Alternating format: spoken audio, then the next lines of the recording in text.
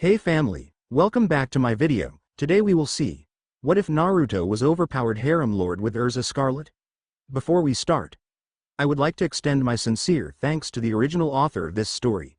Your generosity is greatly appreciated. Now enjoy the video. Magic. A mystical power that can be used in many ways. From manipulating the elements to healing others. It can be used to destroy and to create. Magic is alive. A man narrated as silhouettes of various wizards appeared.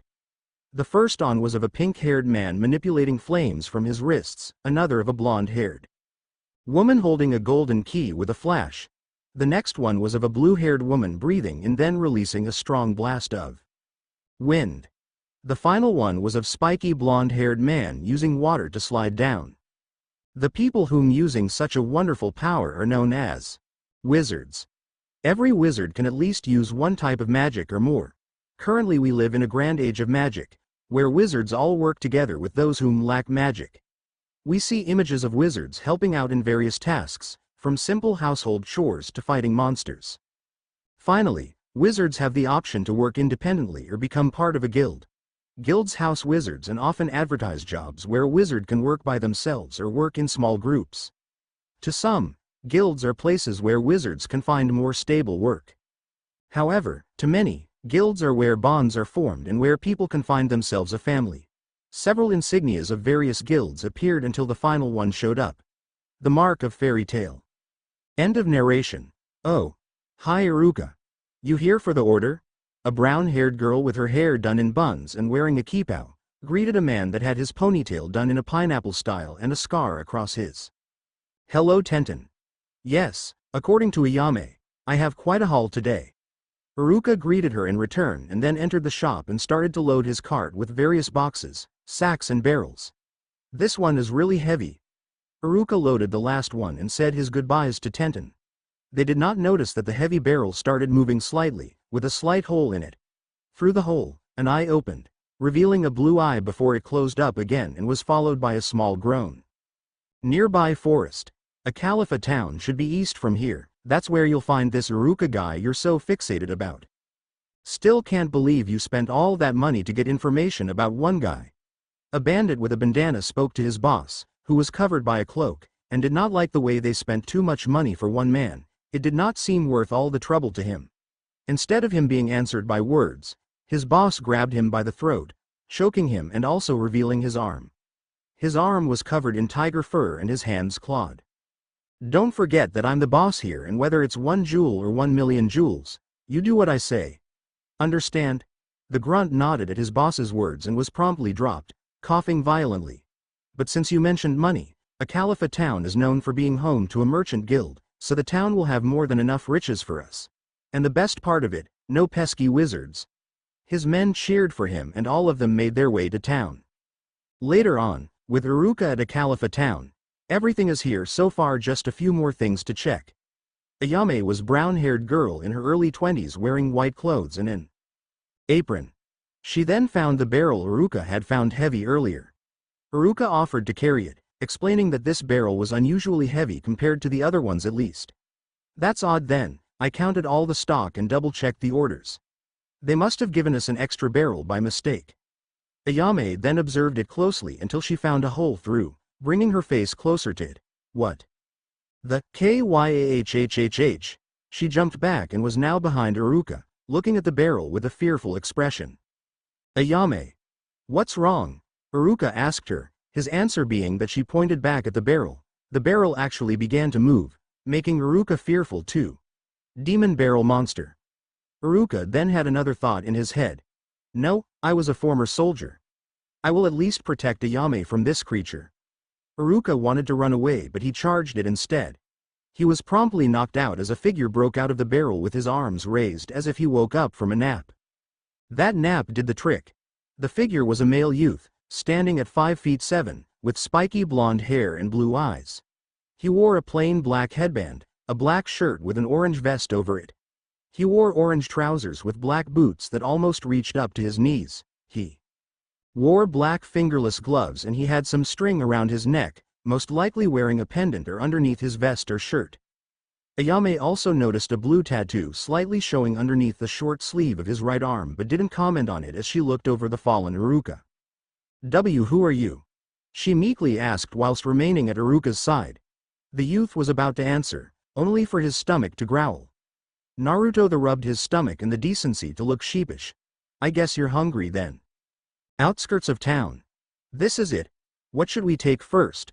One of the rowdier bandits asked, only for their boss to speak up. First we head to that merchant guild and then we find Iruka. The boss sounded angry and looked like he wanted to tear someone to shreds, making his group flinch in fear. And after his spirit breaks, he dies. All right, boss. One bandit replied to him. From what your contact said, he works in a restaurant, called Ichigo, Ichiran, I can't remember the name. He simply patted on the head by his boss. Ichiraku Ramen. Should have known too, he always tried to get me to try this place. The boss had enough waiting and carried on walling. You will be the first to die, Iruka, then I'll go after Asuma. Back at Ichiraku Ramen, delicious. The blonde-haired youth just finished his 5th bowl of ramen and then joined his hands together. Thank you for the food. Naruto took out his wallet and paid more than what was required. Here's extra. For accidentally breaking some of your things from before. Sorry about that, old man Tucci. Think nothing about it, kid. Tucci is Ayame's father, a man in his 50s wearing a chef's uniform. How was the ramen? He was answered by the youth on his knees and bowing. Your ramen is truly the food of the gods. It was the most delicious food I ever had. He was in tears and made Ayame and Iruka nervous, whilst Tucci just laughed. Haha. I see. Well, have 2 more bowls on the house. Tucci started to prepare some more ramen with vigor and was glad to hear the youth's words until he realized something important. Say, you never told us your name. Oh, the blonde in his excitement for ramen forgot to tell them his name. Sorry, but when you guys mentioned ramen, I forgot to introduce myself. He smiled and sat back down. My name is Naruto. Naruto. I heard that name from somewhere before, but I can't remember from where. Iruka was trying to recall where he heard about Naruto's name as it was vaguely familiar to him. So, Naruto, what were you doing in that barrel anyway? Ayame asked him just as Naruto's extra bowls of ramen arrived. Naruto first slurped some noodles and sighed in satisfaction. It's a long story, but let's just say it involves one of my friends named Kana and she's a heavy drinker. Naruto then grumbled about pranking her when he gets back to the guild, which the trio heard. Wait. You're from a guild. Is it a wizard's guild? Ayame was in front of Naruto's face and grabbed him by the shoulders. Naruto's response was to blink a few times and slurp his noodles before being shaken by Ayame, the chef wanting a definitive answer. Yeah. But why are you surprised? Doesn't this town have one? And could you please stop shaking me? He asked her, not wanting to lose his lunch, especially after consuming delicious ramen. Ayame did so and blushed. We do, but it's a merchant's guild. We have no wizards in this town, which gave us trouble with bandits if not for Iruka and his rune. Night friends.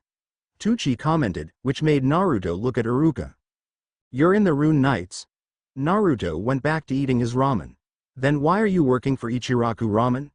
Did you leave them or something? When Naruto said this, Iruka flinched a little and Naruto got the point. Something did happen then. You don't have to answer my question if you don't want to. I'm sure you had your reasons. Just personal reasons. Iruka laughed a little too nervously, but Naruto didn't pay too much attention and finished his ramen. Thanks for the food. Naruto joined his hands and thanked the staff of Ichiraku Ramen once more. It's almost dark. I need to make my way back home, so thanks for everything, Ayame, Iruka and old man Tucci. I better get going too. I'll walk with you. Iruka got up and joined Naruto, both saying farewell to the father and daughter. The town was bustling as many people were passing them by. So, you're really a wizard? Must be nice to be part of a guild. You must have lots of friends, huh? Yeah. They're the greatest, especially Gramps. Naruto simply confused the scarred man further. You live with your grandfather? Iruka questioned him, only to receive a shake of the head. I don't live with him, but he's the guild master and I just call him Gramps because he acts like a grandpa to me and a lot of the others. Tough too. Naruto praised his guildmaster in front of Iruka and would have spoke more if not for suddenly stopping and then running off. Hey! Where are you going? Iruka tried to chase after him only to lose sight of him straight away. What got into him? Scene changed to a few blocks away from Ichiraku Ramen. A brown-haired girl was running through a crowd of people as if her life depended on it.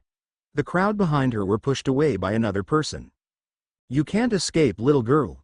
Make it easier on yours. Act. One of the members of the bandit group was hit by a fist out of nowhere on top of his head. This caused several people to run away from the area. Really? All it took was one of my weakest punches and he's done already? Naruto then turned to the girl the bandit chased. You okay? He was answered with a couple of nods. Thank you for saving me.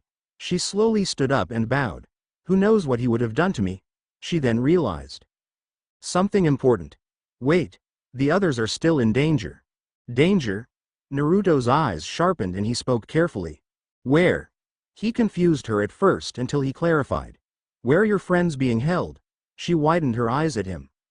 I can't let you risk your life, even though I want my friends safe, those ba. Don't worry about that. I'm tough, so something like a few bandits won't get me. Naruto told her reassuringly. So, either you can tell me what's going on, or I can wake this guy up and force him to tell me. Naruto pointed at the unconscious bandit on the floor. Naruto. Iruka had finally arrived and out of breath. There were people that ran away from here and, what happened here? Iruka's eyes widened and his mouth wide open. Oh, hey Iruka. Heard her screaming a few blocks over and she was being chased by that guy over there.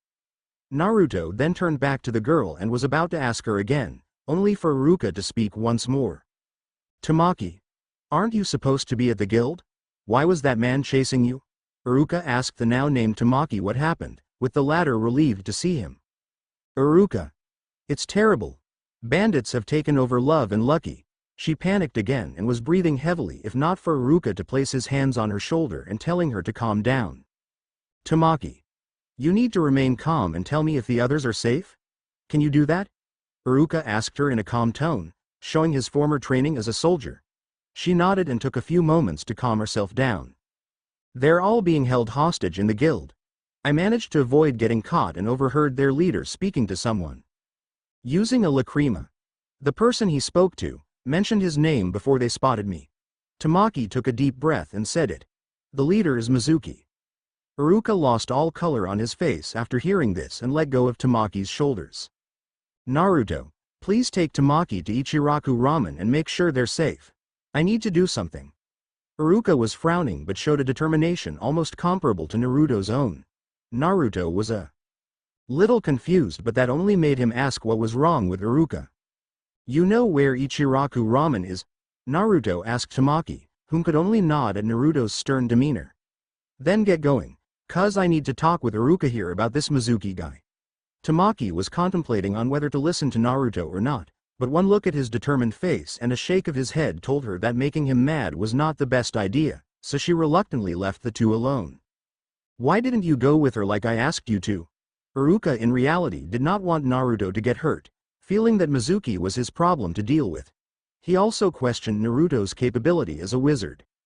What part of me being a wizard did you not get? Something like bandits are like child's play to me. And that look you gave me, you're underestimating me. Naruto has seen this look before in previous battles and events. He is recalling events where people have looked down on him. I can believe that you're a wizard, but I'm going to be honest. I don't think you're a capable wizard at all. Instead of Naruto shouting at him, Naruto just sighed at Iruka's statement. Think what you want, but I'm still going. Naruto folded his arms and remained firm in his resolve. If this was me from a few years ago, then I'd probably beat him up, but now I don't care about that stuff anymore. Naruto. This Mizuki guy, you know him, don't you? Wanna explain that to me? Though, doesn't matter, because if he's the bad guy, then beat the crap out of him either way. Iruka was contemplating on telling him, if only it would convince Naruto to leave everything to him. Mizuki and I used to be part of the same squad when I was a rune knight. Iruka looked to see Naruto's stern gaze, though he only showed little surprise. And what happened to him that made capture an entire merchant guild? Naruto asked him, wanting to know what the relationship between the two was. It was 3 years ago, 3 years ago. This is boring, come on. Why can't we get a better job like monster hunting? Two people were guarding a carriage. One had spiky black hair with a bandage over his nose with a small plastic chin guard, and the other also had most of his chin covered by cloth just below his mouth and had brown hair, with one bang covering his right eye. Stop complaining, Katetsu. And I better not hear a word from you either, Izumo. There were two more people. One was a man with white hair named Mizuki, and the other was Iruka without his scar and wearing a Rune Knight uniform. Come on, Iruka. You can't blame them, they just want some more excitement in their life.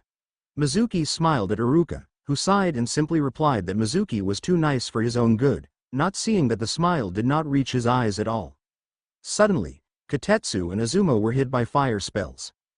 Iruka was then slashed on the face by Mizuki using his spear, screaming in pain from Mizuki's treachery. Why? Iruka held his face and glared at him with one eye. Mizuki just gave a laugh and was joined by cloaked people, the ones who shot at Iruka's comrades. Because you're a bug. He had a twisted smile. I've been overlooked by the damn Rune Knights and stuck as a foot soldier with you losers for far too long. He kicked Iruka's stomach and almost made him puke. I should already be a captain by now, but they said I didn't have the qualities of being one. All because I let some cannon fodder die. Why, you were the one who caused Squad 7's deaths? All because of jealousy? Then that just makes you pathetic. Iruka regained some strength and insulted the white-haired man, with the latter getting angry kicked him again. I'll just send you to your parents. Mizuki went for the kill, only to be knocked back by the appearance of a bearded man with a cigarette in his mouth. Oh, who dare? See Captain Asuma.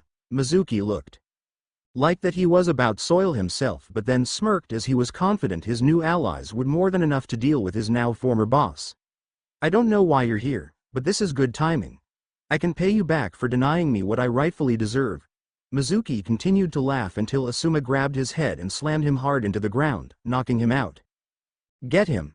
The cloaked figures launched various offensive spells at Asuma, only for Asuma to move quickly and take out trench knives, which channeled energy, making them sharper. Asuma cut down 3 of them, then he moved quickly to the side to avoid various elemental spells. Asuma used his cigarette to shoot out black smoke. Smoke magic. Burning ash. Asuma casually stated as the remaining enemies were burned by the smoke cloud and out of commission. Asuma went to check on Izumo and Katetsu, sighing in relief after checking their pulses. If my boys were dead, then I would have killed you guys. Asuma spat at his defeated foes in disgust before turning back and asking Iruka if he was alright. All Iruka could think about was Mizuki betraying them for power. Back to the present, and that's what happened. After seeing my friends hurt like that, I could no longer be a soldier. So, now you understand, Mizuki is dangerous, that's why it's better if I call the Rune Knights. Iruka expected Naruto to understand and let him go alone. You think the Rune Knights can do anything when there's hostages involved? Because I bet your old buddy will use them to his advantage. Just a few blocks north from here. Iruka was still reluctant in letting Naruto handle this alone, but Naruto simply smirked and pulled up his sleeve to reveal his guild mark, shocking Iruka to the core. Naruto then jumped to the building sand, made his way toward Love and Lucky. That mark, the one Captain Asuma showed me in the past, he's part of that guild. Iruka then snapped out of it and dragged the bandit that was left unconscious and would contact the Rune Knights, as Naruto revealing his guild mark did not make him feel any better. Need to call Captain Asuma. Love and Lucky Guild, boss is taking time in that damn vault. Maybe we can have some fun with the hostages? One bandit suggested as the perversely eyed the females and some eyed the males with the possibility that they could torture them. Knock it off. We need them in case something goes wrong, you morons. Boss Mizuki said that Iruka guy might still have connections with damn Rune Knights, so it's better to use them as levee. He did not get to finish as a powerful force broke through the walls and caused a smokescreen. What th? He was knocked out as Insuna Blur began taking out the rest of Mizuki's goons, then untying the captives. I'm here to help, so make your way out of this building. But first tell me where I can find their boss. Naruto asked the former hostages. He's at the vault with the rest of his goons, second hall down to the left, but do be careful, young man. An old man, most likely the guild master of Love and Lucky, told Naruto, whom only gave a thumbs up before making his way towards the vault where Mizuki and his men waited. With Mizuki. What was that noise? It sounded like that it was above us. You all, go check it out. Mizuki barked orders to his remaining men. He began to look through the vault and found something valuable. This is. Mizuki picked up a necklace with a black gem inside it. Why yes. It's a shadow stone. Mizuki could feel the dark power resonate from within the gem. With this, those bastards in Eisenwald will work for me, and then I'll use them to take my vengeance on that bastard Asuma. Mizuki started to laugh maniacally until he stopped as Naruto's voice rang out, laughing manically while wearing a creepy cloak. Yeah, you definitely look like the bad guy. Naruto was leaning on the door and smirked. JoJo's Bizarre Adventure. Diamond is Unbreakable Ost main theme. Mizuki, I take it. Your old buddy Iruka told me about you and that girl that escaped from here. Oh, the men you just sent her down, so you don't have to worry about them coming back. Naruto stood straight now and cracked his neck. That little girl, I should have caught her myself. And Iruka, guess he's too cowardly to attack me himself. I'll just have to kill you in front of that bastard. Mizuki then took off his cloak to reveal his new appearance. He was now a large tiger man. So, you're a were-tiger. And an ugly one at that. Naruto enraged Mizuki, making the latter rush at him, only for Naruto to just tilt to the side. Okay, so you're not a were-tiger. They're so much faster than you. Hold still. Shit. He's too agile for me to even land a hit. If he was a normal guy, landing a hit wouldn't be too much of a hassle. Come on. Are you too much of a coward to take a hit? Mizuki did not expect Naruto to catch his fist with ease. What? Hey, you actually think these weak attacks can even harm me? Naruto twisted Mizuki's hand and forced him on his knees, before landing a haymaker and sent Mizuki flying towards a pile of gold. Ost end. There's no way you should be able to do that. I've never met a human who could do something like this to a beast. Are you using magic? Mizuki could not believe Naruto's strength. Should naturally he assumed that Naruto would be a wizard. I've taken out wizards in this form, but this kid, he's a freak. I am a wizard, but honestly, I'm not using any magic against you. Naruto shocked Mizuki. Compared to what I've been through as a kid, what I've faced, someone like you won't even faze me. How dare you? Mizuki growled at Naruto in rage, enough to scare lesser people. I enhanced my body to reach this level of strength, and you mock me. Wait, so that tiger body of yours is the result of some sort of steroid? Man, that makes me want to beat you up even more. Naruto just nonchalantly stated. Unfortunately, Mizuki had lost enough patience and put on the necklace with the shadow stone earlier. It began to glow and release dark energy, actually getting Naruto's attention. This feels vile. That necklace is giving him new power. Naruto saw Mizuki grow to twice his size and looking more like dark-furred tiger, even losing his hair.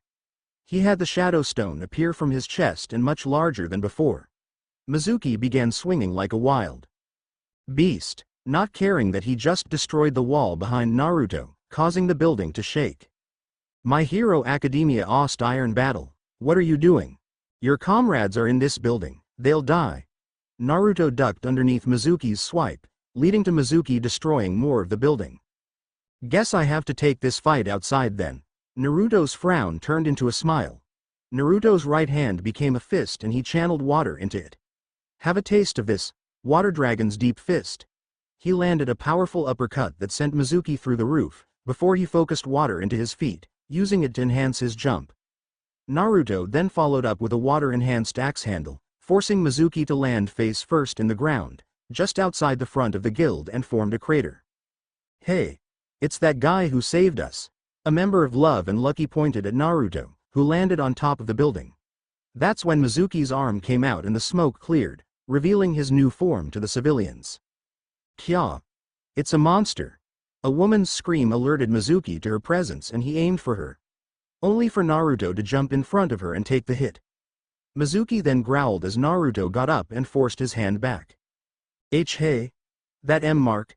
They all saw Naruto's guild mark, as one of Mizuki's claws ripped the corner of his jacket and the sleeve of his shirt. Naruto's guild mark was aqua blue and appeared as if it was a mythical creature with wings and a tail. You know, I really like this jacket. Naruto enhanced his fist with water and punched Mizuki's arm.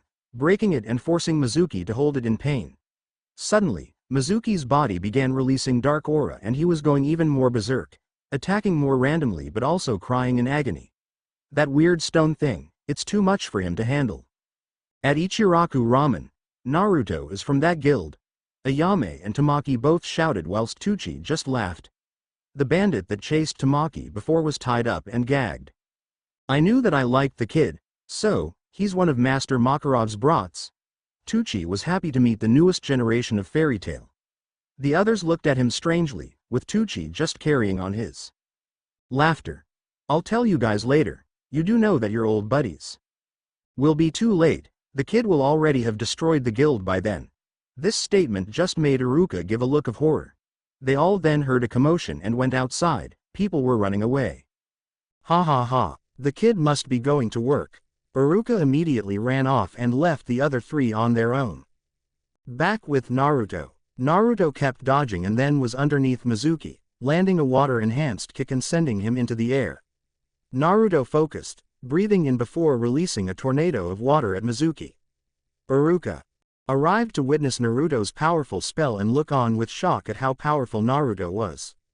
Water Dragon's Roar. Naruto aimed for the Shadow Stone and broke it, turning Mizuki back to a normal human, though much skinnier and weaker. Naruto jumped and caught Mizuki before he could fall to his death, noticing the necklace with the Shadow Stone disintegrating. Ost end. Who are you really? And what magic was that? Iruka was the only one in the area as everyone was already gone by now due to Mizuki's rampage, though thanks to Naruto, the damage was kept to a minimum and only the ground and the guild's building were damaged. My magic is called Dragon Slayer magic and just like the name, it was meant to do one thing, to slay dragons. Naruto's tone was much colder, and he sounded extremely angry until he turned back and smirked. And I thought I told you, my name is Naruto. Naruto Uzumaki, a fairy tale wizard. Got it memorized. A few blocks over, on top of a house, that was less destruction than usual for Naruto. Guess Master Makarov got through to him, but he almost let himself get hurt. A small crimson-furred fox was looking at the direction where Naruto defeated Mizuki. The strange thing about this creature was that it had 9 furry tails. That guy used a shadow stone and couldn't take its power despite it only being a weak fragment of the real deal. Another thing was spotted on the fox's back. The same mark that Naruto possessed, only in black. The mark of fairy tale. Just a small note, but I hope you guys liked this chapter. Next up I will try to finish fight as one first and I apologize for the lone update, a lot has happened. I dislike Naruto fillers, but I need an introduction villain and figured why not use Mizuki. His tiger form is basically explained as him taking drugs that enhanced his body, but to someone like Naruto, it is useless. Those who have played the Kingdom Hearts series, know where I got Naruto's new catchphrase from in the title of this chapter. I humbly ask those whom have played Kingdom Hearts 3's new DLC not to spoil as I have not played it yet due to work and money issues. And when I first bought 3, I was playing it too much because that's how much I love the series. Now I will gradually diverge from fairy tale canon but some things will be kept the same. There is one major change which will be revealed in later chapters. I also made the small fight with Mizuki so that it shows Naruto tries to avoid destruction unless it's a tough opponent. I feel if Makarov tells him to, Naruto will avoid causing too much destruction compared to other fairy tale wizards unless he enjoys a battle too much or is angry. Voice actors for Naruto. English Johnny Yong Bosch, Japanese Yuki Ono. Meet the fairies. Meet the fairies. So, the guy who took down Mizuki was taken by a 9-tailed fox cub. Asuma questioned his former subordinate Iruka, who recalled the event, leaving no detail out. Well, flashback to Naruto's departure, 2 days ago. Well, would you look at that, I managed to get through this battle. With minimal property damage, Naruto just laughed as Iruka's mouth was wide agape that Naruto this was only minimum destruction. You call this MINIMUMAL. Iruka pointed at the wrecked Love and Lucky building. Iruka then noticed the frail-looking man over Naruto's shoulder. Who's that guy? Naruto then placed him down, with Iruka recognizing receding hairline. Mizuki. Iruka's voice became high-pitched for a moment. What the hell did you do to him? He demanded from Naruto, only for Naruto cleaned his ears, as Iruka's scream hurt his ears due to him shouting straight at his face. He turned into this tiger monster, his body couldn't handle it and he went berserk, so I beat him up and turned him back to normal. Naruto said it so nonchalantly that it just made Iruka fall in comedic fashion. But don't worry, he'll live, though I doubt he'll fight ever again. Oh, and you might want to call somebody to tie up his buddies inside the guild, they should all be knocked out. That was one of the reasons I took this fight outside. Well, I did call Captain Asuma, so he and his squad of Rune Knights should be here soon since they aren't too far from town. Iruka saw that Naruto grew a little nervous at this. Something wrong. Fairy Tail hasn't got the best history with the Magical Council and their cronies. At that a metaphorical arrow pierced Iruka as Naruto unintentionally insulted Iruka for also being a former member of the Magical Council's forces. "They're almost here, idiot," a voice called out, with Naruto recognizing it instantly and turned to see the same nine-tailed fox that witnessed Naruto's triumph earlier. "Kurama, what are you doing here?" Naruto was surprised and then jumped to conclusions. "Don't tell me that you were worried and came to find me." Naruto had tears of joy until Kurama snorted and broke his stupor.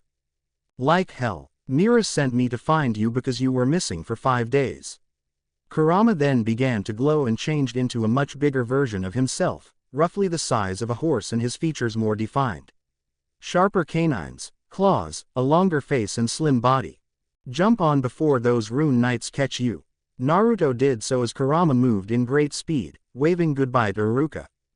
Flashback end, and they ran off before I could ask what was going on. Iruka felt that something was off with Asuma. Being a former member of Asuma's squad, he knew things about Asuma that not many would. "Is something wrong, Captain Asuma?" "You don't have to call me that, I'm not your captain anymore." "And what makes you think something's wrong?" Asuma just smiled as if it was normal, but Iruka figured out what he felt was wrong with. "Asuma, you're not smoking like usual.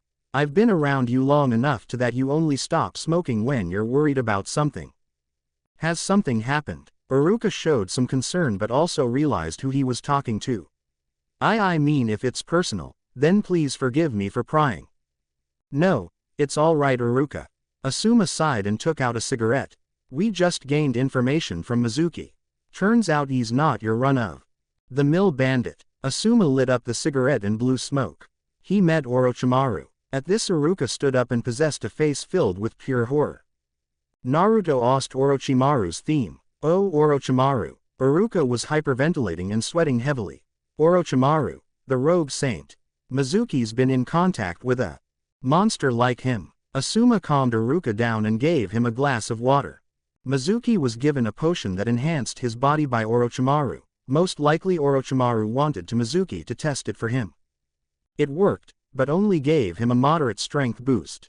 Asuma saw that Iruka was finally calm again and continued. "Mizuki has only met him once and hasn't seen him since. But he told us the location of where they met and I already informed the Magic Council." Asuma finished his cigarette and put it out. "We also unraveled more information that Mizuki was working with the Dark Guild, Eisenwald." "Ost and Eisenwald. I'm not familiar with that Dark Guild. Is there any information about them in the old records?" Iruka decided to forget about Orochimaru, since Mizuki's interaction was minimal. They were a legal guild 6 years ago, but they took on assassination requests which were prohibited by the council. When they didn't listen to the council's warning to disband, they became a dark guild. Their master was arrested, and they've been keeping quiet until now. Asuma told him what he knew so far. "So, that kid you met was called Naruto, right?" "Why yes sir." Iruka had forgotten what they were originally talking about. His full name was Naruto Uzumaki. He used water to defeat Mizuki and he called his magic dragon Slayer magic. "So, the rumors about him are true then?" Asuma just laughed a little and confused Iruka. "Iruka, he was the swift paladin." Now Iruka's jaw almost hit the floor after learning this information. And apparently one of his guild mates caused a stir the other day. "The salamander guy if I recall. My old man did say Fairy Tail was full. Interesting people. I can't wait to meet some of them face to face. With Naruto and Kurama." "Hey, you're falling asleep on me." Kurama asked as Naruto yawned and then rested his head on Kurama's fur. Kurama used 4 tails to hold Naruto in place. Rest up then, because I'll make you treat me to some meat after this.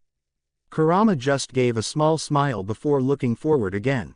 Ramen, Naruto whispered, unconsciously licking his lips, making Kurama's sweat drop.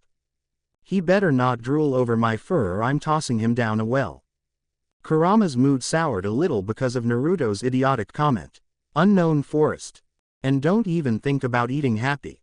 A pink-haired youth that was of a similar build to Naruto but had pink spiky hair instead. Wearing an open black sleeveless jacket with gold trimmings, sandals and white harem trousers. Next to him stood a busty blonde-haired girl, wearing an outfit that made her reminiscent of a cheerleader, complete with a white and blue color scheme, her blonde hair styled into a side ponytail. Crying tears of joy was a blue cat with wings and a green bag. Next to the cat was a muscular black-haired man that was unconsciously stripping in front of the other occupants. "Stop with the stripping already," the only female of the group shouted at the black-haired man. "Seriously, what's the deal, Gray?" She then comforted the blue by patting it on top of the head. "It's okay, Happy, you're safe, little guy." The cat, named Happy, just stopped his blubbering and had devious look on his face. "No thanks you, Lucy. Natsu and Gray did most of the work." At Happy's witty retort, Natsu and Gray had to stop a mad Lucy from strangling the blue cat's neck. During this, Gray had some thoughts on the people they just defeated. They all have guild marks on them, and judging on how they fought us, they're most likely dark wizards. And that fortune teller guy, he mentioned me having trouble with water and women. What kind of fortune was that? When they all clammed Lucy down, Gray had another thought come to his head. I hope this guy didn't mean Erza. Gray shook his head and they all made their way back to their guild. Oshibana town. That Mizuki, he's gotten arrogant. Just because he turned himself into a tiger, he thinks he's tough enough to take on wizards like us. A member that bore the same mark as the people Natsu's group defeated earlier. I wanted to see how strong he was in that form. A member wearing an Egyptian headpiece stated. I mean, if he looks like that now, then he must have gained power from it if that monster created the potion. His words made almost everyone shiver, as they all knew whom he was referring to. That does not mean it was guaranteed. A skinny figure with gray hair and marks appeared. He carried a scythe and had a scarf around his neck. Even the rogue Saint Orochimaru, despite being hailed as genius in his youth, can make mistakes. What do you mean by that, Aragorn? What you're saying doesn't make any sense. Another member asked him, though he was also nervous talking about Orochimaru. Orochimaru was known for using humans as guinea pigs for his experiments. That was all Mizuki was to him, and even then, he abandoned Mizuki without so much as support. He must have realized that the potion he gave Mizuki was pointless. Aragorn's words made sense to them now, but the one with the Egyptian headpiece had another question. Any word on Kageyama? Did he get lullaby with our newest friend? He was answered by another overweight member who held out a lacrima crystal ball. He's got the weapon. Now we'll have to wait for his arrival, and then those flies will know not to mess with Eisenwald.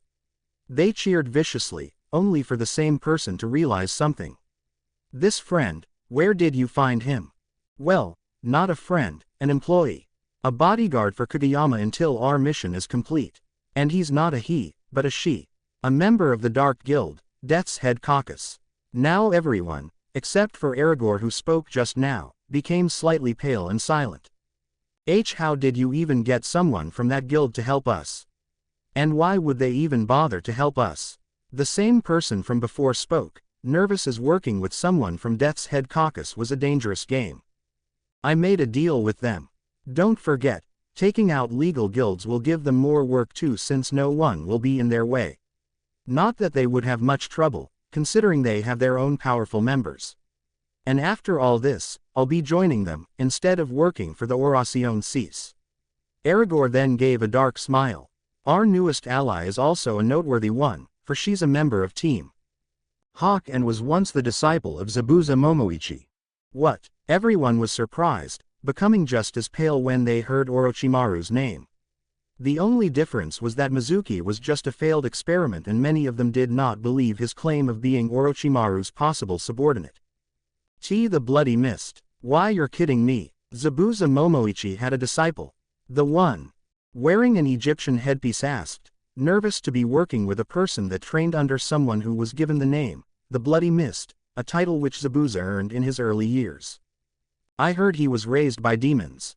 I heard he left whatever job he took that he left no survivors.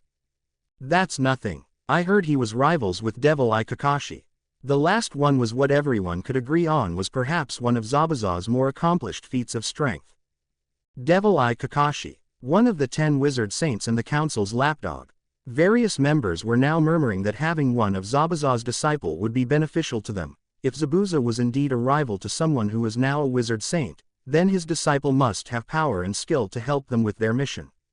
You said his disciple was a woman. Is she cute? Some of the men were imagining a beautiful woman but were silenced by Aragorn, whom had some strong wind dancing around his body. She is not to be messed with. He stopped using his magic and spoke with a cold tone. And I wouldn't recommend it, if you value your lives.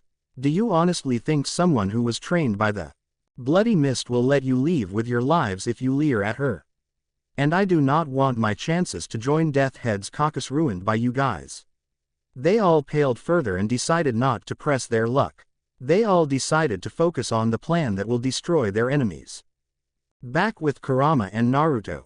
Ah, home sweet guild. Naruto was awake and stretched out his arms, standing on a top of a house and spotted his destination, a large building that towered over every building in the town and had the fairy tale emblem on it. Naruto had already taken off his ripped shirt and simply wore his sleeveless jacket over himself. It's home sweet home, idiot. Kurama was standing next to him and yawning. I know that. But the guild is my home, it's your home too. Naruto was still enthusiastic and used the rooftops to make his way to Fairy Tail. During his way, he saw Natsu's group and decided to drop down in front of them. Hya, weird blonde pervert. Lucy almost kicked him if not for Naruto dodging to the side with his eyes wide. Hey, I'm not a pervert, I'm Naruto. Naruto yelled back at her. Natsu, gray, and happy too. Where did you meet this crazy blonde? Oh, hey Naruto. How's it going, man? Natsu just asked him casually, with Naruto calming down, and then both bumped fists with each other. Not bad, except for your friend almost kicking me. Naruto replied with the same tone. Happy interjected. Well, you did jump out from nowhere in front of her and scared her, so you can't really blame her. Happy also pounded fists with Naruto and Gray soon afterwards. You have a point there, my blue furry friend. Naruto just turned to Lucy and smiled whilst rubbing the back of his head. Sorry, I didn't mean to scare you like that. Lucy then noticed his guild mark and bowed. I must apologize as well. I called you a pervert for no real reason. All you did was jump in front of me, so I presumed you were a predator. When Lucy called him a predator, Naruto just figuratively became a statue, with the other 3 males of Fairy Tail laughing at him. Gray, you shouldn't be laughing since you're already in your underwear. When Naruto said this, they all looked down. Gray was especially panicked and ran around to find his clothes. And you thought Naruto was the pervert. Kurama appeared out of nowhere and made everyone jump from fright, landing on their butts afterwards. Oh, hey, it's Kurama. Happy walked to the fox and extended his paw, with Kurama using one of his tails to shake Happy's paw. Is that a 9-tailed fox? Lucy rubbed her eyes and then blinked at Kurama. Kurama turned to her with a stoic face. Nothing escapes you, does it, Blondie? Kurama was sarcastic and had already annoyed Lucy. That's just Kurama, my partner. Don't mind him, he's just grumpy most of the time and acts like an ass. Naruto was next to Kurama, with said fox just growling at him for his remarks. But he's a good fox at heart. Kurama stopped his growling at Naruto's statement and then noticed Gray returning with his clothes on this time. I never introduced myself. My name is Lucy and I just joined Fairy Tail a few days ago, so pleased to meet you. Lucy bowed with Naruto just laughing sheepishly and returning the gesture. So, Naruto, is she at the guild? Gray asked nervously, with Natsu and Naruto instantly understanding whom Gray was referring to. She wasn't there before I fell into a barrel and got lost for 5 days. Naruto had unintentionally revealed what happened to him, but they males sighed in relief, making Lucy wonder who they were referring to. They can't even mention Erza's name, Happy whispered to Kurama, who nodded at this. Unfortunately, Natsu and Naruto heard this and looked at their partners with glares, which were promptly ignored by the creatures. Who are you guys talking about? Lucy asked them with the three wizards looking at each other before Gray spoke. You haven't met her yet, but her name is Erza. Erza Scarlet. Gray waited for Lucy to explode in realization, and she didn't disappoint as she screamed enough for the whole town to seemingly hear her. Whaaaaatttt. Lucy's scream was not surprising to the others, as this was a reaction they were used to by now when Erza's name and reputation is involved. When she calmed down, she kept asking them with questions about Erza. Hey, come on now, you can ask us when we head back to the guild. I haven't seen everyone in a while and I'm hungry, Naruto interjected, with the other males agreeing, except Kurama, who was now taking a nap with a snot bubble coming out of his nose. Does he always do that? Lucy pointed to Kurama, with Naruto just nodding as if it was nothing new to him. He does it at random times. I even thought he died once only to discover he was only sleeping. Naruto just gave a glare to the sleeping fox before turning back to his usual upbeat self. But like I said, he's nice when you get to know him. He's almost exactly like Natsu. I wonder what magic he uses. Would it be rude to ask him that? As a matter of fact, I don't know what magic Gray uses since I didn't see him fight those guys. Lucy decided to ask, say, Naruto, what magic do you use? And what about you, Gray?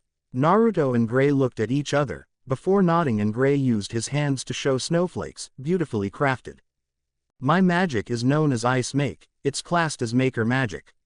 This lets me craft the ice into any shape I want, and unlike regular ice magic, the shapes are more focused, more defined. Gray's magic really impressed Lucy, not just impressed, she was awed by it. And mine is water dragon slayer magic. Naruto breathed in and then released a twister of water that looked like it could cut anything in its path. Unlike with Gray, Lucy showed shock and slight terror. He's exactly like Natsu. Lucy imagined Naruto causing the same amount of destruction as Natsu, and even one scene where they both dressed up as demons, destroying large buildings. A few miles away from Magnolia Town, a beautiful woman, wearing a blue skirt and knight's armor, she was holding a jewel-encrusted monster's horn over her shoulder. Her most prominent feature was her scarlet hair. This woman was none other than Erza Scarlet, and she was making her way back to Fairy Tail, determination showing on her face. And, first of all, I would like to say I hope all my readers, their families, their friends, are all doing well. Coronavirus has changed how we are living right now, and I pray we all get through this. Stay safe everyone. I hope you enjoy this chapter. Like I said, I will make changes to the canon. Some will have slight changes, but I will diverge from canon a lot of times. One big change you will definitely notice. Before anyone asks, but Wendy will still be paired with Naruto, but there will be a rival for Naruto's affections in this story. I won't say who, but you guys can guess. Here's a hint, she's not a fairy tale character. The Armored Wizard. The Armored Wizard. Did you also have a dragon as a parent? Lucy had to ask, for her curiosity got the better of her. I mean, Natsu claims his father is a dragon. Yeah, I did. The dragon who raised me called himself Jormungandr. But I'll tell you about him some other time. Naruto showed some discomfort in his eyes for a brief second until he returned to his usual self. Let's head back to the guild now, I'm hungry. Fairy Tail Guild. That Naruto, he actually managed to beat someone with minimal property damage. A short old man spoke with a bald hat except for the hair from his sides and a mustache on his face. He wore a jester's outfit and drank a mug filled with ale. This is Master Makarov, the third guild master of Fairy Tail and currently also a member of the 10 Wizard Saints. Well, Naruto is more known for his pranks and he only causes damage when he goes all out. Though, it's debatable since he did destroy most of the Love and Lucky Guild. A beautiful white-haired woman with a small ponytail above her forehead, wearing a red dress spoke. This was Mirajan Strauss, a barmaid of Fairy Tail and well-known model for Sorcerer's magazine, especially for their swimsuit edition. She was also referred to most as Mira for short. True, but unlike a lot of people, They won't complain about it since Naruto saved them without destroying the town. If only the others didn't get too carried away. Makarov saw a large man put two smaller members in a headlock with each arm, with Makarov sighing and his left arm stretched, with his hand enlarging, flicking the brawlers away from himself and Mira. Don't even think about fighting near me. I don't want to get hit by anything from your stupid brawl. That was a bit harsh, master. I know our guild can get carried away, but Elfman didn't deserve that. Mira was worried about the large man, whom was actually her little brother, Elfman Strauss. The other two were Jed and Droy, member of one of the more well-known teams of Fairy Tail, Team Shadow Gear, with their third member, Levi McGarden, just sighing at her guild master flick her teammates with ease. Boom baby! Naruto suddenly kicked down the doors of the guild hall and yelled in jubilation with his arms stretched out. Naruto! Uzumaki has arrived. Naruto was happily greeted by cheers and then jumped towards two older gentlemen.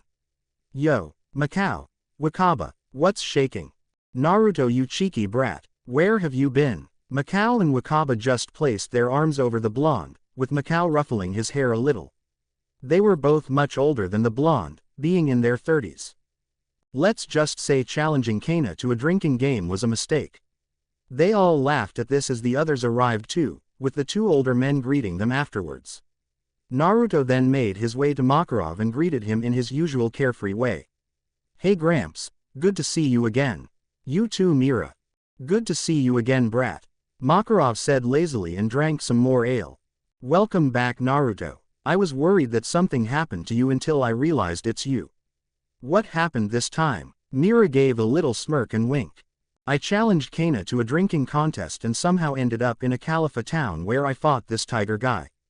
Naruto then looked at Makarov a little nervously. I tried my best. I still caused a lot of damage, so please don't punish me, Gramps. I already got a call about your recent skirmish. You did a decent job. In fact, I was told that the Love and Lucky Guild wanted to thank you for what you did. Good job, brat. Makarov's words made Naruto sigh in relief. But I want you to remember this, Naruto, if the situation is too dangerous, don't hold back. Makarov would prefer the destruction to be minimal but knew that defending themselves and innocence takes priority, so sometimes it cannot be helped. That reminds me, is the she-devil here? Naruto nervously asked with Mira just giggling. Oh Naruto, I'm the she-devil, not Erza, and no, she went on a long job. Mira just laughed at Naruto sighing in relief, with Makarov sighing at his attitude. I just hope Erza didn't destroy anything this time. Makarov chugged another mug of ale. I have a meeting with the guild masters in a few days. I hope these brats won't burn down the guild while I'm away. Makarov noticed Naruto gone and a brawl already started amongst them. I hope. After this, Makarov stopped the brawl and told everyone that he would be out of town for a while for the guild masters meeting. Few hours later, with Naruto and Kurama. Come on buddy, let's get you to bed. Naruto was carrying Kurama on his shoulder. The fox was sleeping and snuggling into Naruto's shoulder. You know you're actually cute when you sleep. Too bad you're a little monster. Naruto made his way to their home as it was already night. Home sweet home. Naruto lived in the forest with Kurama, with their hut located behind a waterfall. Naruto entered the hut and placed Kurama in his miniature bed. Naruto lied down on his own bed and placed his hands behind his head.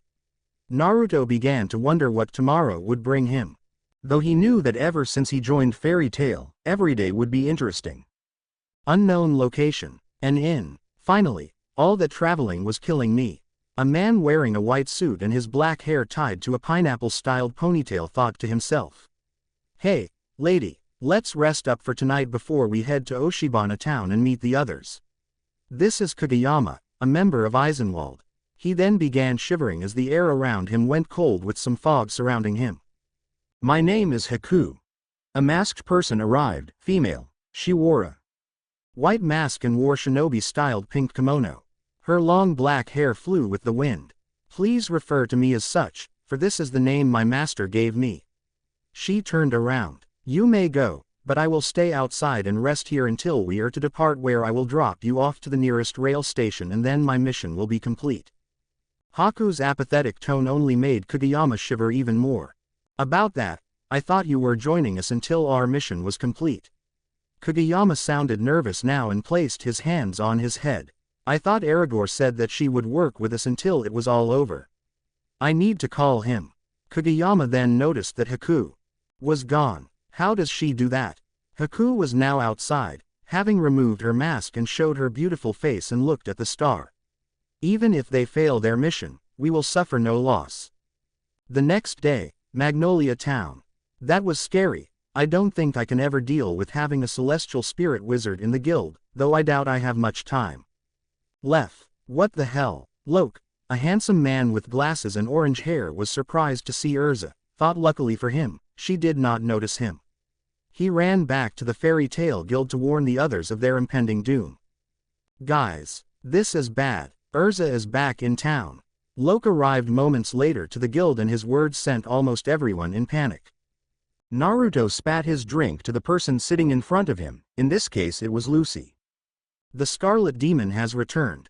Naruto exclaimed as his face lost all color and he placed his hands on his head, ignoring Lucy's yell of annoyance. Everyone, enable defensive maneuvers. Everyone moved at great quickly and began to fix the guild up, then remained still, including Natsu and Gray of all people. Lucy was warned about Erza earlier and expected some form of craziness, but not to this extent. I have returned. Erza kicked the doors open and brought in her jewel-encrusted monster horn with her. She looked around as everything seemed to be in order, though she was oblivious to the nervous stares given to her or even some members looking away. Welcome back, Erza. Mira was the first to greet her with her usual smile, being one of the few not affected by her stern demeanor. It is good to see you, Mira. Where can I find Master? Erza asked about Makarov's whereabouts and was answered by Mira. He's at the guild master's meeting at the usual place and won't be back until for at least another day. Mira was honest, though Erza sighed at this. I see, it's a shame. I needed to discuss something with him.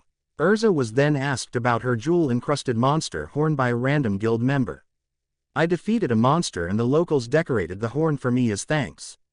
Is that a problem? The member rapidly shook his head and told her no. Speaking of which, I've been hearing a lot of things concerning you all. Erza began to chew out everyone, mentioning Macau, Kana, Nab and many others. Where are Natsu and Gray? We're here, Erza, just hanging around and not fighting. Gray and Natsu were hugging and shaking hands, both having fake smiles plastered on their faces. Natsu even said, I, which was Happy's catchphrase. Why is Natsu acting like the cat? What did she do to them? Lucy simply felt that Erza was a little strict and did not seem like the monster everyone made her out to be. And she is really beautiful, especially her hair. I see, I'm glad to hear that you're doing well, but it's only natural that even the best of friends to lock horns from time to time. She then turned to see Naruto, not noticing the sweat falling down the side of his face. And I hope you've been behaving yourself. She folded her arms. Hey big sis. Naruto shocked Lucy more than Natsu and Gray did because of how Naruto addressed Erza. Me cause trouble? Come one big sis, what do you take me for? Erza replied by bringing him close to a hug and hitting his head into her armor. Ouch. Oh, it doesn't matter.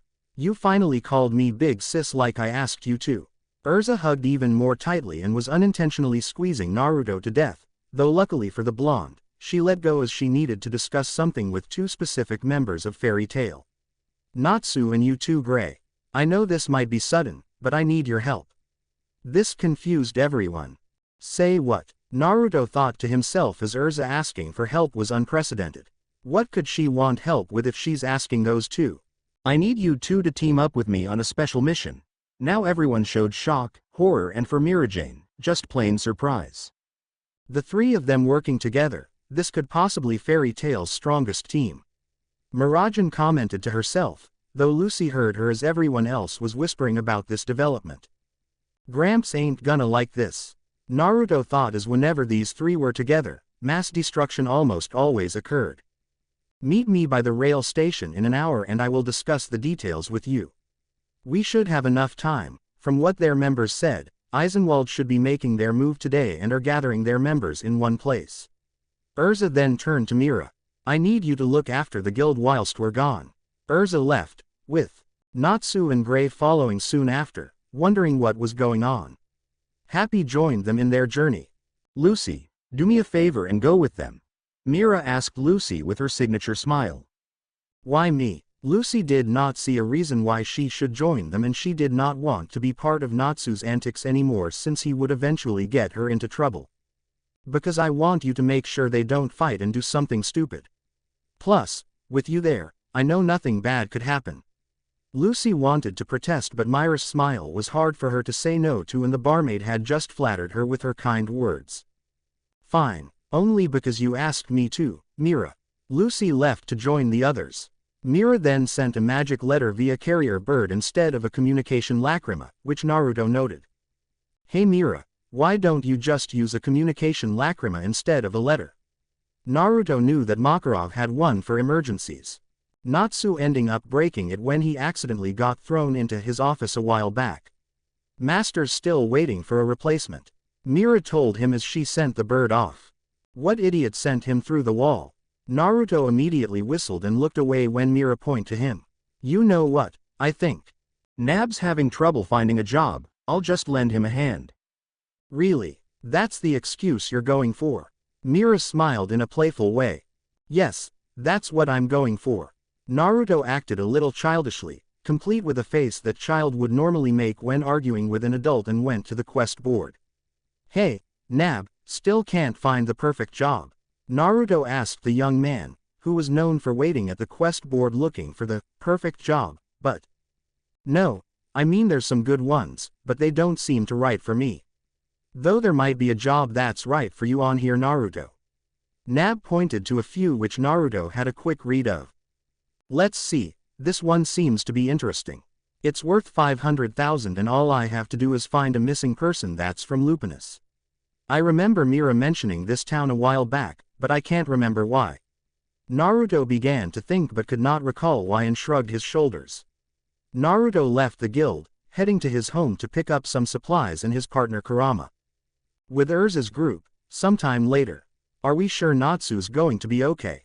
Lucy did not like the look on Natsu's face, mainly because he was facing her, and his motion sickness could cause him to throw up on her eventually. Lucy and the others were told by Erza that after her recent quest, she went to a bar and overheard some members of the Dark Guild Eisenwald about their plan to meet up at Oshibana. Usually Erza would not find this serious enough to team up with Natsu and Gray, but there were other factors. He'll be fine. Erza pulled Natsu closer to herself and punched his abdomen, knocking him out and scaring Lucy, with Gray also sweating at this. But back to the original topic. Eisenwald has an ace member, Aragorn, the man they dubbed called Death God. I've heard about him. Back when Eisenwald was a legal guild, he only took assassination jobs, hence the name. I still think referring to him as a deity is too much, but I doubt he's the only reason for you to ask for our help. Gray stared at Erza intently, with said redhead sighing.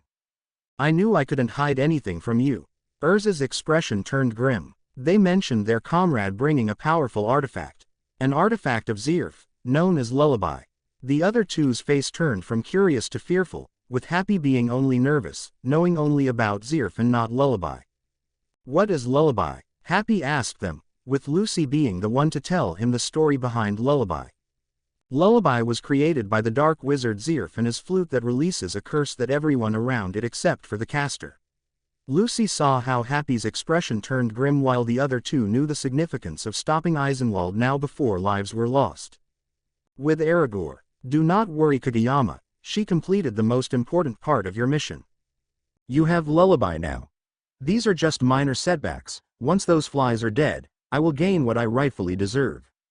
Aragorn cut off the lacrima and walked out to set his plans in motion. Titania, you might have learned of our plans, but even you cannot stop us. Aragorn had learned from one of his guild mates that Erza overheard their plans and defeated some of their members, with the last one being in the men's room before witnessing her beat them. He managed to escape undetected, but this forced Aragorn to take more measures against Erza. It's troublesome. Kageyama is not much of a fighter and I was counting on her to guard him until he got here. But he should not have much trouble if he stays undetected, back with Naruto and Kurama. So, what's the job? Kurama walked beside Naruto, who now held a satchel and he held out the quest flyer. The job's worth 500,000 jewels and all we have to do is find a missing person.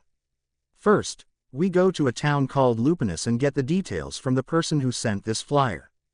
Naruto tried to recall Lupinus again, but it still did not ring a bell to him. Does the flyer list the client's name? Kurama questioned the blonde and was surprised by the answer. A guy named Hiyashi Hyuga. Unknown location. You managed to pick a quest worth 500,000 jewels. Isn't that a bit too much for someone who doesn't fight? A stern but regal-like female voice spoke with another timid voice replying to her. Well, it's a simple quest. All we need to do is find a missing person.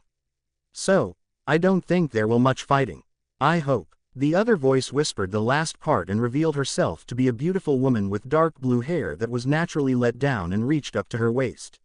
She had a large bust, shapely legs and had a fair complexion with beautiful hazel-colored eyes. She appeared to be the same age as Naruto and wore a strapped dress with sandals. The dress was striped yellow and blue, reaching just above her knees, and she wore white armbands with feathers. She also has a blue guild mark on her right arm, shaped like a cat. The stern voice was a clothed white cat, that had wings like Happy. If it's too dangerous then we'll pull out. Understand, Wendy? The cat questioned the now-known Wendy. I understand, Carla. Wendy was a little happier, having a chance to prove herself for the first time. Sorry about the delay. I wanted to introduce Haku now as a female because she will be part of a later arc and to foreshadow other characters that will appear in later arcs, and had to do a small change to the chapter. Right now, it is technically canon, but only slightly diverged in a separate arc. I will change a lot of canon parts, with some events being the same with only slight differences and others having completely different outcomes. Also, I plan on Naruto getting a unique ability that is basically inspired by observation haki from One Piece, which is basically attributed to Naruto being the water dragon slayer and also a child of the sea, so to speak. Let me know what you think about this idea and please review. No flames please, and at most, constructive criticism. And before you readers ask, yes, this is Naruto's Wendy. The two maidens. Whoa, what happened here? Naruto saw that parts of the town were in construction, and he also noticed a large chunk of a mansion being destroyed. Naruto decided to ask some inhabitants what happened to Lupinus town. Excuse me, what happened here? A group of construction workers. Oh, you must be from out of town. A fire wizard from a guild came here not too long ago and beat up some rogues, but he ended up causing this mess. Naruto immediately had an image of Natsu causing this destruction and began to sweat a little. Naruto excused himself as he and Kurama went to the address listed on the flyer. No wonder this town sounded familiar, it was one of Natsu's battlegrounds. I should have known. Naruto commented as he now had to be careful around this town in case a mob formed to chase him and Kurama. Naruto then collided with someone as he turned around a corner. Ow, what it me? Naruto rubbed his head until he opened his eyes and saw perhaps one of the most beautiful girls he has seen, but he realized that he knocked into her as she was rubbing her head too. The girl he knocked into was none other than Wendy Marvell. Hey, are you okay? Naruto got up to help the person up, offering his hand, which she gladly took. Sorry about that, I wasn't watching where I was going. And no, I should apologize to you. I wasn't looking where I was going. Wendy bowed as sign of apology. Naruto would not have it though. Looks like we both didn't see where we were going, so let's leave it be since we both apologized. Does that sound good to you? Naruto smiled, which made Wendy return the gesture. Right, my name is Wendy, Wendy Marvell. It is a pleasure to meet you. Wendy bowed once more, with Naruto doing the same. They were both interrupted by two fake coughs by their animal companions. Carla. Wendy turned to see her feline companion behind her. Kurama. Naruto turned to see his loyal fox beside. Both youths had forgotten that they brought company with them. This hooligan doesn't deserve an apology from you, Wendy, he was at fault. Carla spoke in mightier than you tone. Looks like you do have some manners after all, Blondie. I take back everything I said about you being an unsophisticated hairless monkey. Kurama spoke in a lazy tone. That wasn't nice, Carla. You called me a hairless monkey. Both Wendy and Naruto then looked at the other's animal companions. A cat just like Happy. Naruto was shocked to see another cat that could talk like Happy from his guild. I hope she doesn't make stupid comments like him. One happy is more than enough.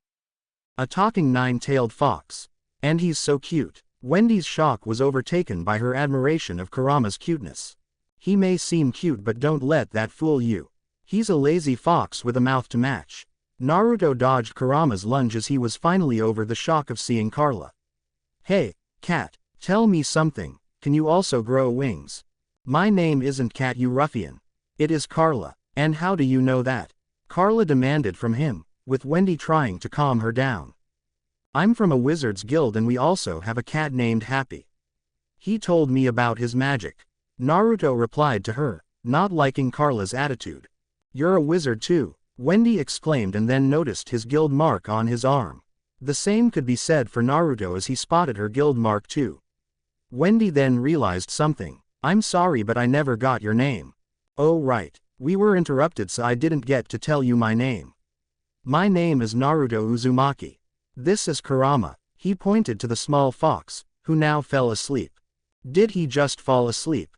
Wendy questioned the blonde, who just sighed. Yeah, he does that a lot. Naruto just stared at his animal companion. Well, it's nice to meet you, Mr. Naruto. This is Carla. Wendy politely gestured to Carla. Just Naruto is fine. Nice to meet you too, Wendy. Naruto then realized he had to make his way to the Hyuga mansion. I'm sorry, but I need to cut this short. We're actually on our way to a place called the Hyuga mansion in this town. That's a coincidence, we're on our way there too.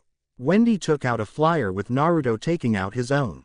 That's the same flyer I have, but that mean we're on the same quest. Naruto was also surprised. I guess we both picked up the same job then. Now we must fight for the right to decide who gets this job. When Naruto mentioned fighting, Wendy's eyes comically widened, and she took a step back. Carla summoned her wings and would fly Wendy out of there if Naruto attacked her. I am not much of a fighter and more of a support type. I do not want to fight you, so you can have this coup. She was silenced by Naruto's laughter. Just kidding. He loved the shocked expression the two gave him with Kurama just joining Naruto in his laughter. Definitely one of your better jokes. It would have been funnier if you said it was to the death though. Now Naruto stopped laughing and looked at Kurama, angry. Wendy and Carla went pale as ghosts from hearing Kurama's words. You're a sadist, you know that. Naruto commented before turning back to the other two. We could go in together and let the person who put this flyer up decide who gets to take it. That sounds like a plan. That sounds good to me. Wendy easily agreed, with Carla also stating that it would be the best option since it was usually up to the potential employer anyway. I wonder how Erza's group is doing. I bet she already beat up the guys for something stupid. Naruto mused to himself before joining the others into heading towards their destination. Guild Master's Meeting Hall. Damn you. The demonic flute lullaby came to life and became a giant creature of destruction. It had planned to kill everyone using its curse, but Natsu, Erza and Gray all put holes through its body and prevented it from doing so. This was witnessed by the guild masters, Lucy, Happy and even the redeemed Kageyama.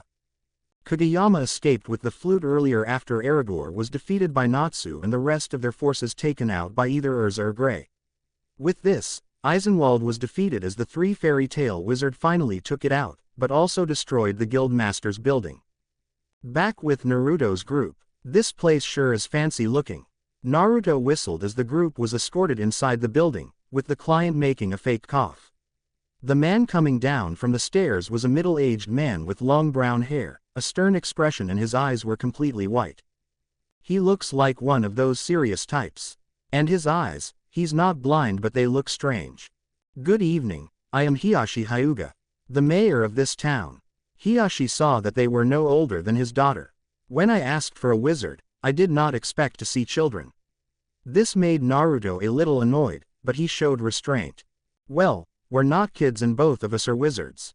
Naruto then saw Hiyashi stare at Naruto's guild mark and immediately he jumped up with his eyes widening to comical proportions.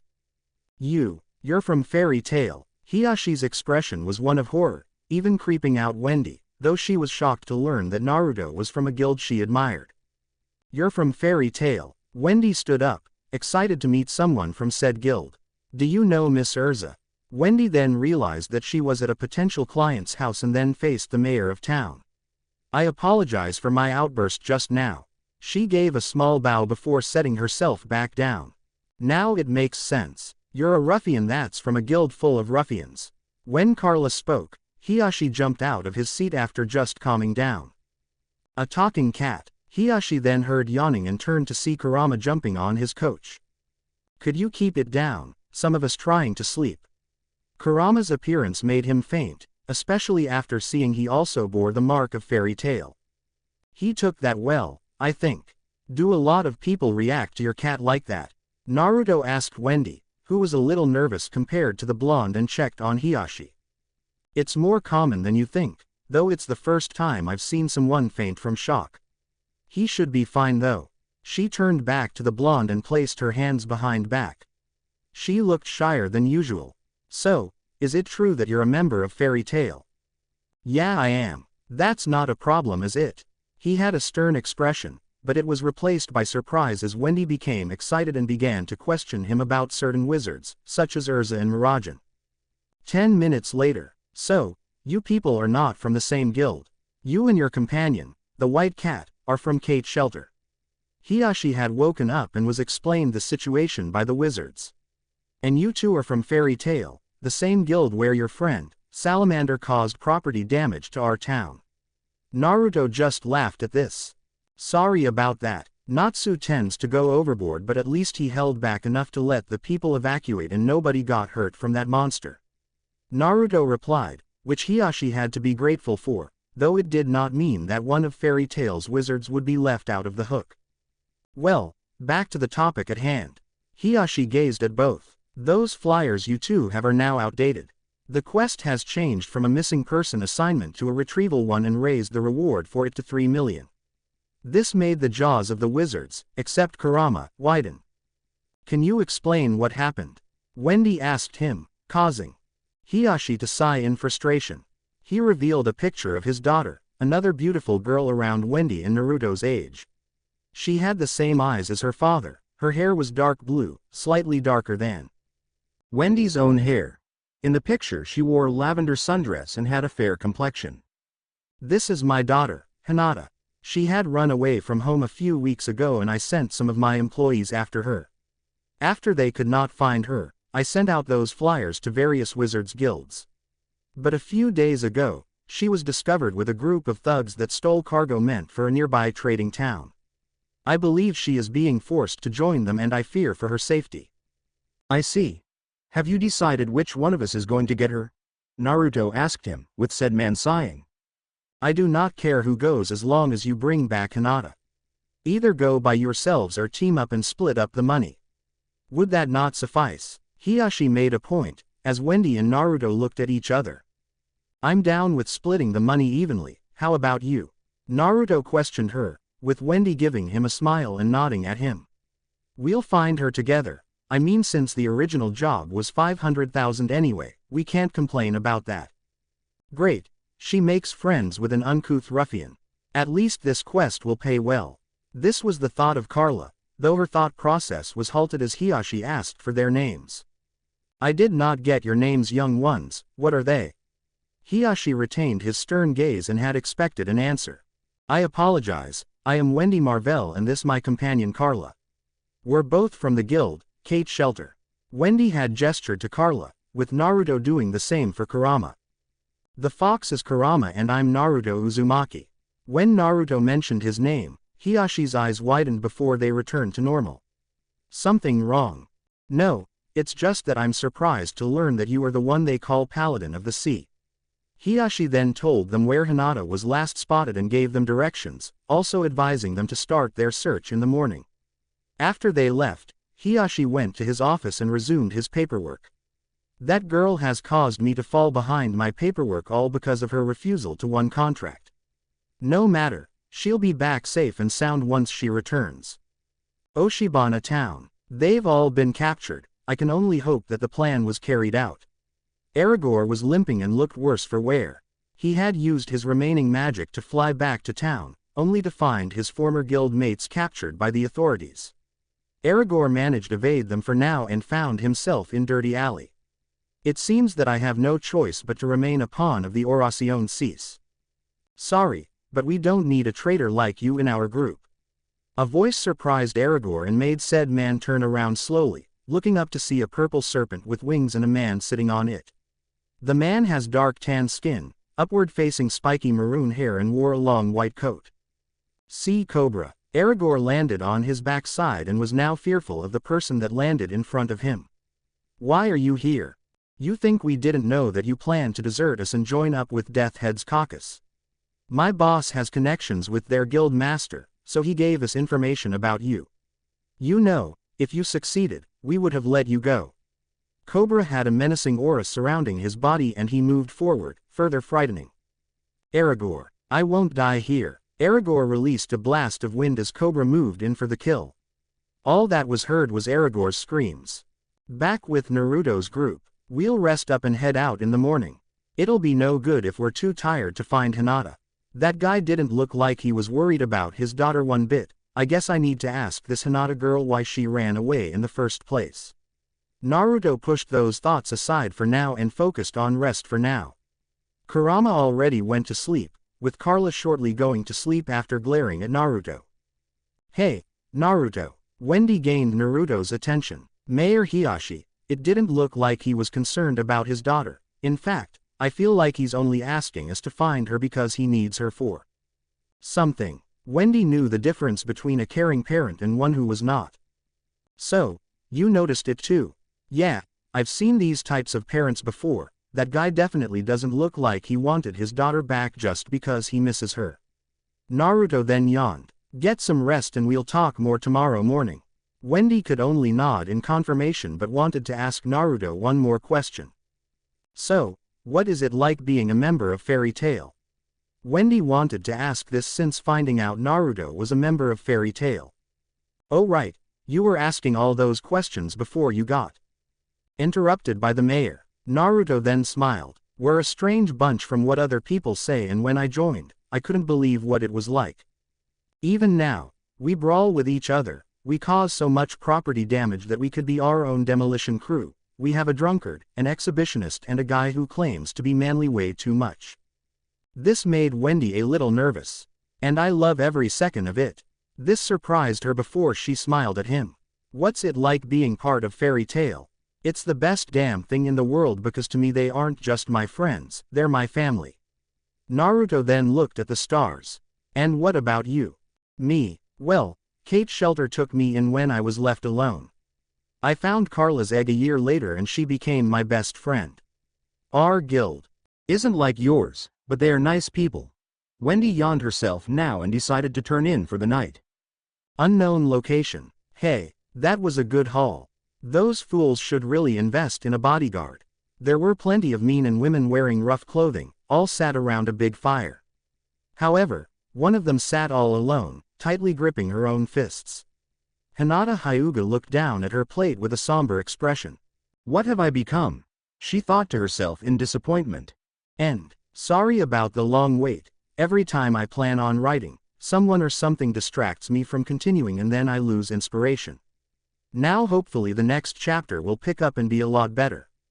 Please remember to stay safe guys and leave a review. Chapter 5, Hinata. So, newbie, what up with your eyes? One of the few female bandits asked Hinata, who usually kept to herself. It's a family trait, my parents had these eyes. Hinata told her. Earthland was filled with people and creatures that had unique traits and Hinata's white eyes were not all that strange. The bandit accepted it as Hinata sighed in relief. I'm no good with dealing with people. And I can't just tell everyone here that I can also use magic, then they would have me do all the dirty work for them. Hinata then thought about the people she helped the bandits rob. Luckily no one was killed by her actions, or rather, inaction. Okay you thugs. A loud voice forced the bandits to stop whatever activity they were doing and made them pay attention. The source of the voice was a youthful woman wearing a brown trench coat, shorts, sandals and a fishnet shirt. Her purple hair was tied up to a ponytail and she had brown vicious eyes. Miss Anko. The leader of the bandits was nervous because Anko was the one really in charge and he recalled the time where he saw her beat down one of his bandits for making an offhanded comment. What was the haul today? Anko demanded from the bandit group, with the group revealing the large pile of goods, with only a small number of jewels. Not many jewels in here, but plenty of other stuff. She then stared at the stolen goods, stretching out her arm and summoning a magic circle. Snakes came out of the circle, slithering around the goods before returning to the circle. These crates are mine, but you can keep the rest. I need some of you to take these crates for me. Sure thing, boss. The leader, or rather second in command, ordered a couple of the bandits to help Anko with her crates, with Anko looking around to see more bandits than usual until she spotted Hinata. Those eyes. What is a Hyuga doing here? Anko put this thought aside and focused on ordering her bandits. Okay then, you maggots. You people better get your butts moving soon. Anko walked away with a few of her goons. Who was she? Hinata spoke out loud and was answered by the female bandit from before. Her name is Anko Midarashi. She joined this group a few weeks ago and took over. She's someone you don't want to piss off, trust me. When I tell you this. The bandit shivered in fear. According to the rumors, she was a part of Fiore's military forces but was discharged for going overboard in torturing prisoners. She summoned snakes from that magic circle, meaning she also uses magic. Hinata then thought about leaving the group and decided to leave when no one would be looking. However, unbeknownst to Hinata, Anko's thought drifted back to her. Back with Naruto and Wendy. Okay, so this is the town where she was spotted a few days ago according to our employer. We should find the people who were transporting the cargo, or at least the people they worked for. Carla told the others and led them to their current destination, a building with a carriage logo. They entered the building and saw men loading up carriages with cargo.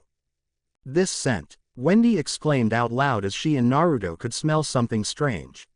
Wendy's voice alerted the men, who all turned their attention to Wendy, most possessing perverted grins. Wendy looked uncomfortable at gaining their attention. Hey pretty lady, how about you leave this wimp and come with me? I'll treat you real good. The largest of person in the room told her. I'm sorry, but I'm not interested. Wendy told him, but that only made him angry at being rejected. He grabbed her arm, only for Wendy to grab his wrist and then lift him above her head, throwing him against some of the other workers. I told you I'm not interested. Wendy then realized what she did and just bowed. I'm sorry. Whoa, nice move. Naruto told her and gave her a thumbs up, much to her embarrassment. And don't apologize, that guy was a creep. He looked at the workers with a glare. You guys better get back to work and stop staring at my friend. They became scared of Naruto as his glare pierced through their souls and forced them to go back to work. Wendy can handle small fries like them by herself, but this boy is not as bad as I originally thought. Carla agreed with Naruto that the men were creeps and knew Wendy can handle people like them. This girl, she has potential in her strength. She also mentioned a scent. Naruto also noticed it, that means she has enhanced senses just like him. And her teeth, she has sharper canines just like those idiots too, and they aren't like other humans who have animal characteristics too. Is she a dragon slayer too? One more thing, where can we find your boss? Naruto's question was more of a demand and they all pointed towards another door. Let's go, he told the others and stayed close to Wendy. You noticed the smell too, but we'll check that out later after we have a little chat with their boss. Naruto whispered to her, with Wendy replying with a small nod. Yes, we'll discuss this later, but I'm surprised I could smell something so vile in a place like this. She whispered back to him before they made their way towards the boss.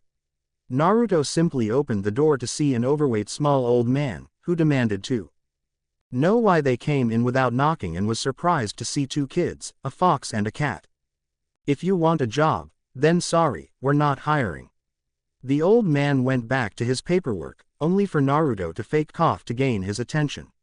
Look, I don't have time for you ga. The old man was picked up by the color of his suit. Look kid, I'm Gato, a man you do not want to mess with. My men will rough you up if you do anything hasty, and he was shut up as Naruto just glared at him, frightening him. Listen up you old geezer. We just wanted to ask you questions, they'll take a few minutes tops. And your men aren't even worth using my magic for if they're anything like the ones outside. Naruto's slip of him using magic made Gato immediately think of another thought. Wendy and Carla were a little unnerved by Naruto being a little aggressive towards Gato. "Are you a wizard here for the job I posted? That job's been taken already."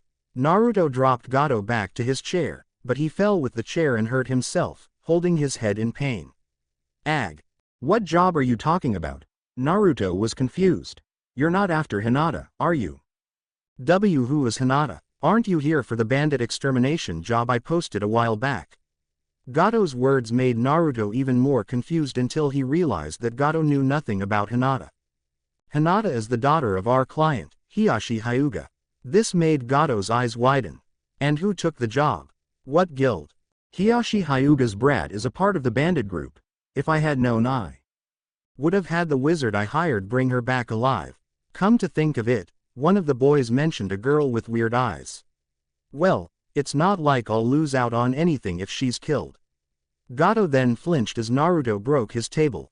"I would answer his question. My friend here has a temper." Kurama spoke and shocked Gato, the old man finally taking in the fox's appearance. A nine-tailed demon fox. Gato had shockingly soiled himself, making everyone else in the room cover their noses for a second. "How rude. Anyway, tell us the name of the guild and the wizard who took this job, or else I will throw you against the wall." Kurama threatened him. Kurama's threat frightened Wendy a little, but she remained silent for now, as did her feline companion. Phantom Lord. The wizard was from a guild called Phantom Lord. Gato stammered out quickly. Now Kurama looked at Naruto, finding this situation troublesome. "It just had to be those guys. You still haven't told us the wizard's name." Naruto glared at him, making the old man speak up. Sasuke Uchiha." When Gato mentioned the name, Naruto's angry face was replaced by one confusion before he shook with excitement and had a smirk on his face. "You hired that jerk, that's perfect." He confused everyone except Kurama in the room. Wendy had to tap his shoulder to get him to remember why they were there in the first place.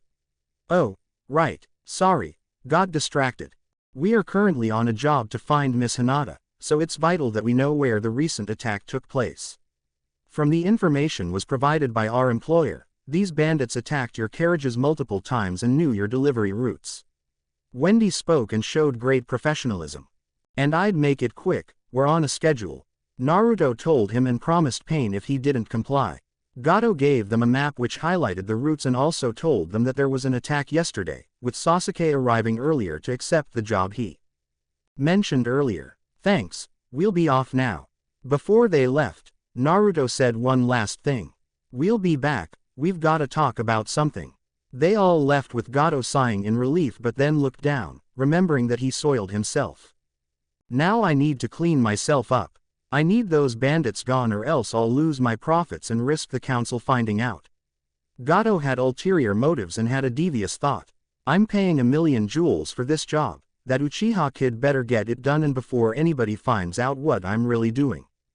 With Naruto's group, "Did you smell what was in that building? Why was something so vile there?" Wendy asked Naruto, who shrugged.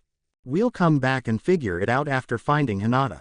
Naruto replied and put his current thoughts aside and focused on their main goal.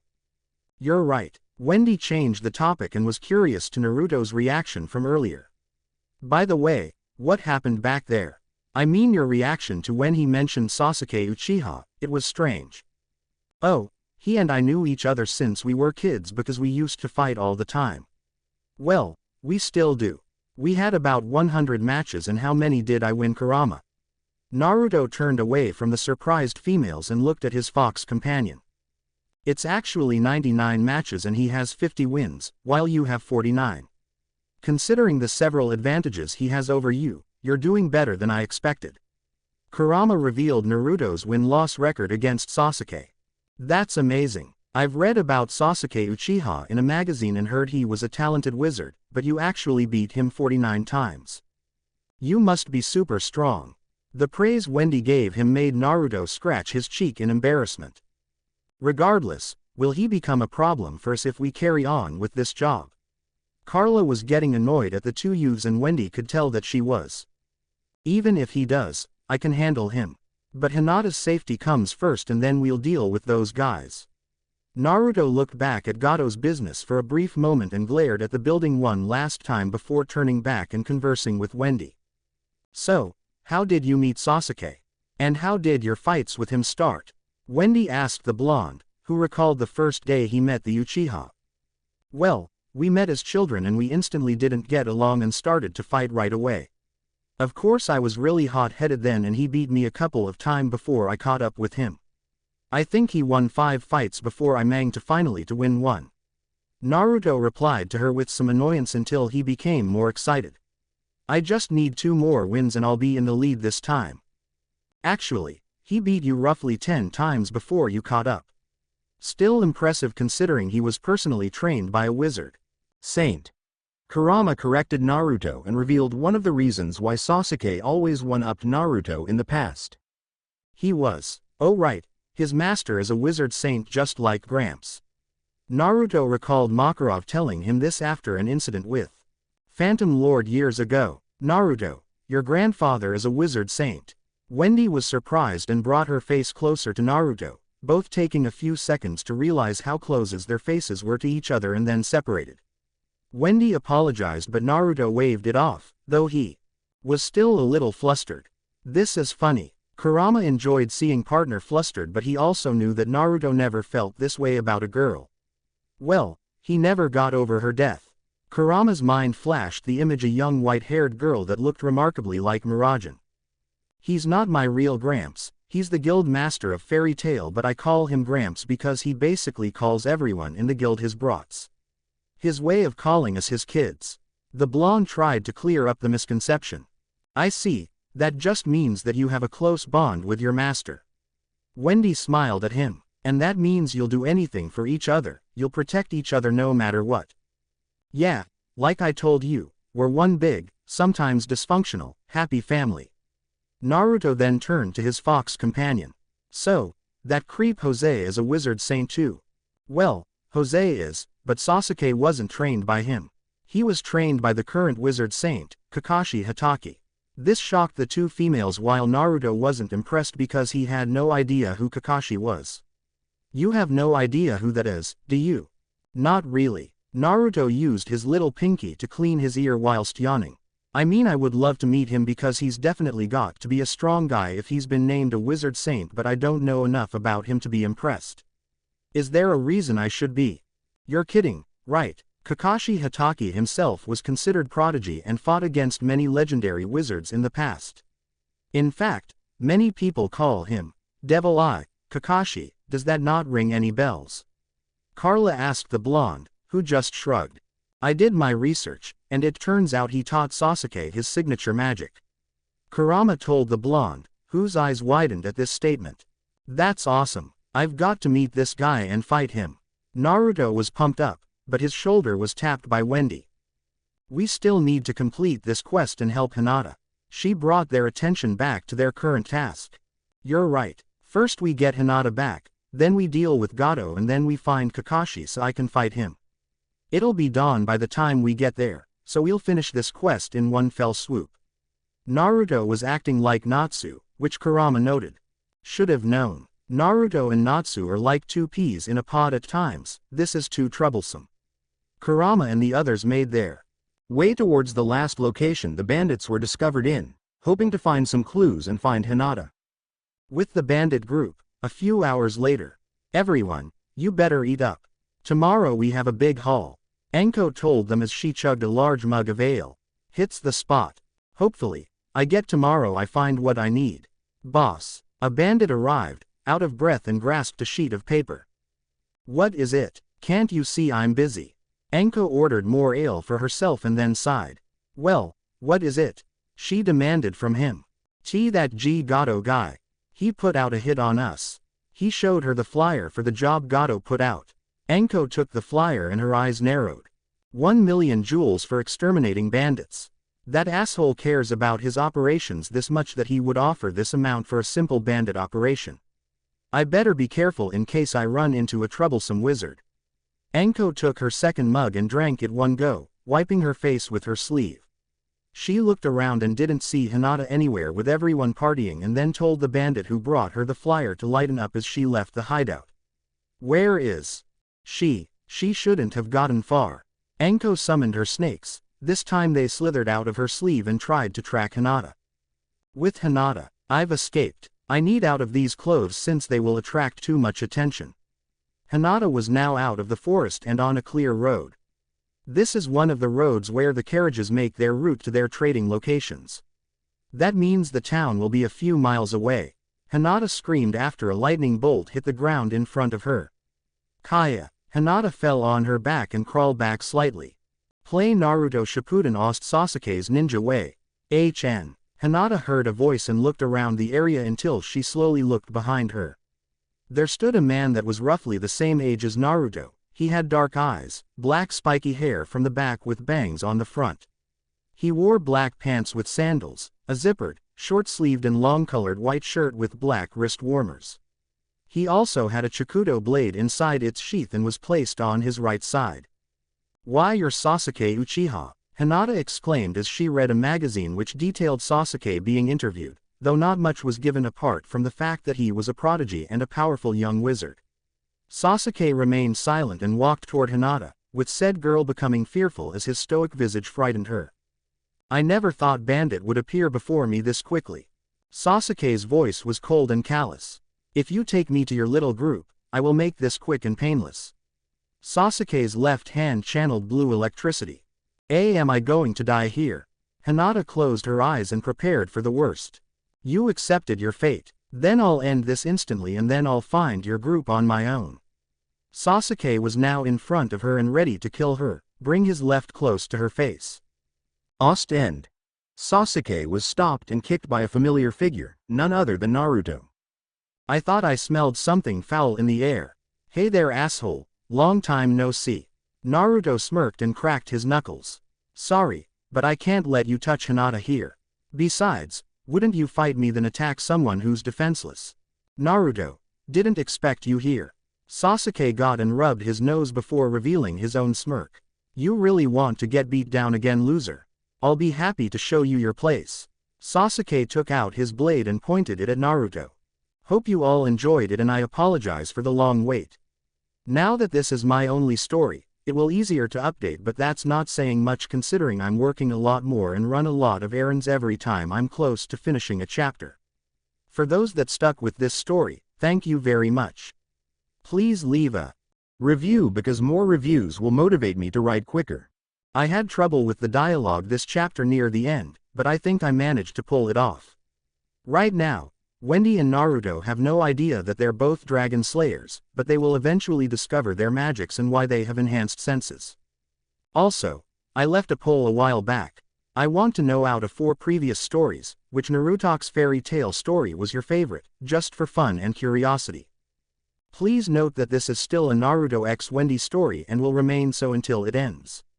For Kingdom Hearts fans, Naruto's catchphrase will be get it memorized. Axel's catchphrase, though it was upsetting to hear about Quentin Flynn, Axel is still one of my favorite characters even if someone else voices him in the future. I cannot see Quentin Flynn the same way as before because of his actions. I thought I should share this and it is not my intention to argue with anyone who feels differently. I simply wish to let readers know that I will still implement themes from Kingdom Hearts as well as some dialogue from the franchise, but I can no longer support Quentin Flynn. This chapter is a tribute to those who lost their lives recently and originally for Chadwick Boseman, who was a legend in this life. I remember rewatching and enjoying Black Panther just before his passing, then later I found out he died. Rise in power, King, you will be missed. And sadly, we lost another star. For many, Kirby Morrow was the Goku we grew up watching, including myself, as the UK showed the ocean dub of Dragon Ball Z whilst I was still in high school. May he also rise in power. I have also announced that Yuki Ono's voice is no longer the one I envision as a fairy tale version of Naruto. I would for you the readers to decide between 2 choices, Miyu Urino or Ken. Miyu Urino is best known as young Minato's Seiyu as well as Sora's from Kingdom Hearts. Everyone, please stay safe and Merry Christmas everyone. Rivals, what are you doing here, loser? Sasuke's tone shifted from a cold one to a more jovial one, with Sasuke retaining his smirk. Wendy and the others were by Hinata's side now. Who are you people? Hinata asked Wendy, who smiled at her. I'll explain later when we're away from here. Wendy had heard what Sasuke had said to Hinata. This person, he threatened to take her life without hesitation. I'm on a job just like you, but it involves Hinata and that means I can't let you hurt her. Naruto told him seriously, which made Sasuke frown. Did my father send them? Then that must mean they're here to take me back there. Hinata did not wish to return to her father, but right now, these people saved her life. I have no choice but to follow them for now. Hinata just looked down and Wendy noticed this. She doesn't want to return to her father. I'll ask her after we get to safety. Wendy resolved to figure out what was going on after all this was over. Hey, Sasuke, I'm giving you a free hit, since I landed a surprise attack on you first. Just this once and make sure it's not enhanced by your magic. Naruto told him, surprising everyone, including the black-haired youth in front of him. Oh, what makes you think I'll just punch you instead of just blasting you with my lightning? Sasuke's smirk returned, but he was surprised by Naruto's own. Because I know you won't be satisfied if I just let you hit me. You've beaten me 50 times and right now I'm catching up, but as sad as I am to admit this, we've never even tied with each other. However, you're also too prideful. You want to fight me at my best because anything less means it's not a real victory for you. Sasuke did not say anything and instead became enraged, slowly walking towards the blonde and punched him, making Naruto skid back, though he was still on his feet. So, you can actually land a decent punch. Naruto wiped the blood off his lip and maintained his smirk. That was the only ever free hit I'll give you, so, don't hold back. Water surrounded Naruto's feet and danced around him wildly, covering him in aura. Sasuke had blue electricity surrounding his body. Such magic power. Wendy had not expected two young wizards to exude this much magic power and was also surprised to see Naruto's element. He's using water. That must be what Kurama meant about Sasuke having an advantage over Naruto. If Naruto was truly able to fight back despite an elemental disadvantage, then that means he's much stronger than I thought. Get out of here, I'll meet you all back at town. Naruto told them. Kurama, get them out of here now. The fox transformed instantly to his other form. You better not take too long and try not to destroy everything in your path. Two of Kurama's tails extended and wrapped themselves around the other three. One was wrapped around Carla and Wendy and the other around Hinata. Hey, what are you doing? Hya, Carla screamed alongside the other two as Kurama took off in great speed. It doesn't matter if she runs off for now, I'll find her and deal with her after I deal with you. Sasuke told him and disappeared from Naruto's sight, appearing in front of the blonde, only for Naruto to expect this and blocked his lightning-enhanced palm, covering his arm with water. You should have dodged, your water cannot match my lightning. The lightning around Sasuke grew more violent and Sasuke almost shocked Naruto with it, but Naruto's water blasted him back. Match it. No, I'm surpassing it. Naruto ran towards him, with Sasuke slamming his palm to the ground, making a stream of electricity raced towards Naruto. Naruto jumped and channeled water into his right fist. Water Dragon's deep fist. Naruto closed the gap, with Sasuke taking a direct hit on his stomach.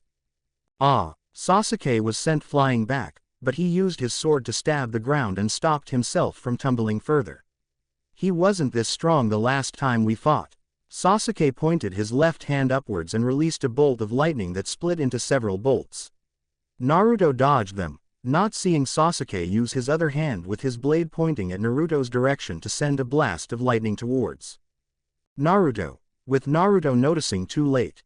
Shisha. Naruto took the attack head-on and was on one knee, his body smoking from being slightly burnt. He's still conscious. Last time it took him out completely. Sasuke's mind flashed an image of a fallen and badly burned Naruto. Wait, he can't move, now's my chance. Sasuke pointed his sword to the sky and formed a large lightning bolt that was shaped like a serpent which headed towards Naruto. Not this time. Naruto recovered and jumped out of the way, surprising Sasuke with his speed and was already in front of Sasuke. Naruto almost hit Sasuke with his open right palm but was blocked with Sasuke crossing his arms. Sasuke still channeled lightning through his sword and electrically shocked Naruto, who flinched a little but then smirked, confusing Sasuke until he felt Naruto's palm building up power and water surrounding it. What the? Sasuke's train of thought was interrupted as Naruto blasted him with water and sent him backwards. I won't lose to you. Sasuke quickly used a powerful but unstable lightning that almost hit him too if not for Naruto's attack blasting him away. Sasuke landed on his back and took a significant amount of damage. Gee, that loser. How did he get this strong? Sasuke panted slightly and was now on his feet before he breathed in deeply and regained his composure. Gee, that all you got, you jerk. Naruto was still on his feet and then shook his head rapidly before taking a battle stance again, seemingly shrugging off Sasuke's lightning spells. I remember your attacks packing a stronger punch than this. What are these two? Not even Kakashi was this powerful when he was their age. Anko arrived just a minute ago after sensing their magic earlier. The one with the black hair, he's using the same type of lightning magic as Kakashi. This must be the kid he was talking about, Sasuke Uchiha. And the blonde one, to withstand powerful lightning spells like that, and it only looks like they're getting started. Hey, if you want to fight, then you can wait your turn. Naruto looked at Anko's direction, despite her masking her presence and hiding from sight. And don't bother hiding, my nose can sniff out people that are miles away. He's right, come out of there or else I'll make you. Sasuke could sense Anko's presence too and pointed his sword towards her. Location 2. Damn it, I didn't expect them to sense me. She sighed and came out the forest and into the field the boys were fighting in. Are you a bandit? Naruto asked her, annoying Sasuke as one of his eyes twitched since it was obvious that Anko was one. Do you not see what she is wearing? She is wearing a cloak similar to the one that the bandit that you saved from me had. This surprised Anko, who questioned them. Was it a girl with strange eyes? When they did not answer. Immediately, a dark magic circle appeared underneath her and she was covered in light. Take over magic, and it feels like Myris before she worked at the bar. That takes me back. Naruto was impressed by Anko and saw her completely transform into a humanoid snake creature with pale brown scales. Her legs were completely now one tail, the tail of a rattlesnake. She had 2 large fingers and a thumb on each hand, with a sharp nail at the tip of each. Her face still mainly the same, except for a forked tongue and her nose looking more like snakes. Take over magic which involves snakes. Ah, you must be Anko Mitarashi. Master Jose told me about how a former member of the Fiore's military forces was discharged. To think, you lowered yourself to joining bandits, such a waste. Sasuke mused before his sword was charged with lightning again. Hey, Naruto, how about we settle the score later, I've got a job to do. Both young wizards dodged Anko's snakes which she summoned by activating magic circles that appeared next to her. And I can't let you finish your job. Hinata is not a bandit, she's just a girl that ran away from her home. It's my job to bring her back. Naruto told Sasuke as he dodged more snakes. My job was to take care of the bandits, as long as they are prevented from taking out further deliveries for my client, then I'll still get paid. Sasuke looked at Naruto as he cut down several snakes with one strike. My main objective is to get rid of these bandits. So, you can take this Hinata girl and let me complete my task. I guess I can live with that. Naruto then avoided Anko's jaw as she slithered towards him to bite him. Sorry, but I'm not on the menu. Too bad, I won't let you harm the Hyuga girl even if it kills me. Anko told him, confusing Naruto. She's just a girl that got mixed up with all of this and deserves to be left alone. Did Hinata become friends with these bandits? I thought that they would be scum, but I'm not getting that feeling from this one. Naruto was brought out of his thoughts as Anko then breathed in and released a purple fog. Poison. Naruto jumped away, allowing Sasuke to channel lightning into his blade, which was completely encased with lightning. The sword extended and pierced the left side of Anko's abdomen. Ah! Anko hissed and was about to remove the blade until her body was completely electrocuted by the lightning. Aghhhhhh. Anko screamed until Sasuke's attack subsided for now, with Sasuke retracting his blade from Anko's body. Sasuke hovered above her, ready to cut off her head if not for Naruto stopping him from landing the killing blow by grabbing his wrist. What are you doing, loser? Sasuke glared at Naruto and demanded an answer from the blonde. She's weakened, there's no need to kill her. Naruto replied, not taking his eyes off the raven-haired boy, who pulled his wrist away from the blonde. That girl Hinata, I can let go, but this woman is one of the more dangerous bandits and a traitor to the kingdom. My job is to exterminate these vermin. Sasuke and Naruto then turned to the laughing Anko. Ha ha ha, you know, for someone considered a genius, you really are a moron. Anko was on her hands and tail, breathing deeply. You're being offered 1,000,000 jewels to exterminate bandits and most likely without the approval of the council since jobs that involve killing must be approved by them. You don't find it odd that an old fart is overpaying for a simple bandit mission and is specifically asking to kill the bandits instead of capturing them? Of course, I already realized that, however, I verified it with my guild master that this request was approved by the Magic Council. And my curiosity got the better of me. It was a good thing I came on this quest. Next time I will crush Naruto with ease and no longer underestimate him. Sasuke moved out of the way as Anko quickly slithered to bite Sasuke, only for him to step aside and then swung his sword at her. Anko shed her skin to dodge the sword strike and slithered towards the forest, stopping Sasuke from following her by creating a poison smokescreen. Gato must be paying off a corrupt official and I bet I know who. Damn those two. This operation must be bigger than what we thought. First I need to escape. Anko created another poison smokescreen and made it to the trees where she escaped into the forest. 1,000,000 for a bandit job. Okay, even I know that sounds fishy. And Sasuke, when did you become so heartless? Naruto stood to the side and thought about what he heard, but he also knew that if Sasuke found her, Anko would surely die. Maybe you did me a favor, now she'll lead me to the rest of the bandits. Sasuke sheathed his sword and looked at Naruto. Are you going to stop me from taking her head? Or will you be dealing with your own quest and leave me to mine? There's no way I'm letting you fall. Sasuke and I definitely wouldn't trust that old short guy. He was definitely hiding something from us and I have a good guess what. Naruto then revealed what he discovered whilst he was at Gato's workplace. As Naruto told him, Sasuke's raised an eyebrow and began to connect the dots. With Wendy's group, we'll rest here for now and wait for Naruto. She noticed how distressed Hinata was and gave a reassuring smile. It's all right, you'll be home soon and then we will clear up the misunderstanding with your father. Hinata looked even more upset than before. What's wrong? Was it something I said? Wendy looked worried for the other girl. And no, it wasn't what you said. It's just, Hinata started to stutter and could not say what she wanted to say. Wendy now sat in front of Hinata and reassured her that it was all right. It's fine if you do not want to talk about it. But I can't help you if you won't say anything. Wendy told her softly as possible. Let me guess, a father who either neglects or abuses you.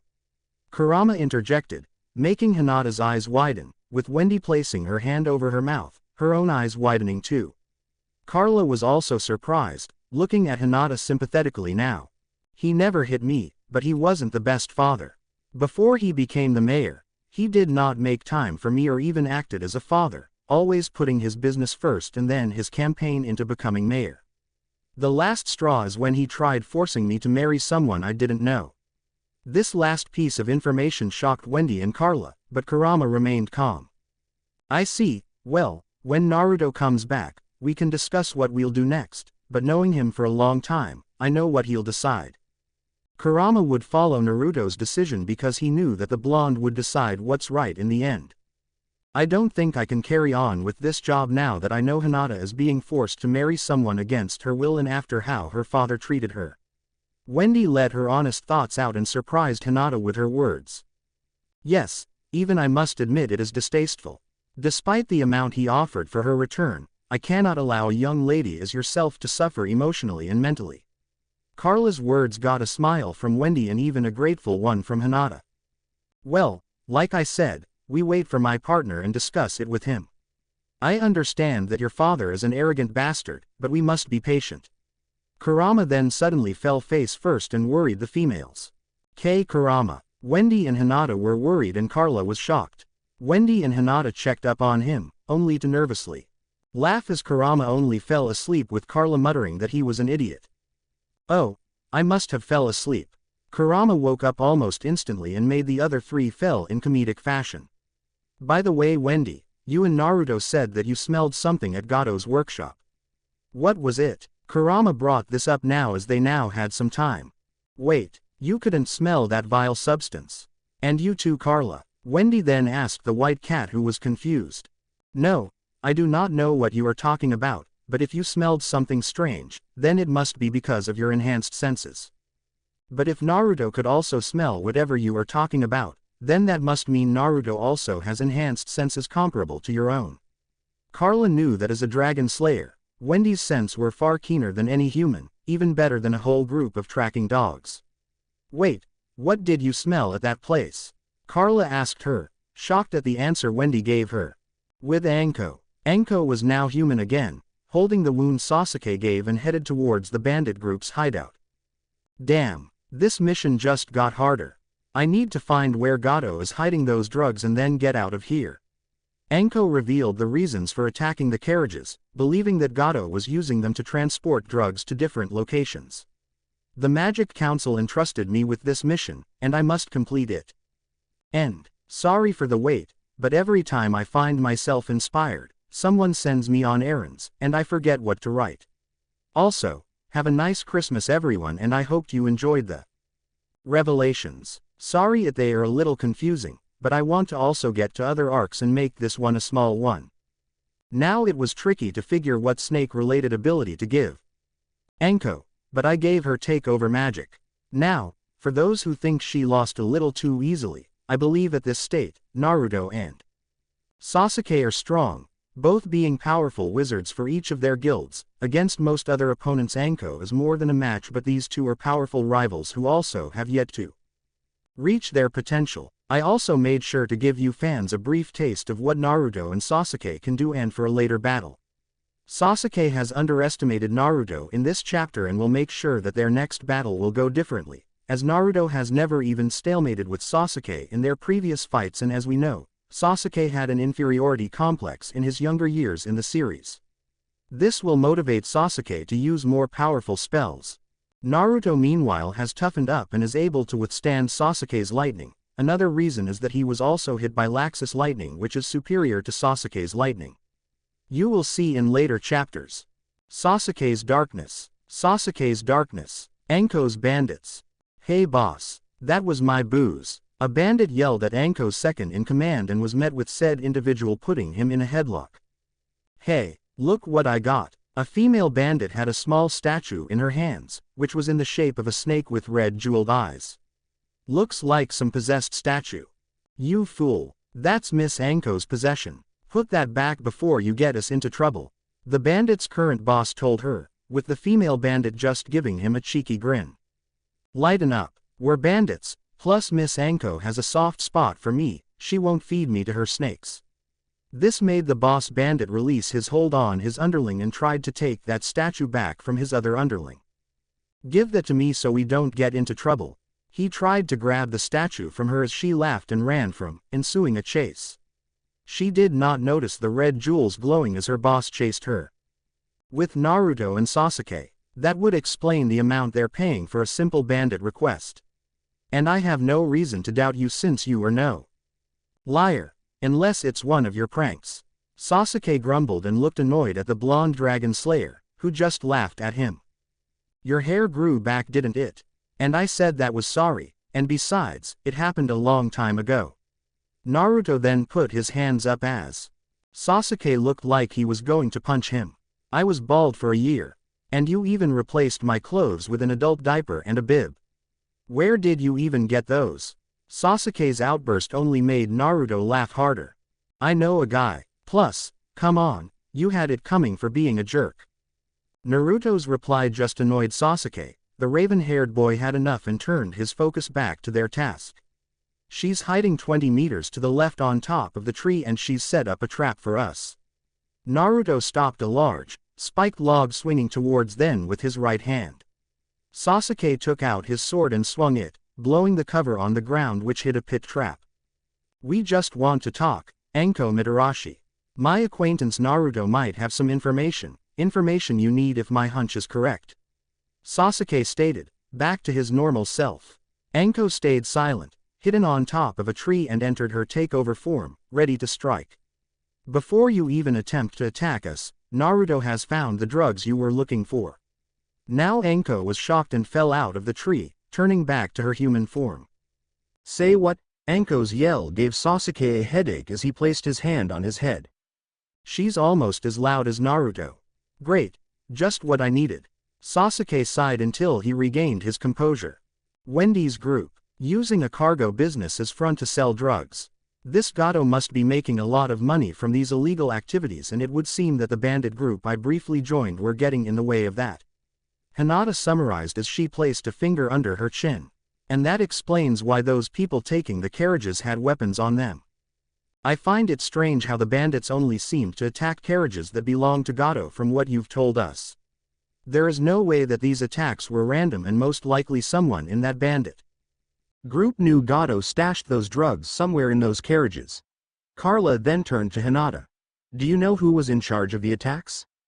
I thought it was the person they called boss, but it turns out that someone named Anko is in charge. She was the one who ordered the attack, but I cannot fathom why. Hinata tried to think of the reasons why Anko would want the drugs. Maybe she wanted the drugs herself. Is there any other information you have on her? Carla asked Hinata, who tried to recall something important about Anko. Wait, I was told by someone in the group that she was rumored to be a member of Fiore's military forces before she was kicked out. Hinata's words then made Wendy speak out her theory. Is it possible that she's on a mission for the military, or she joined a guild? Now she turned to Kurama and asked him a question. Kurama, what do you think? Kurama just yawned and lied down. I think you should stop worrying. We'll deal with it when Naruto comes back. We'll just beat up that crappy geezer Gato, get proof, and he'll be arrested for his crimes. Simple as that. Now, let me sleep. Kurama fell asleep as Hinata and Wendy both laughed nervously, with Carla muttering that Kurama was annoying. Back with the bandits. Watch out for that bottle. The boss warned her, only for the female bandit trip and dropping the statue, shattering it and the pieces scattered. That ain't good. The female bandit spoke, and then everyone felt a chill. Suddenly, a magic circle appeared beneath them and caused them all to scream. Back with Naruto's group. I didn't think you would be one of the Magic Council stooges, but that means you aren't a bad guy. That's a relief. Naruto helped Anko walk and placed her right arm over his shoulder. Stooge, is this brat serious? Anko was annoyed but had to hold herself back from punching Naruto on the head. So, how did you discover Gato's drugs? Anko was curious, as not even her snakes could find them. My nose can smell a lot of stuff, better than any animal's. I smelled a lot of other stuff mixed in with the drugs though. I guess that old geezer didn't want anyone with dogs to find them. Once we get to your hideout, I'll be able to sniff them out no problem. Naruto told her, surprising her.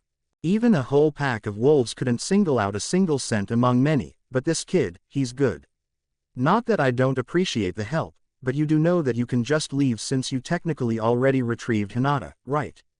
Anko did not expect Naruto to answer so quickly, and let that old bastard continue with his shady business. No chance in hell of that happening. Naruto told her, shocking Anko a little. Besides, my friends are with her and she'll be fine as long as they are. It doesn't concern me what the loser here wants to do, but I better receive compensation for my aid since you basically invalidated the job I accepted. Sasuke demanded in his usual cold tone. Yeah, you'll get compensated for it as long as Gato's behind bars. And as long as you don't harm my subordinates. Anko told him, showing concern for the bandits that worked for her. Naruto smiled, though he hid it from Anko. And I assume that they will be punished accordingly for their actions as bandits.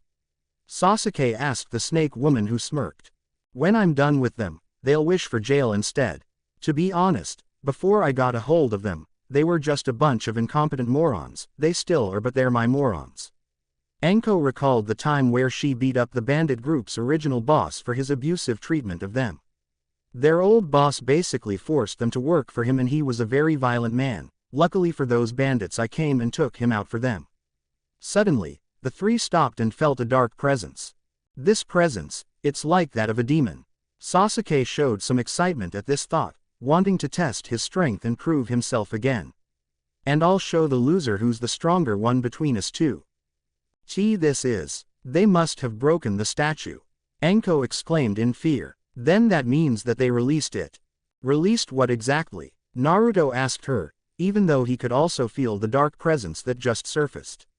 I felt a similar power to this before. Is this thing you just mentioned a demon?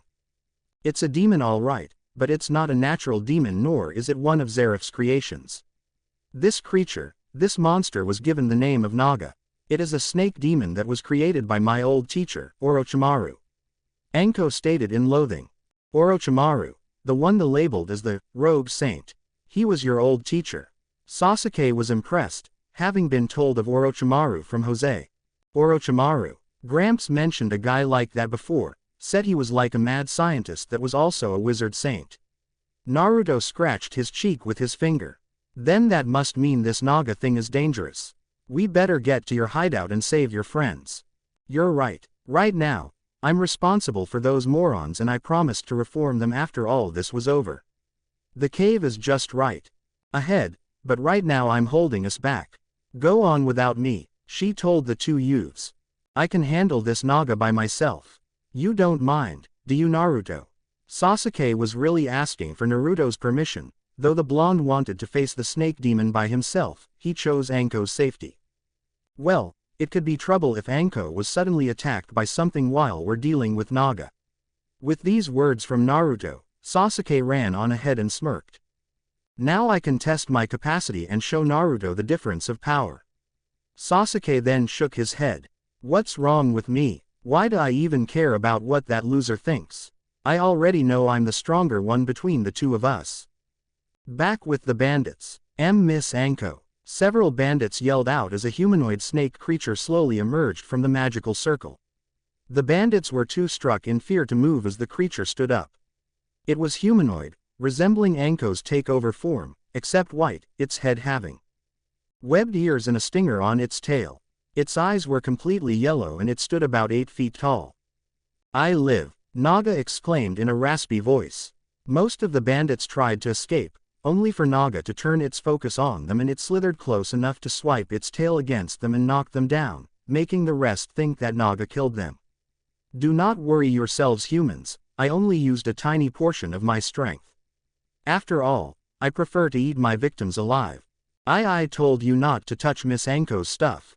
The leader was sweating and looked at the bandit responsible for this. I'm sorry, boss. I didn't think this would happen. She then screamed as Naga appeared behind her, who quickly silenced her but placing its hand over her mouth. Ah, yes, Anko Mitarashi. Even as a statue, I could still hear and see everything around me. That woman was to prevent my release as ordered by the Magic Council. It saw the reactions of everyone that remained conscious. Did you really believe she was a bandit? The attacks on those carriages were planned because she was using you for her mission. Naga saw some different expression, but they all had the same emotion, disbelief. Miss Anko was a spy. One member stated the obvious whilst others were muttering loudly amongst themselves. Even if that is the case, she saved us from her old abuser. And yeah, she's one scary lady, but at least she cares about us. The leader yelled at Naga, who remained smiling. It does not matter to me. I simply thought that I should reveal the truth about Anko. But I am digressing. Now allow me to have my first meal in a long time. Naga slowly opened its mouth, but was hit by a lightning bolt, dropping the female bandit, who was coughing and hacking. Did I interrupt something? Sasuke had his left hand outstretched, some electricity channeled through it. Doesn't matter anyway. Naga, I will eliminate you. Naga regained its composure and just shrugged off Sasuke's attack. That almost tickled. However, that lightning of yours does feel familiar. Kakashi Hatake, the one responsible for my defeat and sealing. Naga smiled for a moment until its face was now marred with a frown. The magic this boy possesses, devouring him may increase my powers exponentially. Naga bored its fangs at Sasuke, who smirked at it. Kakashi did teach me his lightning magic, but I believe that I have already surpassed him in mastering it. No, I have definitely surpassed him. Sasuke's body was surrounded by lightning. I will deal with this monster quickly. Suddenly, Sasuke jumped back, avoiding a slash from Naga, whom then smirked and wrapped Sasuke's body in its tail. Then as his student, you shall pay for what he has done to me. Naga's jaws opened until they opened enough to swallow a whole person. Now, I shall devour you. Sasuke smirked and had his sword in hand, cutting the tip of Naga's tail off, making the snake creature release Sasuke and hissed in pain. Raging thunder. Sasuke pointed his sword as several bolts of lightning hit Naga dead on and fried his body. This time I added a little bit of kick to my lightning, let's see you get up from that. Sasuke moved forward to see if Naga was finished off, only for a healthy Naga to burst out of the charred corpse, and smack him out of the cave with its tail. Forcing me to shed my skin, you are indeed powerful. I cannot use this technique too many times, otherwise my body and power will weaken with too much use. As I thought, I have not recovered my full strength just yet. Naga slithered outside, only for Sasuke to appear behind him and kick him with his right foot enhanced by lightning. And your attack was weak, Naruto hits harder than you. Sasuke held his jaw and wiped some blood from his mouth. Actually, this monster almost hits hard as him, but let's see if we can make this thing go all out. If I knew who this Naruto you speak of is, I would have been offended. But based on the way you specifically mentioned him in that context, you seem to want to prove something to yourself. Naga's words did not seem to faze Sasuke on the outside, but on the inside, it was a different matter. This thing thinks I want to prove my strength to myself, as if I just wanted to confirm that I am much stronger than that loser and show him the difference between us. Sasuke channeled his lightning into his sword and was now in front of Naga, who had his claws extended. And they glowed with dark energy. Sasuke's sword and Naga's claws clashed, causing a small shockwave. Back with Naruto. Can you feel that? They already begun fighting. I can sense Sasuke's lightning and that demon's power. Naruto was itching to watch Sasuke's fight with Naga, but his helpful nature overtook his desire to watch the battle. That Sasuke Uchiha kid, do you know him very well? Anko asked the blonde, who looked onwards. Sasuke's my rival and someone I will surpass. He can be a grouch, but he's not a bad person at heart. Naruto did not realize that Sasuke was beginning to change as they neared their destination. Aghhhhhh. Naga screamed in pain as it was being electrocuted by Sasuke's lightning. At this rate, not even shedding my skin will heal the damage. Naga withstood the pain longer and began to charge a dark beam from his mouth, which first took the shape of a dark orb, which he aimed at Sasuke and released against the raven-haired youth. Damn! Sasuke stopped his attack against Naga and his body burst out lightning to collide with the dark beam. However, Sasuke was overpowered and sent flying until he slid on the ground, landing on his feet. That attack, if it was fully powered and hit me directly, I don't even want to consider that possibility. That was a close call, Sasuke. Stop playing around and get serious. Naruto arrived and cheered on his rival, bringing him out of his stupor. Shut up. Don't tell me what to do. Sasuke's body burst with lightning and he used his right hand to grab his left wrist, focusing, with powerful and concentrated lightning surrounding him, with small spark forming in his left hand until it became wilder and fiercer, making a sound which could only be described as birds chirping.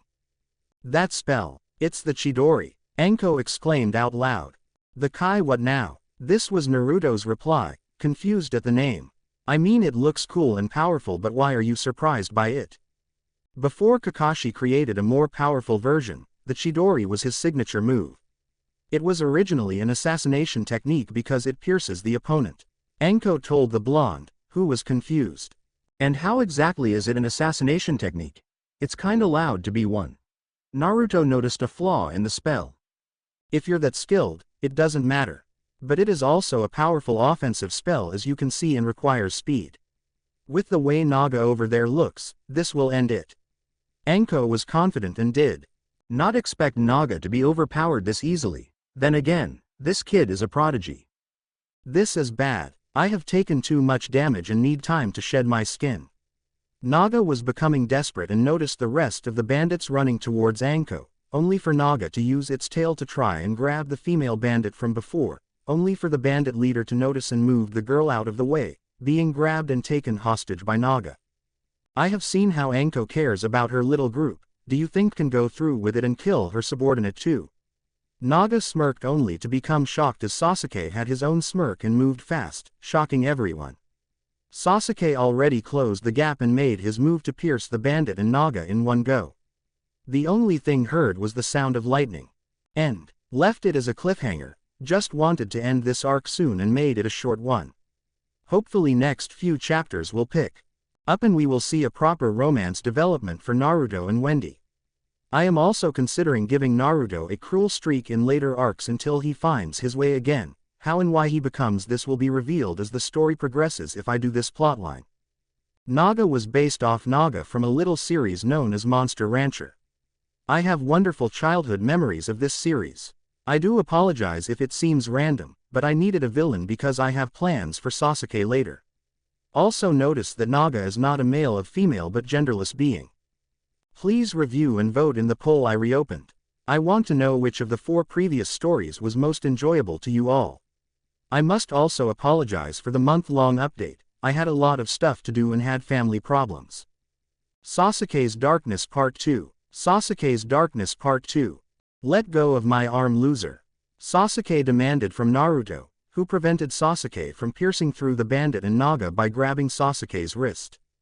He stopped the Chidori. Anko barely sat up as Naruto had let go of her to prevent Sasuke from killing her subordinate. With the amount of speed it requires, for Blondie to already run past the Uchiha and stop it with just his bare hands, this kid's going to grow up to be a monster. She then saw him kick Sasuke back, deactivating his Chidori, and then he tackled both the bandit and Naga, making Naga release the bandit. Okay, scratch that, he's already a monster. Okay. Now you can stab him with that Chidori thing. Naruto picked up Anko's second in command and yelled at the other bandits. Better get out of the way, Sasuke's acting a little bloodthirsty. Naruto moved out of the way as Sasuke ran past him and pierced Naga's torso, electrocuting it and causing it to scream until they stopped, with Sasuke's lightning also ceasing.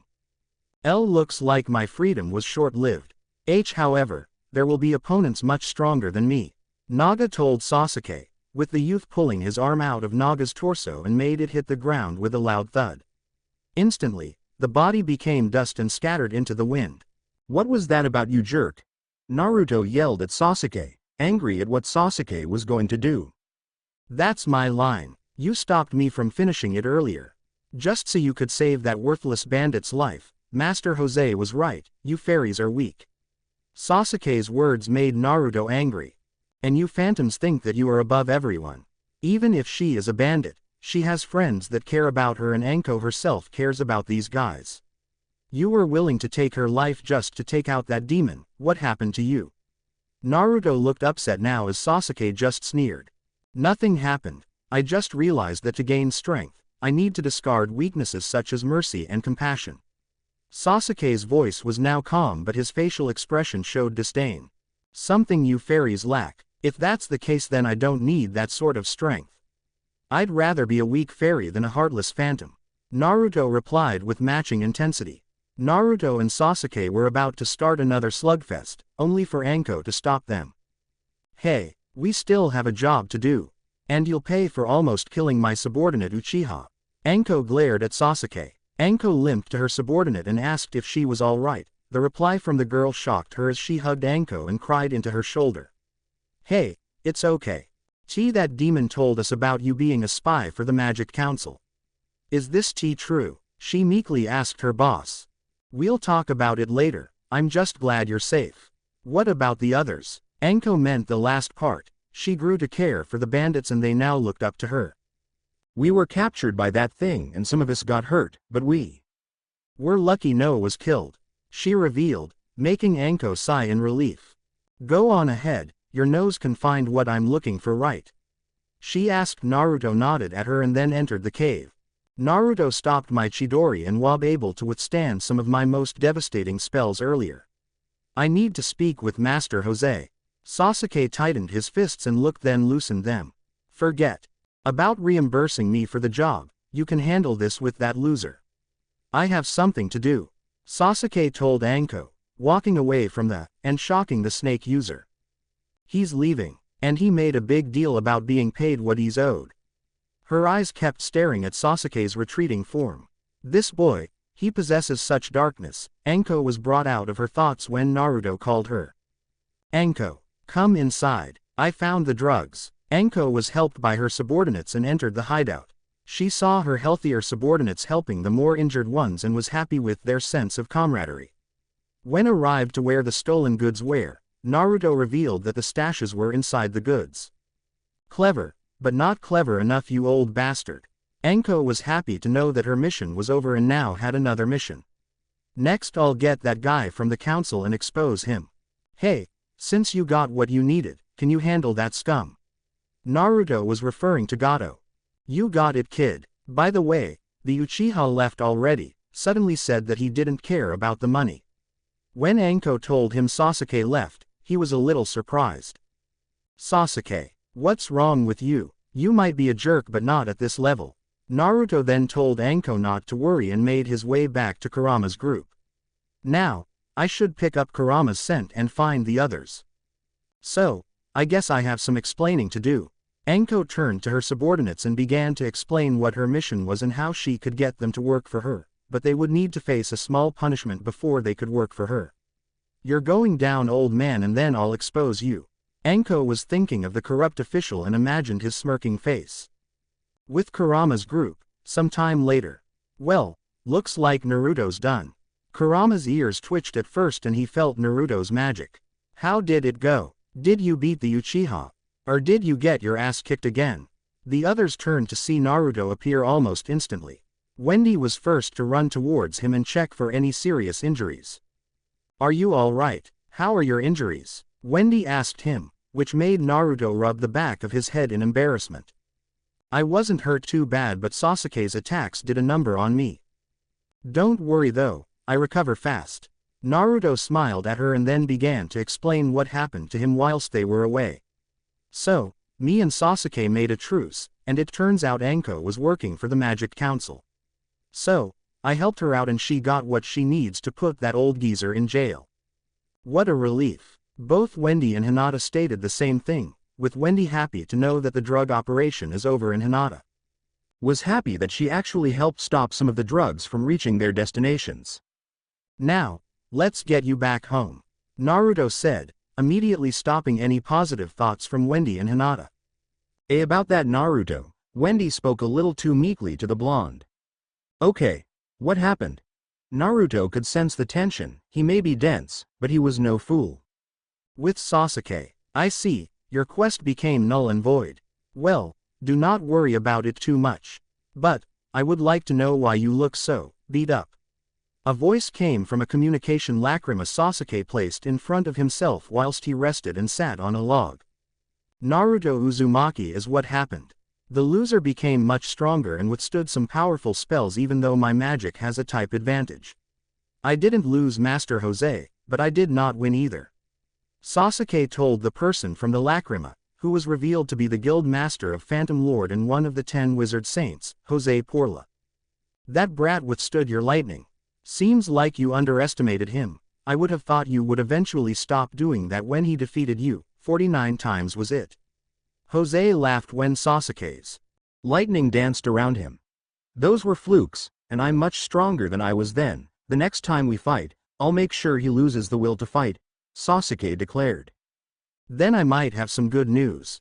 We now have an opportunity to utilize the plan, Jose told Sasuke with confidence and a smirk, which caused Sasuke to have a smirk of his own. Naruto, fairy tale, your time is done. Sasuke's smirk grew bigger. Back with Naruto's group. So, your dad wants to force you to marry some guy you don't even know and was a terrible excuse of a dad at that. Naruto knew something was off about Hiashi when they met him. Then you definitely need to go back. He shocked everyone, with even Kurama a little surprised, though he knew Naruto had his reasons. What? Hinata stuttered out, with Wendy also speaking out. Naruto, what are you saying? She asked the blonde, who had a look of contemplation. Here's the thing, Hinata, you can keep running but nothing will change until you confront him. Tell him how you feel and that your life is yours to live. I'm not going to force you to go back, but if you Truly want that, then you have to stand your ground. Naruto spoke the truth. No matter how brutal it was, he was right, something the others agreed with, even Hinata herself knew that it was true. Why you're right, but I see can't. And not on my own.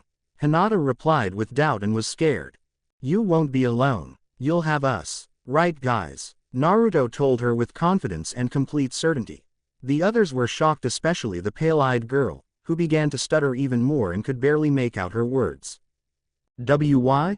Why are you helping me? She asked them. Weren't you hired to take me back? He. Ha ha ha ha. Naruto started to laugh, not a cruel laugh, but as if he heard a joke from a good friend. He confused the others but then began to explain after calming down from his laughter. Because you need help, if we don't, who will? This shocked her to the core. I forgot how much of a fool you are, but that's not a bad thing. Kurama smiled at the thought. What the blonde idiot is saying that for him, helping people in need does not require a reason. He is simply choosing to do what he believes is right. That is the fairy tale way after all. When Kurama said fairy tale, Hinata lost her stutter and grabbed Naruto by the shoulder and shook him. You're from fairy tale. Hinata recalled numerous times about how she heard fairy tale's reputation as destructive guild, especially how the salamander of fairy tale ended up destroying her father's mansion and several parts of the town. Naruto just held his ears from Hinata's outburst. Hey, not too loud. But yeah, and I wouldn't have it any other way. Naruto told her with complete pride in his tone. But does that change anything for you? No, you're right. I must confront my father and tell him that my life is my own to live. Hinata then looked grateful. Thanks to the one known as Salamander, I was able to use the destruction caused by him to escape. This made the other three look at Naruto. Kurama and Carla just gave him a stoic look, with Wendy give him a nervous look, complete with a small laugh. Well, that's Natsu all right, that idiot. Naruto sighed and spoke. Well, Natsu does go overboard. Even I go overboard at times. Naruto admitted, laughing nervously. Well, you dragon slayers are destructive freaks of nature. Kurama yawned out and was now on his stomach, preparing himself for another nap but waited for a reaction to the information he just provided. Wait, did you say dragon slayer? Wendy exclaimed out loud, with even Carla shocked to hear this. Yeah, I'm a dragon slayer and so is Natsu. Is something wrong with that? Naruto asked as Wendy, who regained her composure and apologized for her outburst. Please forgive me for my outburst earlier, you see, I'm also a dragon slayer like you and Natsu. Naruto at first reacted normally until his eyes comically widened. Say what? Naruto briefly frightened the others, except the seemingly stoic Kurama, who expected this from the blonde. Couldn't he be quieter? This is what I get for having a loud mouth for a partner. Kurama just yawned again for the umpteenth time. I'm surprised you guys didn't notice earlier. You both could sniff out those drugs from Gato's place. Not many normal people could do that, and not to mention your enhanced hearing too. It does make sense. You do have enhanced senses that are even greater than a pack of wolves. And there is a possibility that there are more dragon slayers like you here according to yourself, Wendy. Carla interjected. Excuse me. Hinata was confused and interrupted their conversation. I'm confused here. Dragons? What are you talking about? Aren't dragons from children's storybooks? Dragons are real. I was raised by one. They taught us dragon slayer magic. Gramps called it lost magic at one point. Dragon slayer magic was made to specifically hunt dragons. My element is water. Naruto channeled water into his right hand. Well, we drink water anyway, but basically I can consume water and use it to regain magic and power up my spells too. Wait, if you were raised by a dragon, then why learn magic meant to kill them? Hinata was confused about why they need to learn a magic used to hunt dragons if they were raised by dragons. Because just like humans, there are good dragons and bad ones. The dragons who hate humans ate them, and the ones who raised us taught us dragon slayer magic to protect ourselves. Naruto told the Hyuga girl, who understood and nodded her head. Well, we all better get some rest and then head out. Everyone agreed, with Naruto being the last and was about to put out the fire. Naruto. Wendy called out his name and caused him to turn to her. I'm sorry to disturb you, but I wanted to ask you something. Please be honest with me. If it's about the dragon who raised me disappearing in the year X 777 and the 7th of July, I'm sorry, but I can't help you there. Before Wendy could argue, Naruto specified why. It's not that I don't want to, but I don't know what happened to the dragons that disappeared that day. Neither does Natsu. Does this mean that your dragon disappeared too on that day? Wendy had to ask the blonde, but Naruto remained silent for a while, looking at the dancing flames. I mean, you don't have to talk about it. I understand what you were going through. My mother, Grandine, I still try to search for her when I can. I'm sure to. It's fine. I'd rather not go into what happened to Jormungandr. That's the name of the dragon who raised me. Naruto possessed a small smile. Say, why don't you tell me about your mom, and I'll tell you about my dad. You go first. All right. First, what was your father's name? And what was he like? Wendy was now in a lighter mood and asked the blonde about his father. Well, his name was Jormungandr and he was the water dragon. He was strict but he was fair. He taught me everything I know, and I know that he loved me as if I was his own flesh and blood. Naruto smiled at the memories. He was a good father and a good teacher. What about Grandine? She was kind and gentle. Whenever I cried, she would cheer me up. When it was raining and it was cold, she kept me close and hugged me to keep me warm. I never knew my biological parents, but that doesn't matter because Grandine was the mother I always wanted and needed. Wendy smiled and thought about the many times she shared with Grandine. And what element do you use? You already know mine, so, do you mind telling what it is? Naruto asked her, being a little more polite than how he usually speaks, but also curious. Not at all. Grandine was the Sky Dragon, so I use Sky Dragon Slayer magic. She looked at Naruto and was then surprised by Naruto looking at her with interest. Wait, does that mean you can eat the sky itself? Naruto asked her with stars appearing in his eyes, and he came a little closer towards Wendy. No, I don't eat the sky, just the air around me. I can't use my magic for attacks, but I can use it for support spells, she admitted, expecting Naruto to think lower of her, only to be surprised by what he said next. That's awesome. Naruto now had imaginative stars in his eyes and moved a little closer towards her. How does the air taste? What does your support magic do? Why can't you use your magic for attacks? Naruto's questions kept surprising Wendy, who finally spoke before he could ask another one. Please calm down, Naruto. Give me some time and then I'll answer your questions. Wendy told him, but she was happy that he was excited to talk about her abilities in a positive light. My bad, I just get fired up like this at sometimes. Naruto admitted and laughed a little sheepishly. Well, to answer your first question, the air can taste different depending on where I am. If the air is polluted, I can't really use it to power myself up and use it for spells. Next, my support spells can be used to enhance a person's strength, speed and other attributes. Wendy told him the advantages of her support-type magic, which Naruto understood, but the main use of my magic is for healing. Healing magic. That's supposed to be a rare magic according to Granny and supposed to be what she called lost magic. That's really cool, he praised her, making her blush. So, is there a reason why you can't use your magic to fight? It's not that I can't use spells to fight. It's just that I don't know any offensive spells and I don't like fighting, nor do I know how to fight. She told him the truth, hoping that he wouldn't think less of her, and thankfully for her, he didn't. Well, if you ever need help learning attack spells, or even hand-to-hand combat, look me up. Even if you don't like fighting, you can use these spells and skills to protect yourself. Naruto offered to teach her how to protect herself, surprising her once more, but this led her to smile, a smile which made Naruto blush. She really cute. Naruto then regained focus and gave her his own bright smile, causing Wendy to blush. He's really cute. Wendy had the same thoughts about Naruto and blushed too, until she regained focus herself. I would really like that. The two of them would go to sleep, with Naruto looking at the star longer.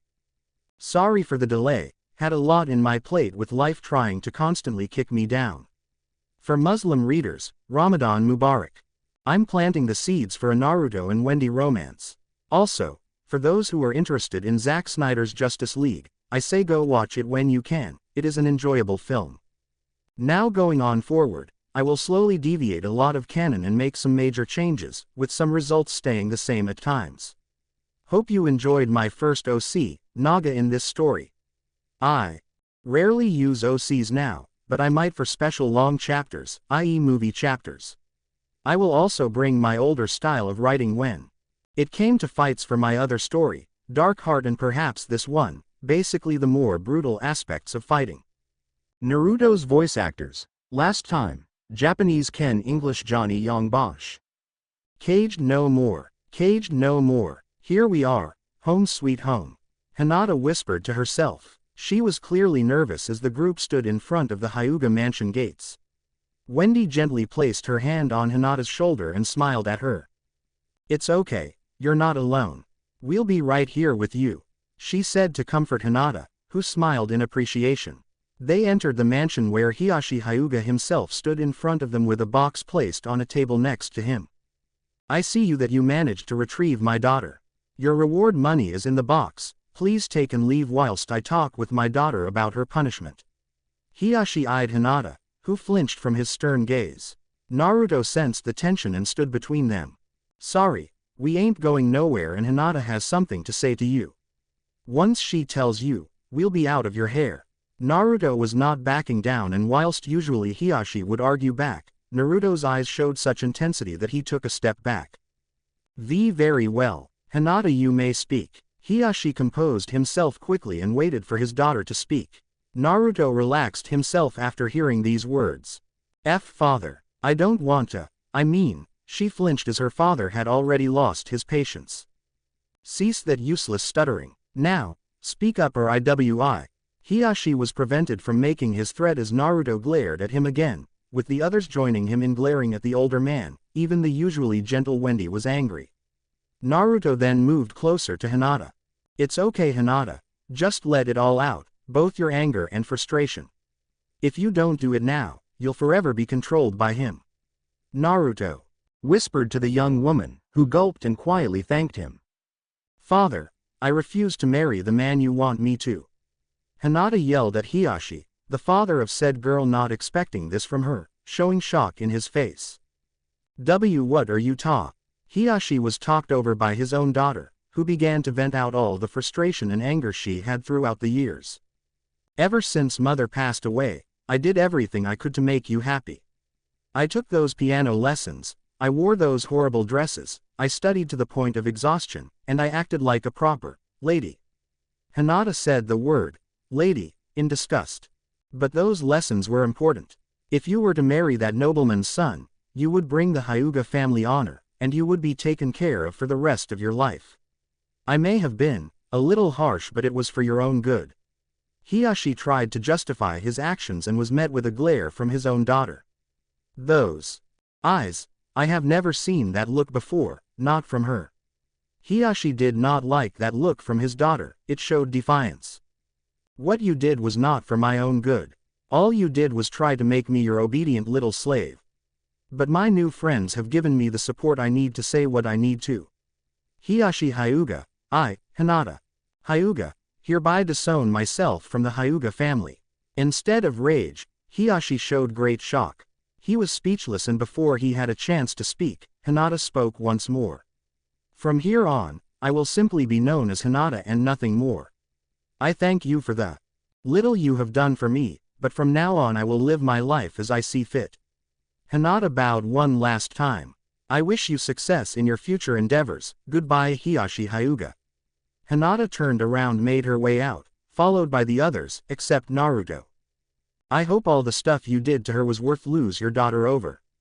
Naruto then sighed and then slowly walked towards Hinata's now disowned father. He then grabbed Hiashi's collar and brought him closer to himself, with Hiashi's expression being that of fear. You ever go after Hinata again and endanger anyone from Fairy Tail and Wendy and her guild, the damage my friend Natsu did to you. Little mansion will be nothing when I'm through with you. When Naruto said his threat, Hiashi could have sworn he saw the blonde's eyes briefly slit. Naruto dropped the older man and left. What have I done? Hiashi slowly lifted himself up and went back to work, his eyes no longer the same, showing great sadness from his past actions. Back with Naruto, he saw the others waiting for him, though Kurama was still sleeping. "What kept you?" Carla asked the blonde, who rubbed the back of his head sheepishly. "Just had to tell Hinata's old man something. Come on, let's get out of here, this place is pissing me off." Naruto told them his honest thoughts, with even the soft-spoken members agreeing with him, though they would have worded it differently compared to Naruto's more colorful approach. They all walked away from the mansion, with Hinata looking back one last time. "So, where will you go now?" Wendy asked the now liberated Hinata, who was uncertain of what to do.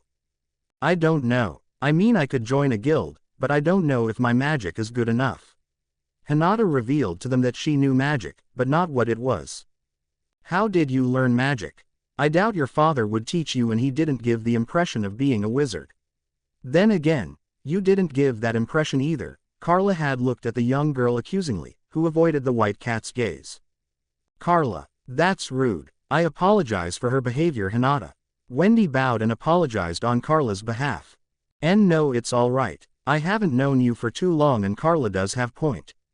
I did hide the fact that I know magic." Hinata breathed in deeply and then let it all out. "You were right, Carla. I did not learn magic from my father, but I found it from an old scroll from our library. It's a type of magic which involves the eyes, this magic that was used by my ancestors. Overusing it caused a genetic defect which made our eyes look like they do now, but no one has used this magic in my family for a long time. Until me, that is." Hinata showed what she meant by focusing. The area around her eyes pulsated and veins became visible. Her pure lavender eyes became pure white and showed hues of her pupils. "This magic is known as white gaze." "White gaze. I can see why. What does your magic actually do?" Carla stared at Hinata, who began to explain. "White gaze allows me to see through most solid objects, and I see the amount of magical power a wizard possesses. White gaze has no real application for combat but can be used for medical and tracking purposes." Hinata explained the benefits of white gaze as well as some disadvantages. "So, basically, your magic makes you a pervert?" Naruto questioned, understanding the basic abilities of Hinata's magic. This made the eyes of the females of the group comically widen as Kurama laughed. Kurama had woken up when Hinata began to explain white gaze. What? I mean, technically I can see through clothes, but not if they're wearing you underwear. Also, apart from the magic, everything usually appears colorless to me." Hinata's face turned red, as did Wendy's, with Carla looking incredulously at the blonde for saying this. "I didn't say anything about underwear, I just asked if you were a pervert. I mean, I don't think you would, Hinata, but I know a lot of people who would love to see through walls or clothes like that even if you can't see in color."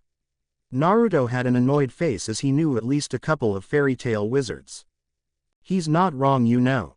Carla reluctantly agreed. "Your white gaze could be a pervert's dream come true, especially if the unlucky lady is not wearing any underwear. But why would you say something like that, you blonde idiot?" Carla glared at the blonde. "Well, I just wanted to mess with you all." Naruto grinned as they all had incredulous looks apart from Kurama, who sighed. "You know, one day your pranks and jokes will lead you to your death." Kurama told Naruto, who just chuckled, with Wendy and Hinata also chuckling, though nervously on their part, and Carla just glared at Naruto. "So, what are you going to do now, Hinata? I mean, do you even have an idea what you're going to do now that you officially left your dad's place?"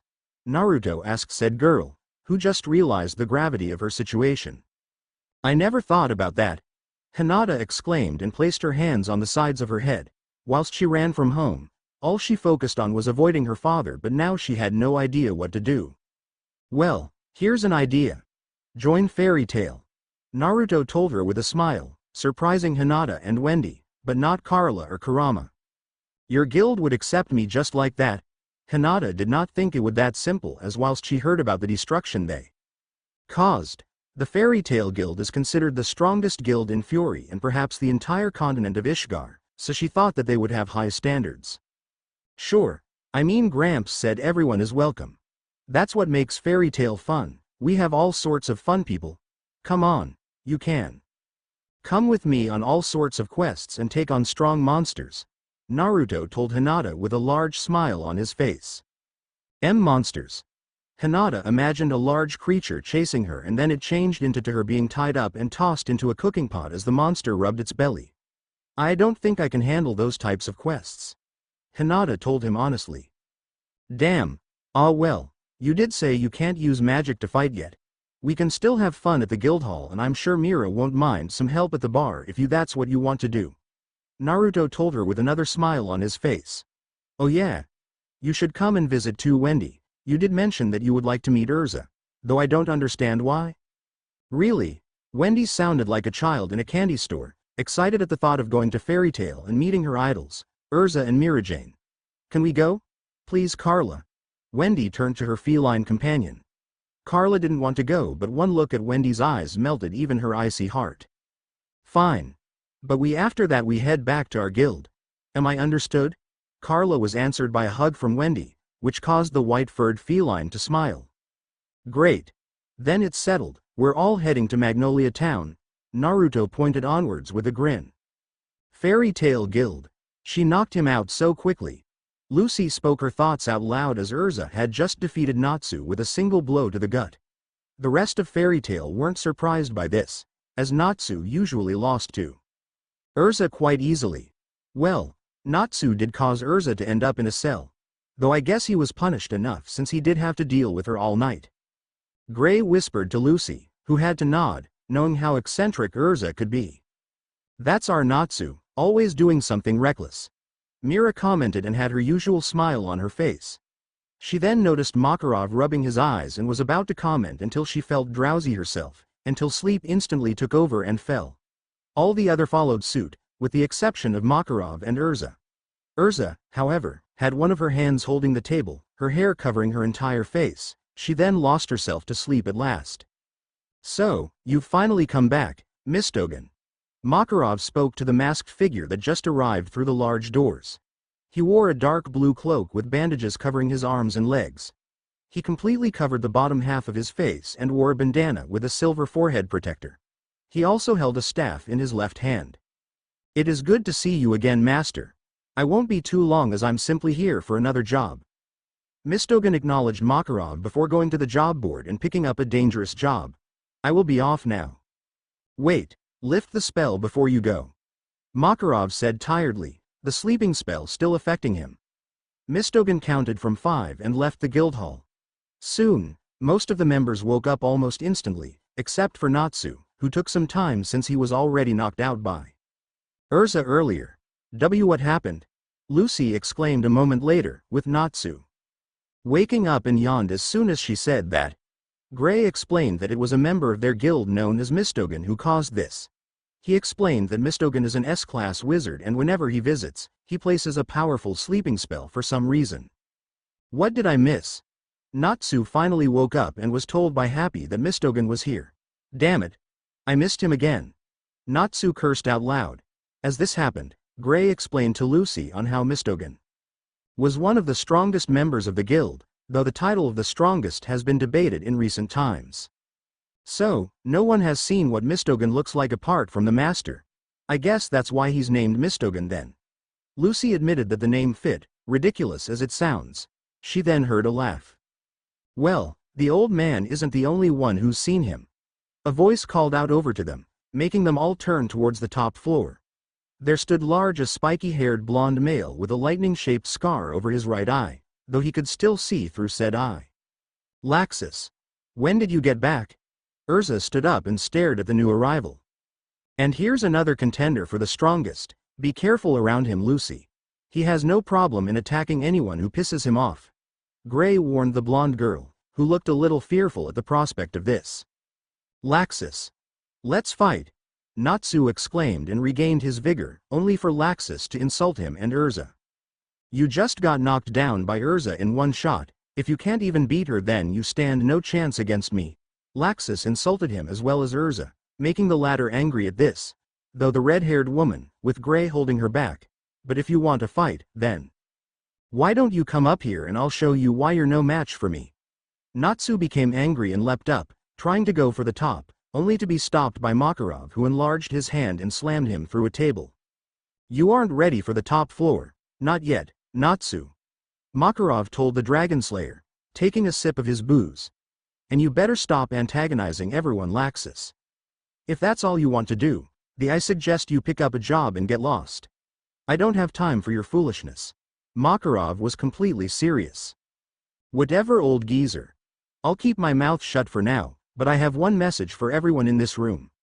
Now, I've been hearing all of you talk about who's the strongest in the guild, and I don't appreciate that nonsense. Laxus started and then smirked at everyone. I am the strongest in all of Fairy Tale. Not Erza, not Mistogan, and not some old geezer who rarely shows up. Remember that. Laxus turned his back to the others, only making those at the lower ground angry. Later, Lucy inquired why Makarov had stopped Natsu from reaching the top floor. Mirajane explained that the top floor contained the most dangerous requests, only those who were classed as S-class. Wizards may take them. She mentioned that Laxus was one of the few S-class wizards and he had defeated Natsu in the past with little effort. Even Erza could not defeat him. The two did not notice a certain blue cat sneak into the top floor and take an S-class quest, but Laxus did and smirked to himself. The next day, Master. I don't know what's happened, but one of the S-class quests is missing. Mira ran downstairs and told Makarov, who calmly drank his coffee but then spit it back out from hearing the news. Magical Council headquarters. So, Gato was captured, and with his confession, they managed to discover Minister Roman's involvement, and now he's rotting in jail. Councilman Sagrain, a handsome blue-haired man with red markings on the right side of his face, spoke. Next to him a beautiful and voluptuous woman with dark-colored hair. This is Ultir Milkovich, a member of the Magical Council like Jelal. It was bound to happen, though it has nothing to do with us. But there is a coincidence. A fairy tale wizard was involved. Speaking of which, how was your private conversation with Erza Scarlet? Ultir smirked at him, which Sagrain returned. Let's just say that everything is going according to plan. Didn't expect Salamander to barge in that day though. Shouldn't you get going? Sagrain asked her, with Ultir remembering her current objective. Ah yes, Galuna Island. Well, I shall see you later, Sagrain, I have a job to do. Ultir bowed briefly and disappeared from Sagrain's sight. You're a crafty one, Ultir, but don't think I'll allow you to do what you want. Sagrain chuckled to himself. End. Sorry about the long delay, hopefully next chapter will have more words, but I wanted to post it now since I'm covering for my brother's delivery job tonight. I will begin to deviate from canon soon, and once again, for those who don't want Hinata to end up with Naruto in this story, this is not a Naruhina, but that doesn't mean Hinata can't fall in love with him, like normal. The reason why Hinata won't have her usual Hyuga abilities is because there are no chakra points in Fairy Tail's magic system, so it didn't make sense to me. Naruto and Laxus Makarov had already sent Gray to bring back Natsu and the others, but the Ice Wizard did not return. Laxus was scolded for not doing anything as he witnessed Happy steal the quest from the second floor, but the blonde brushed it off.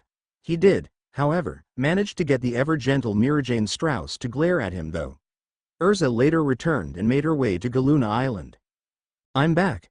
Naruto kicked the door open just like last time. Most of the guild members were partying. The usually cheerful Mira spotted the blonde. Oh, welcome back, Naruto. You missed quite a lot whilst you were away. Mira gave him a brief smile. Earlier she may have been worried, but with Erza sent to retrieve the S-class thieves, she was back to her normal self. Did something happen whilst I was away? Naruto asked the barmaid, who began to explain what happened. First, she explained what happened to Erza and the Magic Council.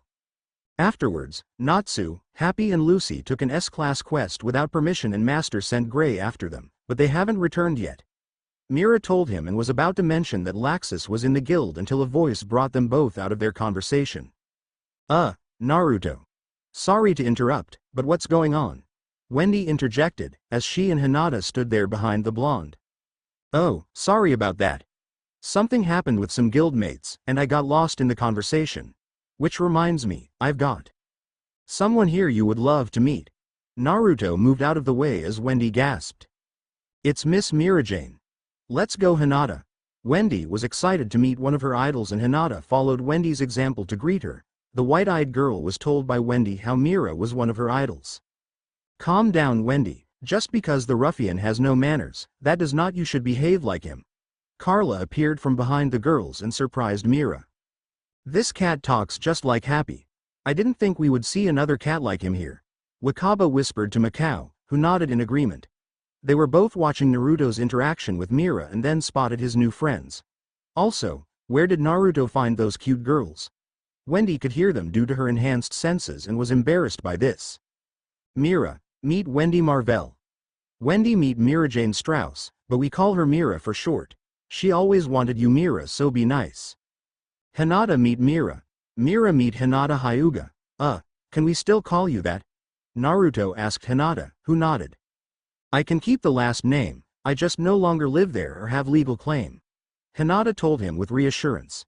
Both Hinata and Wendy gave Mira a small bow. Hello, it is nice to meet you, Miss Mira Jane. Both young ladies greeted her with smiles on their faces. This is Carla, she's my friend and a member of my guild. Wendy introduced the white feline. Charmed, I'm sure. Carla responded in her usual tone, showing that she did not really want to be in the guild hall. Nice to meet you all. Please call me Mira. I'm glad Naruto made some new friends. And I didn't expect another talking cat to show up. You remind me of Happy. Mira commented at the end. Ah, yes. Naruto mentioned there was a male cat. We may be the same species, but I am nothing like this Happy you speak of. Carla told the white-haired barmaid, who still had her usual smile on her face. Hey brat, aren't you going to introduce your friends to your guild master? Makarov asked the blonde, taking a gulp of his ale and looked at one of the troublemakers of Fairy Tail. Alright, ladies, this is Gramps. He's a wizard saint, Fairy Tail's third guild master and a short pervert. The last one had Makarov spit out his ale and accidentally squirting Naruto. Don't tell them that you brat, Makarov's head comically enlarged. Don't believe this brat, I am simply a humble and dutiful old man. Who has to deal with this demon's pranks since he arrived? Makarov shivered at the thought of one of Naruto's pranks.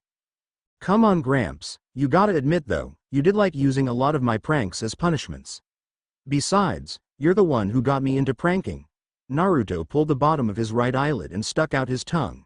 Makarov then just laughed at him. Ha ha ha. That is true. You are truly blessed by the god of mischief. But sometimes you go too far, so please for my sake, please calm down with them. Makarov hoped that the youth would listen. Fine, I'll try but no promises Gramps. Naruto sighed out and then returned to his normal self. Sorry about that you three, go on and introduce yourselves. And Mira, tell me more about the S-class job Natsu took. Hinata and Wendy politely greeted Makarov, with Carla just providing a simple hello.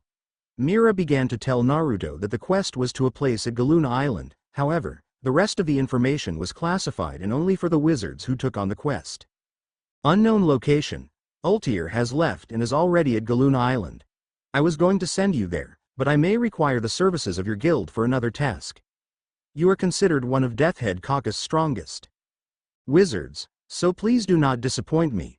Sagrain sat on a chair and had a devious smile on his face and wore a dark-colored cloak. How may I serve you, Lord Sagrain? The person in front of Sagrain was a pale-skinned young man with long white hair and 2 red dots on his forehead. Careful how you address me around here. I wore this cloak for a reason Kimimaro, so please call me by my true name, Jelal. Is that understood? When Kimimaro nodded and apologized, Sagrain or rather Jelal gave his orders. There's this man who is a part of the Magical Council's military forces, Asuma Sortobi. The son of the former wizard saint, Hiruzen Sarutobi. I have heard of him and that he was a part of Kakashi Hitaki's squad at one point. What about him? Kimimaro asked about Asuma. He's been a thorn on our side for a while now, however, he and his squad will be heading towards Magnolia to question a wizard about an incident which took place a couple of days ago. Jelal told him with some mirth in his voice. So, my task is to prevent this meeting to take place. Who is this wizard and where will I find Asuma's group? Kimimaro asked his employer. The wizard is Naruto Uzumaki. You probably heard of him by this title, the Paladin of the Sea. Now that did get a reaction from Kimimaro, who heard about Naruto's reputation. Asuma's group just left a few hours ago. If you leave now, you can catch up to them by tomorrow. Oh, and avoid killing anyone, simply incapacitate them. Forgive me for being forward, Lord Jelal, but why? Surely it is better to kill them and make sure that they do not meet the Paladin of the Sea. Kimimaro only caused Jalal's mirthful smile to grow wider. And here I thought you were a professional. Asuma is one of the council's top officers. His death would cause a reaction from them, and would lead to our plans being postponed. He also is quite close to his team, and one of them happens to be his lover, Kurenai Yuhi. And Naruto Uzumaki, I have plans for him. That's why they should only be incapacitated. Jelal told him the reasons, but not completely. Understood, Lord Jelal. I shall take my leave. With a final bow, Kimimaro left. If all goes according to plan, I'll be one step closer to my goal and make sure they will suffer. Jalal's eyes showed some anger, but he then placed his right hand over his eyes and decided to head back to Era, where the Magic Council headquarters was located. Back at Fairy Tail.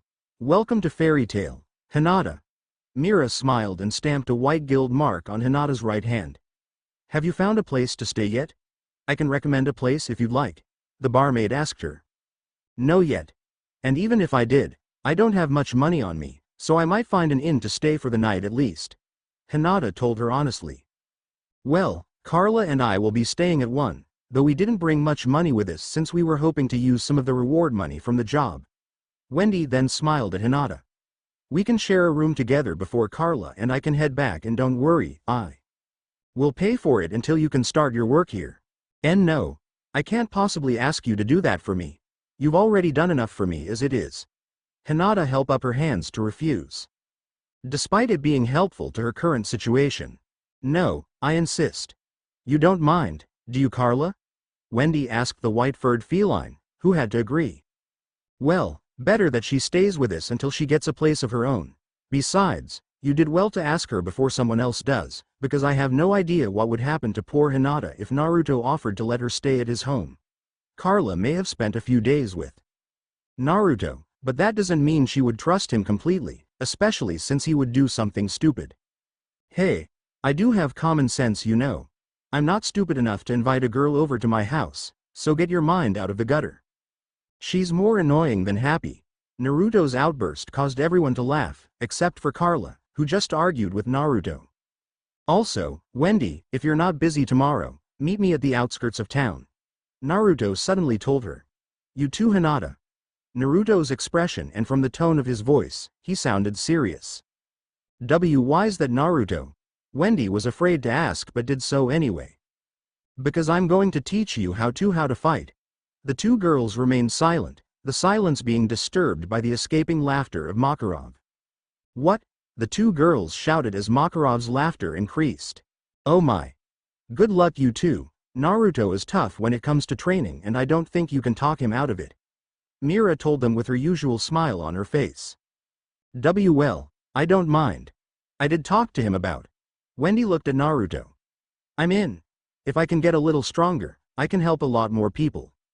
Well, I'm not a fighter either, but it could help in the long run. And despite knowing you only for a little while, I trust you, Naruto. Hinata told him with honesty. Brat, you're finally growing up. Makarov then heard a laugh. That's just like you, little Naruto. A familiar voice brought Naruto and the others' attention towards the second floor. Unlike most of the other Fairy Tail members, Naruto was happy to see Laxus. Nice to see you again, Laxus. I was waiting for you to show your ugly mug. Naruto's insult was a more playful one, an insult that Laxus only laughed off, something Makarov appreciated. They really do act like siblings, Naruto. You bring out the best of Laxus. He witnessed Laxus jump down and bump fists with Naruto. Good to see you again, you little troublemaker. Laxus laughed and then ruffled Naruto's hair. Makarov then recalled how Naruto was brought to the guild as a child. X777, October 10th. Honestly, that troublesome grandson of mine. Now's he's got freed and the others as his lackeys. Makarov was drinking and annoyed at Laxus. Laxus, where did I go wrong with you? He then watched the children of the guild cause a ruckus. At least I have them out of the way. Laxus kicked the doors off their hinges and carried something in his arms. Makarov looked closer and saw that it was a blonde-haired child no older than the children of the guild. Laxus. What the hell happened? Why do you have a kid with you? And why? No time, old man. Get that old hag here. This kid needs help. Laxus surprised Makarov as he showed concern to another person other than himself. Bring him to the infirmary then. I'll contact poor Lyuzica right now. Makarov took out a lacrima and told her the situation. He then made his way to the infirmary but was confronted by a concerned Erza. Master, what's happened to that boy? And who is he? She asked the wise old man. I have no idea, but I called poor Lyuzica and she'll be here soon. Don't worry, Erza, he'll be all right. Makarov gave her a reassuring smile and entered the infirmary where Laxus sat beside the boy, worried as the boy had a large wound over his torso. Hang on, Naruto. You'll make it, I promise. Laxus waited until poor Lyuzica arrived, the blonde giving Naruto a look before he left the room. So, that boy is named Naruto. May I ask you a couple of questions? When Laxus remained silent, Makarov asked anyway. First off, you know where Polariasika lives, so why not take him directly to her? And how do you know this child? And what caused that injury? Laxus remained silent for a little while longer until he sighed. The old hag doesn't like me, and I did try, but she wasn't home. He's a brat that's been annoying for a few days, and just to shut him up, I let him tag along on my quest with me. Because of me he ended up hurt by that monster. Laxus felt bad someone got hurt because of himself, something Makarov thought he would never see. Well, even the most capable wizards make mistakes. You have admitted to your mistake and did the right thing. Naruto is in good hands. Makarov told him with complete certainty. After a few hours, poor Lyuzica came out and told them that Naruto was going to be just fine. Laxus and Makarov went in. Hi, Laxus. Naruto was happy to see Laxus, who then smiled and walked up to him. Laxus then ruffled his head, like an older brother would do for his little brother. That cranky lady said you saved me, so thanks for that. It's no problem, kid, but that's the last time you'll be fighting monsters before you're ready. Oh, and this my Gramps. Gramps, Naruto. Naruto Gramps. Laxus introduced them officially. Hello, Naruto. I'm Makarov Drayar, Guild Master of Fairy Tail. Makarov shook hands with Naruto, who smiled. Hey, I'm Naruto Uzumaki. Nice to meet you, Gramps. Naruto was too informal, but Makarov was used to informalities by now, as both Gray and Natsu referred to him as such. End flashback. When Naruto's around, Laxus becomes more tolerable. Still a jerk to the others though. Mira glared at the older blonde briefly before she sighed and cleaned the mugs. So, I see you made new friends. One's from another guild. Listen, you two, you may be friends of Naruto, but don't hold him back. He doesn't need people dragging him down. Laxus threatened them, but Naruto stood in front of him. Hey, come on now, Laxus. Be nice, they're my new friends. Besides, I've gotten stronger. I almost beat Sasuke and our fight only ended because we were interrupted. Now this took Laxus's attention away from the girls and he laughed. Oh, why don't you tell me all about it? Laxus offered to buy Naruto food and talked with his fellow blonde. Wendy and Hinata were frightened by Laxus but were comforted by Mira. Don't worry, Laxus is usually a jerk to everybody, except Naruto. Though Naruto was quick enough to turn Laxus's attention away from you, so you were lucky. Naruto, thank you. Both Wendy and Hinata thought the same thing. A random ship at sea. Erza had commandeered a vessel, ordering the captain and staff on board, not that they minded as they became infatuated with her. Excuse me, Miss Erza. The captain spoke in a mild-mannered tone. The island has been spotted, we'll drop you off at the back, but we will not be setting foot on it. No, understandable considering that the island is supposed to be cursed and all. I thank you for your assistance. If I do not return soon, you may leave. It's not worth losing your lives over. Her words made the sailors think that she was worried for their safety. Everyone now had figurative hearts show in their eyes. End. Hope you enjoyed this chapter. Please review. I wanted to at least upload this chapter today and I had the flashback on the 10th of October because it is Naruto's birthday. More of Naruto's past will be explored and how he bonds with Laxus too. I will try to make the next one quicker. Kimimaro the Skull Demon. Kimimaro, the Skull Demon. How long until we reach our destination Asuma? Kurenai Yuhi, the secret lover of Asuma Sarutobi. She has long untamed black hair and crimson eyes. She is wearing red lipstick on and purple eyeshadow. She wore a red mesh armor blouse with only the right sleeve visible, with a white fabric shaped like bandages with rose thorn designs on them. Just a few hours away. Sorry about taking too long, but you know. What happened when we hang out with Kakashi? Asuma sighed and took out a pack of cigarettes. He lit one and then looked back at the other two members of his squad. You two have been quiet.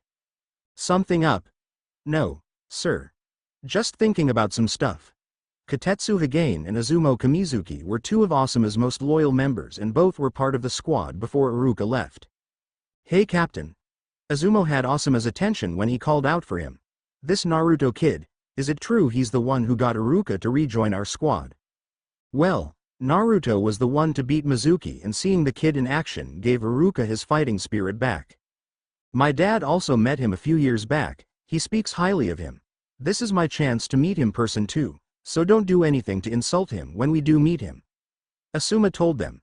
Of course, the real reason was to question Naruto about Mizuki and if he knew anything about the Shadow Stone or Orochimaru. However, Asuma is interested in meeting the person that helped his father out and influenced Iruka's decision to rejoin their squad.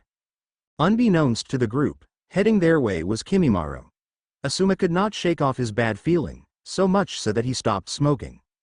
Fairy Tale Library. Okay, Hinata, let's see what magic we can find for you. Levi Magarden, a blue-haired petite girl around the same age as Lucy. You said that you wanted something to help her in combat, is that right, Naruto? Yeah, that's right. Just something for her to defend herself. Maybe the superhuman strength Granny Tsunade uses. Naruto recalled meeting one of the 10 wizard saints and a legendary wizard in her own right, Tsunade Senju, who was known for 3 things, her monstrous strength, her medical skills, and her gambling. I think that's a trade secret. She wouldn't want her super strength in the wrong hands after all. And I don't think that magic would be a nice fit for Hinata. Levi could not picture sweet Hinata using such a barbaric type of magic, or rather if she learns that magic through Naruto, she might pick up his bad habits. Yeah, you're probably right. We'll have to find her something I can easily teach her. Naruto placed a singer underneath his chin. How about water magic? It's something I can easily teach her since that's my element. Excuse me. Hinata interjected. But I have chosen air magic. Wendy helped me pick it out. I hope you don't mind. Hinata told them. Levi did not mind at all, but Naruto then scratched his head. Okay then. I thought if we ever teamed up and I'm in a pinch, you could help me out. Well, you chose it and I promised to teach you how to fight. So, let's get going. Naruto replied happily, making the 3 girls laugh nervously. Come on. I know a good spot. He left the library. Better get going. Naruto doesn't like to be kept waiting, especially when it involves training. I have a job to do after this, so good luck. Levi smiled a little, though truthfully she was nervous at how Naruto would train them since he could be really rough in battles and training. Sometime later, forest outskirts. How's this, Wendy? Hinata managed to channel air into her hands, showing that she learned the magic. Wendy, whose element was the air itself, was the best person to help her learn this magic.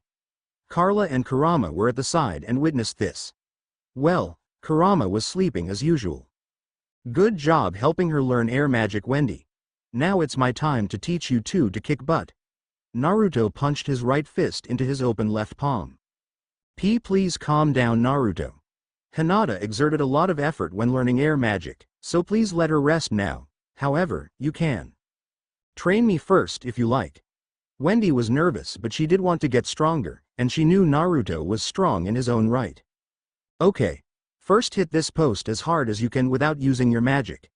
Naruto pointed to a cut-down tree which had a target painted on it. Wendy was now in front of the post and breathed in deeply.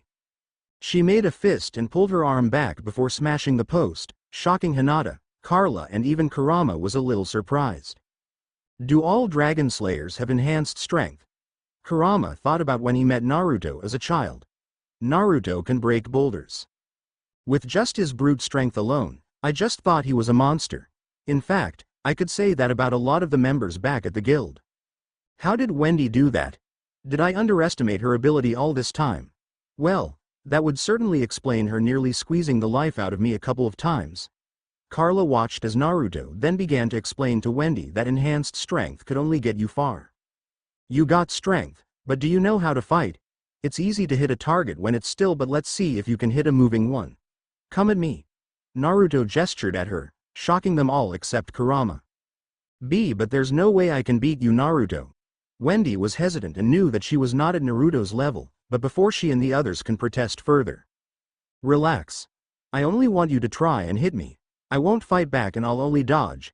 It's better for you to learn that magic is useless if you don't know how to use it properly. You need to learn how to move, how to punch, kick and dodge too.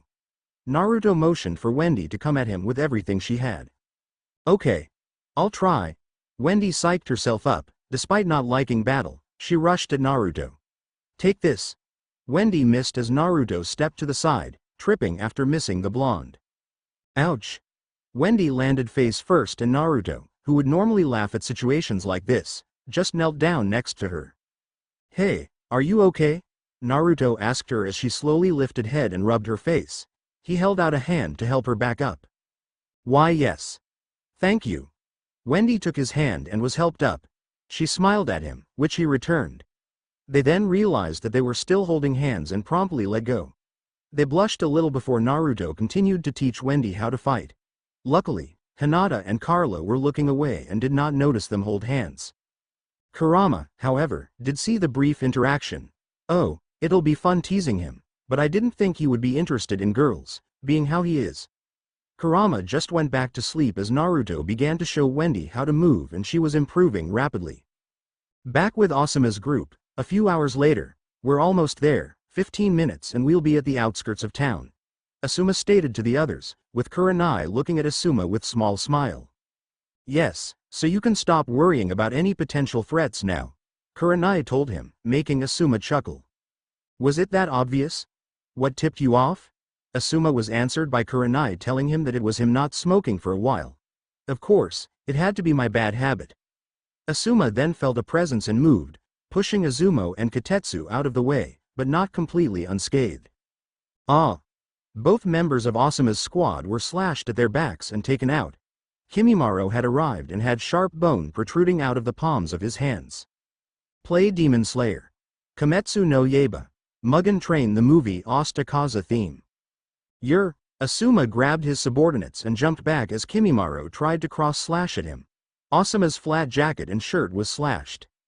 Asuma Sarutobi, it has been a long time.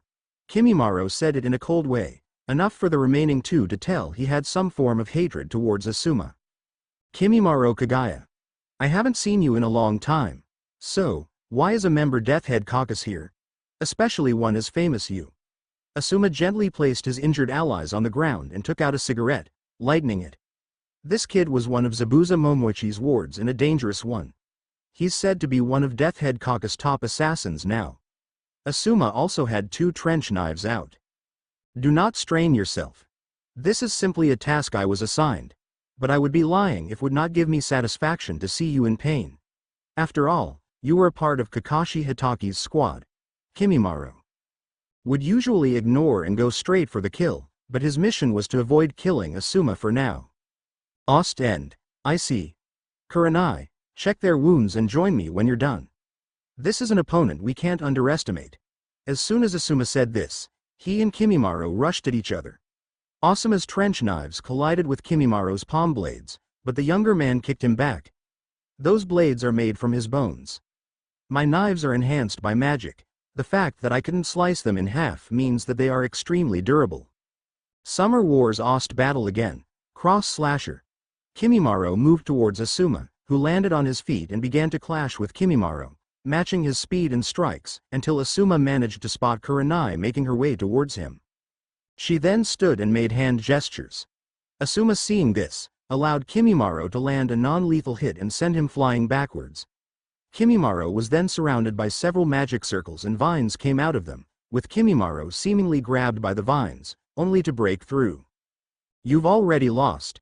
Kurenai's voice echoed as Kimimaro was suddenly bound by tree branches and trapped in a tree. Kurenai then slowly emerged from the tree with a knife in her hand. Such pitiful illusions. Kimimaro the unleashed more bones, this time protruding from his back, stabbing Kurenai, and the burst of magic Kimimaro released undid the illusion. Ah! Kurenai was stabbed at her right arm and left side of her stomach. Kimimaro then released her and let her drop. Kurenai was bleeding from her wounds, but they were not fatal. Bastard! Asuma's emotions got the better of him and he lunged at Kimimaro. Kimimaro moved back but was scratched on his chest. Asuma then manipulated the smoke from his cigarette, blasting Kimimaro with a stream of smoke. Kimimaro felt that the smoke appeared more dangerous than it seemed and jumped back. However, the smoke managed to reach his left forearm. "It's burning my arm." Kimimaro moved further back and saw his now burnt forearm. His smoke also has the property of fire. "I can't feel my hand." Kimimaro closed the gap between him and Asuma as the smoke cleared. He used his right blade to aim for Asuma's temple. With Asuma barely blocking with his left trench knife, slicing the captain's left wrist and making Asuma hiss in pain. Big mistake. Asuma aimed for Kimimaro's shoulder with a right hook, only for Kimimaro to headbutt him, bloodying his nose. This kid is fast, despite my specialty in close combat. I guess I need to end this with burning ash after all. And it can't hurt to increase the cutting power of my knives too. It's better if I end this sooner than later, plus I only have one shot left with this cigarette. Asuma can only use his smoke magic with a medium, usually his cigarettes. Now Asuma focused and the sharp edges of his knives were channeling energy, extending his blades. Kimimaro noticed as Asuma kicked him away, then swinging his arms against him. Kimimaro used the bones on his palms, only for Asuma to slash through them. What? Kimimaro was hit dead on by Asuma's attack and sent flying. Time to end this. Burning ash. Asuma released a large blast of smoke which completely enveloped Kimimaro. End. Phew. That should be enough to take him down.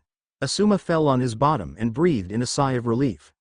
Kurenai then noticed a figure emerging from the smoke. Asuma. He's not done yet.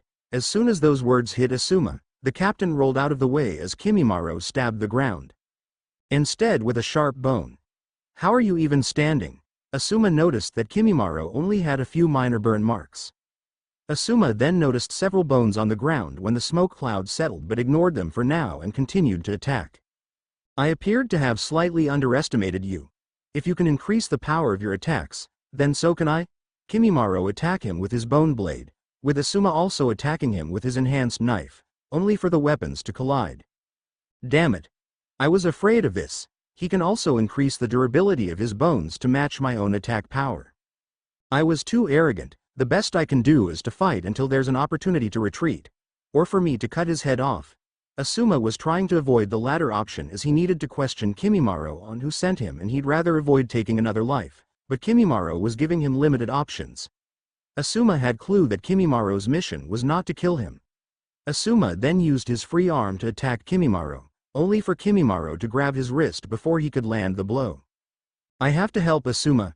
Kurenai used hand gestures to create lions to attack Kimimaro, who instantly noticed that they were illusions and ignored them. Kimimaro carried on fighting Asuma. Damn it. I got careless and now I'm no help to Asuma.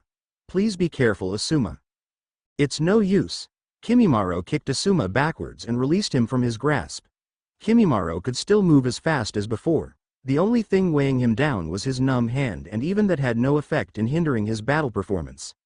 However, unbeknownst to Asuma, there was a reason on why he can't make more weapons. Kimimaro was able to cut through Asuma's attire and leave a cut on Asuma's chest. Damn. That stings. Asuma hissed in pain but continued fighting. Asuma rushed at Kimimaro, who matched each of his strikes with his single bone blade. Asuma was lightly jabbed through the left shoulder and Kimimaro was slashed on his right pectoral. Kimimaro then quickly headbutted Asuma and drew blood from his head. Ah! That stung. Wait, he isn't summoning any more bones to attack me, that's it. Asuma looked at the bones that were left in the aftermath of his burning ash spell. He must have created skeleton-like armor to protect himself from the smoke. He must have a cool-off period before he can create more weapons. That's why he's only using one weapon. He must have made it before creating his armor.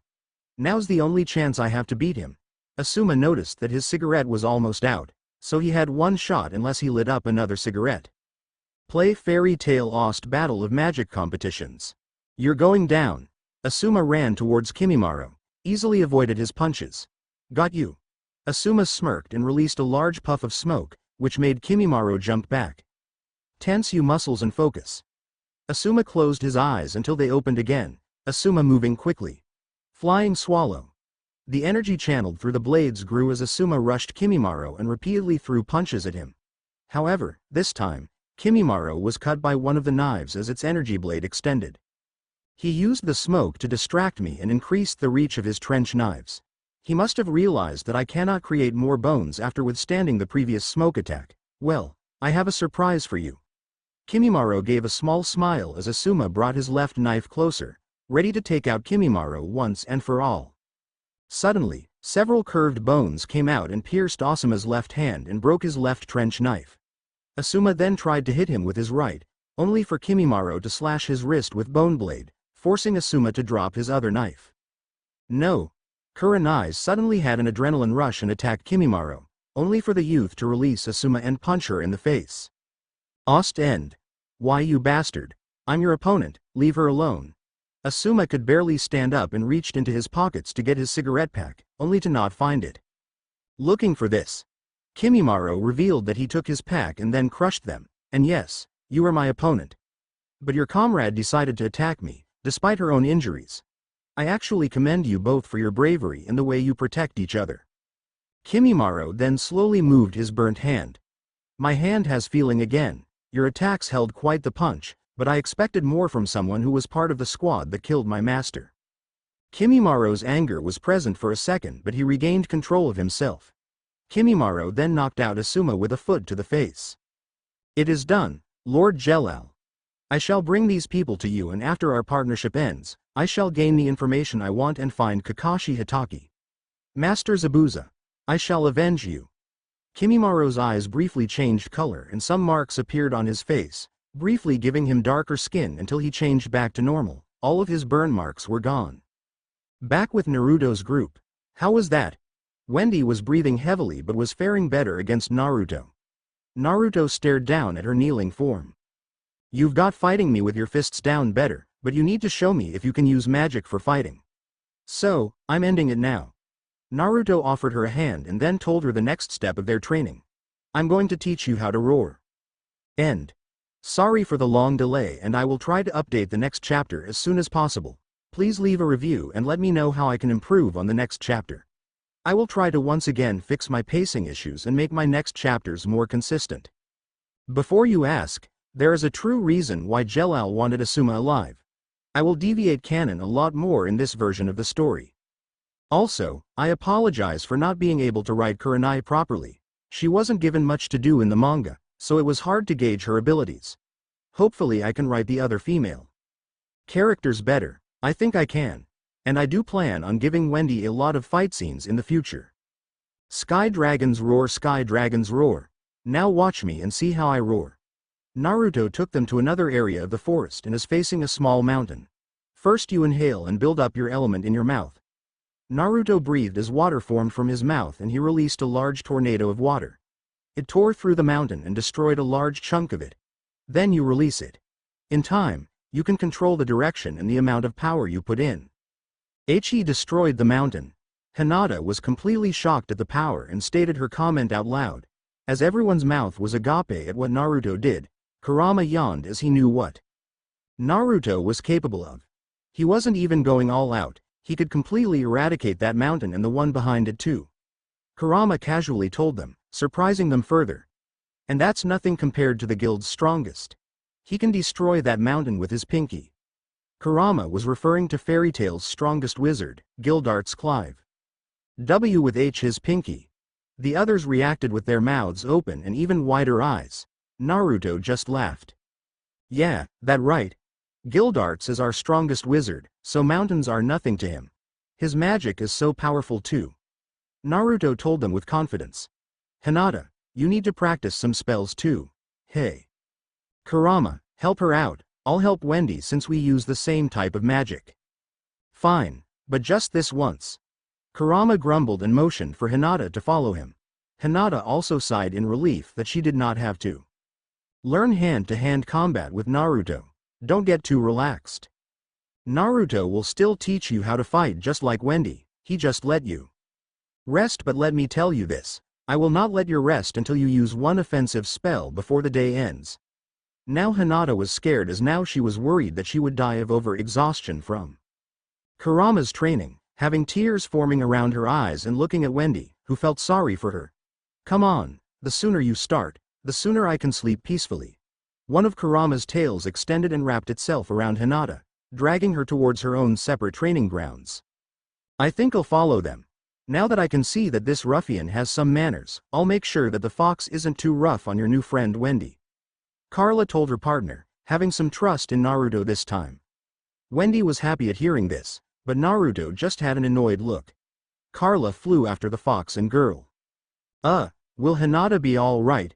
Wendy asked the blonde, who shrugged. Don't worry, Kurama may seem rough around the edges, but he's big softy. But avoid making him angry, he's a real demon when he's mad. Naruto emphasized the word demon, which actually had a deeper meaning to it, something Wendy would find out later.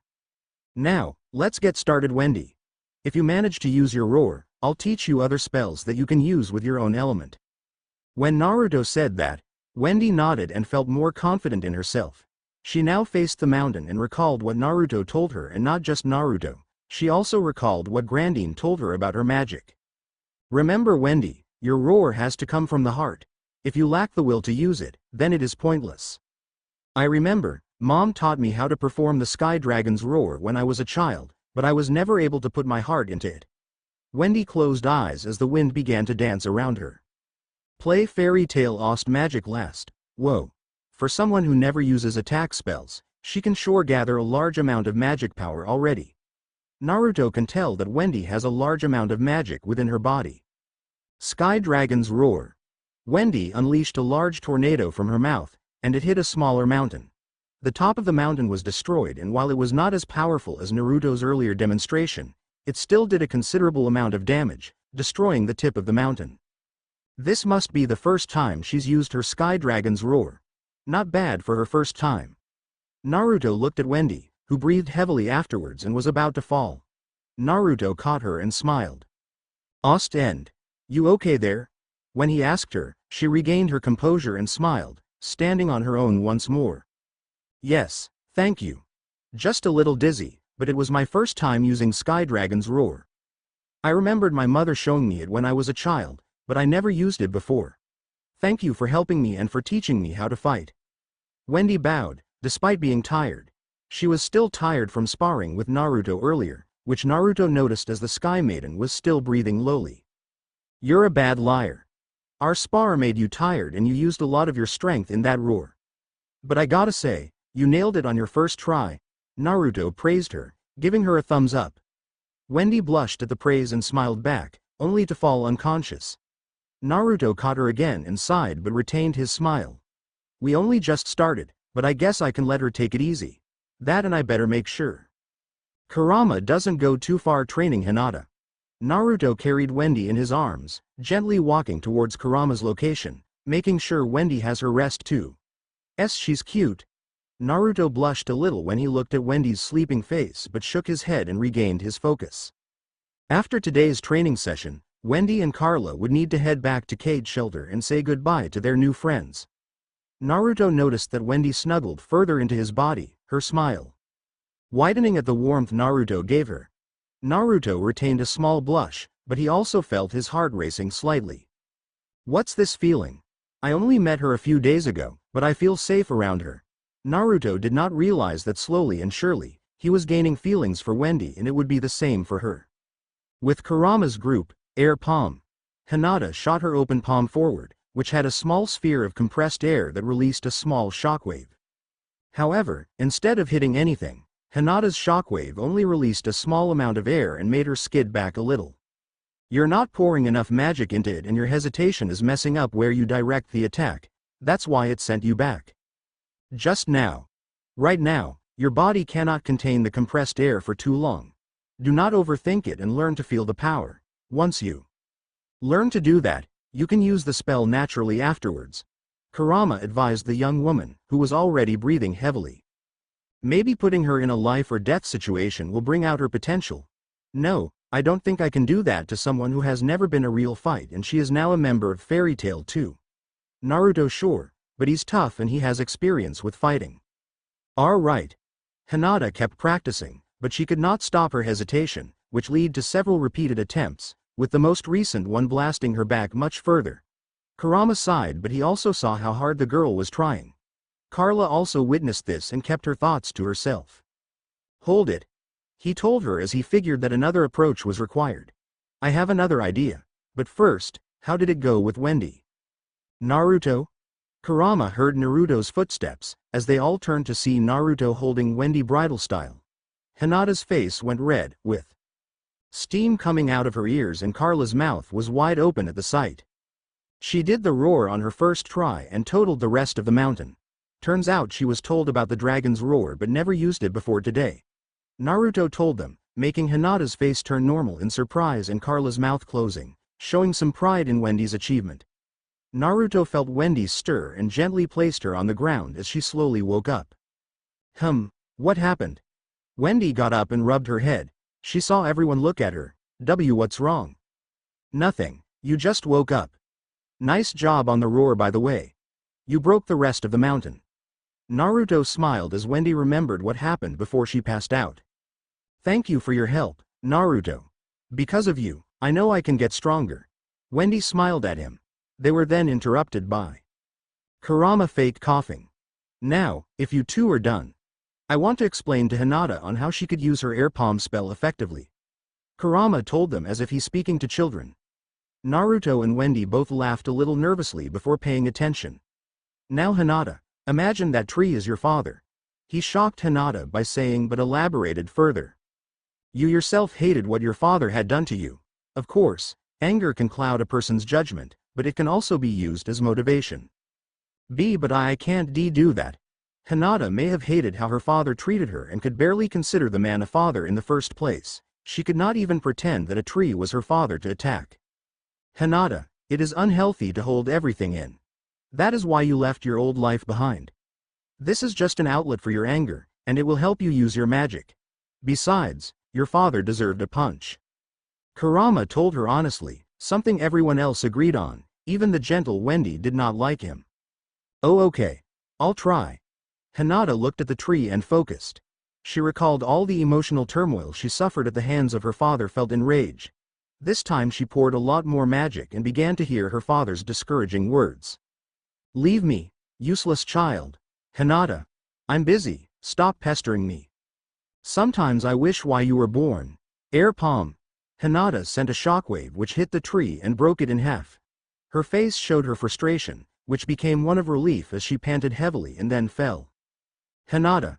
Wendy was already her side and checked up on her. She's okay. She's just exhausted and she used up a lot of magic. She'll need some rest. Wendy herself was tired, but she was too kind to think of herself and would rather check on her friend. Well, that was a few hours well spent. Kurama yawned out. Anyways, don't you two have to get back to your guild? Your master may be worried. Both Wendy and Carla realized that they forgot to tell their guild master may be worried about them. Well, I guess this has been fun. Looks like we'll have to make our way back sooner than we expected. I hope you enjoyed your visit. Here Wendy, but I think we wasted enough time here. Carla told her. However, she saw that Wendy still looked tired and she did not want to go yet. Oh, all right, one more night and we head back tomorrow. Wendy smiled, brightened up after hearing this and hugged Carla. Better get cleaned up then, and maybe get some spare clothes since yours are a little torn up, Naruto told Wendy, whose dress indeed had a few small rips, nothing revealing, and was dirty as well as smelly due to the sweat she worked up. Not to worry, I brought some spare clothes and nightwear with me since I did not know how long the job was supposed to take, Wendy replied. You think of everything. Then let's go, afterwards we can eat. Naruto worked up an appetite for himself. Kurama also thought that food would be good for them as he wanted to eat meat. Unknown dungeon. Asuma slowly opened his eyes and groaned to himself. What? Asuma was confused to find himself in cell, but also bandaged up. Why am I in dungeon? Did Kimimaro leave me alive just to torture me? But then why would he bandage me up? More importantly, where's Kurenai? The last one was the most important to him, but he did not have to wait that long for answers. If you're worried about your friends, please rest assured that they are alive and well. Seagrain, or rather Jelal, appeared from the stairs. Lord Seagrain. What are you doing here? Asuma was confused to see one of the council members here in this dungeon. Wait. Better yet, why am I here? Asuma then realized the possibility that the councilman in front of him hired Kimimaro. Come now, I do not think that you are this oblivious. So, it's true. You sent that monster against us. But why? And where is Kurenai? Asuma got angry, asked for his lover's location. Relax, Asuma. Kimimaro left her and your other squad members alone as per my orders. Without you, your squad is no threat. You are the one who will interfere with our plans the most. Second only to Kakashi Hitaki. Jelal admitted to the heavy smoker, though. Kakashi is currently preoccupied, so he is a non-issue for our plans. But you're one of the council's top officers and I could not risk you meeting with Naruto Uzumaki. Figures. Another corrupt official, Anko just reported one and now you reveal himself. But why him? Were you involved with the incident at Akalifa town? Asuma knew it was a possibility, as Jelal would have the connections to pull off such events. No, at least not completely. That incident with your former subordinate was not my doing. That was simply the work of someone who grew careless. No, Naruto Uzumaki is an important piece on the board and you meeting him would mess up my plans. Jelal waited for his reaction. All right then, maybe you want to explain to me what those plans are. And what do you mean by not completely? Asuma glared at him. He did not believe Jalal's words and knew he may not get answers. That and he did not believe that Jelal would leave Kurenai and his squad alone. I can't tell you my plans, but I can tell you that the fake shadow stone did belong to me at one point. Before Asuma could demand further answers from Jelal, the younger man continued. It was supposed to be used for an experiment, but Minister Roman managed to find it and steal, but apparently he managed to lose, thus allowing your former subordinate to find it. Of course, to you it might not make a difference to you since I know that you do not believe me. You sent an assassin after me, who took out my squad and brought me here to your dungeon. Forgive me if I don't trust you. Not to mention you've always been shady to me. Asuma's glare did not leave his face, fair enough. But no, once again, your lover and your friends are fine. I only need you out of the picture for a little while, then you're free to do what you wish. Jelal told him in a calm and collected tone. Like I believe that. Someone will discover your plans and stop you, then you'll be the one to rot in a dungeon. Asuma always thought Seagrain was too smug for his own good. You may believe what you want. However, by the time this is over, there will be no council. You may believe I am the corrupt one, but this council has made a lot of mistakes over the years. And let's not forget that Orochimaru was your father's student. It was your father's failure which caused a lot of innocent people to suffer because his sentimentality allowed Orochimaru to escape. Orochimaru was sick and twisted from the beginning. My father did all he could to stop him, but that snake managed to escape. And yeah, the council members may not be the best of people, but because of them, peace and order are established in our land. Asuma knew that there were less than honorable members in the magical council, but he chose to believe in the system for now. True, they have brought peace to Ishgar, but they are incompetent and allowed wizards such as Erza Scarlet to be used as scapegoats. They hate a guild like Fairy Tail because they fear what they cannot control. A council like this isn't needed because they act when it is too late. I should know because I am a member of it and seen their follies in person. Jelal had some valid points and there were dark secrets the council held which not even their own forces knew about. You may have some valid points. Even I followed their orders, I know that better than anybody. But whatever you have planned, I know it won't be good. Asuma brought his glaring face closer to the cell bars. If I was out of this cell, you won't be smirking. Even if you were out of this cell, Jelal let his magic flow around his body and made even Asuma sweat in fear. I have already surpassed you. Jelal stopped his magic from flowing. And you might as well know, my real name is not Seagrain. It's Jelal, he shocked Asuma, who began to put the pieces together, and whilst this revelation was racing through his mind, Jelal left him alone for now. Did Jelal take Seagrain's place? I heard they were supposed to be brothers, but when did he take his place? And that power, I almost forgot that he's a wizard saint. He's already on par with Kakashi. And he's only a decade younger than him. And, sorry for the delay again, would have done it a while back, but I never get free time as much as I like because I am always sent on errands, and whenever I get the time again, I lose my ideas. Now, having a corrupt magical council is not out of the realm of possibility. Most of them still value life and will only use weapons like Etherion as last results. This was seen in the anime during the Tower of Heaven arc, though they would still be willing to use less than pure methods. Anyone who has watched Fairy Tail know the truth about Jelal and Seagrain. If the final paragraphs seem off, I had to re-edit them. Also, watch The Batman. Saw it today and loved it, but don't expect the usual type of superhero film. It is rated 15 in the UK and isn't the MCU type, and it doesn't need to be. It does a lot different to previous iteration of the character, and many have put it on par to The Dark Knight. Now I need to re-watch the Batman films and get the Blu-ray for The Batman when it comes out. DC is finally doing its own thing, and it is good to be a fan. Of course, everyone's opinion is different, but I found this one of the best Batman portrayals and one of the most humane. Phantom. See you later, Wendy. Come back to visit soon. Hinata waved goodbye to Wendy, as the other girl boarded the train with her feline companion. Wendy waved back and then looked at Naruto, who gave her a thumbs up, with a gentle smile, with the young girl returning it. The two said their goodbyes and left, with Carla looking at the young girl who has been her only friend. Wendy held a hand to her heart and kept a radiant smile on her face. That boy and her new friends have made her happy. Happier than I have ever seen her. Carla sighed and had a small smile herself. As long as she's safe, I guess I can allow her to come back here a few times to meet them. That, and she's getting stronger. However, she did not notice that Wendy started to feel off. They would realize with Wendy's growth, she would also gain a new weakness. Magical Council Library Isolated Room. Ha ha ha ha. Jelal laughed as Ultir returned from her mission at Galuna Island. At the island, in her disguise, she fought against Natsu Dragneel, and the Fire Dragon Slayer managed to land a hit which left her face swollen. Fairy Tail had managed to succeed in their mission. Deliora had died long before he was released by the ice thanks to Ultir's own mother, the person whom Ultir manipulated to work for her. Was once Gray's fellow disciple, Leon Vastia, and he wanted to fight the creature to prove that he had surpassed their former teacher.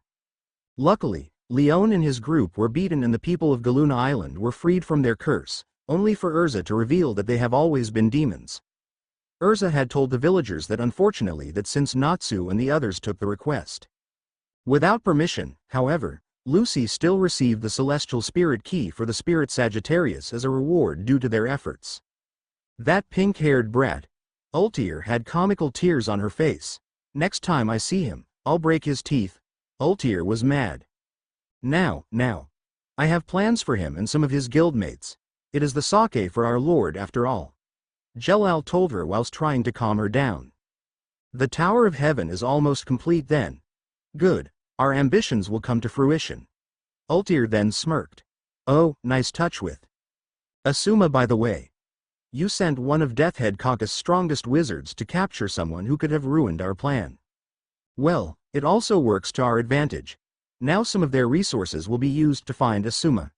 Kakashi Hitaki will try to find his friend and former squad mate. Speaking of which, almost seems poetic for Kimimaro Kagaya of all people to defeat Kakashi's right-hand man. Ultir recalled that Kimimaro was once a disciple of the legendary Zabuza Momoichi. Kimimaro is professional. He rarely allows his personal feelings get to him on missions. He brought Asuma back alive, despite his desire to kill him. Kakashi was responsible for Zabuza's death after all. Jelal recalled the battle the two had. It was a close battle, but Kakashi managed to pierce Zabuza's chest using his signature technique, and now all that remains of the Mist Demon's legacy are his disciples, Kimimaro and Haku. I heard that you also hired Trinity Raven of all groups.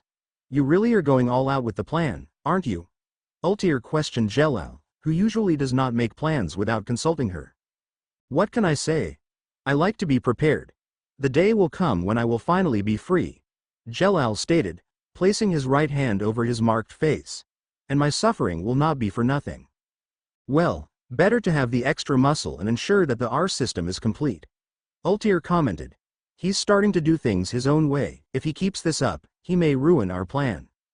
The deal I made with the guild master of Deathhead's caucus means he'll lend me Kimimaro for a while. Even if Kimimaro were to betray me, which I highly doubt, his strength pales in comparison to my own. Despite his cursed powers, Jelal was confident in his own abilities, as he himself is a wizard saint. Fairy Tale Guild at night. Gihi. Looks like they're all gone. You got that note ready.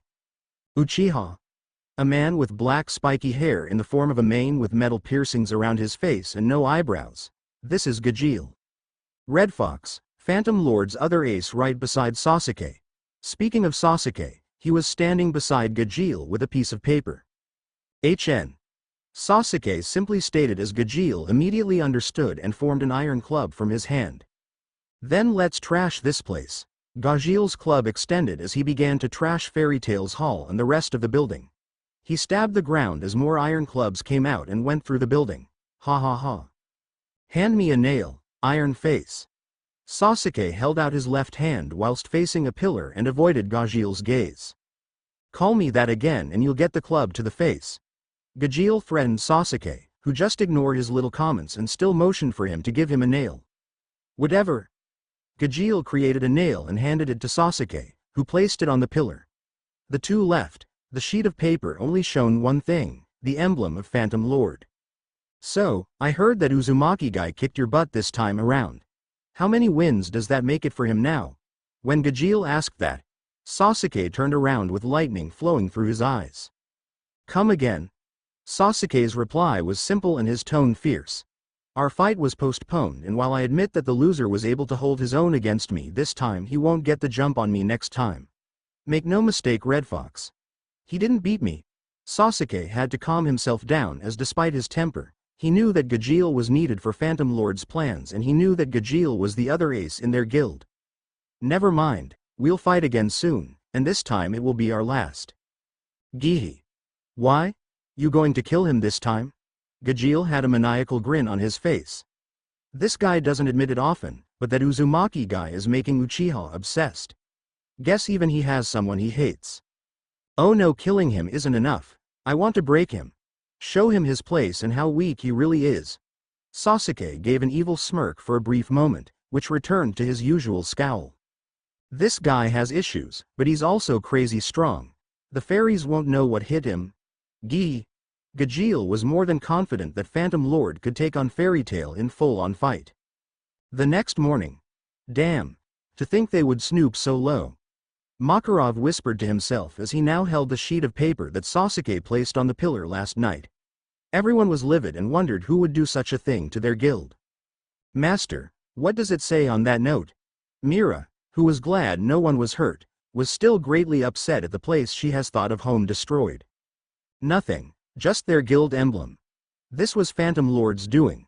When Makarov mentioned this, a lot of the members became angry, including the one just appeared and held in his rage. Naruto appeared, anger and frustration marring his face. What do you want to do, Gramps? Naruto asked the wise old man, who could easily tell that Naruto wanted some payback, but he also knew that out of the many troublesome members, Naruto had the most restraint, as long as no one was hurt. They want to rile us up and cause a guild war. I know most of you want to make them pay, and especially you, Naruto. But no one we cared about has been hurt from this, so that's why we will not retaliate. Makarov looked at everyone, especially Naruto. That means no fighting. I know how frustrated you all feel, but at the end of the day, this hall can be rebuilt. Makarov had a point, something everyone had to agree with, despite feeling angry. Naruto calmed down and sighed. Fine, just because no one got hurt, Gramps. Naruto would have released his magic, but the thought of knowing none of his friends were hurt helped calm him down slightly. I guess we should all be happy Naruto has some patience, but knowing him, one more push and not even Master can stop him from doing something reckless. Not that I can blame him this time. Mira knew that Naruto becomes a monster when someone he cares about is hurt or worse. I never want to see Naruto like that again. Inside Myra's mind flashed the image of an angry and bloodied Naruto, standing over a giant humanoid creature. I almost lost Elfman the same day Lisana died. Well, I'll arrange for some repairs later, but now, bring out the booze. Makarov went back to his usual, making a lot of the members sigh, but they all joined him. If those guys attack again, I'll make sure no one gets hurt, and then I'll beat down anyone who even thinks about attacking my friends. Naruto then sighed and went to the basement where everyone would eat and drink. Hinata would join them and find out what happened to their guild. Phantom Lord's Guild Hall. Well done. Now, they'll be careful, and that's when Phase 2 will commence. Sorry for overworking you, Gajeel. Jose Porla, one of the 10 Wizard Saints and Phantom Lord's Guild Master, told his subordinate. Jose Porla was a man with dark purple hair and mustache, a sorcerer and jester-type attire with bat wings and a hat. And you, Sasuke. You will get your chance to settle your score with that Uzumaki brat. Just wait patiently and it will be over soon. Jose was met with Sasuke's usual reply, a cold HN, but Sasuke also had smirk form. After I beat you, I can put this stupid rivalry to rest and focus on more important matters. Sasuke was proud of his own abilities, and whilst he was a prodigy in his own right, he was arrogant. Sasuke took his leave without saying a word to them. Sasuke is arguably my strongest wizard, and for good reason. However, Sasuke refuses to admit it, but he has an inferiority complex when it comes to that Uzumaki brat and constantly wants to one-up him. That Uzumaki brat is making him work harder, and that means Sasuke won't hold back when the time arrives for our inevitable battle with Fairy Tail. Sasuke, do not disappoint me. Joseph Porla grinned as he imagined their victory and Fairy Tail's total annihilation. The Uchiha's getting bloodthirsty. He usually thinks of him as an insect, but now all he's thinking about is beating that Uzumaki guy. Gajeel noticed a shift in Sasuke when it came to Naruto. Usually, he wouldn't give a crap about him, but now all he wants to do is beat him. It's kind of funny seeing that jerk annoyed like this. Gee. Fairy Tail has had its moment in the limelight. Phantom Lord will become the #1 guild in Fury. No Ishgar, and Fairy Tail will be nothing but a distant memory. Jose laughed in his head and thought of Fairy Tail's downfall. Back with Fairy Tail, Natsu's group had arrived and discovered their guild trashed. They were now facing Makarov, who welcomed them back and told them what happened. They in turn explained what happened at Galuna Island, Erza's sacrifice not being in vain, Leon turning a new leaf and the villagers free of their curse, revealing them to be kind demons all along. Sounds like you guys had a blast. Naruto commented before taking a large bite from a large mutton and then gulped down his drink. Naruto was clearly annoyed and continued eating, albeit chewing slowly and still having a frown on his face. Yeah, Naruto's mad too. I don't blame him. Gray thought and sighed, knowing that the guild had to let this event slide unless they wanted to deal with the magical council again. He really is upset. Hinata commented to Kurama, only to realize that he was sleeping again. He really loves to sleep, doesn't he? Wait, is that Hinata? The mayor of Lupinous Town's daughter? I haven't seen her in ages. Lucy would have made her way to greet Hinata, but could not, as Natsu argued with Makarov about Phantom Lord attacking their guild. Wait. First you need to be punished for what you did. Makarov stretched his hand and slapped Natsu, Gray and Happy's heads. He then slapped Lucy's butt. And why did you slap my butt? This counts as sexual harassment, you know. Lucy was angry and did not like when something like this occurred. Mira scolded Makarov afterwards and the mood slowly calmed down, with Natsu, like Naruto, reluctantly accepting what happened. Though if Phantom Lord were to attack again, Natsu would show no mercy against them. Hi there, you're Hinata, aren't you? It has been a few years, but it is nice to see you again. Lucy had met Hinata a few years ago. Hinata's eyes widened and returned to normal, her face forming a smile. Lucy. It has been a long time. Hinata and Lucy hugged each other, confusing Naruto and the group that she came back with. I take it you know each other? Naruto's mood lightened at seeing the two girls smile. Lucy explained that a few years ago she met Hinata at Lupinous Town on trip with her father and how they became friends over the years, sending each other letters. I have a question though, why are you here? Not that it's a bad thing, of course. Lucy waved her hands, not wanting to offend Hinata. It's fine, Lucy. To be fair, I did not expect to see you here, and Mira told me about someone named Lucy joining the guild. I did not think it would be you. Hinata then explained what happened and how Naruto and the others helped her become a wizard and join Fairy Tail. How about you, Lucy? Did you also leave? Hinata had her mouth covered by Lucy, who then laughed nervously and whispered to Hinata. We'll talk about it later. Lucy just hoped Natsu or Naruto did not hear here. Wait. So, you met another dragon slayer? And her name is Wendy? Natsu began to go in deep thought after his small outburst. That name sounds familiar, but I can't remember where I heard it from. Well, I'll introduce you guys. But she's in the same boat as you, she doesn't know about her mom disappearing. Naruto saw that Natsu was disappointed, but by now he was used to it. Hey, man, you'll find him. I promise to help you when we find any leads on them. Thanks. Hey, you said that you almost beat Sasuke this time. If you carried on fighting, you would have evened the score. Natsu knew about Naruto's rivalry with Sasuke and how he kept score. Well, it's surprising that there's now another Dragon Slayer. However, for now, it is nice to meet you, Hinata. Welcome to Fairy Tail. Erza, Gray and Natsu greeted her, with happy appearing in front of her. You must be happy. Naruto mentioned you. And you must be Erza, it is nice to meet you. Hinata began to become acquainted with the rest of the guild and Natsu's group. A few hours later, everyone left in groups in case of Phantom, with Lucy offering Hinata a place to stay for a while. I'm glad you two are with me. With Phantom Lord attacking our guild, I feel safer with you two around. Levi McGarden was a little nervous, but she knew her teammates, Jet and Droy, were strong in their own right. Just leave it to us, Levi. We'll send those jerks packing. Jet and Droy showed some bravado, but unbeknownst to them, they were being watched by none other than Gajeel Red Fox. Time to show you fairies why phantoms are better. Gee, Gajeel smirked as his arm changed into an iron club. He pounced from the shadows. The next day, Naruto and Kurama were sleeping in their house but were disturbed by loud knocking, and the blonde woke up, albeit in a groggy state. He was still wrapped in a blanket and then walked up to the door and opened it. Naruto. Wakaba was breathing heavily as Naruto yawned. Phantom. They attacked again. Naruto then turned serious, as did Kurama, who woke up after hearing the news.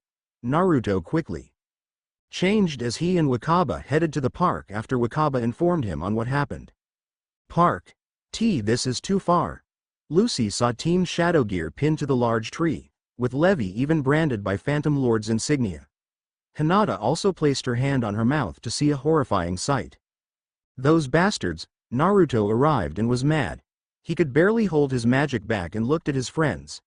He then felt that someone who had more rage than himself and turned around to see Makarov walk forward. Naruto gave him way and saw the look on Makarov's eyes. Somebody get them down and take them to the hospital, Makarov said in a reserved voice, but many could tell that he was angry. Naruto and Natsu got them down, passing their injured friend S to other members who hurriedly took them to get treatment. I let it slide and wanted to avoid a war with you, Phantom. Now, my children's blood was shed and that is too far. Makarov's power began to leak slightly as he continued. I will not let harm come to my children without taking revenge. We have no choice to go to war. Everyone who is able. Let's show them when you mess with our own. Makarov's words made a response as most of the Fairy Tail Guild roared and followed their guild master to challenge Phantom Lord. This time, they will show no mercy. End. Sorry for the delay, but every time I get an idea, I am forced on errands and then lose focus. Happy Ramadan to my Muslim readers. Yes, Lucy had met Hinata before, mainly because Jude had some business deals with Hiyashi. Guild War. I hope Levi is alright. The doctors said her injuries were bad. Jet and Droy were also in bad condition. Lucy was walking alongside Hinata. Both girls stayed behind as most of the other Fairy Tail Wizard made their way to Phantom Lord's guild. It was raining, so both girls were under an umbrella. I hope so too. I met one of their guild members and that person was vicious. His name is Sasuke Uchiha. Hinata told Lucy about her recent experience with a Phantom Lord member. I heard of him. He was said to be taught by Kakashi Hatake and is a prodigy. Is that the same Sasuke Uchiha you met? Lucy asked her old friend, who nodded. Yes. And he would have taken me back to my father by force. If it wasn't for Naruto and the others, I would have stayed as I was forever. Hinata smiled at Lucy. How about you? Did your relationship with your father improve? No, I also ran away from home. Lucy revealed to Hinata, who expected as much. I could not live in that house anymore. That man may be my father, but all he cares about is his business and wealth. I understand. I couldn't confront my own father by myself, but I hope you won't have to. Hinata was stopped by a sudden voice. Drip. Drip. Drop. A female's voice said as the two girls turned around to see a girl wearing a lighter colored blue hair than Wendy's with curls at the bottom, and she wore a blue attire complete with a blue umbrella. Madam Hartfilia, I presume. Please come with us. A strange looking man with a monocle appeared in front of them as well. He moved weirdly. I am Monsieur Saul of the Element 4. This is Juvia Loxer, also of the Element 4. And we're here for you, Madam Hartfilia. Hinata. Run away from here. Lucy reached out for her keys, but she was hit by a whip made from water, making her drop her keys. Our orders are to capture you, Lucy Hartfilia. Juvia walked forward, as did Saul, though the latter used earth magic to move. However, Hinata stood in front of Lucy. Non.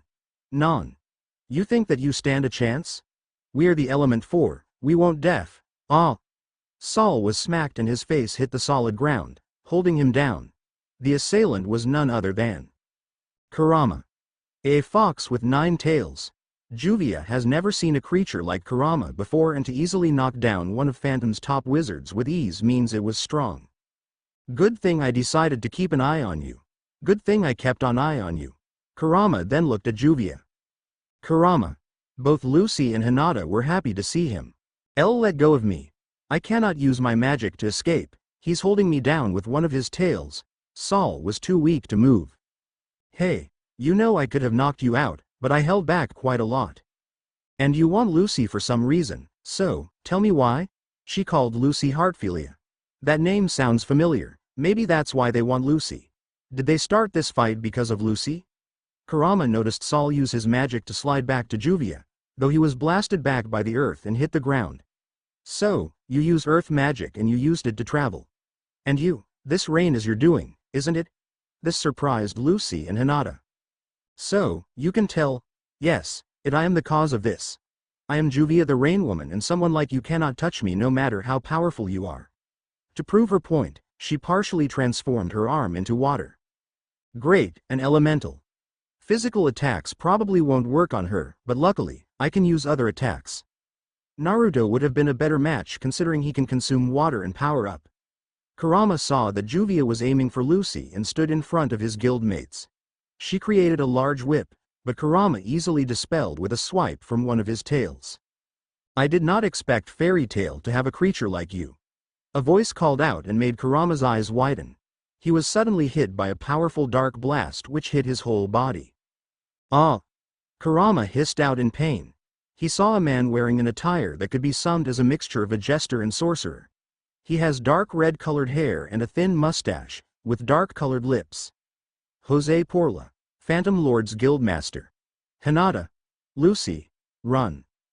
Before they could, Juvia knocked them out and trapped both girls inside a sphere of water. What are you doing here, Master? Juvia asked Phantom's leader, who retained a vicious smirk. Probably didn't trust you to get the job done. You must be desperate if you came here yourself. Kurama hissed in pain as he was stomped on by Jose, whose expression changed into one stoicism. Whilst I trust in your abilities, I'm afraid we're in a rush. The next phase of my plan requires Lucy Hartfilia, and what's this? Hinata Hyuga. The daughter of the mayor of Lupinous Town. I see, good work Juvia. Take them to the tower. I will join you shortly after I deal with this creature. Jose ordered his Element 4, as they both left with the captured girls. You're a fool to think you can beat us. If those were two of your so-called elite wizards, then you got another thing coming. And I can tell that despite your magic power, you're no match for our master. Kurama's words made Jose's mood sour even further, who added pressure to Kurama's back. Fairy Tail will fall and Phantom Lord will become #1 in this country. I could kill you like the insignificant bug you are, but now I want to see you eat those words. And unlike many, I can tell, you have a lot of hidden power, which is why I attacked you first, but you managed to retain consciousness. Jose himself is a gifted wizard and possessed extraordinary power, but Kurama intrigued him despite being a small creature. Afraid of losing to a little fox like me? I'm honored. Kurama was felt more pressure added on by Jose and he was getting angry. You better stop or else you'll give me no choice but to fight you. And trust me, you don't want that. Kurama's was beginning to fight back and his power began to show to Jose. Unfortunately for Kurama, Jose pierced his back by using a beam of darkness from his finger repeatedly. Such insolence. I'll leave you to bleed out and I doubt anyone would help a little fox like you. Jose left the bleeding Kurama. Why, you'll pay for this. Kurama's injuries had steam coming of them as slowly began to get up with his eyes completely red. Sometime later, Phantom Lord Guildhall. Those fairies are cowards. They won't do anything because they're scared of some old farts. A phantom member spoke, making some of the other members laugh. Suddenly, the wall was torn down and knocked back the laughing members. What the hell? Various phantom members saw the dust settle and many of the fairy tale members arrived, including the usual suspects.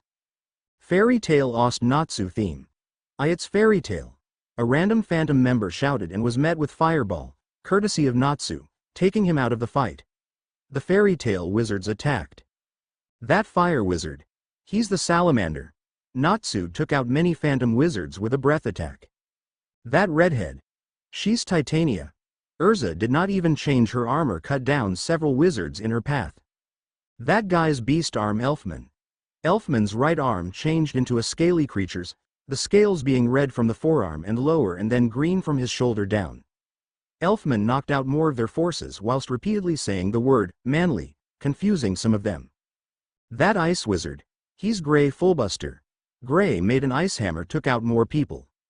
That's Fairy Tale's most handsome man. Loke used a light-enhanced fist to punch another phantom wizard, making the flying wizard hit another member. That's Fairy Tale's card wizard. More members were taken out by Kana's exploding cards. And it's him, the paladin of the sea. Naruto had the angriest glare and released his own breath attack to take more members out. That's a nice expression, Naruto. You should show it more often. Sasuke appeared and attacked Naruto, who clashed with him. Sasuke. Naruto and Sasuke fought each other, with Gajeel appearing from above and dropped down. End Ost. Gihi. About time you got here. Gajeel's left arm changed into a club and he took out not only some fairy tale members, but some of his own guildmates too. Attacking your own friends is unmanly. Elfman's right arm was now made from stone as he landed a hit on Gajeel's face. However, cracks appeared on his fist and blood leaked out, making Elfman pull back and hold his now normal hand. My hand. Elfman left himself wide open as Gajeel hit him with his club and sent him flying back. It felt like I was punching steel. Stone arm is one of my strongest spells. Elfman thought to himself and he managed to get back up to carry on fighting the Phantom Lord grunts. That person. He's Black Steel Gajeel. They say he's a dragon slayer, just like Natsu and Naruto. Erza heard of him. She knew Gajeel was known for being the most brutal of Phantom Lords. Wizards. And Sasuke Uchiha. He was taught by Kakashi Hatake and is considered a prodigy. But I believe in Naruto and Natsu, you can take down Gajeel.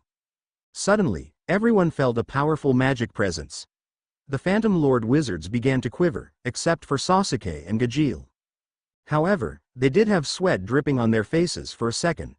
Makarov walked in, his magic power flowing in each step leaving cracks on the floor. Fairy Tale Ost Fairy Law.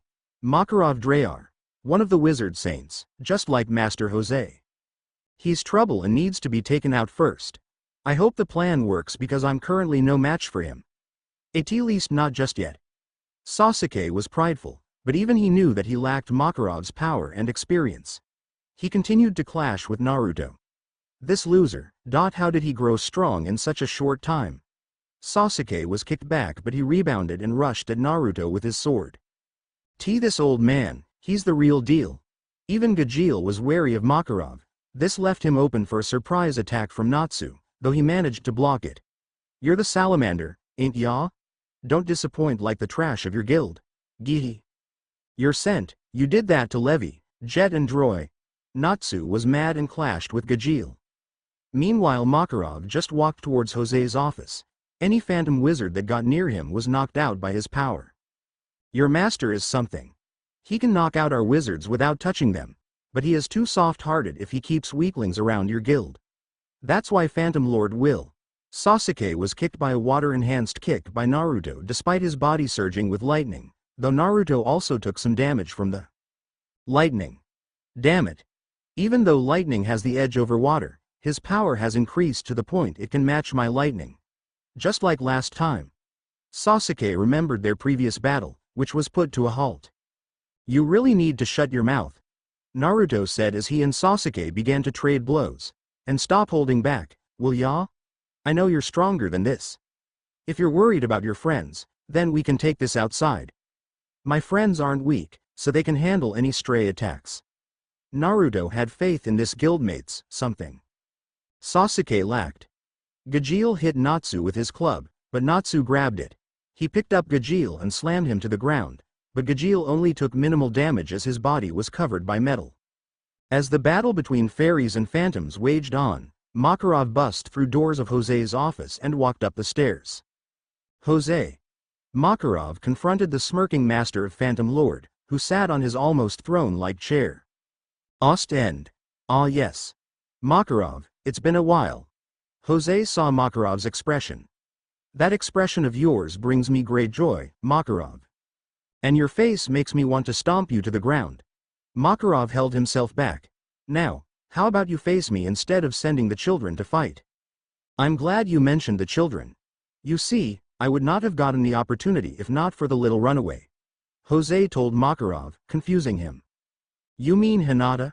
She only just joined recently. Makarov was only answered by a small chuckle. I'm not talking about the Hyuga. I meant her. Jose somehow teleported Lucy and Hinata in front of him. Both were tied up. Lucy Heartfilia.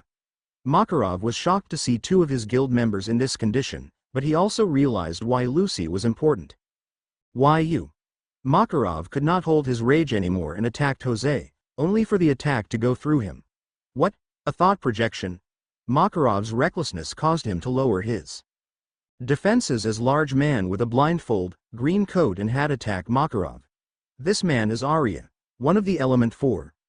Arya's attack forced Fairy Tail's guild master to crash back down where his crash interrupted the battle. Master, Gramps, Erza and the others exclaimed. Makarov's skin turned green, and it looked like he was barely breathing. Seeing their master down made a lot of the Fairy Tail member lose their will to fight, which means that Phantom gained the upper hand. Naruto stopped his battle with Sasuke and made his way towards Makarov. He picked up Makarov and Erza called for a retreat. She had to beg Gray to retreat and she told Naruto to get Makarov to Polyuzuka's place. Go Naruto. We'll cover you, Gray told the blonde, who nodded and ran with their master in his arms. Don't give on me Gramps. I'll get you to Granny Polyuzuka's in no time. Naruto ran with superhuman speed. The master's plan went well. That old geezer didn't see you coming. Now we got that Lucy girl too and that girl with the white eyes too. We'll get a big payday after this according to Master Jose. Gajeel spoke with Arya, the wizard who surprised attacked Makarov. They did not realize that Natsu overheard them and used this chance to capture one of the phantom wizards from the chaos. Lucy and Hinata's location. Sorry, but I can't hear you. Jose had smirk on his face as he looked at the tied-up girls. Lucy glared at him, whilst Hinata was scared at what would happen to them. Maybe this will help. Jose removed the gags from their faces. Why are you doing this? Lucy spat out as it only made Jose chuckle.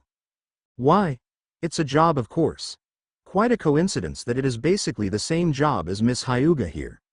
Jose gestured to the white-eyed girl. Wait, you mean someone sent you to retrieve me? Lucy knew there could be only one person, but she had to confirm it. It was my father, wasn't it? Clever girl. Yes, your father is offering a large amount of money for your return. I simply took you from those filthy fairies. Do not worry though, no harm will come to you. And you too Miss Hyuga. I'm sure your father will be relieved to have you back. Jose knew that if the two girls ran away from their fathers, it was for a good reason. But he did not care. If they were willing to pay for their daughters, then he'll make sure they would be returned to them. Of course, he also had a more sinister plan, which he would reveal in good time. No chance in hell I would go back, Lucy told him with a glare and Hinata glared at him too. I see. But you, Miss Heartfilia, have no choice. Miss Hyuga is the least important. I have not been offered money for your safe return Miss Hyuga. but I'm sure your father would pay for it regardless. Jose's words struck a chord in Lucy. You can't be serious. You want to use her like a hostage, and I bet you're trying the same thing with me. Lucy accused Phantom's master, who simply retained his smile. Your father contacted us after he discovered you joined that guild. Either way, we will be paid for retrieving you and you will be given to your father. Jose had some satisfaction at this. He truly believed that Lucy used her wealth for fairy tale, not knowing that Lucy gave that up when she ran away. They will come for us. They will find out where we are, and they will beat you. Lucy showed confidence in her friend's abilities. Yes. You may have powerful wizards like Sasuke, but he won't beat someone like Naruto. Hinata agreed with Lucy and had faith for her first friend from fairy tale. You'll understand soon enough the power of Phantom Lord. Jose ignored their remarks because he truly believed that his plans would come to fruition. But you should know, Makarov has fallen. He suddenly said to them to bring them to spare. Whilst this surprised them, they did not believe him at first until he explained the battle from earlier. They both began to despair, but Lucy still believed. She believed in her friends and for Master Makarov to pull through. She has been with Fairy Tail long enough to know that they won't be defeated easily. Back with Natsu. Natsu set the captive Phantom Lord Wizard on fire and threatened to turn him into ash. Natsu could have burned him instantly but held back quite a lot. It did not take long for the Phantom Wizard to spill the beans. Natsu knocked him out and alongside Happy, headed towards Lucis' location. With Naruto. Granny Porlyuzuka. Naruto knocked on her door and the pink-haired old woman opened the door. You brat.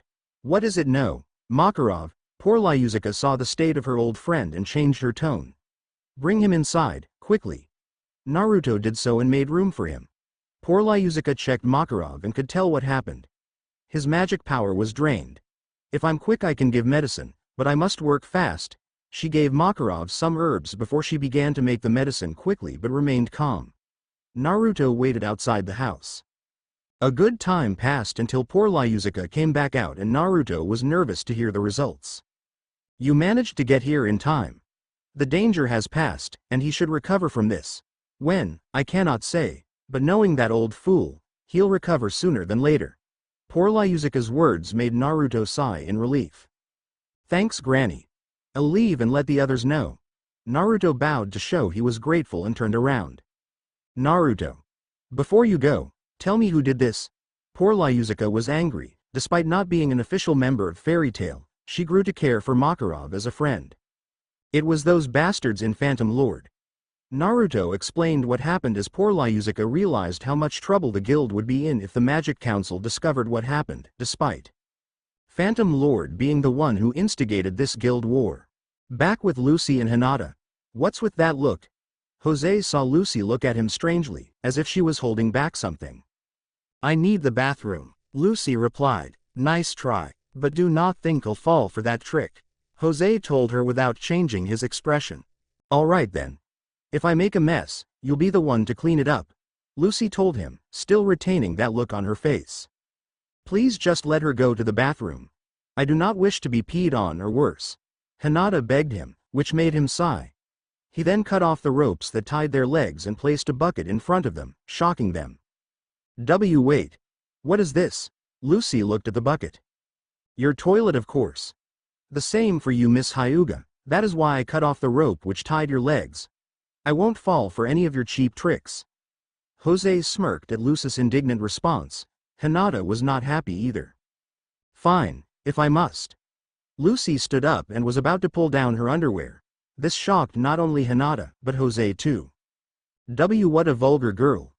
Jose shook his head and turned around, mumbling to himself. I consider myself a gentleman, so I cannot watch her use the bucket as toilet. As Jose was distracted, Lucy kicked him from behind, kicking his family jewels and forcing him on his knees. Sometimes cheap tricks work very well against people like you. Come on, Hinata. Lucy and Hinata ran to the doors opposite the one Jose kneeled in front of and kicked it open. Instead of a corridor or stairs, all they saw was the sky and that it was a long way down. Why you stupid girl? All you are doing is staving off the inevitable. You are over 100 feet from the ground, and I do not recommend it unless you possess the power of flight. No one is coming for you and I doubt they even know you are here. Jose was mad and now had a much crazier grin. And besides, you are too cowardly. Now, behave yourself or else I'll have to use force. Jose only made Lucy look at Hinata, with the latter realizing that Lucy was no coward.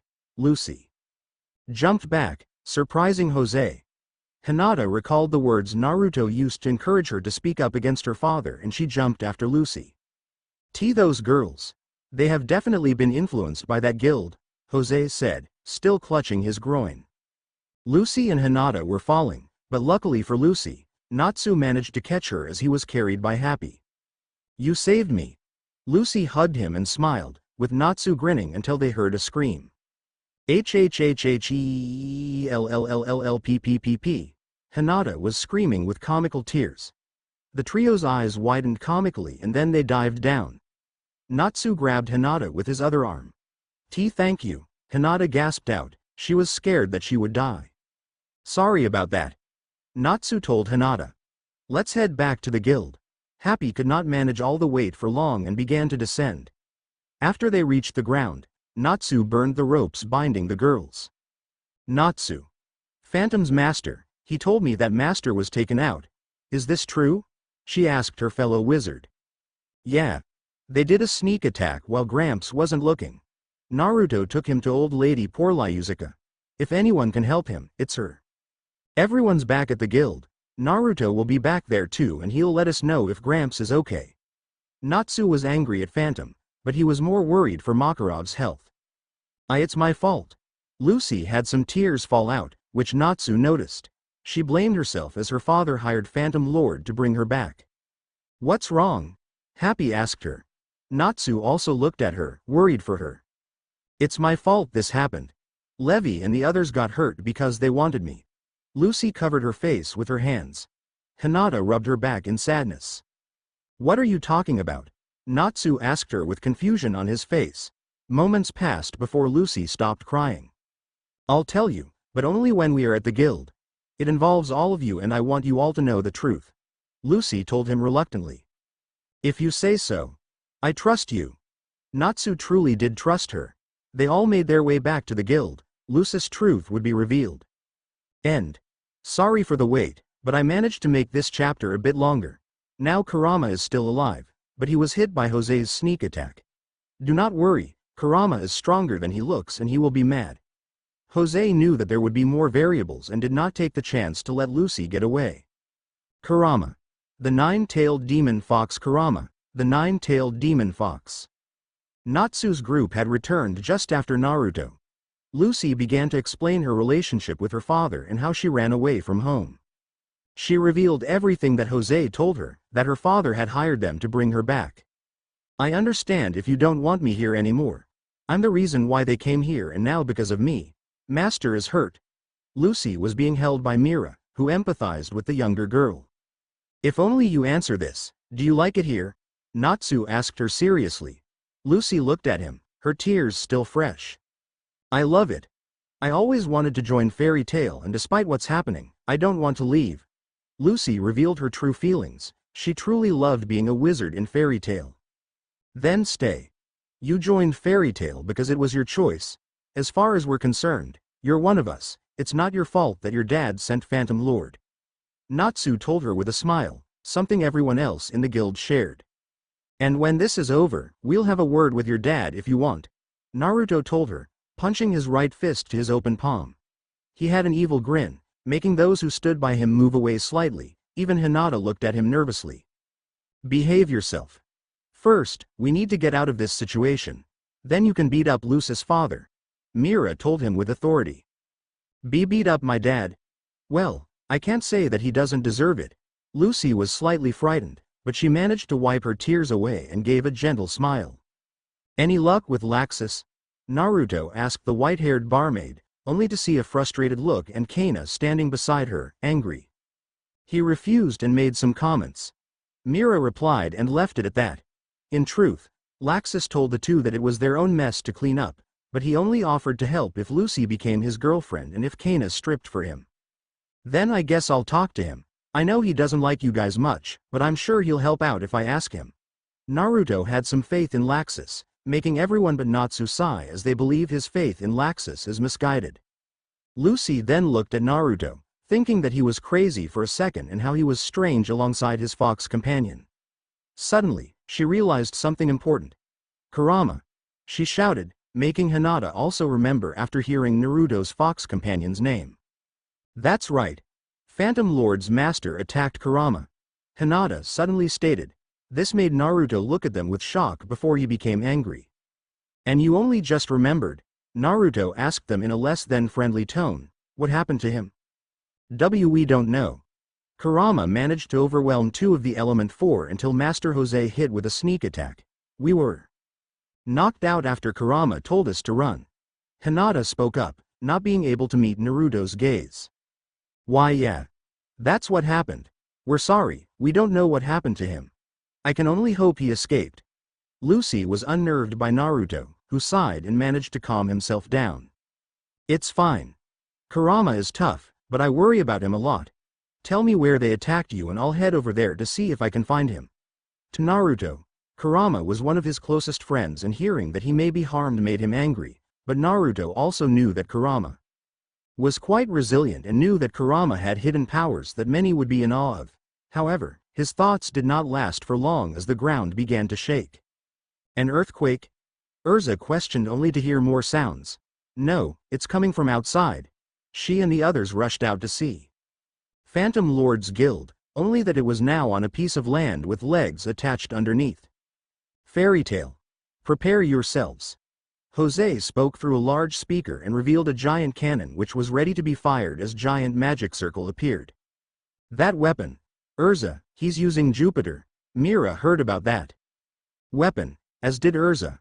Erza knew that she had to act if Jose planned to use that cannon. Wait. You know about their weapon? Naruto looked at Mira, who looked at him seriously. Back when I took jobs, I stumbled upon a dark guild which had blueprints of Jupiter. It's a cannon which can obliterate not just our guild, but surrounding area.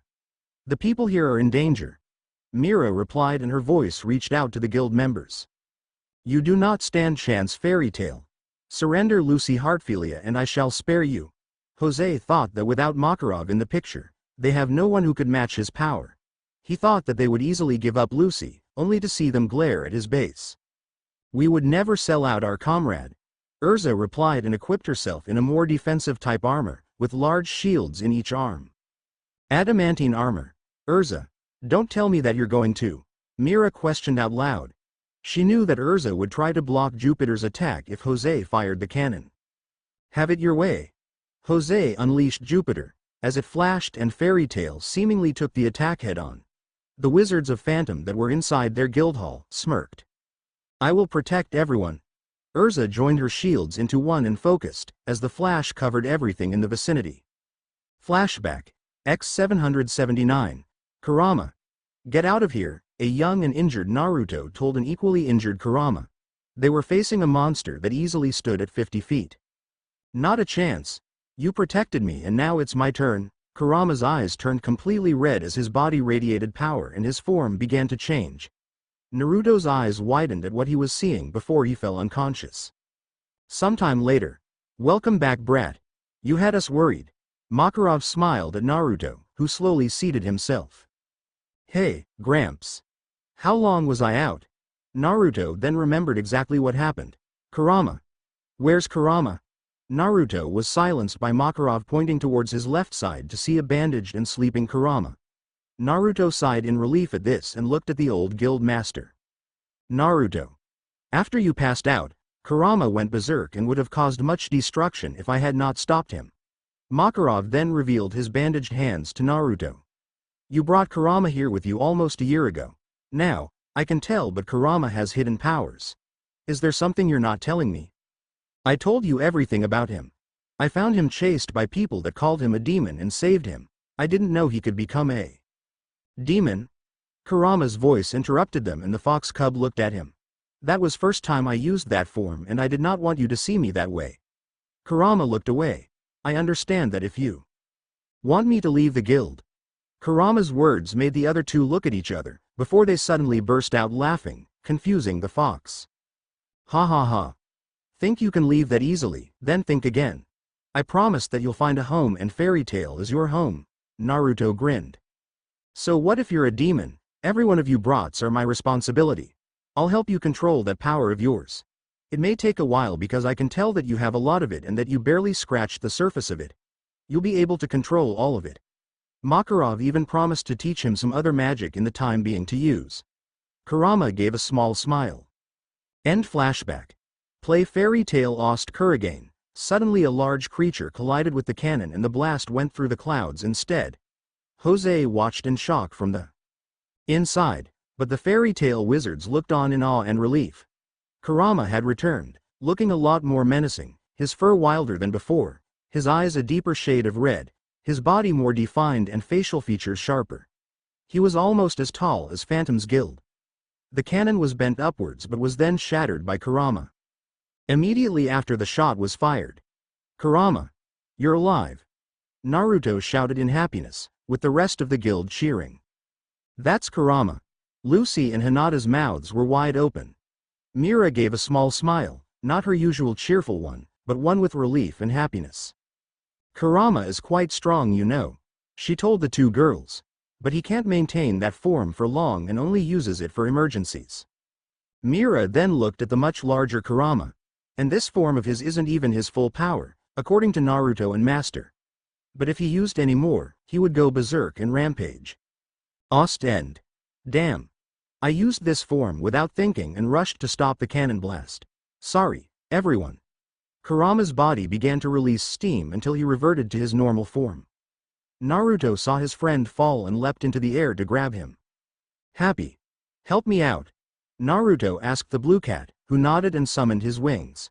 Happy grabbed Naruto and flew him over towards the falling Kurama. Naruto caught Kurama. To think I had to be saved by you. That's my job. Kurama was annoyed but he was also tired and weak. Can't be helped. You pushed yourself, didn't think that was possible. Naruto grinned, greatly annoying Kurama. If I had the energy, I'd eat your face for that comment. Kurama's voice was still tired but he sounded a little better. But the cannon is destroyed. I've done my part, so you guys kick their butts. Kurama's words made Naruto's expression go serious and the blonde nodded, with Kurama returning the nod before going unconscious. Take us down, Happy. Naruto asked his blue friend. Aye, sir. Happy flew back down, with Erza also joining them, within Phantom Lord's headquarters. That damn fox. No, he may resemble one, but he's no fox. Jose said to himself. My grandfather told me an old story. A legendary demon that possesses enormous power. Could that creature really be the same being? No, not possible. It was vanquished more than a century ago. And even if Fairy Tale's little pet could be that creature, it seems to have used its power already. Jose then decided their next course of action. Sasuke. Gajeel. He called out to two of his strongest wizards. Both appeared in front of him. Sasuke, I believe that you wanted to settle the score and show Naruto Uzumaki in his place. He's holding that fox, as long as you kill it, I don't care the method. You even have permission to use the link. Jose's words sparked a fire within Sasuke, an evil flame which made him smirk. And you Gajeel, when the opportunity comes, take Lucy Heartfilia. Follow them, I have a feeling they'll take her somewhere to safety. I don't care about the Hyuga girl anymore. The two left as Jose pulled some levers and smirked as he would enjoy Fairy Tale's reaction to a second Jupiter cannon. Thank goodness I installed another two after Gajeel ate the original one. Jose sighed and had an image of Gajeel eating Jupiter, making him frustrated. Back at the outside. What the hell? Naruto and the others looked on in horror to see a second Jupiter cannon. Surprise. After a previous incident, I decided to get a little insurance and install a second Jupiter. Jose's voice echoed to everyone. Now, my offer stands. You have 15 minutes to hand over Lucy Heartfilia. You can keep Hinata Hyuga, but Lucy Heartfilia must be handed over to us in 15 minutes. Jose emphasized and shut off the speaker. Suddenly, dark shades came out and attacked the Fairy Tale wizards. The wizards fought them off. Lucy. Hinata. Follow me. Mira grabbed their arms and took them out of sight amidst the chaos. However, she did not notice that Gajeel was watching them from the shadows. These are Master Jose's shades. Erza cut a lot of them down. But our main priority is take down Jupiter. There should be a lacrima empowering it.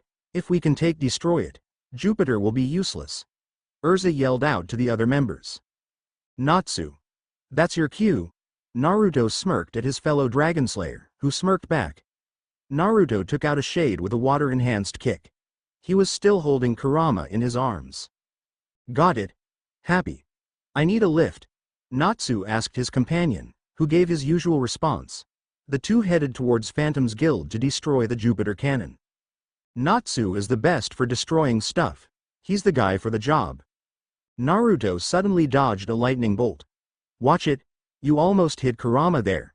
Sasuke. Naruto glared at the smirking Sasuke. That's the idea, loser. Sasuke took out his sword and channeled lightning through it. My master wants that fox of yours dead, and since you're in the way, I'll have to beat you first. You want to kill Kurama? Naruto's voice was low, but his anger was clear. Over my dead body. Naruto rushed Sasuke with water channeled through his feet collided with Sasuke's sword, causing a shockwave. Naruto used his other leg to kick Sasuke back and made a choice. Erza.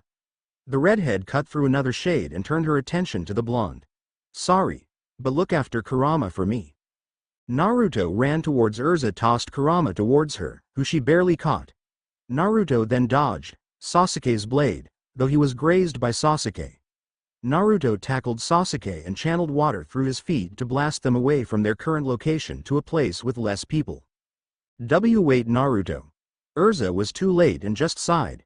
You did well Kurama. We won't let your efforts be in vain. You managed to save us and here I thought that I would be the one to do so. Master Jose and Phantom Lord shall pay for everything they have done. With Mirajane. We should be away from Master Jose's sight. Mira stopped and waited with Hinata and Lucy for another person. What are you doing Mira? Why are we here? Lucy questioned the barmaid only to see Ritas arrive with a carriage. Ritas. What are you doing here? Lucy then pieced it together. Don't tell me that you're sending me away. Lucy wanted to stay and fight, despite not having her celestial spirit keys with her. It's for your own good Lucy. I have a plan, so don't worry, Mira replied, but saw Lucy's indignant expression. I'm sorry Lucy.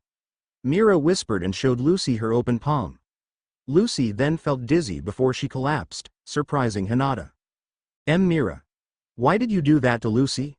Hinata was surprised and did not expect Mira to use magic. Because they're after her. We need to keep you and Lucy safe.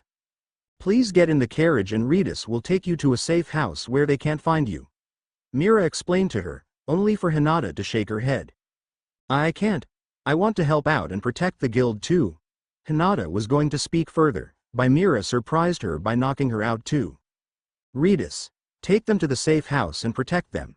Mira then glowed before transforming into Lucy. I can trick Phantom's master and buy some time. With Natsu and Happy, Natsu managed to enter Phantom's guild and searched for the lacrima powering Jupiter. He and Happy searched and found a room where he could sense power emanating from it. Found it. Natsu saw the lacrima which powered Jupiter but was stopped by a voice. Let's break this thing and get out of here. Halt. Natsu and Happy saw a person come from behind the giant lacrima. You will have to get past me if you want to destroy this lacrima, salamander. The person stood in their way. And who are you? Natsu ignited his right fist. Totemaru the Great Flame. Totemaru simply answered and was ready to battle Natsu. Great Flame. No one's flames are hotter than mine. Natsu rushed Totemaru. With Naruto and Sasuke, at the outskirts of town, Naruto and Sasuke fought each other one-on-one. Water Dragon's bullet shot. Naruto crouched down and shot out 5 water balls from his mouth, which Sasuke dodges. He made circle with his left hand before releasing a large stream of flames at Naruto, who smirked and powered through it. Sasuke then surrounded his body with electricity, but Naruto still landed a water-enhanced uppercut to Sasuke's, despite getting electrocuted. Sasuke rebounded after landed on the floor and wiped the blood off his mouth. You're a glutton for punishment. Sasuke had grown stronger and his lightning more potent, but the same could be said about Naruto. I became stronger after our last meeting and yet he's still strong enough to withstand my lightning, not to mention he took me away from that blasted fox, so the master will not be pleased. Sasuke knew that Naruto was still taking damage from his attacks but is frustrated that the blonde was not staying down. I even used my flame spell, and he didn't even get scratched. Stick to your lightning. Your flames aren't hot enough to burn me. Not when I have someone named Salamander in my guild. Naruto praised Natsu because he was able to fight Natsu and other fire wizards could not compare to him, and I'll have you know that the Uchiha family specialized in fire magic. However, you were right. My flames won't cut it against someone like you who specializes in water magic. My lightning will obliterate you. Then I will complete my mission and kill that fox of yours. Sasuke's last words made Naruto angry again and the two continued their clash. End. Sorry for the delay, one more chapter for this story before I write one for Dark Heart. I will reveal more of Kurama's backstory later on. Please keep in mind, the form Kurama used in this chapter is only a sample of the power he will show. Right now, think of it like Meliodas when he had his strength removed, that would be a big clue. 50 to 50 50 to 50. Year X 778. Your evil Gramps. Naruto emptied his stomach in a trash can and drank some water Makarov offered him. My pranks aren't that bad. Not bad you say? You somehow dyed everyone's hair orange? The guild wanted your blood. You're lucky this is your punishment. Makarov then laughed. Your motion sickness is punishment enough, but you being here is for your safety. Unless you want Erza to beat you to a pulp, again? Makarov shivered at mentioning Erza, making Naruto shiver too. And no, I'm good. Naruto was then given a pat on the head by the short old man. Good. I will be at the meeting. Stay here and out of trouble. Makarov went to the guild master's hall, leaving Naruto alone. Gramps is no fun. Naruto walked towards the forest and watched out for the lake. Naruto wasn't that good with directions, but he can sense water within a few miles thanks to being raised by a water dragon. After 10 minutes, he saw a light through the forest. Great fireball. Naruto heard a voice from the light and towards it. He saw a young boy with black hair and dark clothing unleash a human-sized fireball at the lake. The boy is a younger Sasuke. Uchiha. See cool. Naruto appeared beside Sasuke and made him jump until he tripped and fell into the lake. Gah. What's the big idea? Sasuke coughed out the water that went out into his mouth when he fell in the lake. My bad. But I saw you make that large fireball and I thought I'd say hi. Naruto sounded too energetic for the Sasuke. First that kid who eats metal and now this kid. HN. Sasuke turned his head to the side and gave a simple response. He did not expect Naruto to hold out his hand to help him up. Don't be like that. My name is Naruto Uzumaki, nice to meet you. Naruto gave him a grin. Sasuke refused his hand got up himself, twisting his shirt and releasing his water from it. I am Sasuke. Sasuke Uchiha. This was the first time Naruto met Sasuke and their rivalry would begin on this day. Present, Water Dragon's deep fist. Naruto quickly tilted his body, avoiding Sasuke's lightning-covered blade and hit the left of Sasuke's body with his water fist and sent the raven-haired youth was sent back. Sasuke pointed his sword upwards and released a bolt of lightning. Naruto was shot by it and was down to one knee. Sasuke landed on his other side and held his left side, hissing in pain. You know it will do you no good. Even if your friends beat the shades, there is still Jupiter Cannon waiting to finish off those pathetic fairies. Sasuke laughed and this made Naruto angrier than before. That and that our numbers are superior to yours. There are battalions of phantom wizards, excluding the members you fought with earlier. You just don't get it. Unlike you, I have faith in my friends. We might have retreated earlier, but that was because Gramps got hurt. When you push us to a corner, we'll fight until we can't anymore. No one in Fairy Tail will give up. Naruto got back up, as did Sasuke and they clashed once more. Back with the other Fairy Tail members. Fairy Tail continued to fight the Shades, not knowing that most of the wizards they fought before were still in Phantom's base. But they were still in the main hall, away from Natsu's location, which is why he did not find any in his way. Phantom Lord's main hall. Phantom Lord's wizards stood in the main hall with a giant lacrima in front of them, with some members having their hands stretched out and standing next to it. I'm tired. One of the closer ones complained. Idiot. Master ordered us to stay here. This is for Lord Sasuke. A female member swooned when she mentioned Sasuke's name. With Natsu. This guy can control fire. Natsu was facing off against Totemaru. He learned that Totemaru can control flames and can use different types of fire, each with a unique property. However, Natsu deceived him and spat at him, annoying Totemaru. Totemaru used a type of flame which smelled bad and for Natsu tasted bad.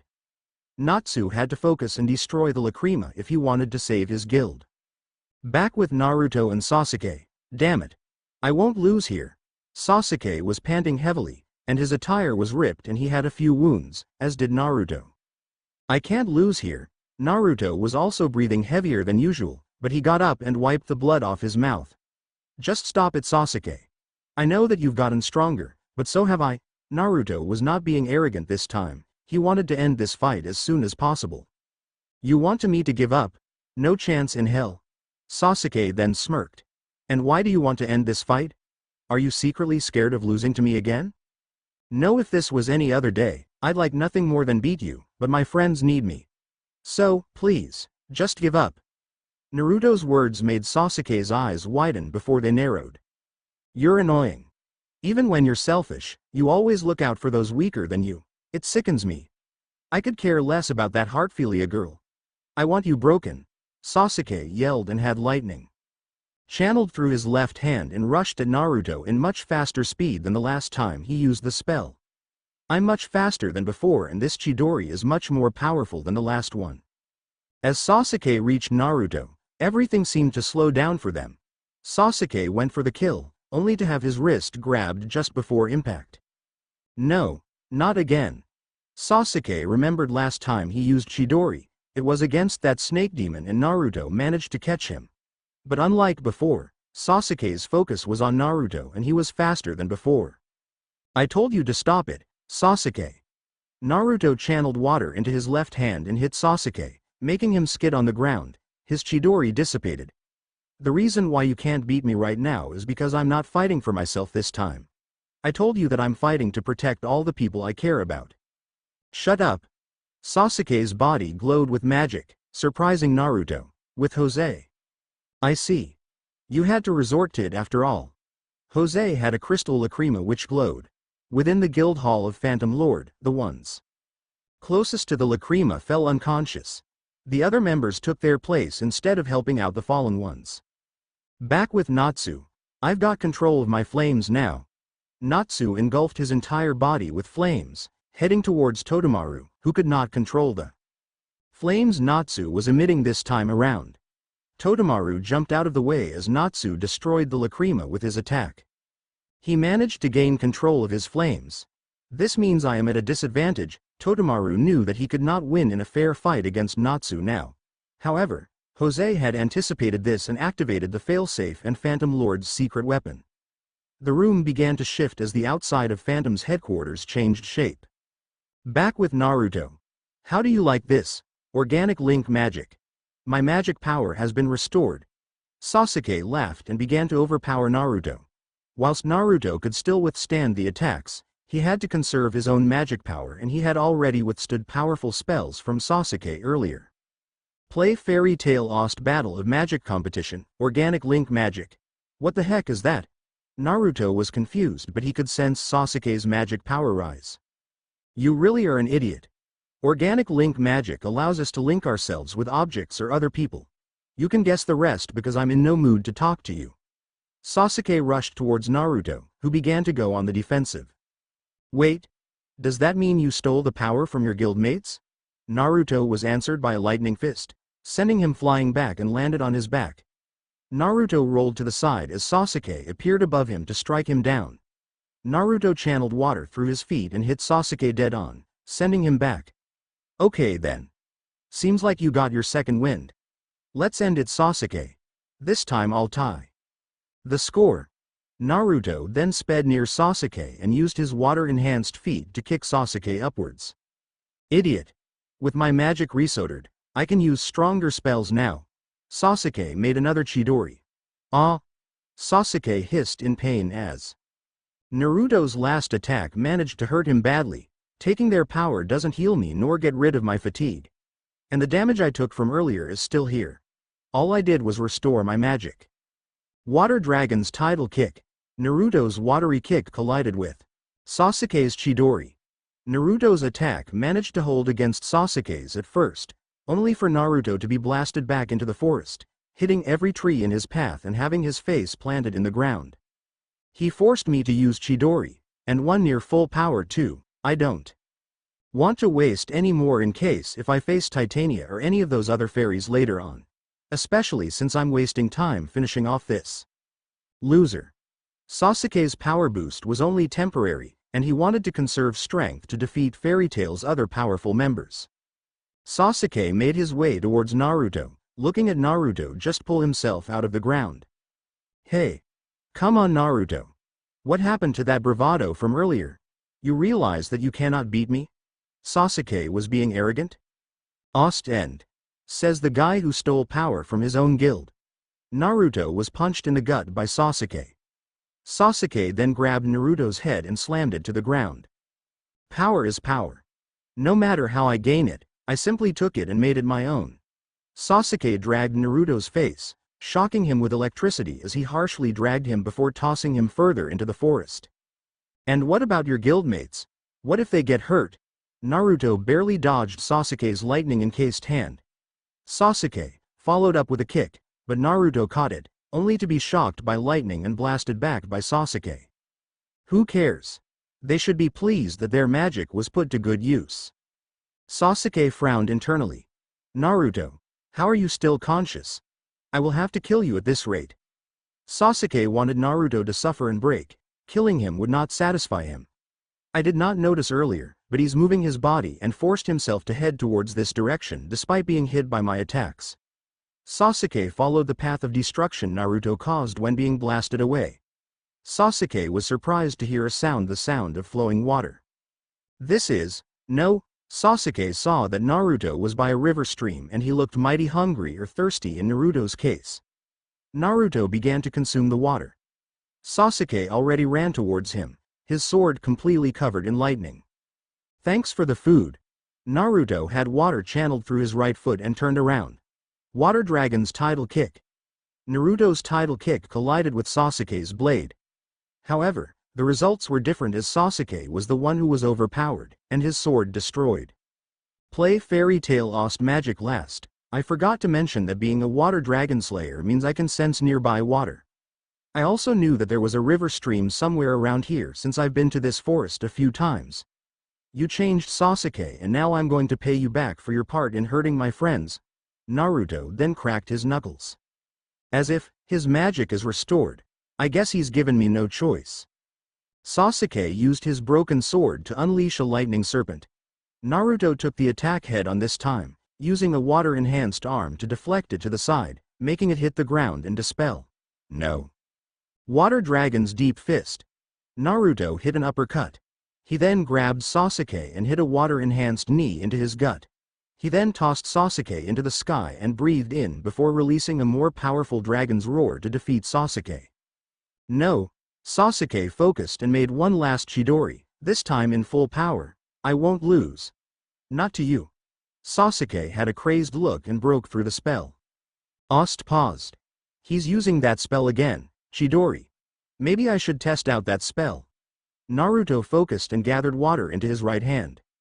However, this time the water channeled into his palm, forming into a sphere. Naruto thought about the time he met the person who showed him this move. Now kid. This is a powerful offensive spell, and since you upheld your end in the bargain, even though it wasn't exactly what I meant, I'll teach it to you. A tall man with long white spiky hair said to a younger Naruto. In his hand was a sphere of light. This spell, you can use it with your own element. My former student created this technique so that any element can be used to form it. But be warned, it is not an easy spell to master, no matter the element used to create it.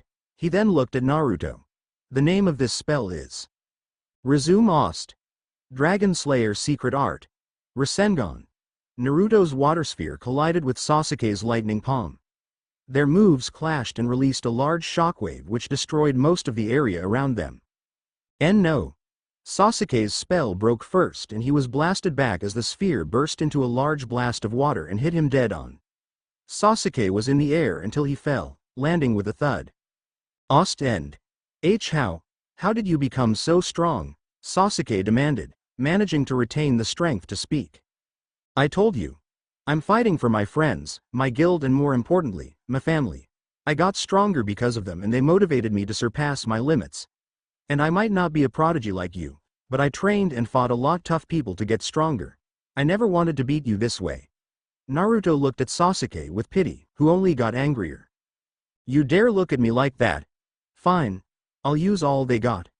Sasuke activated the organic link one last time to take the remaining powers of those in Phantom Lord's headquarters. Phantom Lord's Guild Hall. Sasuke. All the members in the room had their powers stolen, barely having enough left to survive. That lacrima, organic link magic. Erza had arrived. A lot had occurred after Natsu destroyed the lacrima.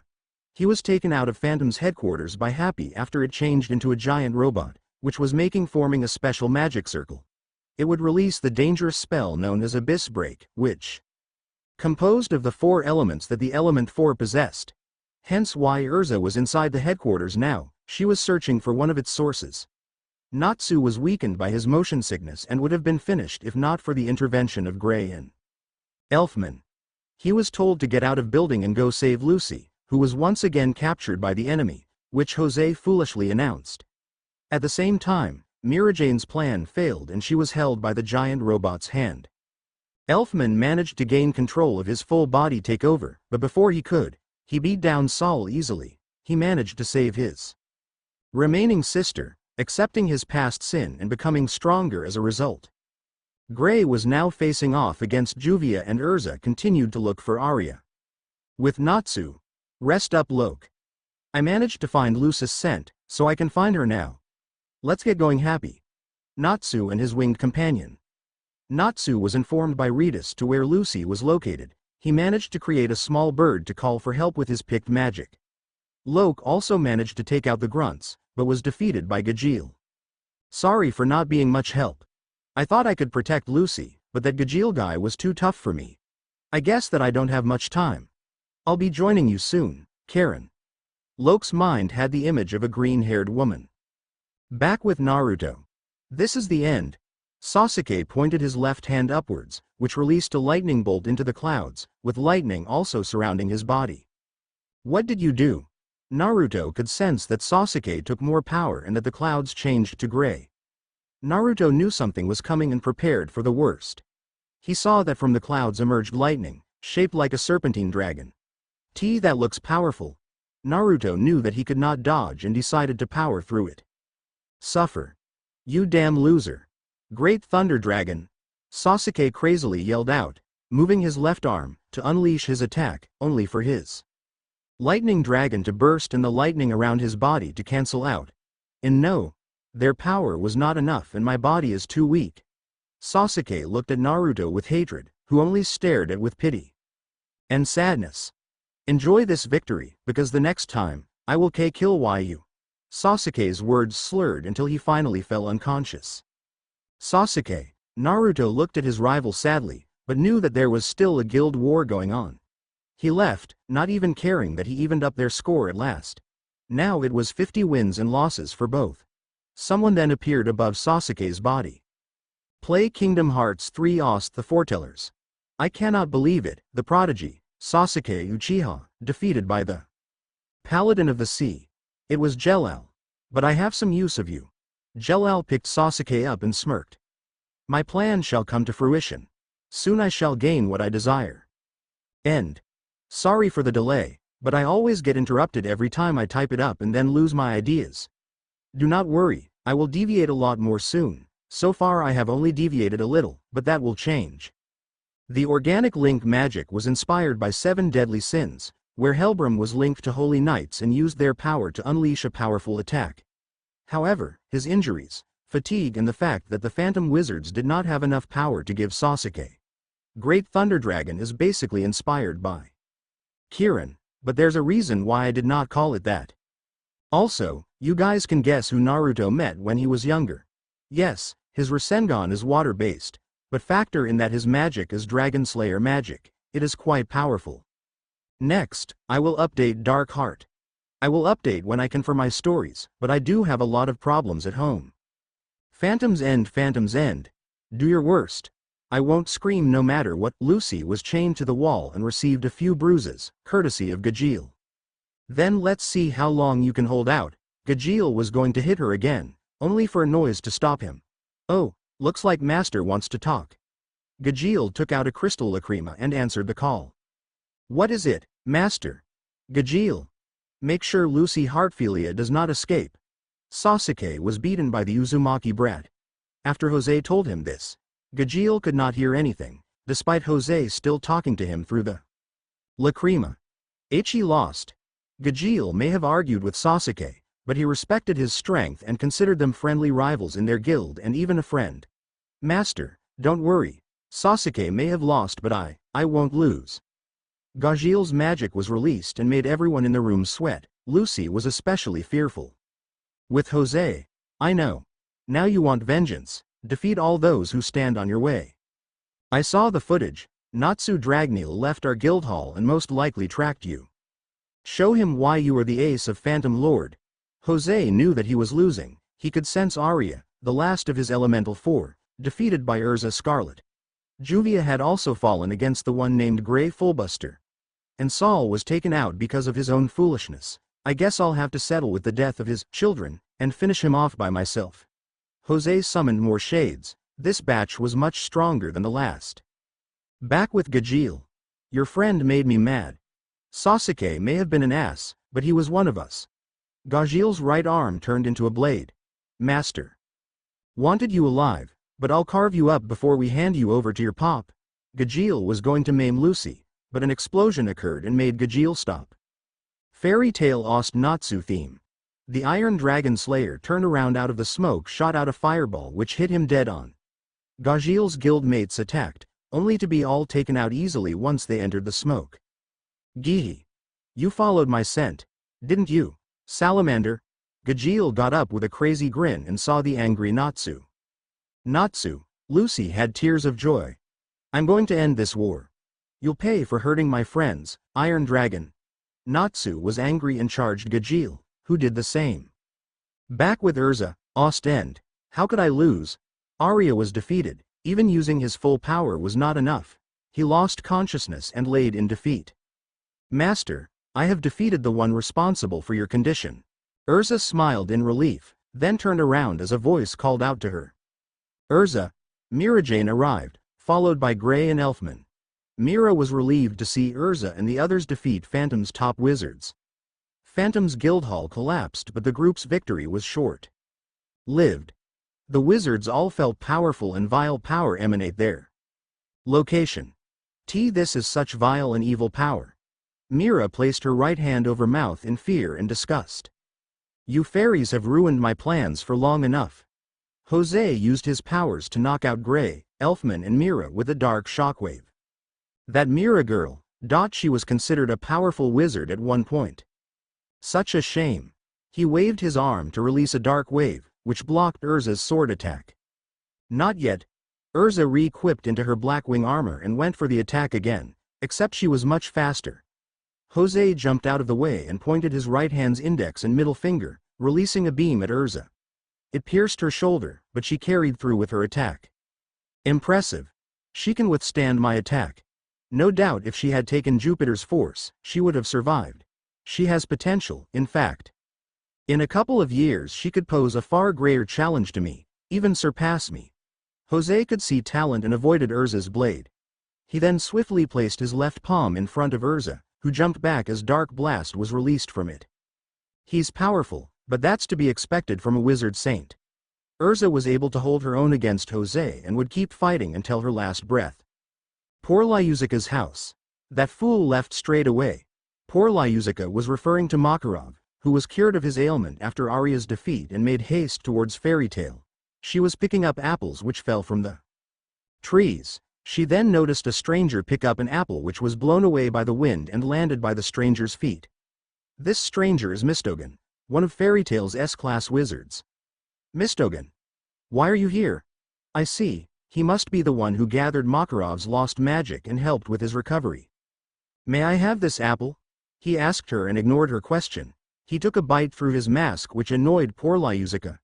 She then saw a flags blow past her and more being blown away by the wind. Those are the flags of Phantom's subdivisions. He defeated them all by himself. Fairy Tale Guild versus Shades. They're wrecking the guild. Many of the fairy tale wizards were overrun by Jose's shades as their more powerful members were not around. Water dragons roar. A large group of shades were taken out as Naruto returned to the battle. Sorry I'm late guys. Had to deal with something. Naruto may have been weakened, but he had some fight left in him. Took you long enough. Mikao said to him as he sent a fireball at a shade. I'm guessing you settled the score with Sasuke, am I right? When Naruto smirked, he smiled. I take that as a yes. So, what's the current score? 50-50. Naruto may have been upset with what Sasuke was becoming, but he liked the fact he tied them up. One more and I'll finally one-up him. Naruto was hit by a shade from behind, but got back up and hit it back. Careful. You haven't recovered from your fight. Mikao told him in concern, taking a hit from another shade. Looks like you're the one who needs to rest, Mikao. Naruto punched the shade, but he's not wrong, don't know if I'll last much longer. Back with Natsu. Thanks for that, Lucy. Natsu had powered up by eating flames, which were created by Lucis' newest celestial spirit, Sagittarius, a man wearing a horse costume. Sagittarius used his arrows to shoot the machinery and create the fire, giving the Natsu the strength to surpass the already strengthened Gajeel. Gajeel ate iron to restore his strength before Natsu consumed his flames and had the advantage, but this time Natsu had the advantage. Play Fairy Tale Ost main theme. Natsu began his counterattack and his ignited fist collided with Gajeel's bladed arm. The blade shattered and Gajeel felt burned by the attack, jumping back, only for Natsu to follow him and knee his armored stomach. Gah! Gajeel was sent back. The armor in his stomach protected him from any major damage. He's not the same as before, he's much stronger. Gajeel tried taking the fight to Natsu, but Natsu was overpowering him faster than he could react. You hurt Levi. An image of the chained-up Levi flashed in Natsu's mind before he punched Gajeel's left side. Jet! Natsu kicked him backwards and followed up with another left hook. Droy! Natsu tossed him into the sky. I can't win. Gajeel used his remaining power to strengthen his scales. Gramps and Kurama, my guild. Anyone who stands in our way will be devoured by me, the salamander. Natsu's hand were now covered in large light spheres. Dragon Slayer Secret Art. Crimson Lotus. Fire Dragon's Fist. Natsu's barrage of fists broke through Gajeel's armor and defeated him. Ost End. He did it, Lucy hugged happy, both crying tears of joy. They flew out of harm's way during Natsu's rampage as he had destroyed the hideout. Back with Naruto's group. Looks like this is it, but I ain't going down without a fight. Naruto was ready to use the last of his magic for one last attack, only for the shades to dissipate as a wave of light hit them. This is, Gramps, you're back. Back with Erza versus Jose. This is it, Titania. Jose was about to finish off Erza, much to the horror of the other three fairy tale wizards. Jose's dark blast was stopped by another light blast. Well. Play Fairy Tale Ost Fairy Law. Makarov had returned, floating from the ceiling. Erza and the others were happy to see their guild master recovered. Master, Gramps. Everyone exclaimed, with Gray being the only one to call him Gramps. I figured you would return. Makarov, Jose smirked, enraging the seemingly calm Makarov. You caused this war and hurt my children. Not just mine, but yours as well. Their blood was spilled and for that, I will not forgive you. Makarov's magic released a wave and this was cue for younger wizards to leave. Do you want a cataclysm? Jose's eyes changed into a dark color, indicating his bloodthirst. I have nothing more to lose. So, I'll show no mercy. Jose made the first move and sent a dark wave at Makarov. Makarov countered and shot out a light beam from his finger, piercing Jose's left shoulder, who shrugged it off and shot out his own dark beam. It hit Makarov's right shoulder, who simply motioned his right and magic circles appeared around Jose, hitting him with light blasts. Futile. Jose had covered himself with darkness and prevented any major damage. You are talented, Jose. Extremely powerful, and you had a bright future ahead of you. Why did you throw it away? Makarov was angry. He and Jose sent large beams of their respective elements, leading to a beam struggle. You think I need a reason? Last year you embarrassed me during the guild masters meeting. That only jump-started my plans. No. Phantom Lord was once on top, the #1 guild in Fury. But you overtook us, your wizards became better known. Our guilds have rivaled each other long before we took over, and now we end this rivalry. Jose exclaimed as their attacks exploded. Then you leave me no choice. Makarov made a motion with both his hands as a light began to form. As dictated by our guild's law, you have the count of 3 until I invoke fairy law. 1. Futile. Jose kept firing dark beams from his fingertips, only for the light from Makarov to grow and emit beams which tore through his own. 2. Makarov counted and felt Jose increase his powers again to form stronger attacks. 3. I invoke fairy law. The light engulfed everything in its path. Replace Ost with fairy tale Ost magic last, back with Natsu. That's Gramps' magic. Natsu smiled whilst lying a large rubble. Naruto's group. Oh yeah. Gramps is showing no mercy. The fairy tale wizards cheered and returned to their usual selves. Outskirts of Magnolia Town, HMPH. Made me waste my time. Laxus had arrived because he was secretly worried about the guild. Even if I turned up, they'll still hate me. Fairy tale can't be weak, I must protect it. Ostend. Back with Makarov. HHHH. Jose now looked much older and was shivering, weak because of the effects of fairy law. I spared your life, Jose. Whilst blood was shed, none of my children lost their lives. Let this be a reminder of what happens when you attack my family. And you. Makarov stretched his arm and punched Arya, who tried sneaking up on him to use the spell that took him out earlier. It's over. He then breathed in and smiled. Now you guys, go home. Back with Natsu and Gajeel. Hey, Black Steel. Natsu called out to his fellow Dragon Slayer, who just barely stood up. What is it, Salamander? Fight's over. You won. Gajeel accepted his loss much more gracefully than his Phantom Lord peers, though he was not happy about losing. Well, I wanted to ask you something about your dragon. Were you raised by a dragon too? Natsu asked him in a civil manner. Yeah, his name was Metallicana. Haven't seen him for a long time, he disappeared. What about you? Gajeel replied and countered with his own question. 7 years ago, am I right? The year X777, on the Natsu. On the 7th month and the 7th day, he was briefly headbutted by Natsu, who was annoyed by overuse of the number 7 and started a small argument with Gajeel, but they ceased their argument and continued talking. Yeah, then I guess it's the same for you and Uzumaki. As soon as Gajeel mentioned Naruto, Natsu just scowled. Naruto's dad didn't disappear. Natsu told Gajeel in a cold tone. Which reminded the Iron Dragon Slayer of his beatdown earlier. His dad was killed. This shocked Gajeel completely until he returned back to former demeanor. Who or what killed him? Gajeel asked. All I know is that it was a black dragon. Natsu told him before leaving. Unknown location. A few days later. So, Phantom Lord was disbanded and Fairy Tail got a slap on the wrist? Sasuke asked Jelal. Well, they were given a warning. They have some supporters in the council, unlike your guild. Sorry, former guild. Jelal smirked at Sasuke's angered expression. I can tell, you don't really care about your guildmates at all. All you want is to defeat Naruto Uzumaki, right? Watch your mouth. I don't care if you are a part of the council. That loser just got lucky, that's all. Sasuke glared at the still smirking Jelal. As much as you want to deny it, he's gotten stronger, and he hasn't unlocked his full potential. He will leave you in his dust. Jalal's words just made Sasuke angrier. So, would you like more power? More power? How?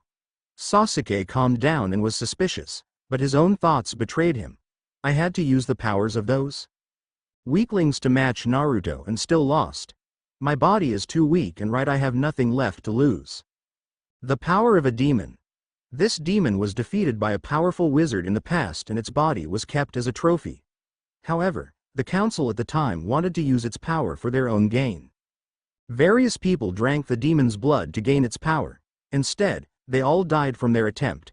Until recently, only one person was able to survive it. Jell-Al knew Sasuke was interested. So, is that supposed to stop me? I won't lose to him again. Sasuke would do what he feels is needed to gain power. So, is that a yes? Jell-Al titled his body to the side to avoid a lightning bolt from Sasuke's palm. He's all riled up. Good. What's the catch? You wouldn't do this unless you get something out of this. Sasuke may be temperamental, but he was still smart enough to know that someone of Jalal's position wanted something. First things first. My real name is Jell-Al Fernandez. End.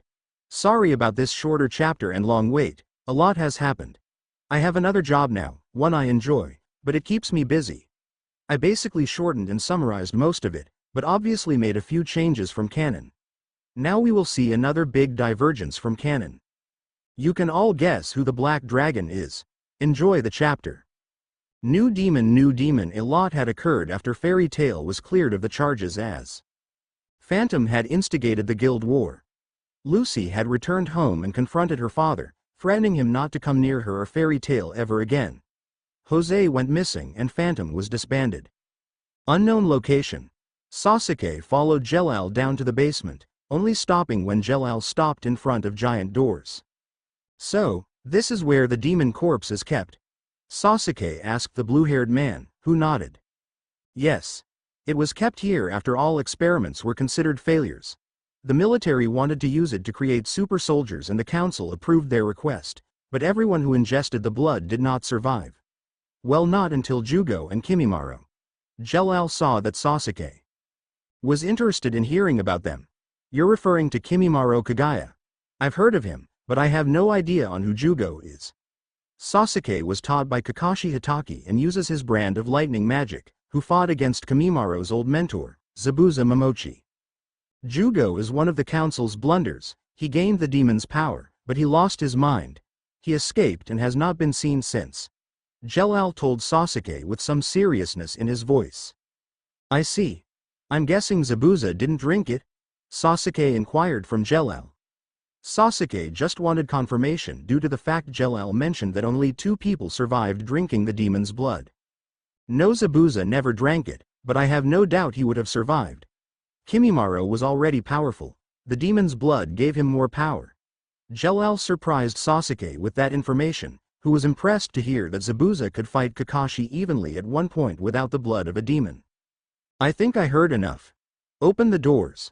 Sasuke ordered, though he was in no real position to do so. Jell-Al just opened the doors and allowed Sasuke to enter first.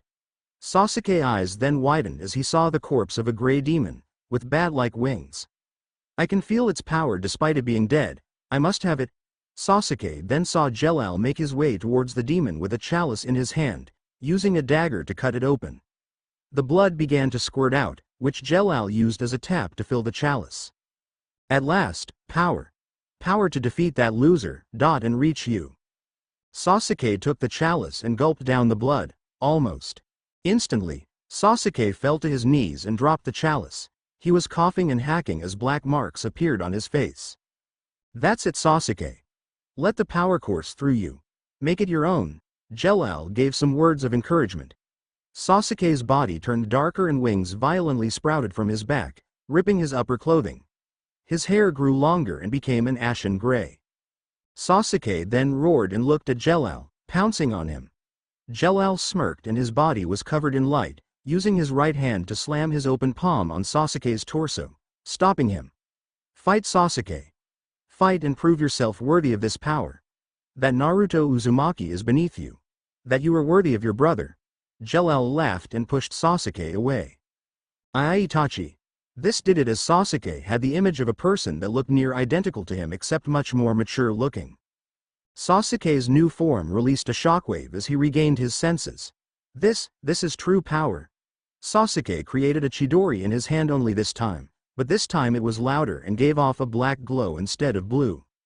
You have become the newest demon. Jell-Al laughed in victory. Now, let's talk. His voice became serious. With Naruto and Makarov, a few days later. Wait. You're sending me on a mission, Gramps? Awesome. What is it? Naruto was excited, something Makarov expected. Well, it's more of team operation. The council needs help locating one of their captains and their current tracking experts are out. So, we made a deal. They'll forgive our part for the guild war. Makarov told Naruto, hoping he wouldn't say anything unnecessary. So, we're basically being blackmailed. Naruto is often called an idiot, but he does have his moment of being smart and can understand when something sounds fishy to him. You're smarter than you look. It's scary, Makarov stated to Naruto, which annoyed him. But here's your teammate and please, don't start a fight. Makarov turned his head to the side and called out for the person to come. Start a fight? Why would I? Naruto stopped his trail of though as his rage began to show. You? He pointed at the person who appeared in front of him. It was none other than Gajeel Red Fox. Gihi. Hey there, Uzumaki. I take it you're not happy to see me. Gajeel smirked at the blonde, who was ready to attack him. Naruto. Settle down. Makarov enlarged his left hand and placed it between them, preventing them from attacking each other. He will be your teammate for this mission. He is now a member of this guild and I expect you to treat him as such. Makarov told him, though this only served to make Naruto angrier. If this a joke, then I'm not laughing, Gramps. Naruto channeled water into his hands, with Gajeel covering himself with scales. I'm not asking you to forgive him. Just work with him on this one mission and give him a chance to redeem himself. Makarov tried to convince Naruto, who sidestepped his spell. Fine, but I don't have to like it. If he tries something, then don't come crying to me, Master. When Naruto called Makarov, Master, instead of Gramps, this made the old man flinch a little. He never calls me that unless he's in a bad mood. Damn, I hope they don't kill each other on this mission. Anyways, you were chosen specifically by the person who will be leading this mission, Naruto. And Gajeel, I thought you being on this mission. And who would that be? Naruto questioned. A man who holds the same position as me, another wizard saint. The man named Kakashi Hitaki. With Sasuke, I feel like my normal self again. Better even. Sasuke was back into his normal attire, but his shirt was gray instead. You can now activate your demonic power anytime you want, and your base form got a small power boost. Jelal stated, which made the raven-haired boy smirk. So, I won't even need my new form to beat him. Sasuke was obviously referring to Naruto, but Jelal shook his head. I didn't say that. I only said that your base form's power has increased slightly. You may be able to beat him in your demon form, but your normal state, I don't know. Jelal thought this would annoy Sasuke. It did, but only slightly. Doesn't matter now. I know that I've become much stronger than him. The power of the demon is now mine. Sasuke started to sound a little more maniacal. You may have gotten stronger, but compared to Kimimaro, you are a novice. That and you don't realize your new weakness. Jelal also knew that despite Sasuke's new power, he lacked the control Kimimaro possesses. I have a feeling he will face Naruto Uzumaki sooner than later. Back with Naruto and Gajeel, a few hours later. Well, this is where we're supposed to meet him. Looks like he ain't here yet. Gajeel commented. They were at a grassy field with 3 training posts on it. Well, we were told to wait here. I guess we sit down and wait. Naruto just sat on the grass, with mimicking his action. I have a bad feeling about this. 1 hour later. Sorry I'm late, but a black cat crossed my paw. Are you guys sleeping? A man appeared, having silver gravity-defying hair. Wearing a face mask that completely covered the lower half of his face. He wore an attire similar to Asuma's, except he also wore fingerless gloves and his was more of a navy bodysuit underneath his green flat jacket. He also wore a headband with a metal plate over it. His headband covered his left eye. This man is the wizard saint Kakashi Hitaki, and the person the 2 dragon slayers were supposed to meet an hour ago. Ramen. Naruto was drooling and seemingly dreaming about ramen. My god, I better wake them up. Kakashi went to shake Naruto, only to be met with a punch to the face. Kakashi rebounded and held the right side of his face. Ouch. He packs a punch. And he isn't even using magic. Fairy Tail Ost invoke magic. You're going down. Naruto's eyes were still closed and he yawned. He channeled water into his hands and rushed Kakashi. He's sleep fighting. Kakashi realized that he had to use force. He channeled blue lightning and slammed his open palm onto Naruto's torso and shocked him. This woke Naruto up, but also made him angry, which lead to him punching Kakashi again with his water-enhanced fist. Or at least he tried, but Kakashi jumped out of the way and pulled his headband up. His left eye had a scar over it, though he opened his eye, revealing a crimson eye with a strange pinwheel design. It spun and glowed briefly as Kakashi widened his eye for a second. Naruto's spell dissipated. Huh! My spell just stopped working. Naruto then noticed Kakashi's red eye. He has two different colored eyes, but I won't lose. Hey! Don't go hogging the enemy there, Uzumaki. Gajeel heard the ruckus and saw Naruto fighting a stranger. He turned his right hand into a club and it extended towards Kakashi, which Naruto had to dodge too. "Oi! Watch it, iron butt!" Naruto exclaimed. Gajeel was annoyed by the nickname and would have replied, only for Kakashi to shout, "Ostend! Stand down!" Kakashi had enough and let his magic flow in the form of blue lightning. Blue lightning? Just like Sasuke's, both Gajeel and Naruto thought simultaneously. Wait. You're Kakashi Hitaki, the one we're supposed to meet over an hour ago. Gajeel exclaimed and pointed his finger at him. Why did you attack Uzumaki? Attack him? He attacked me first. Kakashi stopped his lightning aura and was annoyed at the two in front of him. Did not? Naruto replied indignantly. You punched me in your sleep. Kakashi pointed to the small bruise on his face. Naruto looked more indignant, but then calmed down and rubbed the back of his head in a sheepish manner. Oh yeah. Gramps told me I've done that before. Sorry about that. Naruto said to Kakashi as if it was no big deal. This made Kakashi sigh. Well, I guess it was my fault for not being alert. I commend you for your strength. Kakashi praised Naruto at first. But next time I won't be so careless. Kakashi then pulled his headband back down. Truth be told, I was informed that you were an idiot. I should have known better to underestimate you. Oh, you did beat my top student. So, that means you're up for a real fight down the road?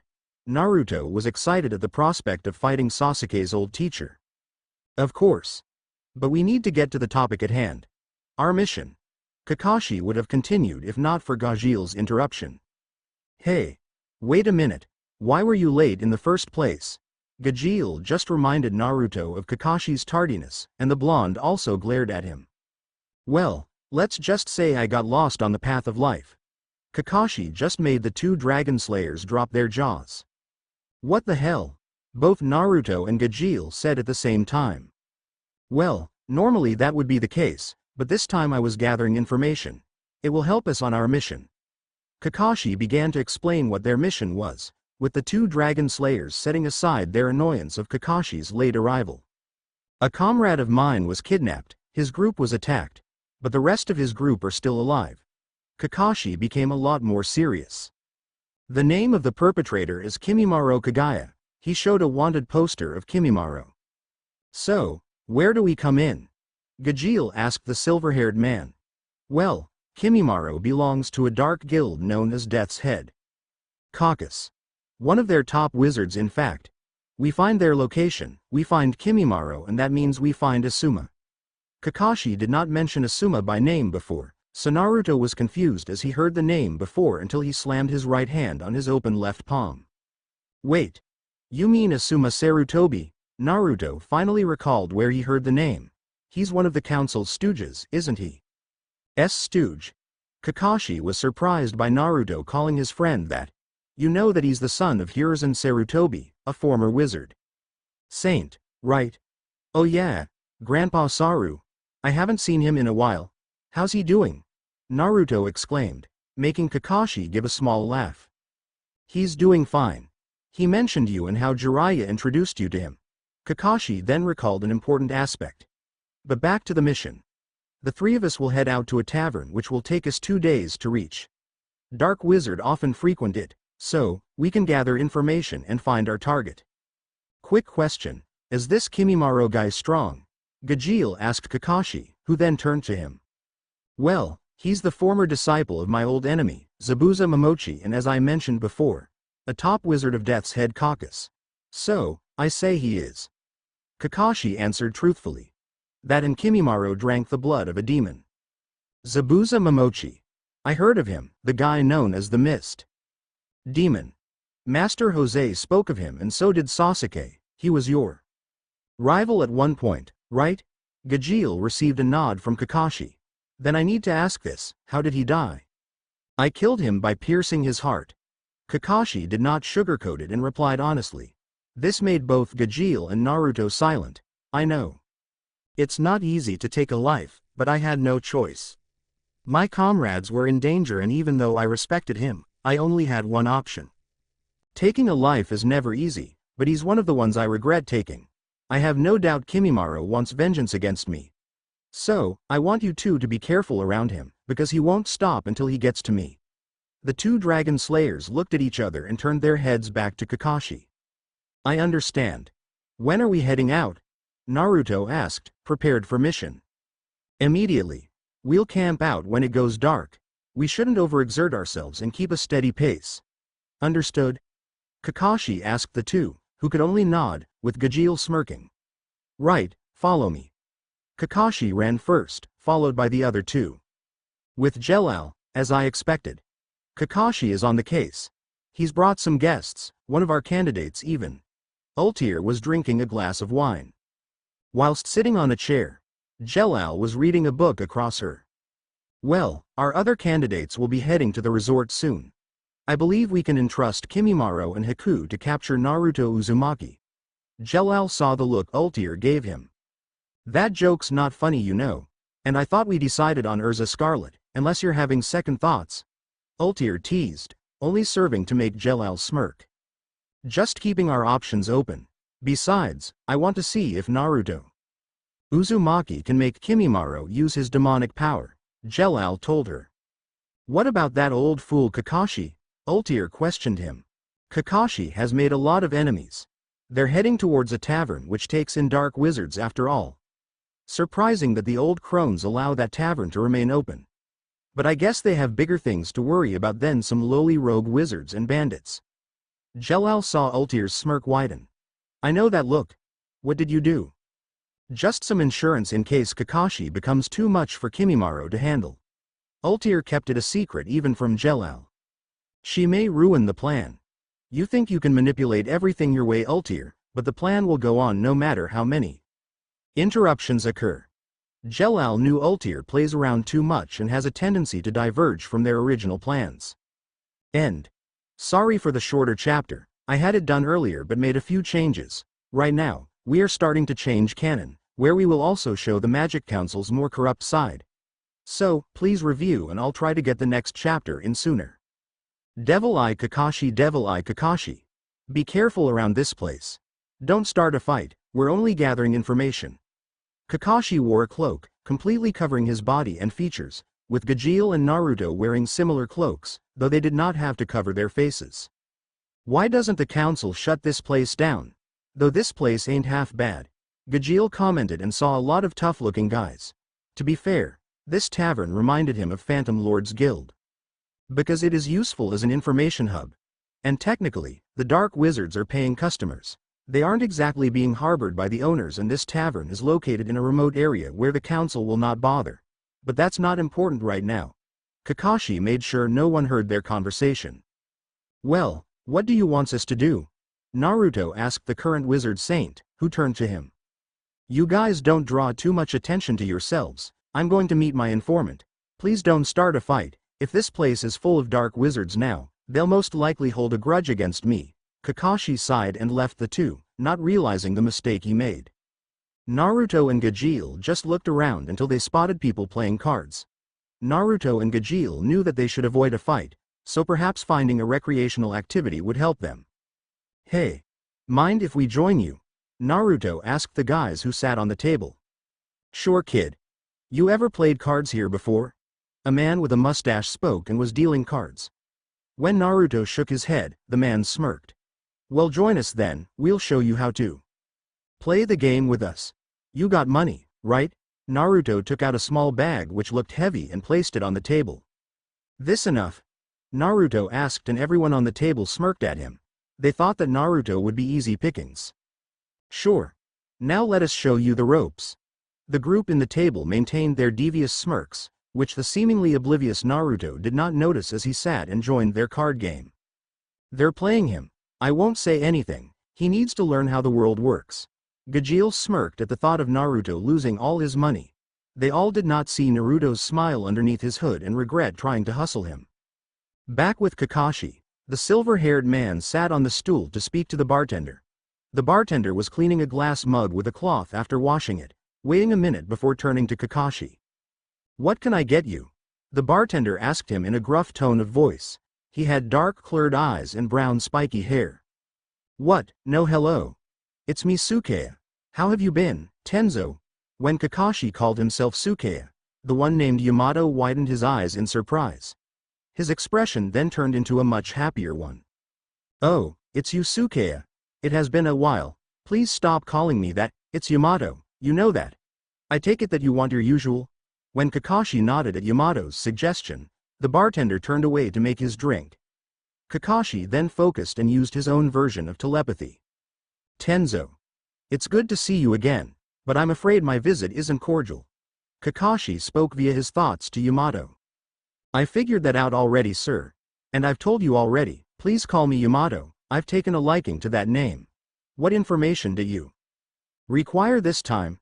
Yamato asked his superior. "Information on Death's Head Caucus location. Most specifically, Kimimaro Kagaya if possible." Kakashi asked of his informant. "That's a tall order. I apologize, but I have no information on Death's Head Caucus location." This was not the answer Kakashi wanted, but Yamato did have some good news. "But Kimimaro Kagaya is a regular here, mainly because the owner is a friend of Death's Head Caucus Guild Master." "I see. When is Kimimaro's next visit?" Kakashi knew he could not let this chance slip.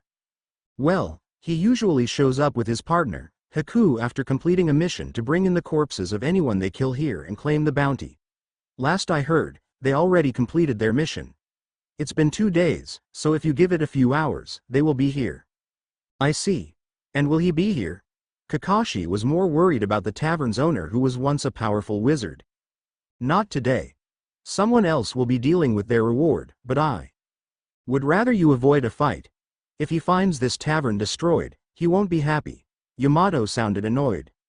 "That was one time. I technically only wrecked the place, not destroyed it." Kakashi gave a small internal chuckle. "Well, this time it's different. This time the owner is someone even you would have trouble defeating." Kakashi. "You should know that." Yamato just sighed. "I get it. I'll have my usual while I'm waiting here." Kakashi asked politely, though Yamato knew he expected it to be on the house. "You know that I still want to be paid. I can't keep giving you free meals, otherwise it comes out of my paycheck." Yamato really did not like Kakashi taking advantage of his situation. "Oh, come on. It's me, for old time's sake." Kakashi's eye closed as he smiled underneath his mask, hearing Yamato's thoughts, who reluctantly prepared his order. Kakashi then cut off the telepathy. "I win." A few miles away from the tavern, kill. A humanoid creature was lurking around the trees and was searching for prey. Back to the tavern. "Thank you, Yamato. The meal was delightful as always. I'll be taking my leave." Kakashi left, once more annoying Yamato, who just grumbled. "I better check on those two before they get into trouble." That kid's a monster," Kakashi heard someone say and became worried. "Oh no." Kakashi made his way through a gathering crowd and was ready to fight until he saw what actually happened. In no freaking way. Kakashi saw all the hustlers and gamblers in their underwear and Naruto wearing golden jewelry. Did he win all that? He then noticed the slack-jawed Gajeel near him. What the hell? How does he keep winning? He has the devil's luck. Gajeel expected Naruto to lose, but instead he was winning. I'm never playing cards against him, that's for sure. Unbelievable. Kakashi was now next to Gajeel, surprising him. Did you put him up to it? I thought it would be fun seeing Uzumaki lose all his money and stuff, but he just keeps winning. Gajeel now possessed a dull look after Naruto got up, carrying his winning in a sack. I made a killing. Naruto grinned and gave a peace sign gesture. Those morons thought that they could hustle me, but I got them instead. Where did you learn to gamble like that? Kakashi knew it was wrong, but he wanted to ask Naruto for some pointers. Nothing really. Pervy Sage took me to meet Granny Tsunade and she took me to a casino. They told me I was a gift from the gambling gods or something like that. This made Kakashi's uncovered eye widen. He calls Lord Jiraiya pervy sage, and Lady Tsunade Granny Tsunade, and they praised his gambling skills. I need another drink. Kakashi's mind was so confused, but he then became alert and dodged a blade, which unfortunately ripped off his cloak, revealing his features to everyone. Damn. I let my guard down and now I'm discovered. Kakashi Hitaki, you have a lot of nerve showing up here. A tall skinny man with long shaggy hair was holding onto a hilt which had a thread connected to it, which was connected to the blade that ripped off Kakashi's cloak. Kushimaru. I thought you would be rotting in prison. Same with your two cohorts nearby. Kakashi moved out of the way from a giant Sao RD and two smaller curved blades with a smaller curved blade protruding from the tip. Amayuri and Jinpachi too. What do you three want with me? Kakashi pulled up his headband and opened his eye. One was a red-headed woman with fangs and the other was a bearded eye-patch-wearing man. The woman had the two blades and the bearded man had the giant blade with tags on it. You really have the nerve to say that? We were thrown into jail because of you? Amayuri, the sole female, pointed the sword in her right hand at Kakashi. And your disguise wasn't fooling us. We kept an eye out for you and the two brats next to you. Kushimaru's blade retracted and he pointed to them. Well, I wasn't putting much effort in my disguise. I thought that I was being watched earlier. It was you guys. Kakashi saw that Naruto and Gajeel took off their cloaks. Sorry to ask this, but can you two handle all the people in this bar? I can deal with these three myself. Kakashi made the come-on motion towards the three. Amayuri was first to attack and Kakashi's side stepped out of the way. Let's take this fight outside. Kakashi ran and jumped out of a window, with the three killers following him. He didn't even give us a chance to answer, Gajeel exclaimed in an angry tone. Play Fairy Tail Lost Kurigane. Does it matter? I was going to kick butt either way. Naruto cracked his neck. Gajeel then smirked. Gihi. You're right about that.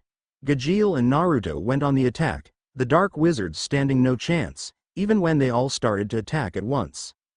Water dragons roar. Iron dragons roar. Both the dragon Slayer kicked away their enemies before simultaneously releasing their respective dragon roars. This blasted away a lot of them, but both roars tore through the tavern's ceiling and the tavern began to collapse. Kakashi. What have you done? Yamato looked on in horror. I better write up my resignation letter after this. Yamato ran out of the tavern. I better find Kakashi, he's going to cause more trouble at this rate. With Kakashi. Replace Ost with Fairy Tail Ost Mistogan theme. Blue Thunder. Kakashi shot out a lightning bolt from his left hand and matched it with Amayuri's lightning bolt, but his overpowered hers and she was hit by it. Kakashi then dodged the blade from Kushimaru's weapon, which followed him. Kakashi kept avoiding it, but it became trickier as Jinpachi swung his sword, which released an explosion. Kakashi was forced on the defensive, avoiding the explosions, lightning and multiple blades from Kushimaru's weapon. They're trying to trap me. Kakashi noticed the wire attached to the blades, but it was started to surround Kakashi, limiting his movements. He saw Amayuri light up her blades and shoot lightning into Kushimaru's weapon, electrifying the wire. Kakashi was trapped with minimum room to move around from. We have you now. Jinin leapt up with his sword and went for the kill. Nice try. Kakashi activated his eye as it glowed red when he was looking at Amayuri. The lightning from her blades stopped. Kakashi then channeled lightning into right hand, but this time it flowed upwards, as if it was a blade. He cut through the wire and escaped Jinin's attack, which caused a powerful explosion. Kakashi was in midair and pulled his right arm back, channeling a lightning through his arm as a small orb formed around his palm. That's a powerful spell, Jinin thought and knew he could not escape. Thundershot. Kakashi released a large lightning blast at Jinin, who used his sword to take the shot, but the lightning broke through it and caused it to explode, taking him out of the battle. Ostend. This is bad. Jinin is our best close combat specialist, and he was taken out this easily. Kushimaru then noticed a powerful feeling, a feeling of bloodlust. This bloodlust and power, it's nearby. What is this? Amayuri thought with some sweat falling down the side of her face. Kill. A voice called out and leapt to the sky before crashing down, forming a dust cloud. It cleared up after a figure emerged, having the same ashen gray skin as Sasuke but with a lot more horns and orange hair. You're Jugo. He was locked up by the council and escaped. Someone lead him here. Kakashi could sense Jugo's demonic power. With Ultir and Jelal, you released Jugo, and you tipped former members of the 7 Demon Blades. Jelal got up from his seat and slammed his hands on the table. I mean, I know it's a bit much, but we can't let Kakashi Hitaki ruin our plans. I mean, I probably left those Demon Blade people to die, but it can't be helped. Ultir replied whilst sipping some tea. No, you're the fool if you think you can underestimate Kakashi Hitaki. He isn't only revered for his strength, but wisdom and cunning. He was trained by Minato Namikaze, the man known as the Yellow Flash, the latter of whom was a pupil of Jiraiya, another wizard saint. You think a mere child who simply drank the blood of a demon would be enough? Knowing Kakashi, he will deal with the Demon Blades first and then Jugo. Jelal was also worried that only a select few knew of Jugo's predicament. They would be questioned if everything went south. You're worried Kakashi will beat Jugo and the other 3, and this will lead to them finding out about our plans, aren't you? Ultir saw him remain tense. You worry too much. Our meeting will be soon, so by the time the report gets to us, everything will fall into place. It better, Ultir, because I will not waste years of my life for all of this to fail.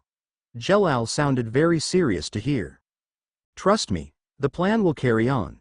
You are a fool, Jelal. As long as I get what I came for, I don't care what happens to you.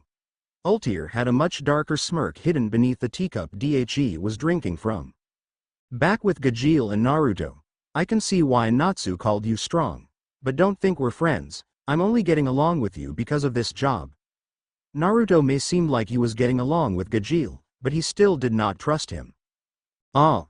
You hurt my feelings, but that's fine by me. After this job, we'll never work together after this. Gajeel also didn't like Naruto, but luckily, they took out the Dark Wizards. However, the tavern was already destroyed by them. Suddenly, Gajeel activated his Iron Club and blocked projectiles with it. Naruto then jumped out of the way to avoid large icicles. Demon Slayer Ostakaza theme. Who the hell are you guys?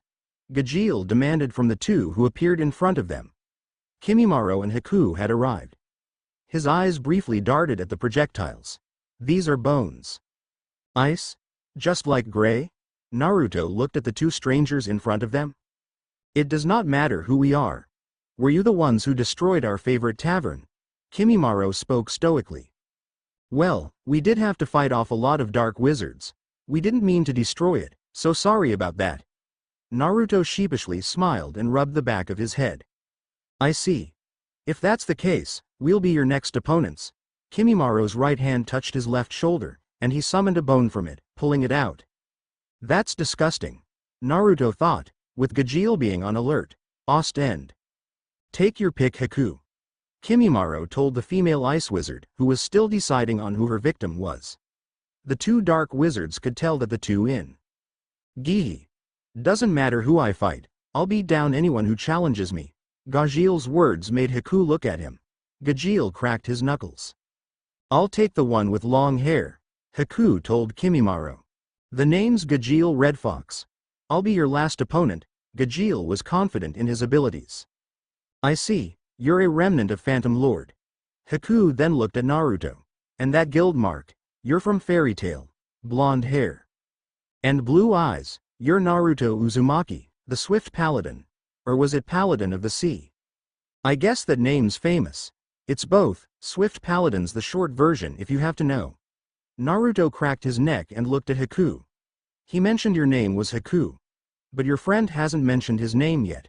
So big guy, what's your name? Naruto turned his attention to Kimimaro. Kimimaro. Kimimaro was ready to strike.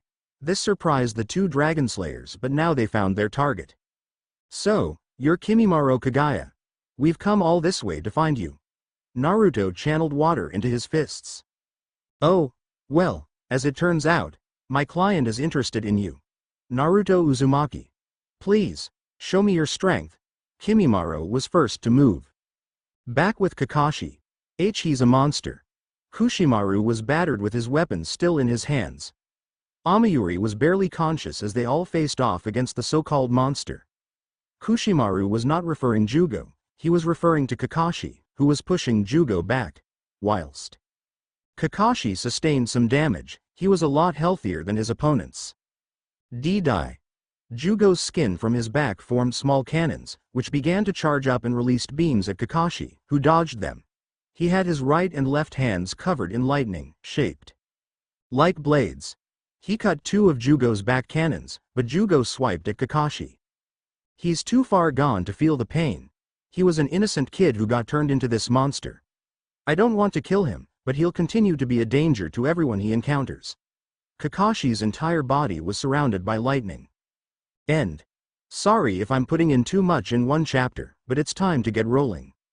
I will say this, I know what the weapons the swordsman used are called, but they don't really play an important part to this story.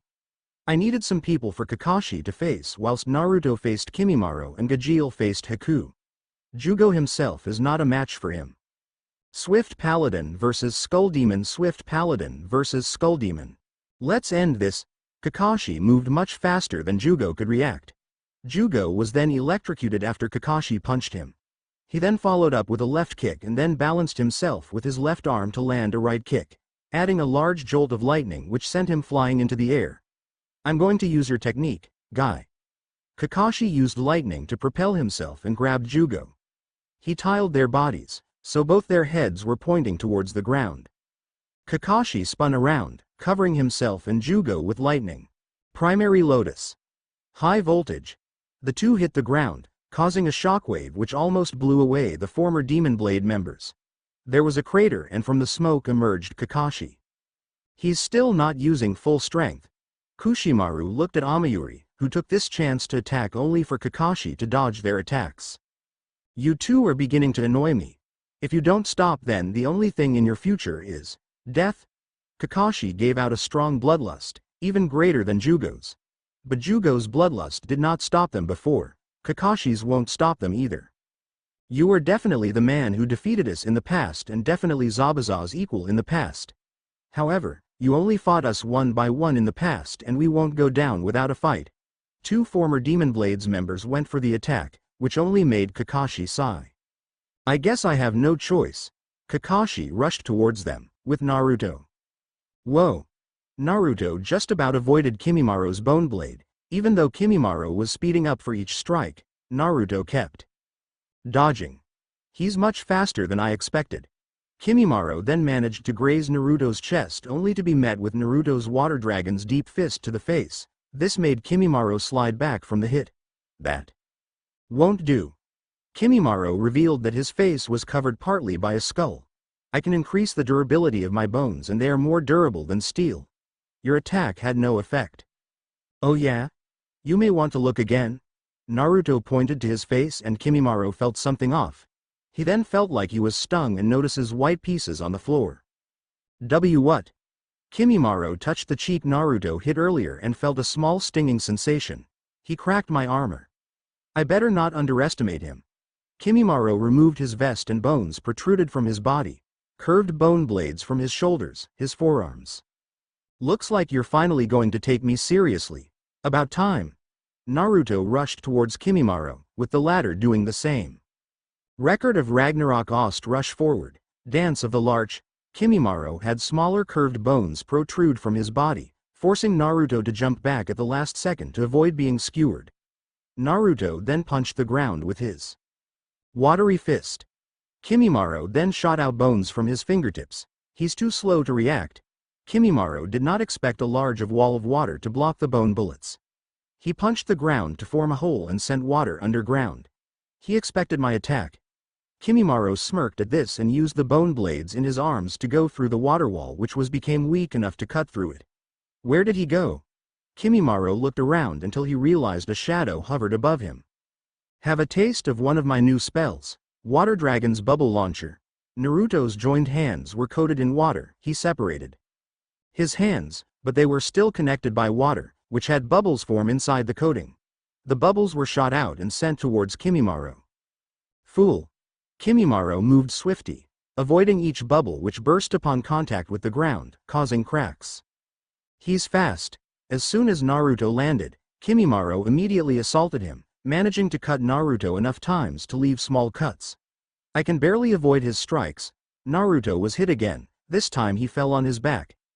Kimimaro went to stab him, but Naruto already focused his magic into his right foot, hitting Kimimaro with a tidal kick. He got up quickly to avoid Kimimaro's bone blades. He saw Kimimaro's bone chestplate which prevented him from damaging Kimimaro, but it was cracked from his attack. My attacks are working, but they need a little more kick to them. Ostend, you're good, but at your current state, you cannot win. Lord Jelal was right, this one has potential. Kimimaro went for another attack, which Naruto avoided, using the water channeled through his feet to blast backwards. This guy's different from most guys I fought. He's got both strength and speed, he's got experience in fighting too. I haven't been this excited since I fought Sasuke. Naruto cracked his neck and took a fighting stance again. Record of Ragnarok Ost deadly blow. Naruto went for the attack, only for Kimimaro to move to the side and trip him up. Naruto caught himself and punched the ground with his right hand. He then channeled water into his left leg, hitting Kimimaro, but the latter protected himself with his bone armor. Naruto smirked, which worried Kimimaro, so he went to attack Naruto before he could do anything. Got you. Naruto told him as water burst out. This time it was positioned in a way that made it look like a giant blade. Kimimaro jumped back, his armor broken from this attack. He made me bleed. Kimimaro touched his chest to feel a mark. His attacks are becoming more ferocious. This is interesting. Kimimaro covered his body with smaller curved sharp bones. Guillotine. Dance. Kimimaro ran towards and spun his boy, becoming a twister that would tear him to shreds. Yikes. Naruto knew Kimimaro was too fast and covered both arms in water to minimize the damage. As soon Naruto felt the cuts, he quick blasted himself backwards, also disorienting Kimimaro briefly. Damn. Naruto was rubbing his arms. How clever, but you won't be doing that again. Kimimaro repeated his guillotine dance, but Naruto moved much quicker and avoided it, by blasting water from his feet to jump up. He's reacting much quicker, and he's already used to my technique. Even the most prodigious warriors would have trouble following my movements. Water Dragon's tidal kick barrage. This time Naruto moved his water-enhanced kicks in rapid fashion, stopping Kimimaro's spinning and breaking his outer bones. I need to minimize the damage. Kimimaro was not quick enough to activate his armor spell as Naruto's attack were too quick. Naruto ended it with a final kick which sent Kimimaro flying back towards the destroyed tavern. Naruto then landed on his feet, but then fell to one knee. Ostend. Damn. That's taking a lot out of me. Naruto then stood back up after regaining his bearings. But I don't think he's done yet. I still need to get info from him too. Naruto made his way towards Kimimaro and found him standing back up. Most impressive, Naruto Uzumaki. You are the first to push me this far. Kimimaro retained some damage. You get stronger from fighting, and if I was anyone else, you would have won just now. Kimimaro then had black marks appear on his body. Oh, don't tell me, those marks are some sort of power-up, aren't they? Naruto was annoyed at this. Technically yes. I drank the blood of a demon and made this power my own. The only reason I am tell you this is because I have yet to use my full power. You cannot win, so please surrender. Kimimaro would rather not have to kill Naruto. Jelal had plans for him and the other Dragon Slayer in Fairy Tail. A demon? I've seen real demons, and you ain't one. Images of Kurama and Mira appeared in his head. Naruto then smirked. He circled around Kimimaro, who stared intently at him. Kimimaro had his guard up, but saw Naruto pick up a barrel. But, if you want to say you're a demon, then let's see who will win. A demon or a fairy? Naruto broke the barrel and drank the water inside it. He then cleaned his mouth with his right arm. His power flowed, surprising Kimimaro. His power, I see, this is what Lord Jelal mentioned. Kimimaro's body had different bones coming out of his body, small ones on his spine, a large curved one on each shoulder and smaller ones from his chest. Kimimaro was the first to move. Demon Slayer Ost Rengoku vs Akaza theme. Take this. Kimimaro's left palm protruded a sharp bone, which aimed for Naruto's side, only for Naruto to kick it away with his water-enhanced kick, shattering the bone weapon. He broke my weapon instantly. In this state it should be near impossible unless he put everything he had in that attack. He's grown more powerful. Kimimaro summoned his bone armor as Naruto punched him with his watery fist, sending him flying back. Kimimaro quickly sent a bone bullet which pierced Naruto's left shoulder. However, Naruto barely flinched and went on the offensive. Kimimaro rebounded and summoned another bone weapon. This time it was made from the bones of the spine. He swung it. The weapon basically worked like a whip. I can't let that hit me. Naruto avoided the whip, which was extremely fast. Kimimaro almost managed to bind him, but Naruto avoided it, only to be hit by it, forcing him backwards. Ouch! Naruto rubbed the left side of his head, feeling blood run down. He then backflipped repeatedly to avoid Kimimaro's whip. Naruto then breathed in to release a water dragon's roar.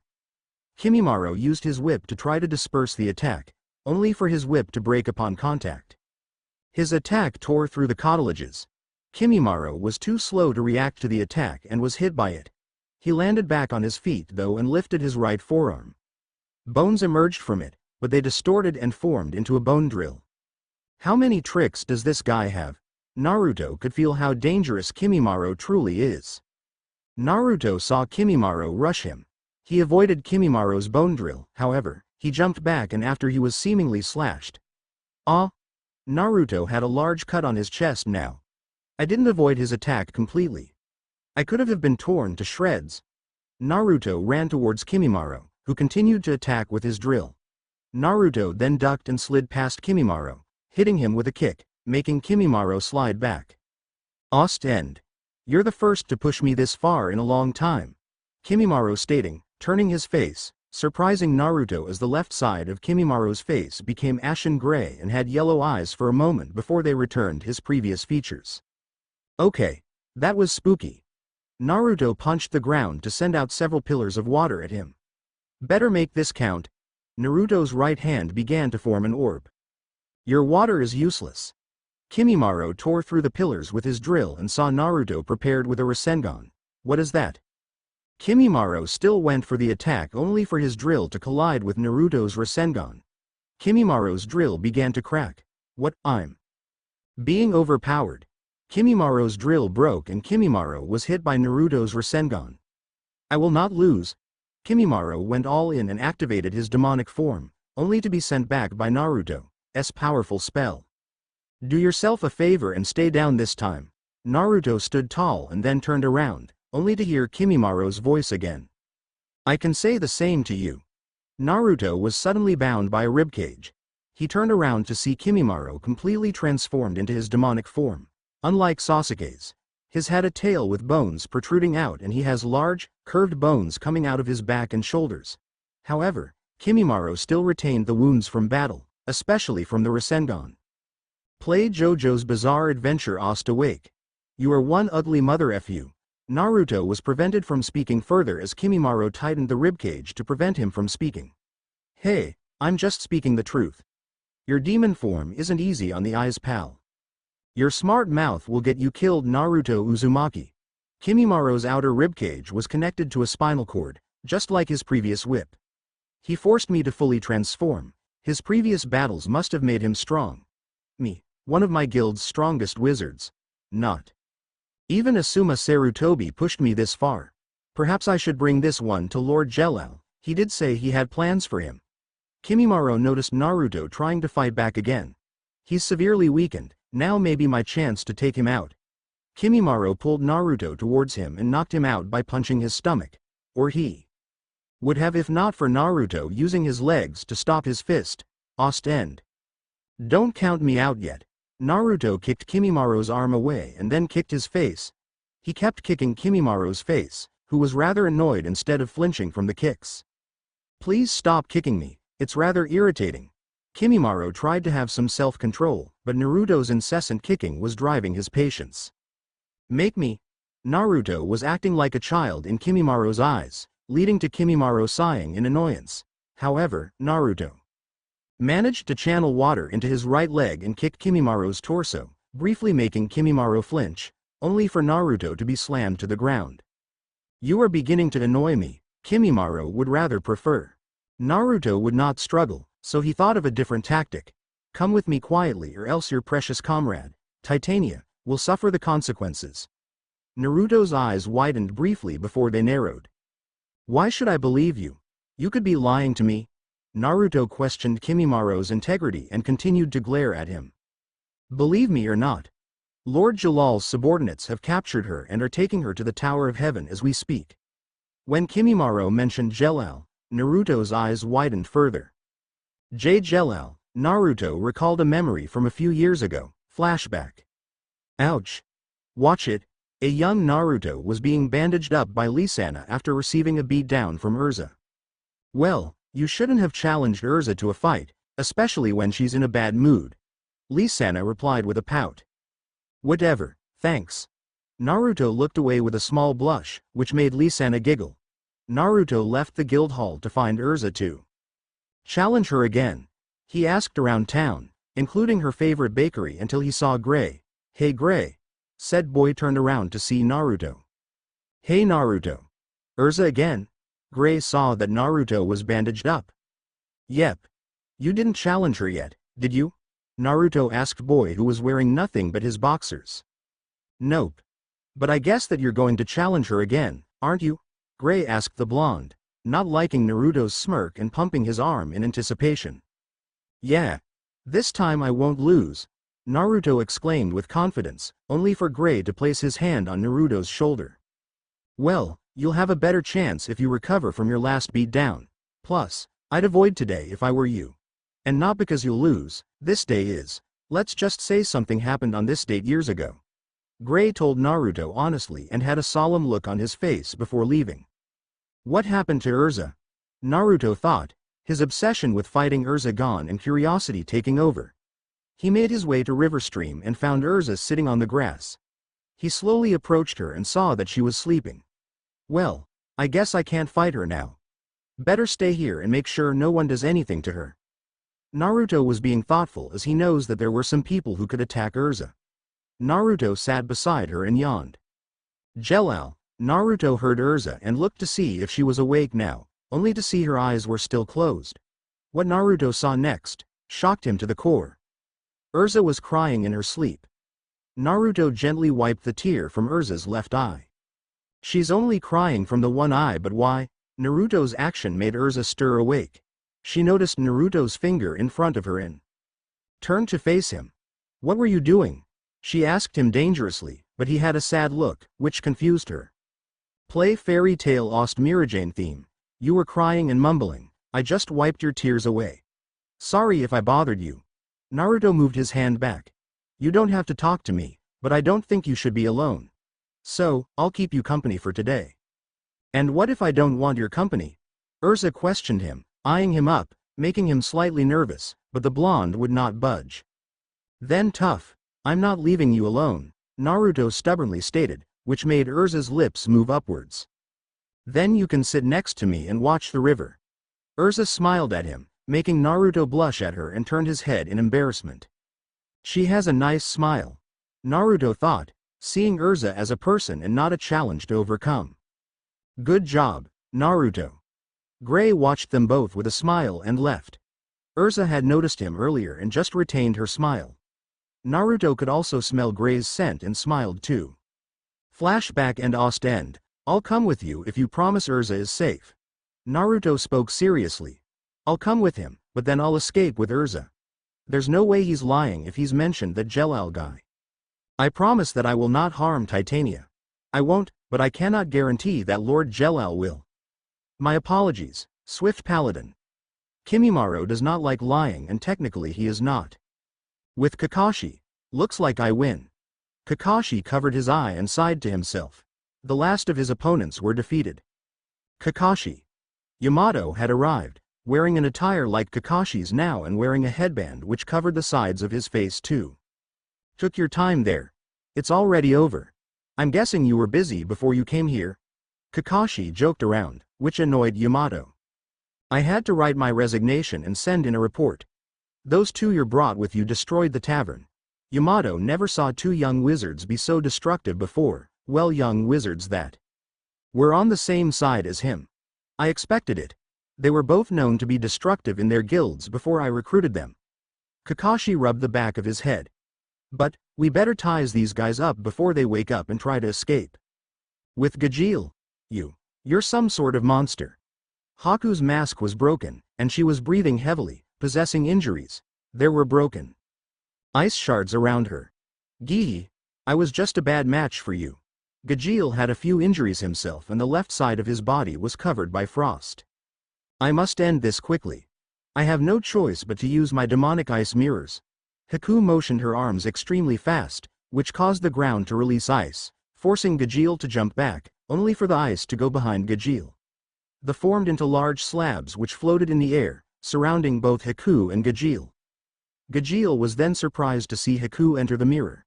My apologies, but you will not survive here. End. Sorry for the delay, but I think I'm improving my release windows for my stories a little. Hopefully soon I can improve my productivity and increase the quality of my story. It was hard to do this month considering I am fasting, but that will be over in a few days. Now, Dark Heart will be my next update, so please look forward to it. Black Steel Gajeel, Ice Mirrors. You think my reflection is going to stop me? Gajeel questioned Haku, who did not respond to his taunting. Suddenly, Gajeel felt a chill and his breath was visible. She made it colder. The area was also surrounded by mist now, making it difficult to see. I never wanted to use this spell, but you have forced my hand. No one has survived this unless I will it. Haku warned the former Phantom Lord Wizard, but Gajeel would still fight. But I believe it is no use talking to someone as vile as you.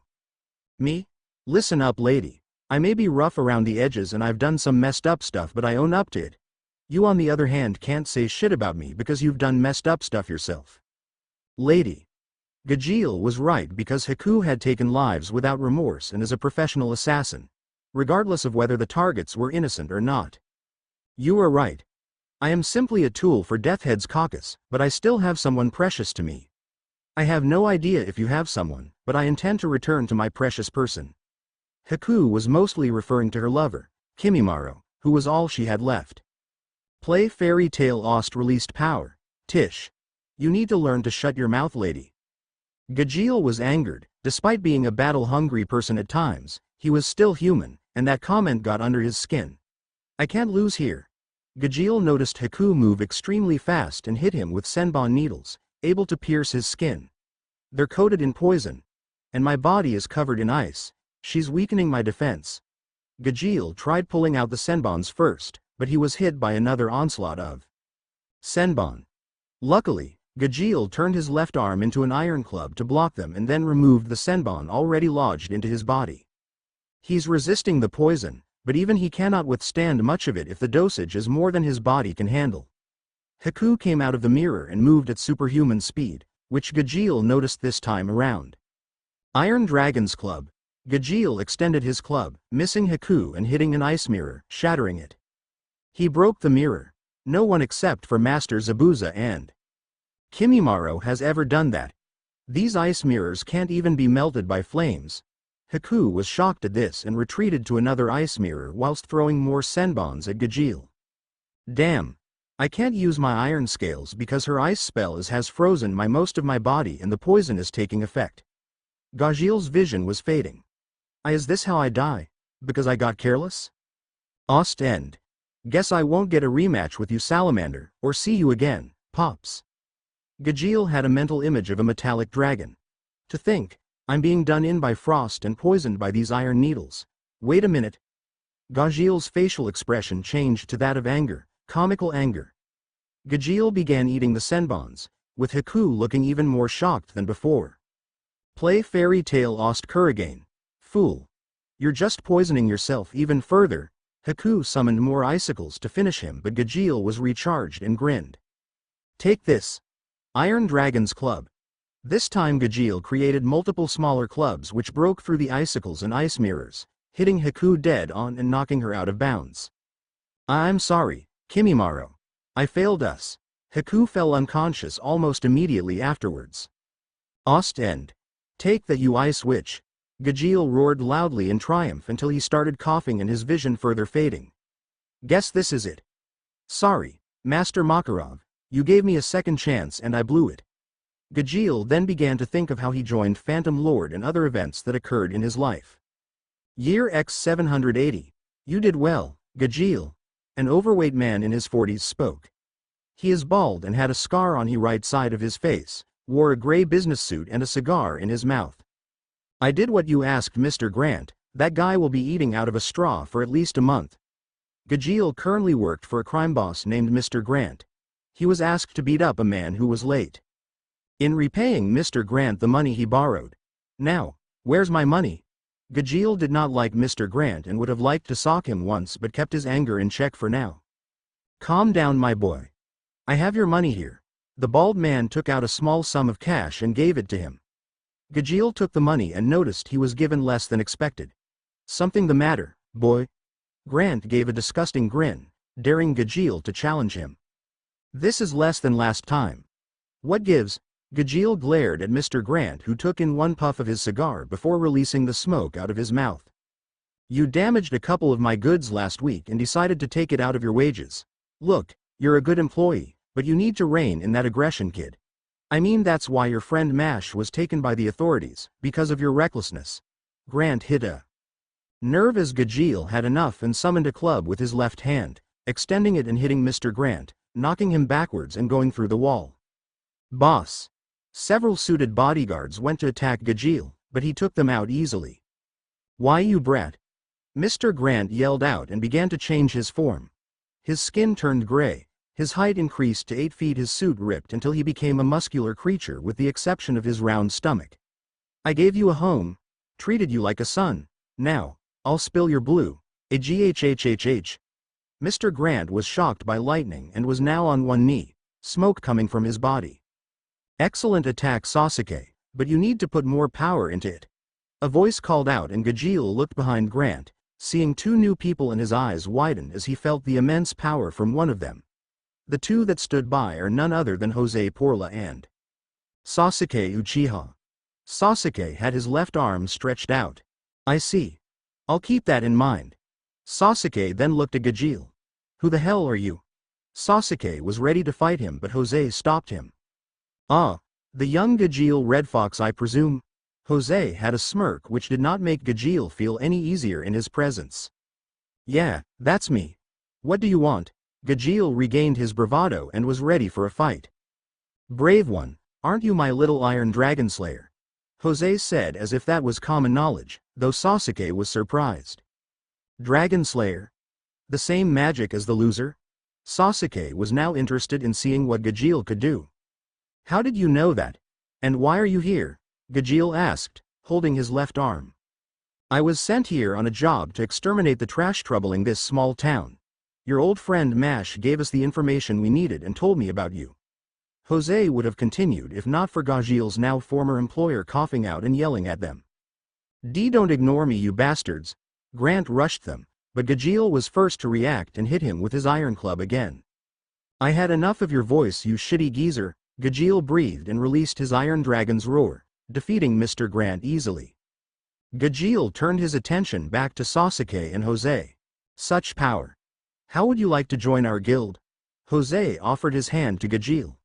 You would make an excellent addition to our guild and go wild under our name. What say you, Gajeel Red Fox? The choice is yours. This guy is strong, that much I can tell, and I could meet some strong guys to fight. Geehy. Gajeel began to smirk and shook Jose's hand. Welcome to Phantom Lord, Gajeel Red Fox. Where are my manners? I am Jose Porla, your new guild master, and this here is Sasuke Uchiha, your new comrade in arms. Jose introduced himself and then pointed to Sasuke. Please get along. X782. You could have left some for me. I get bored too, you know. Gajeel saw Sasuke take out one last dark wizard with a lightning bolt from his left hand. Doesn't matter. They didn't even make a decent warm-up and I doubt they would for you too. Sasuke then looked into the sky. You're too uptight, you know that, right? Gajeel did not get an answer, but then again, a genius like you needs a real challenge. So, how about we go for a round? Gajeel grinned and Sasuke did his usual HN before a smirk formed on his face. You're on, Red Fox. X784, after Phantom Lord's disbandment. Master Makarov. Gajeel was alone and minding his own business, eating a scrap of iron in a junkyard until Makarov arrived and said hello to him. Yo. I was told that I'd find you here by your friend. She was worried for you. When Makarov mentioned that Gajil's friend was a she, Gajil immediately realized who Makarov meant. You mean Juvia? She should mind her own business. I never asked her to be worried. Gajil was annoyed, but he was relieved to know that she was doing well enough to ask about him. But it's good to know she's safe at least. What do you want, Master Makarov?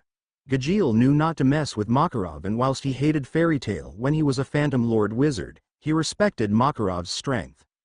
She is your friend. Of course she would be worried for you. Though I believe she also wanted to ask me if she could join Fairy Tail. Makarov recalled Juvia being nervous and also giving a not-so-subtle hint that she wanted to join Fairy Tail. So, I thought maybe you would like to join Fairy Tail too. Say what? Are you out of your mind? I'm the guy who trashed your guild. Gajil did not expect Makarov to ask him to join Fairy Tail because he was the one to destroy their guild hall and committed other acts that many would not forgive. Let's put that aside for now. Makarov told him, but Gajil did not want to accept that so easily. What's wrong with you? Why would you ask to me join your guild? I also hurt your friends. Gajil's tone weakened and he thought of what he did to Team Shadow Gear, showing remorse for his actions. He turned his head when he showed this. That part one cannot forgive no matter what. Makarov's face briefly showed rage and light formed around his eyes. Gajil felt fear from this until Makarov calmed himself. But I could not forgive myself if I allowed a young man to fall into darkness. There are those who prefer solitude, but there is none that can withstand it. Makarov then held out his right hand for Gajil to take. This is me offering you a path to a better tomorrow. Aye. Gajil turned around and slowly began to reach out for Makarov's hand. Back to the present. What? Gajil opened his eyes to find Kakashi and Yamato hover over him.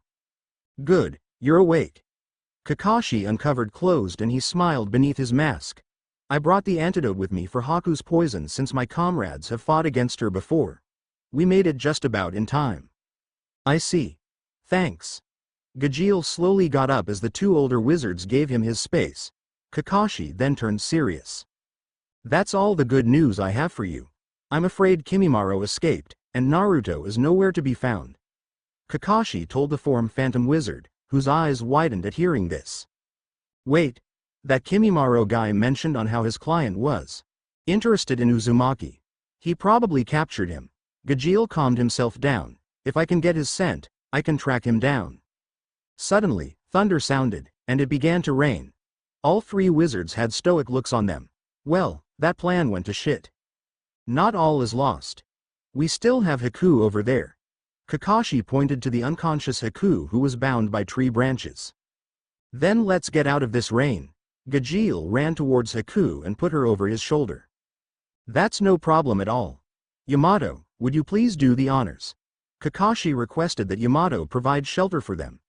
Yamato grumbled but complied, forming hand signs before summoning wood from the ground and creating a shelter for them. Whoa. Pretty useful magic you got there. Is it wood magic? Gajil asked. Yamato placed a finger underneath his chin, as if in deep thought. Well, not exactly. It is known as tree arc. A variation of a lost magic which allows me to manipulate the properties of trees, which includes wood, and I can use it in different ways, including for offense. Yamato explained, and luckily, Gajil understood the word offense, since Gajil's speciality was attacking people. I see. Gajil lost interest immediately and then looked at Haku. We better wake her up and get our answers. He just changed the subject. Yamato was dejected, which only made Kakashi give him a pat of sympathy. With Kimimaro and Naruto, I did not expect this, Kimimaro commented out loud. He was on small abode where he now witnessed Naruto's motion sickness firsthand. Hey. Could you knock me out please? Naruto looked like he was about to puke, and that made Kimimaro have sympathy for him. As you wish. Kimimaro knocked him out with a chop to the back of his neck. A useful weakness, one that I can exploit in the future if he tries to run away. Kimimaro looked at the sky. I hope you finish your fight, Haku, and come back to me. Kimimaro then turned his attention back to Naruto. Lord Jelal will be expecting me with him, and I shall complete my mission. Though, it frightens me that this boy gave me so much trouble that I had to use my demonic power. Some rest may help me so that I can recover my magic. 2 days later, I see you have arrived. Kimimaro. The person who stood in front of Kimimaro is a mildy man with long dark hair that reached past his waist. This man is Vidaldus Taka, one of the members of Trinity Raven, an elite squad from the same guild as Kimimaro. I heard that you had trouble with this one. Taka spoke in a calm voice. He was stronger than anticipated, surprisingly so that he forced me to use some of my demonic power. However, I was still the victor. He still has a chance to become stronger, and no doubt that 2 days of rest will restore his strength too. I will stay here if he tries to escape with Erza Scarlet. Kimimaro was respectful to Taka, who was a senior member of the guild. Well, he must be strong to force you into that form. Taka then looked around. I do not see Haku here. Where is she? She had her own opponent to face, but I have confidence in her abilities. She has probably returned to the guild after defeating her opponent. Kimimaro's faith in Haku did not waver, for they were Zabuza's disciples. I see. Well, I'm afraid that you came at a bad time. Take your captive to the top of the tower. Lord Jalal's game has already commenced. And Erza Scarlet has escaped her cell. She and Lord Jalal's former pawns must be dealt with. Taka stated without saying much, and then his body transformed to that of a punk rocker. I have some hell to raise. Vidaldus Taka gained a crazed look in his eyes. Well, don't take too long, Kimimaro. Otherwise you'll miss all the carnage. And be careful, because we also have fairy tale wizards to deal with. Taka left the area to join the battle. I see it's just not you who's troublesome. It seems I may get my challenge rather soon. Kimimaro thought to himself, but unbeknownst to him, Naruto's eyes were open and he was ready to escape. These bones are losing their effect thanks to my water weakening them whilst I was motion sick. Naruto was able to sweat out water from his body to weaken the rib cage, and thanks to them being in the sea and the weather, Kimimaro was none the wiser. Naruto then released one last burst and was free from Kimimaro's rib cage. You were weakening your bonds and waited for the opportunity to escape. I was wondering when you would make your move. Kimimaro smirked as he clashed with Naruto in a rematch. Upper room in the tower. Kimimaro, you did well to bring me Naruto Uzumaki, but you took a while. No matter, everything is falling into place. The council will fall and so shall you, Ultir. Jalal had a dark look on his face, but it returned to normal. Forgive me, Erza. Jalal kept staring at the crystal ball and saw all the battle taking place. I hope you do your part, Orochimaru. Jalal mentioned the name of the rogue saint, Orochimaru. He then looked on as the matchups began. Kimimaro Kagaya vs Naruto Uzumaki, Lucy Herophilia and Juvia Loxer vs Vidaldus Taka. Erza Scarlet and Sho vs Ikaruga, leader of Trinity Raven. Magic Council Chambers. We only require 3 more votes, Ultir. We are close in reaching our goal.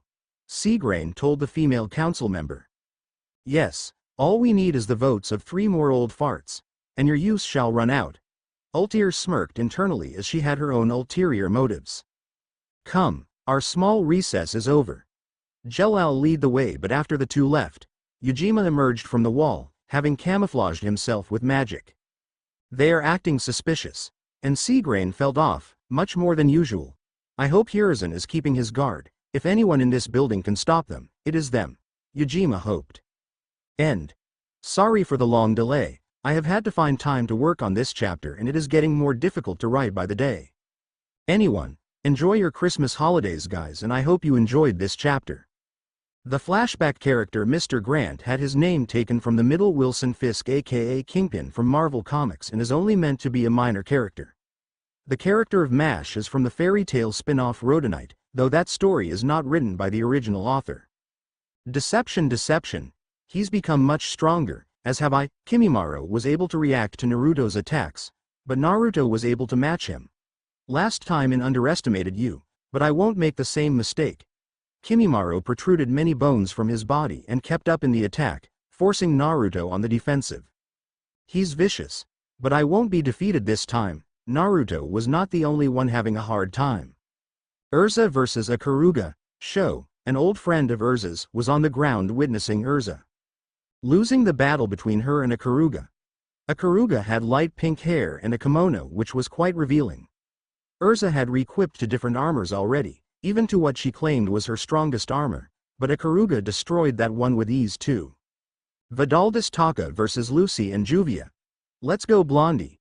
Vidaldis used his magic to control Juvia, who now had much paler skin and an gothic attire. Right now, Lucy summoned Taurus and hoped that she could defeat Vidaldis and snap Juvia out of his control. With Natsu's group, Natsu and Happy joined forces with Simon, the only one of Erza's old friends who knew Jelal was manipulating them and had faith in Erza. They were then attacked by Fukuro, a muscular man with an owl head instead of a human face. He had jets attached to his back and armbands with wings attached to them. Be careful. This man is a part of Trinity Raven. Simon utilized his Dark Moment spell, which took the form of black mist until it shrouded the entire room in darkness. Simon could see through it and he planned his attack on Fukuro, only for Natsu to block an attack from Fukuro instead. What? Simon was shocked. He can see through your mist. I could hear and smell him, but it might be better if you undo your mist. Natsu told Simon with a serious demeanor on his face. Simon did so and could only stare at the Owlman. How? Simon simply asked Fukuro. I am part owl, seeing in the dark is child's play for me. Who? Fukuro sounded like an owl at the end of his sentence. I am Fukuro of Trinity Raven, and the warrior of justice. Natsu, be careful, he's from a dark guild called Death Heads. Caucus, they killed a lot of people and specialize in assassination. Simon did his research and did not expect to see a member of Trinity Raven here. A killer like you is a warrior of justice. And you're working for Jelal who did horrible things to Erza's friends and to Erza. You ain't no warrior of justice. Natsu was enraged and went for the first attack. Fukuro jumped out of the way from Natsu. It does not matter if a villain like you thinks that. You shall be defeated, like your friend, the Swift Paladin. Who? Fukuro exclaimed with some smugness in his voice. Naruto? What did you guys do to him? Natsu was now worried for his blonde friend and fellow Dragon Slayer, but only for a brief moment. Doesn't matter, Naruto ain't that easy to take down. You have faith in your friend. Admirable but ultimately pointless. Fukuro used this chance jet past Natsu, landing a blow and sending Simon through the wall. Simon. Natsu was distracted enough for Fukuro to attack him, but Natsu channeled flames through his feet and performed a handstand, dodging Fukuro's tackle and then hit Fukuro head-on, sending him flying backwards, only for the Owlman to rebound. He's tough if he can take a hit from Natsu of all people. Happy was helping out Simon as they looked on. Fukuro launched missiles from his rocket, leaving him without his rockets, but it hardly mattered. When the missiles aimed for Natsu, with the Fire Dragon Slayer avoiding them twice. The third time, however, mechanical arms grabbed Natsu and he was captured. His motion sickness came back and Fukuro only made it worse by having his rockets perform loops as if Natsu was on a roller coaster ride. With the Magic Council, Seagrain managed to convince the rest of the council members to use Etherion, a weapon more than capable destroying the island the Tower of Heaven is currently located in.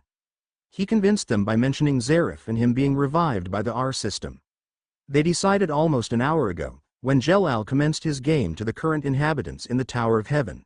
They prepared for Etherion to be fire and wipe out the threat, whilst praying for any innocent lives lost. Jelal has been acting stranger than usual, no matter, as soon as Etherion is fired, I'll escape this place and retrieve the key. Ultir did not realize that Jelal had a hidden smirk, but not his usual one. This one was more snake-like, something here isn't noticed. That smile. You took Seagrain's appearance and managed to fool the others but not me. I'm keeping my eye on you, and I'll make sure no one dies here. Hiruzen still voted against firing Etherion, but unfortunately, he and Yujima were outvoted by the others. Back at the Tower of Heaven with Erza. Erza had stopped wearing any armor and wore pants with a flame design and bandaged around her chest. She had cut down a Karuga and won her battle, telling Sho to go back to Wally and Miliana. With Lucy and Juvia. Lucy managed to gain Juvia's cooperation by being trapped within Juvia's body when she formed a water twister. Juvia managed to communicate to Lucy and how she did not want to fight her. Lucy summoned Aquarius using Juvia's watery body and the two girls performed a unison raid, a power spell that allowed them to combine their power and defeat Vidaldis Taka, who was now bald. With Natsu's group. You ain't nowhere near as tough as Natsu. Gray had arrived and saved Natsu, who was swallowed by Fukuro and gave Fukuro the ability to use fire magic. However, the flames paled in comparison to Natsu's own, and Gray defeated Fukuro, freeing Natsu. Attention participants. It seems the game is almost over. You have just under 10 minutes to escape the island before the Magic Council fires their mighty weapon, Etherion. In under 10 minutes, everyone here shall be eradicated, Jelal announced, and made everyone panic. Back with Naruto. He wants to kill us all. Naruto and Kimimaro took a moment to hear the announcement. Are you really okay with that? Naruto turned back to Kimimaro, who gave a small smile. I'm from a guild of assassins. Unlike many, I understand that I may be killed one day. Whether by someone wanting revenge for me killing their loved one or becoming a target myself.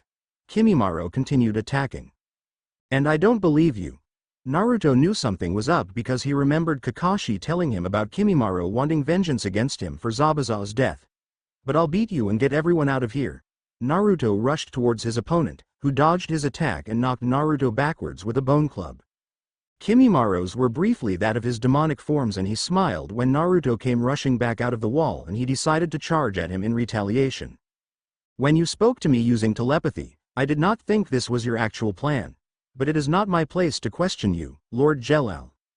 Kimimaro was briefly distracted by his thoughts, and this gave Naruto a chance to land a water-enhanced kick. Back with Erza. Jelal.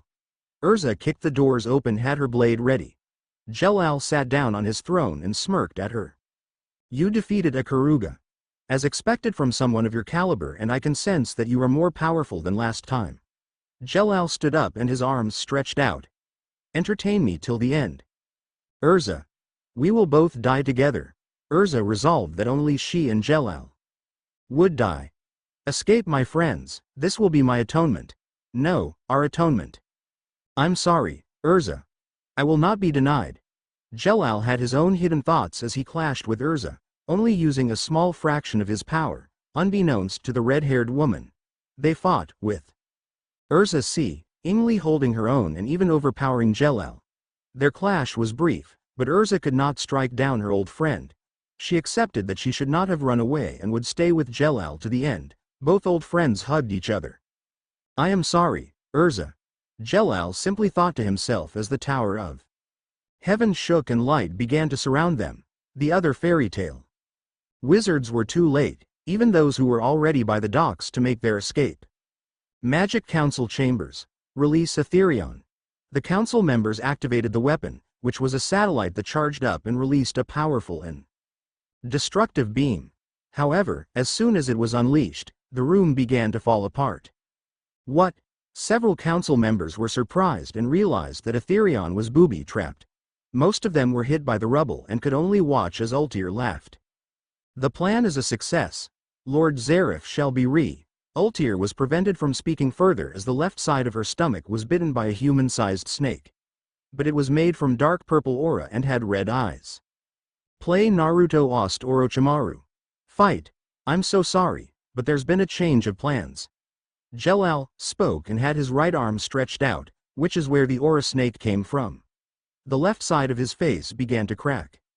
I should have known it was you. Orochimaru.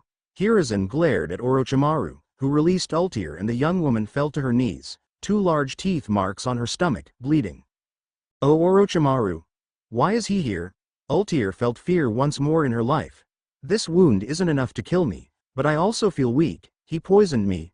Ultir coughed repeatedly until she regained her bearings. What are you doing here? It's good to see you too, my old teacher.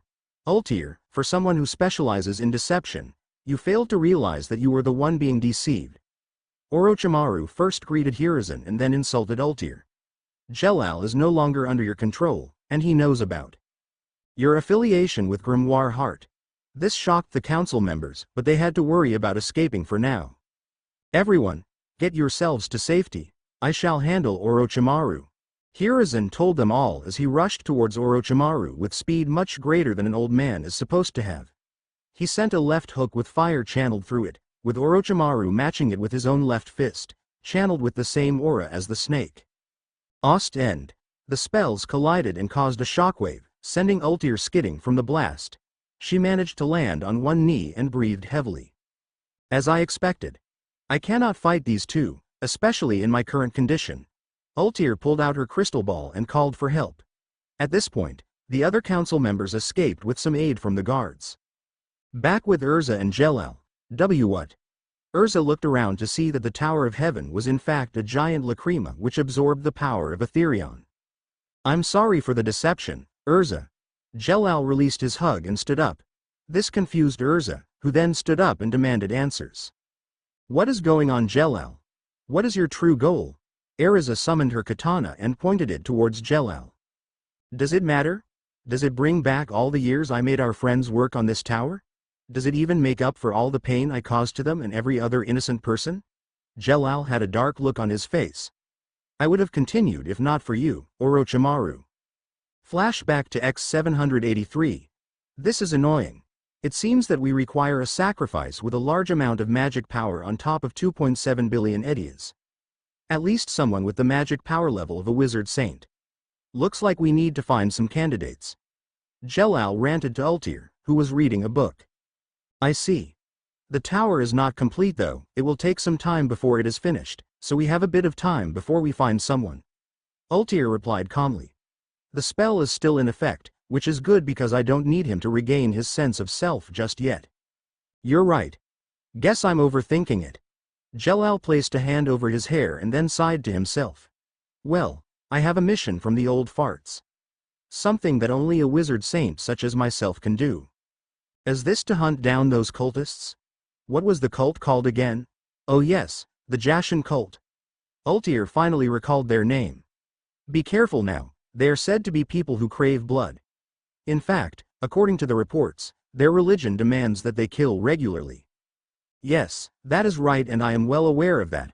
I will not have my blood taken from me until Lord Zareth has returned. Jelal took his leave. A few hours later, unknown temple. So many skeletons and a lot of them have dried up blood. Not even the Tower of Heaven was this bad back when I was a prisoner. Jelal walked through a tunnel until he saw the exit. He came out and to his surprise, a priest was on the podium and many sat down, listening to his words. The priest then noticed Jalal's appearance. Oh my! My fellow Jashinists, we seem to have a guest. Everyone turned to see Jelal and took out their weapons. Young man, are you here to join in the ways of Jashinism? Or do you wish to be our next tribute to Lord Jashin? The priest took out a scythe and was ready to attack. Jelal motioned his arms around and they were taken out by a powerful light emanating from Jelal. D-damn you, H-he-dan W will F find you. The priest gave his last words before Jelal pierced his head with a light beam from the tip of his left index finger. Well, that was easy. I agree. A voice spoke out suddenly, which made Jelal turn around to see one of his victims stand back up, but she had a much deeper voice than Jelal expected. You're not one of them, are you? Jelal did not expect what happened next. The woman touched her face before peeling it off to reveal Orochimaru's face and the rest of his fake skin peeled off. This man, Orochimaru. Jelal was on the defensive and was ready to use one of his spells to escape. Settle down, boy. If I wanted to kill you, you would already be dead. Orochimaru told the blue-haired man with some amusement in his voice.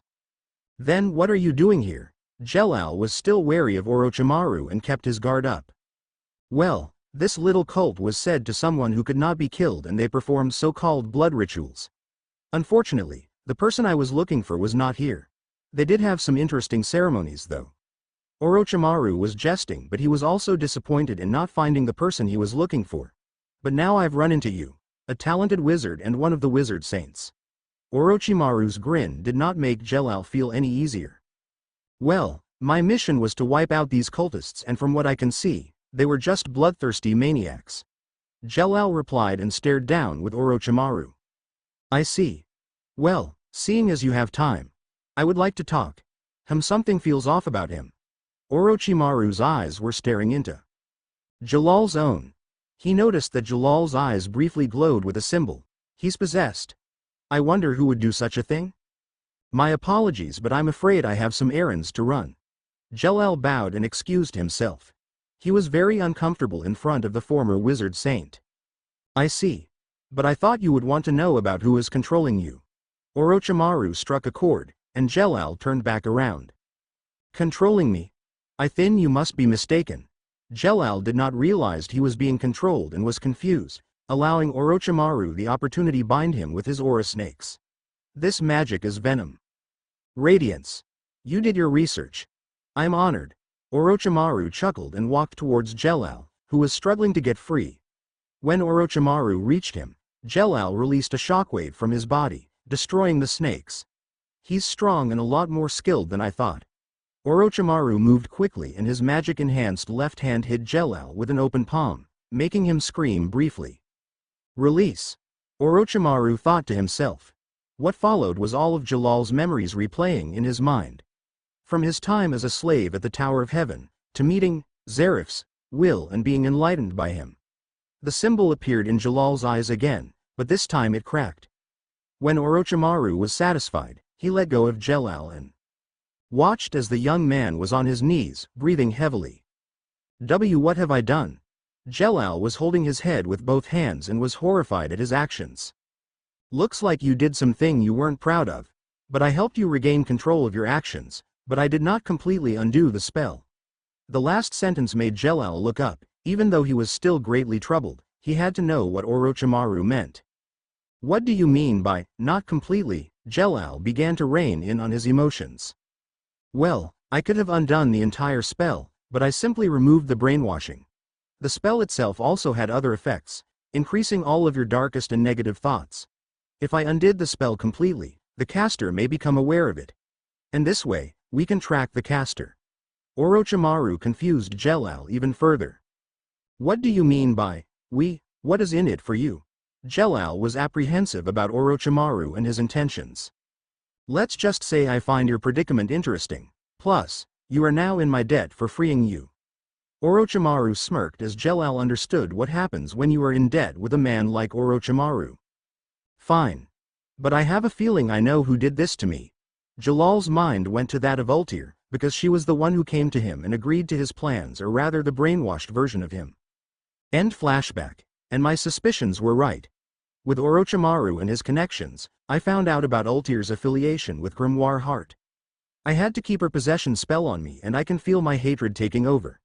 Jelal looked at the sky, with Erza still kept in the dark about Jalal's true goal. Back with Naruto. This is Lacrima. What is this Jelal guy really planning?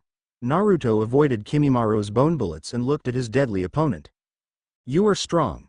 Stronger than I imagined, so I will use my full power. Kimimara's eyes changed to those of his demonic forms. End. Sorry for the delay. As you can see, I am slowly diverging from canon. I debated on what to do with Orochimaru, either have him as Jelal in the Tower of Heaven or have him be the one with Ultir. He was possessed by Ultir in the series, so I did something different. Next up will be Naruto and Kimimara's rematch. I may have some trouble, but I will try my best. I have a few personal things going on and it has been difficult for me. I will try to update the next chapter to this story as soon as possible. Dragon Force. He's slower but his attacks are much stronger than before. Naruto was now facing off against Kimimaro, who transformed into his demonic form. Bones should not bend that way. Naruto was still surprised to see Kimimaro's bone drill despite seeing it before. Yikes. Naruto leapt into the air to avoid it. Kimimaro made sure to keep the damage to the tower a minimum and tried to force Naruto away from the giant Lacrima. Naruto then channeled water into his right leg and rushed towards Kimimaro, who allowed the attack to land on his face. You don't seem to get it. You are outmatched. Kimimaro did not flinch from the kick and smacked Naruto away from himself. He created a rib cage and attached to it was the spinal bone whip. He once again trapped Naruto. Crap. Not again.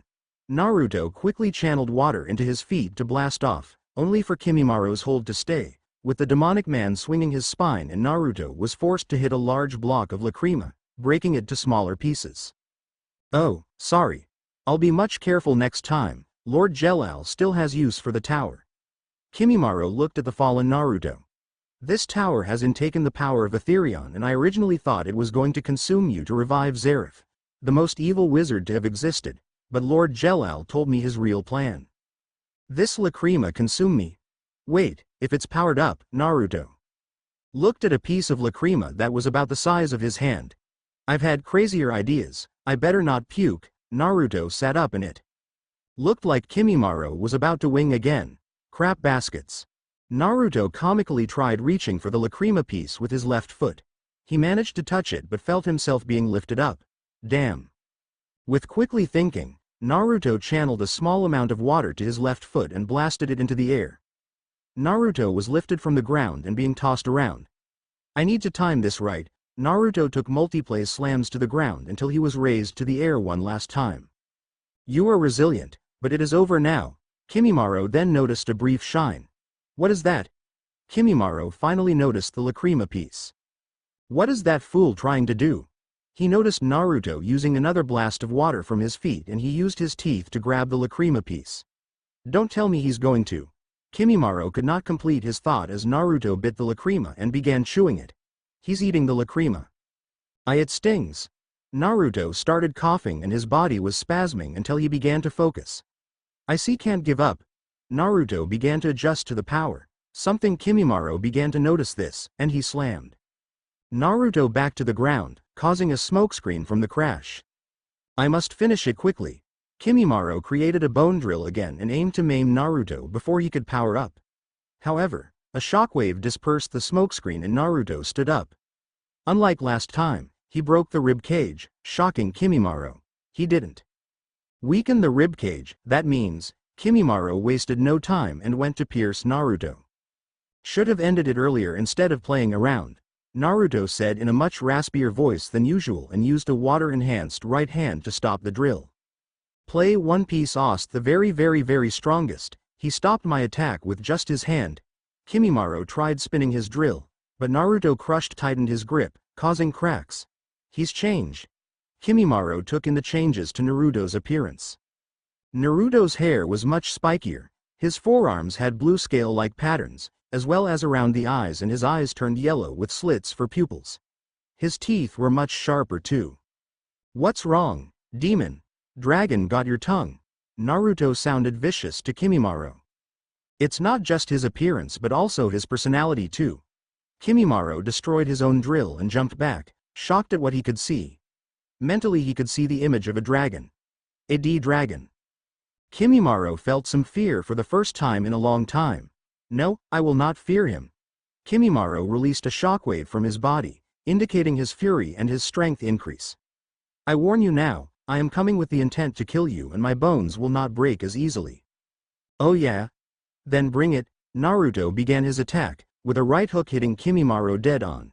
A torrent of water was released from Naruto's fist and it forced Kimimaro back, knocking him out of the tower and down to the tower's beach area. Ost end.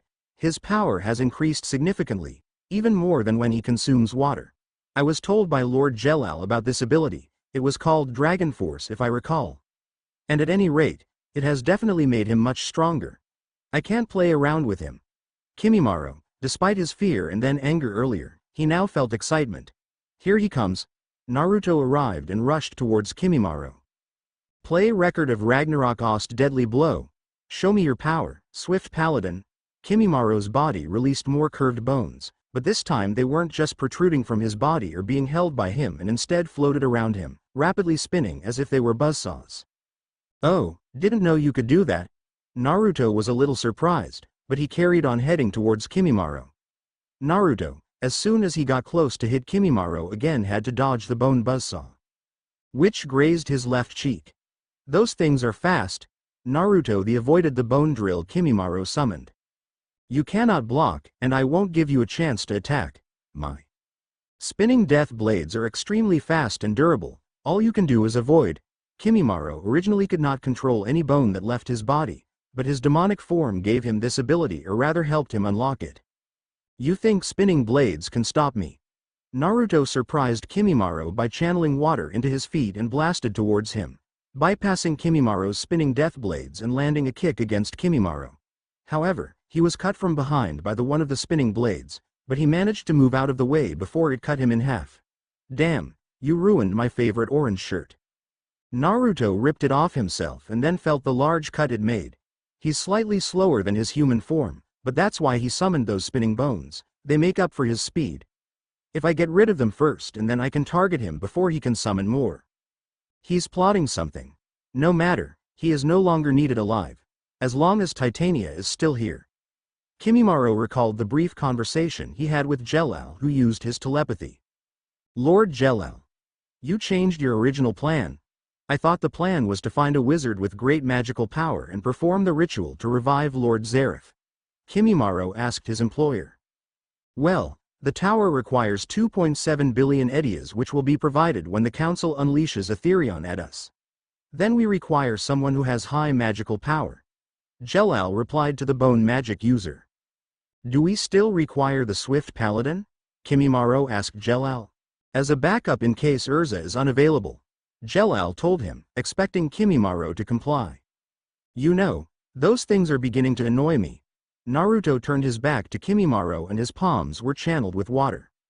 Focus and let go. Naruto chopped 2 of the spinning blades in. Halted them. Then he grabbed them, used them to deflect the other ones. He then used the 2 he held as weapons to break 2 more of them before leaping into the air and hovering above Kimimaro and his spinning blades. Water Dragon's Roar. Naruto breathed in to release a massive roar attack, which hit Kimimaro and his bones dead on.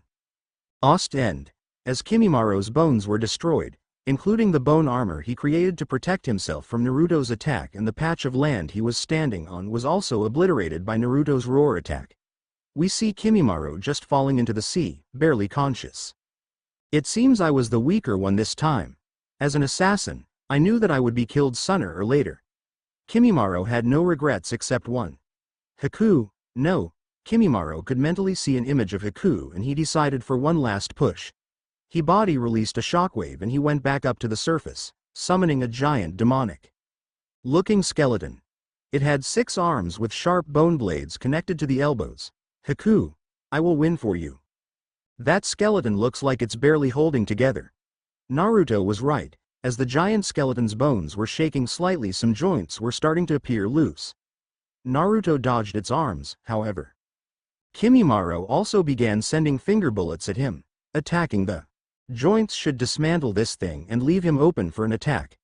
Naruto had to allow one of the arms to hit him to avoid the bullets, but he quickly rebounded and jumped on each arm. Naruto then used the momentum to leap into the air. I feel like this form won't last long, so I better end this. Naruto joined his hands and had water channeled through of them, separating them, but the water was still connected. The bubbles formed inside it and were ready to be unleashed. Play One Piece Ost Gigant Thor Axe, Water Dragon's Bubble Launcher. Naruto released many bubbles against Kimimaro's skeleton. Fool! Bubbles won't Santo. No, Kimimaro noticed the bubbles hitting the joints, with the bones beginning to disconnect. How? I was supposed to be one of the strongest members of Death Heads. Caucus and a disciple to Zabuza. Kimimaro used his skeleton's entire body to attack Naruto. You've lost this time. Naruto channeled water into his feet and broke through the skeleton's skull. Water dragons. Naruto's mind had images of his previous and current battles with Kimimaro appear. Tidal kick. He destroyed the skeleton and hit Kimimaro head-on. Kimimaro instantly reverted to human form and was sent back to the ocean. End. It's over. Naruto quickly dived in and moved quickly towards the sinking Kimimaro and grabbed him before heading back to the surface. Naruto was breathing a little heavily and reverted back to this normal self. Why? Kimimaro croaked out after spitting some water out of his mouth. He was laying on his back and could not move due to his injuries. Why what? Naruto fell on his bottom and sighed in relief. Why did you save me from drowning? Kimimaro could barely speak, but he managed out the words before he could fall unconscious. Because we of fairy tale value life. I understand that there comes a time where it's kill or be killed, but someone strong like you, I can't let you die here. You also called out a name and that made me think that you have someone important waiting for you. That Haku person is waiting for you, probably in prison, so I'll reunite you with her. Naruto remembered the usually masked person that appeared Kimimaro. I see. Showing kindness to why your enemy shall be why your own you undoing. But I can't say that I am not thankful. But if our master finds us, we shall die for our failure. Kimimaro lost consciousness and was finally beaten. That was scary, I never acted like that before. Naruto felt different when he unlocked Dragon Force, as if it also unlocked his more vicious side. And I feel woozy. Damn, maybe I shouldn't eaten that lacrima. Naruto landed on his bottom and felt weak. Naruto. Naruto heard his name called out by a familiar face. Gray arrived, much to Naruto's happiness. Gray had heard the explosions and noises made from Naruto's battle with Kimimaro. Didn't think I'd see you here. What the hell are you doing here? Got kidnapped and I ended up beating my kidnapper, but I ate some of the lacrima and it gave me a power-up. Naruto felt weak. Right now I'm feeling weak from eating it. But do me a favor, will you? I'm gonna pass out soon, so could you carry this guy to a boat and I'll explain later. Naruto fell unconscious before Gray could protest. Honestly, you dragon slayers are nothing but trouble. Gray looked at Naruto's form. At least you're less of a pain in my ass than Flame Brain. Back with Jelal. Kimimaro has been beaten. Then Sasuke will stand no chance unless he trains himself. Jelal thought to himself silently before turning his attention back to Erza, who was on her knees and her arms stretched out, as if she was chained. She had snake-like marks around her body. Her body convulsed slightly, and she fell to her back. Why you placed a binding spell on me from that hug? Erza exclaimed to Jelal. Jelal then stood over her. I'm sorry, but I don't want to fight you, Erza. I am no longer under someone's control, but that person's spell is still under effect. Jelal sounded like his old self to Erza, but she was still confused to his actions. Then why do you need the lacrima? Erza demanded rather than asked of her once former friend. I have no use for it personally, but to put it simply, this lacrima tower will be a gift to my benefactor. Jelal was referring to Orochimaru. Then, that person won't be getting it. A voice called out and Jelal to a flame-enhanced punch from none other than Natsu Dragneel, sliding away from Erza because of the attack. Natsu. Erza did not expect to see Natsu arrive. I told you to leave. Sorry, but I can't. Not until I beat this guy and get you out of here. Natsu told her seriously, but then was confused at seeing her in her current predicament. Why are you like that? He put a binding spell on me. Right now, I can't move my legs or arms or even my entire body. Erza replied to him, which made Natsu grin briefly since he thought about tickling her as payback for her beating him up many times in the past, but he then heard Jelal speak, returning to his serious demeanor. You have a way of interfering with other people, Natsu Dragneel. Jalal's personality shifted again. He sounded much more aggressive than when he spoke to Erza. You know, I heard many stories of you being the most destructive being whenever you fight strong opponents. I want to see if it's true. Well, then I'm happy to oblige. Natsu charged towards Jelal, who simply stood there, waiting for Natsu's attack. Back with Magical Council headquarters, play One Piece Ost. A powerful foe arrives. How many children have you corrupted and betrayed? Answer me, Orochimaru. Sarutobi was enraged, though he took the defensive and summoned mud walls to protect himself from Orochimaru's aura snake's fangs. This time it was not me. Ultir placed a possession spell on Jelal, or Sagrain as you would know him. I simply freed his mind without undoing the spell completely so that Ultir here would be none the wiser. Orochimaru looked at the poisoned girl and smirked, turning his gaze back to Hiruzen. Of course, it still amplifies his rage and other negative emotions, meaning even if he has good intentions, he has the capability of attacking anyone who threatens his goals. But I'll undo the spell when I next see him in person. So, my old teacher, will you allow me to leave, or do I have to kill you? Even if you kill me, another shall take my place, and I won't be making this easy for you. My old student. Hiruzen Sarutobi then removed his robes to reveal his battle attire, wearing a black jumpsuit with mesh parts, gauntlets and a helmet with the kanji for fire engraved on it. Hiruzen was ready to battle Orochimaru and stop his plans. Please do entertain me. Orochimaru opened his mouth and reached down his throat, pulling out a double-edged straight sword. The sword of Kusanagi. So, you still have that accursed blade. Then I cannot be lax. Hiruzen summoned his own weapon, a large staff. Ostend. That's the staff of the Monkey King, Enma. That is your weapon of choice, Sarutobi-sensei. Orochimaru used the term he used to call Hiruzen back when he was under his tutelage. They charged each other and ignored the nearby Ultir. The pea poison is spreading.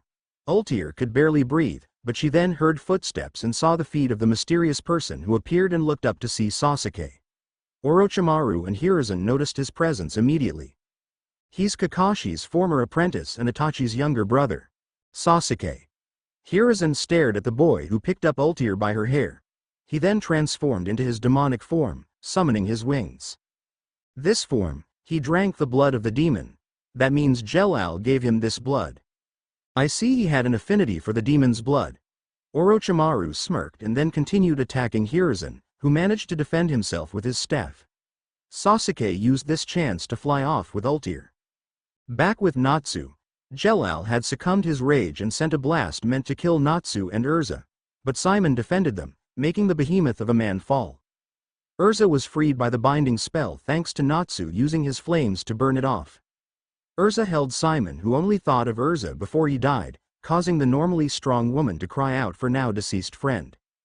Simon. How could I? No, my vengeance must come first. Jalal's self-loathing only made the possession spell's negative effects take over and he lost most thoughts of his regret. Natsu knew that he could not defeat him as he was now, but like Naruto before him, he ate a piece of the lacrima and began rolling around the floor, holding his neck before regaining his self and adapting to the power. Just like Naruto, Natsu has scale-like patterns around his eyes and face, with some on his arms. This power, Dragon Force, Jelal thought, and despite his unstable state, he was still able to think of battle tactics against Natsu. I've come too far.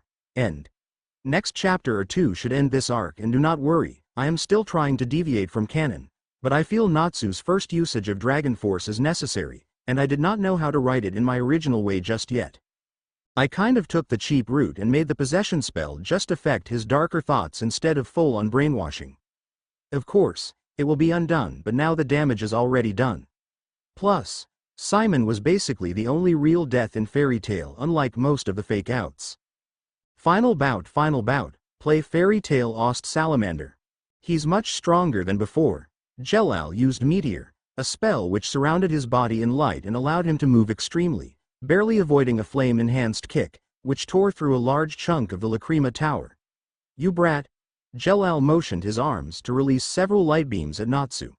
Natsu, instead of dodging, rushed towards him, taking them head-on and landing a flame-enhanced elbow strike against him. Natsu, is this the true power of a dragon slayer? Erza was witnessing her old friend and current guildmate utilize his power, which altered his appearance, and his flames were now golden-colored. I don't think I could defeat you with all my strength if you reached this level of power. Jelal rebounded and used Meteor to reach the air. Natsu then looked at him and took in a deep breath before releasing a fireball aimed at Jelal. When it missed, he kept firing fireballs until he landed a hit. But Jelal smirked, something Natsu noticed until his own eyes widened. Natsu looked up to see magic circles which formed into a constellation. Be judged by the 7 stars. Grand Chariot. Jelal motioned his hands and releases several light blasts against Natsu, who was hit dead on by the light. You think that'll work on me? Natsu activated his flames over his and minimized the damage he would receive from Jalal's attack. Orochimaru tampered with the possession spell, but I'm starting to regain some of my rationality. Simon, I am sorry, my friend. Jelal was beginning to see reason again, but he believed that his old friend is dead. He, nor anyone else atop the tower noticed that. Simon's right hand briefly twitched. Jelal was distracted enough to be hit by Natsu's flame-enhanced fist. Why you, Orochimaru? Either your incompetence messed up the spell or you used this chance to use me as a guinea pig. Jalal's was losing control of his emotions again and released light from his body, knocking Natsu back. The tower was becoming more unstable due to holding all the power due to the lacrima getting damaged from their battle. If this continues, the lacrima will cause an explosion and we won't survive it unless it can absorb someone abundant with magical power to stabilize it, since that is what the R system is for. Erza was ready to sacrifice herself, but she had faith Natsu could defeat Jelal, who was starting to lose. Replace Ost with Fairy Tail Ost Dragon Slayer. There might be a way to break this spell on me. I must lose this battle. And to be fair, I can't defeat him in his current state. I shall end this. Jelal motioned his arms and gathered power, the clouds beginning grow darker and his body glowed with light. What will you do now, child of the fire dragon? It's about time I finish it, for Erza, for Simon and for Fairy Tail. Natsu blasted it off towards Jelal, his body completely enveloped by fire. That's it, Jelal was hit dead on by Natsu, his spell undone. Natsu grabbed Jelal and swung him until he was thrown back to the ground. Natsu finished it with one last punch, forcing Jelal to fall through the tower.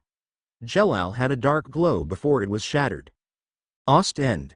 With Orochimaru and Hiruzen, play Naruto Ost Beautiful Green Wild Beast. The spell I placed on him has broken. I guess that means he was defeated. Orochimaru had a few scratches, but he was more than a match against Hiruzen. Unlike that ancient Makarov, your age seems to be holding you back despite being younger than him. He's right. That and I have not fought anyone in years, especially someone like him. However, having more power does not make you the victor. Orochimaru. Hiruzen dodged Orochimaru's snakes, but Orochimaru then closed the gap and swung his sword at him.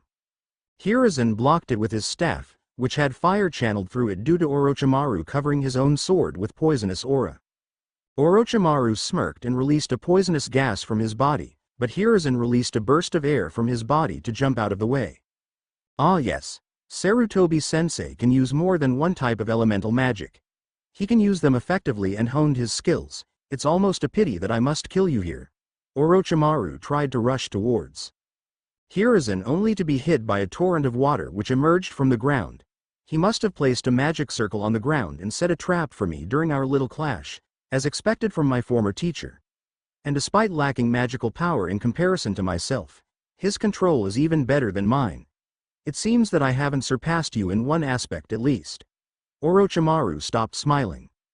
I see you are finally going to stop playing games with me. I'm not so old that you can underestimate me. Also, put that sword away if you aren't going to fight with it properly. Hiruzen lectured Orochimaru, who got annoyed by his old teacher's words. Yes, I suppose it is time that I end your life here. Orochimaru was covered in Venom Radiance's light until it now covered his sword. With it, an aura snake emerged from Orochimaru and tackled Hiruzen. Hiruzen rebounded but was attacked relentlessly by more aura snakes. Suddenly, Hiruzen was bitten by one on his left arm. However, he used his staff to destroy it and spun it rapidly, using a conjunction of air and fire magic to send powerful fireballs at the rest of the snakes. He then had Magic Circle appear and summoned a rock wall to take Orochimaru's Kusanagi slash and jumped back. I need to rid myself of Orochimaru's poison before it spreads throughout my body. Hiruzen quickly put his staff underneath his armpit and made hand motions swiftly. He slammed his hands to the ground, surrounding himself with more rock walls. This time they were much sturdier. You forgot a ceiling. Orochimaru created more snakes to exploit the lack of a ceiling, only for fire to surround the top and burn the snakes, and then Hiruzen closed it off with boulders. Playing defensive, are we? No matter how skilled you are, without healing or recovery type magic, you cannot cure yourself. But I must make sure. Orochimaru summoned 3 snakes to attack the walls directly, and they began to tear through the earth barrier Hiruzen made. He's not taking any chances this time. Tobirama-sensei, I will be borrowing your technique. Hiruzen channeled water into his right hand and grabbed his left arm. He manipulated the water, and it entered his body. This will only hurt for a moment. Sure enough. Hiruzen hissed in pain briefly as he twisted his arm until sweat leaked out with some blood and the poison. Hiruzen let go and moved his arm around, but he felt his defense crumbling and held his staff, but not before writing on it using his finger. This spell takes time and I'll be restricted, but if it connects, this battle shall end. Hiruzen slammed the ground with his staff and lodged it in there. It had a magic circle appear and appeared to charge up. Abyss Break. Never thought that I would have to use this spell against my former student. Hiruzen formed more hand signs as Orochimaru tore down his defenses. Ost End. Enough stalling Sarutobi-sensei, it's time to, oh no. Orochimaru crossed his arms and used his snake to form his own shield as Hiruzen released a large blast of fire that hit Orochimaru head-on and forced him flying backwards. Orochimaru had dropped his weapon due to this, but that was not important to him now, as he recognized Hiruzen's spell. His staff, he's preparing Abyss Break, so, he plans on going through with this. He wants to end me. I cannot allow him to finish it. Orochimaru regained his footing but had a few burn marks on him now. He covered himself with his Venom Radiance and 5 snakes, each charging up blasts until they combined, getting ready to release one powerful blast. This is bad. I'll have to use the spell before it is fully complete. Hiruzen grabbed his staff and aimed it at Orochimaru. The magic circle for Abyss Break appeared and Hiruzen was about to send out his own blast. Suddenly, Hiruzen was trapped in a dome made from the earth. Then, Orochimaru's snake Hydra was smashed the figure who appeared from above, undoing Orochimaru's charge and forced Orochimaru to jump back. Undo your spell, Sensei. A male voice called out to Hiruzen, who immediately knew who it was. Hiruzen undid his Abyss Break, as the Earth Dome was undone. I had everything under control, Jiraiya. Hiruzen looked at the tall man with white spiky hair that was tied into a large mane. This is Jiraiya, one of the wizard saints and the current 6th seat. You could have destroyed this entire place if both your attacks collided. You're lucky everyone was evacuated before you guys could do irreversible damage. The figure from earlier is blonde-haired woman with a generous bust. This is Tsunade Senju, the 7th seat of the Wizard Saints and the Guild Master of Mermaid Heel. She jumped back and was now standing beside the other two. My apologies, but I have decided to end it. Hiruzen's words struck something within the two. Then let me take him down. You shouldn't have to get your hands dirty, not for him. Jiraiya glared at Orochimaru, as did Tsunade. My old friends. It is a pleasure to see you two again, though I wish the circumstances were different. Orochimaru gave a mocking bow, only infuriating the other two more. I could handle Sarutobi-sensei by himself, but both Jiraiya and Tsunade. A tactical retreat may be in order. No, I must be the one to finish him off. In my foolishness, I've allowed him to live, and many innocents paid the price for it. Hiruzen had the images of many who died or had their lives ruined by Orochimaru, whether if it was for his experiments or he simply killed them. We understand. Jiraiya looked down briefly before taking in a stern expression alongside Tsunade. But we were once a squad, and Orochimaru's comrades at one point. We are just as responsible. Play Dragon Ball Z. Budokai Tenkaichi 2 lost courage. That's right. And we are guaranteed to defeat him if fight together. Tsunade glared at Orochimaru, who rubbed the blood from his mouth. My apologies to you too. My task has been completed and the only reason I stayed was to catch up with Sarutobi-sensei, but I believe that I must be going. Orochimaru dodged Tsunade's punch, who moved with great speed to close the gap between them, as did Jiraiya. You two seem to forget that I am the strongest one here. Even with Sensei here, you both cannot defeat me. Huh. You were the strongest but not anymore. We've gotten a lot stronger and let's not forget that you had a tough time dealing with Sarutobi-sensei here and he's an old coot. Jiraiya boasted but a cough from Hiruzen made him look back nervously at his former teacher, who gave him a glare. Sorry sensei, he said, making Hiruzen sigh in annoyance. Jiraiya. Watch out. Tsunade was pushed back by Orochimaru's aura burst and Orochimaru sent out a snake at Jiraiya who thought quickly and covered himself in earth to prevent the snake's fangs from digging into his skin. Damn. I can feel it tearing through my rock armor, he's going for the kill. Jiraiya was tackled by Tsunade, removing him from the snake. Hiruzen used this chance to close the distance and hit him with the tip of his staff. Hiruzen then held the staff with his left hand and made hand signs with his right. The magic circle for Abyss Break reappeared and was now attached to Orochimaru. What? Orochimaru tried to attack Hiruzen but Hiruzen's staff then extended, pushing Orochimaru back. Orochimaru quickly motioned his right hand, using his index and middle finger. Now you cannot escape your FA. Hiruzen was impaled from behind by Orochimaru's Kusanagi. End. Sensei. Both Jiraiya and Tsunade shouted out, running towards him but Orochimaru entrapped them all in a dome made of venom radiance.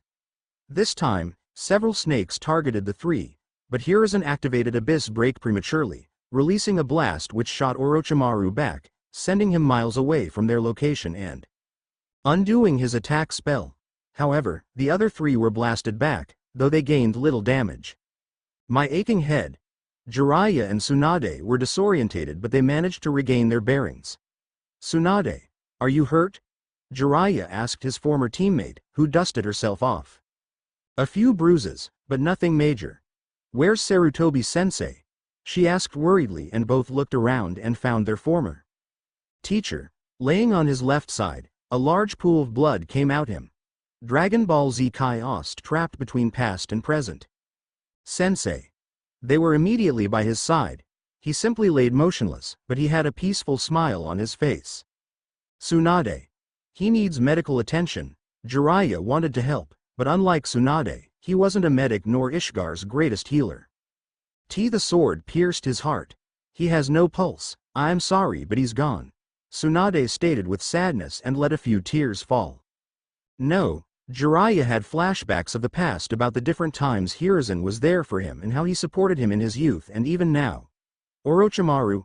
Jiraiya was now enraged and stood back up. He walked slowly until Tsunade called his name. Jiraiya. It's no use, knowing Orochimaru, he probably used Sensei's last attack to escape. Tsunade told him, and whilst frustrated, Jiraiya could only stare back at Hiruzen's smiling face. Goodbye Sensei. Thank you for everything you did for me, for us. Ost End. Back with Natsu and Erza. Erza. Natsu's power-up was gone and he could barely move. The tower was beginning to self-destruct unless someone with a high magic power level merged with the lacrima to stabilize it. Erza chose to sacrifice herself, but a hand grabbed her left arm, which not only shocked her, but Natsu as well. Simon. Erza had tears in her eyes, her shock distracting her enough for Simon to pull her out of the lacrima. He made his way to Natsu, who managed to get up. Natsu. Get Erza out of here, only you can save her. Simon told the Dragon Slayer, who was confused. Simon. What are you saying? Erza was happy that he was still alive, but he looked worse off compared to her or Natsu. She's right. What about you? Natsu asked him, which only made Simon smile. Jellal was manipulated, but by defeating him, you freed him. He managed to hold himself back until after he thought he killed me. But that's not important right now, you two must escape. There's little time, so go. Simon handed Erza over to Natsu and suddenly, the ground beneath them was covered by darkness. Wait. Simon. Do. Erza and Natsu were blasted away from the tower by Simon, who smiled at Erza trying to call out this name. Now, I must save you Jellal, then we must make our escape. Simon looked at the hole Jellal fell through and jumped down. With Gray's group. What is that?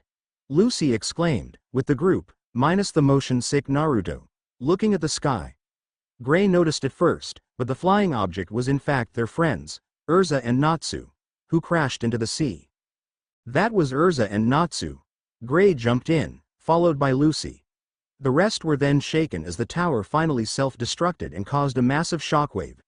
Gray was holding onto Erza whilst Lucy held onto Natsu in the water, being hit by the shockwave, though they held onto their weakened friends until the shockwave subsided. Gray and Lucy emerged from the water and made their way to the boat. Why is my darling Gray the one who has to save Erza? Juvia was jealous at this but was happy at seeing everyone safe. 3 days later at an unknown location. You dare return here after failing your mission. I must commend you on your bravery at least, or is it just plain foolishness? A man whose features were covered by the shadows said to the recovering members of Trinity Raven. It would be pointless to run away, not when you could easily find us. Ikaruga gripped her sword, ready to strike. Even Taka and Fukuro were ready to attack their guild master. You were right there. Still, do you think it wise to attack your guild master? You should know how it will end up for you. Trinity Raven's guild master was confident in his own abilities. He lifted his right, seemingly pointing at them. Unfortunately for you, we are your strongest wizards. Even if you are our guild master, we put Deathhead's caucus on the map for you. So, we will be the ones who will kill you, Master Sasori. Ikaruga told him with a smirk on her face, getting ready to move, only to suddenly halt in her tracks. My body, it won't move. Thunder boomed as Sasori's features were revealed. Play One Piece Ost a powerful foe. Sasori had brown eyes, red hair and was much younger than expected. He motioned his fingers and suddenly all 3 Trinity Ravens began attacking each other instead. What is happening? I can't control my body. Taka was horrified that he could not control his own body. I take failure very seriously. Treachery I can expect from worms like yourselves. However, to perceive me as weak was a fatal mistake. Sasori's cold tone and actions made them all feel fear. You all exceeded my expectations many times and I would have allowed you to live if you had not made the decision to betray me, Sasori then forced Ikaruga to cut down her allies and then he motioned his left hand, cutting Ikaruga's throat and then released her from his control. Ikaruga tried to stop the blood from coming out, but she could not breathe and fell, twitching before going completely still. A shame that 3 of my most powerful wizards failed me. No, Kimimaro and Haku too. I guess I have no use for this guild anymore. Jelal, I will find you and end you. End. I hope you all enjoyed this chapter. I decided to undo the death of Simon for now and made a few changes, retcons. I decided to have Orochimaru possess Jelal so most of the events from the Tower of Heaven could occur, but I promised to try to make the story more consistent. Thank you everyone for reading this story. And believe, fasting has not made it easy, especially when I work too. But I must also mention this, earlier in March, the legend known as Akira Toriyama has passed away. Rest in peace Mr. Toriyama, your work has inspired me and brought great joy over the years. I don't know how many of you read or watch Dragon Ball, but to me, it will always have a special place in my heart. I can remember being a kid and after the day ended I watched Dragon Ball Z growing up. The reason why I do not write Dragon Ball fanfics is because I wanted to leave it untouched and to the younger me, I found the series great. I can remember always wanting the latest Budokai game, trying to go Super Saiyan and even just listening to the music. This chapter mentioned music from the series and the title itself was my tribute to him, due to it not only being Hiruzen's final bout but also the name of Dragon Ball. Final bout. Now, I will use some concepts from the Dragon Ball series, such as fighting techniques and specific states that characters achieved. Return of the She-Devil. Return of the She-Devil. How is Ultir, Master Hades? A tall man with large muscles and tanned skin spoke. He has brown hair shaped like confetti jutting out, sideburns and a goatee. He is wearing an outfit with leather armor and decorated with tribal-like motifs. He looked at a cloaked old man with a long white beard, who wore an eye patch over his right eye and wore helmet adorned with horns. This old man is Hades, the guild master of Grimoire Heart. She is stable for now, but Orochimaru's brand of magic is especially deadly. It has spread too far, and the potion can only stave it off for so long. At this rate, she would only have a week. We would need an extraordinary healer, one such as Tsunade Senju. Unfortunately for Azuma, she will not cooperate with us. Hades replied to Azuma, one of his strongest wizards. Orochimaru's magic is a type of poison, is it not? Then perhaps Cobra of the Oracion Cease can help us? Azuma had met Cobra alongside Hades, as Grimoire Heart had a non-aggression pact with the Oracion Cease. That may be a possibility. I will need to contact Brain, but he won't give us aid without something in return. Hades then began to think about what he could offer him until the thought hit him. Yes, I believe I can give him the location of that. What of Sasuke Uchiha? He wants to join our forces, but he wants a high position. How should we proceed, Master? Azuma asked of his guild master. Sasuke possesses similar powers to that of Kimimaro Kagaya now. He must have gained access to the old demon the council kept hidden. We shall decide later, however, make no mistake, he shall earn his place here, Hades said in finality. Yes, Master Hades. Azuma bowed in response. With Naruto, 1 week after the Tower of Heaven event. Naruto, my boy, you're alive. Makarov enlarged his hands and gave Naruto a bear hug. Naruto left before the others to get to Fairy Tail. He was not alone as he brought Juvia with him, who officially asked to become a member of Fairy Tail. Gee Gramps. Why you're crushing me. Naruto was turning blue. Which Makarov finally noticed and proceeded to let the blonde go. Sorry about that. I was worried something happened to you, but I'm glad to hear you and the others are okay. Makarov smiled and turned his head to the side. Naruto turned his head to see Gajeel. Leaned on a pillar with his arms crossed. He couldn't forgive himself for letting you get captured, in fact he tried to. Gajeel jumped at Makarov and covered his mouth. Huh? Guess he's not that much of a douche after all. Naruto slowly walked up towards Gajeel and then extended his right hand. What? What are you doing? Gajeel stared at Naruto's hand and then at Naruto's face. I haven't forgiven you for what you did, but I can accept you as a comrade. Doesn't mean I like you, but if Gramps trusts you, then so do I. Naruto waited for Gajeel's response. Gajeel let go of Makarov and then slowly reached for Naruto's hand before he took it. both shaking their hands. Good. Now we can spar anytime we want. Well, when I'm back at full strength. Naruto gave a grin, which only made Gajeel smirk. Gihi. You're on, I won't lose to you, Paula. No, Naruto. Uzumaki. Gajeel was excited to fight Naruto. Suddenly, Makarov coughed to get their attention. Now whilst I'm glad you two are getting along now, I need to speak with you in private, Naruto. Makarov motioned for Naruto to follow him. As soon as they left, some guild members glanced at Gajeel nervously, but he gave a dark smile, scaring them. Gihi. Too easy. Gajeel was only messing with them. I have some news. Hiruzen was killed in battle. Makarov now had a sad expression on his face, but Naruto was shocked to hear this. His funeral was short and only close family and friends attended. I know that you would have attended if not for the events that transpired. Makarov reached for his bottom drawer and handed Naruto a letter. This is a letter, given to me by Tobirama Senju. He was Hiruzen's teacher and Tsunade's granduncle. A letter for me? Naruto took the letter, but he was very upset and confused about Hiruzen's death. He looked down but Makarov jumped up to his desk and placed his hands on Naruto's right shoulder. Don't be sad. He didn't go down without a fight and died protecting the people he cared about. Don't be sad that he died but be proud of the way he lived. Hold your head high, because Hiruzen praised you and wanted his teacher to know about your potential. Makarov gave a small smile, shocking Naruto, but the youth let a tear fall until he wiped it away. You're right, Gramps, old man Hiruzen will watch over me from up there. Naruto raised his fist and spirits up. Makarov grinned and was happy to hear Naruto's words. Well, read the letter, Makarov told him with renewed vigor. Naruto opened the letter and read its contents.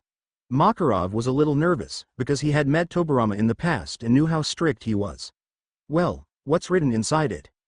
It says he wants to meet me in 3 weeks' time, and to tell the bald-headed midget to mind his own business. Naruto showed Makarov the letter, who grabbed it and read it instantly. That old buzzard, Makarov yelled out. Everyone outside his room could hear him, with Naruto covering his ears. Unknown location. It's time I finally put my plan into action. Fairy tale cannot remain weak. These were the thoughts of Laxus Drayar. But I need to weed out the weak and I need more than those 3. Erza won't join me, neither will Mistogen, maybe Mira. She let herself go, but if she can regain her true power, Fairy Tail will stay on top and become more powerful. With Kakashi. Hey Asuma, been a while. How's the recovery going?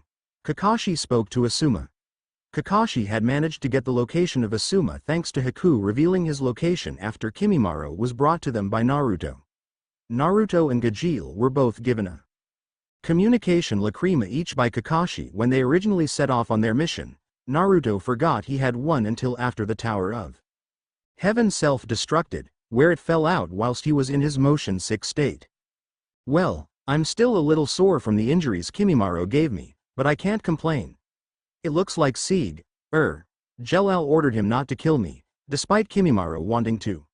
By the way, I heard that kid Naruto was the one who took him down. Guess my old man was right about the kid. Asuma scratched his head and laughed a little, though his voice was a little strained. Lord Sarutobi gave his life to protect his old students and he vowed to at least try to stop Orochimaru even if meant his death. He truly was remarkable and his legacy still lives on with all of us. Kakashi said with an eye smile, helping Asuma feel better. You're right. The old man would kick my ass if he saw me depressed. He wanted me to live my life the way I wanted, not to become another him. I guess that means my time as stooge of the Magic Council is done. Asuma then slowly got up. So, when are you going to propose to Kurenai? Kakashi joked, but this made Asuma's face turn red with embarrassment and then he yelled at Kakashi. Kakashi. Magnolia Town at nighttime. Thanks for the help, Elfman. Sorry that it took us a while to clean up, but I hope making your favorite meal will be thanks enough. Mirajane smiled at her brother, who returned it. Of course. All your cooking is amazing, big sis. Elfman was more than happy to help out his sister and the 2 siblings made their way home, not knowing that they were being watched. What a good brother. A female voice called out and mocked them. Mirajane could sense the person's magic and tackled Elfman out of the way, Both avoided illuminated dust particles. Evergreen. Mira angrily called out. Both siblings looked up to see a woman with glasses that wore a green dress, has light brown hair and had wings coming out from her back. Ah, the she-devil.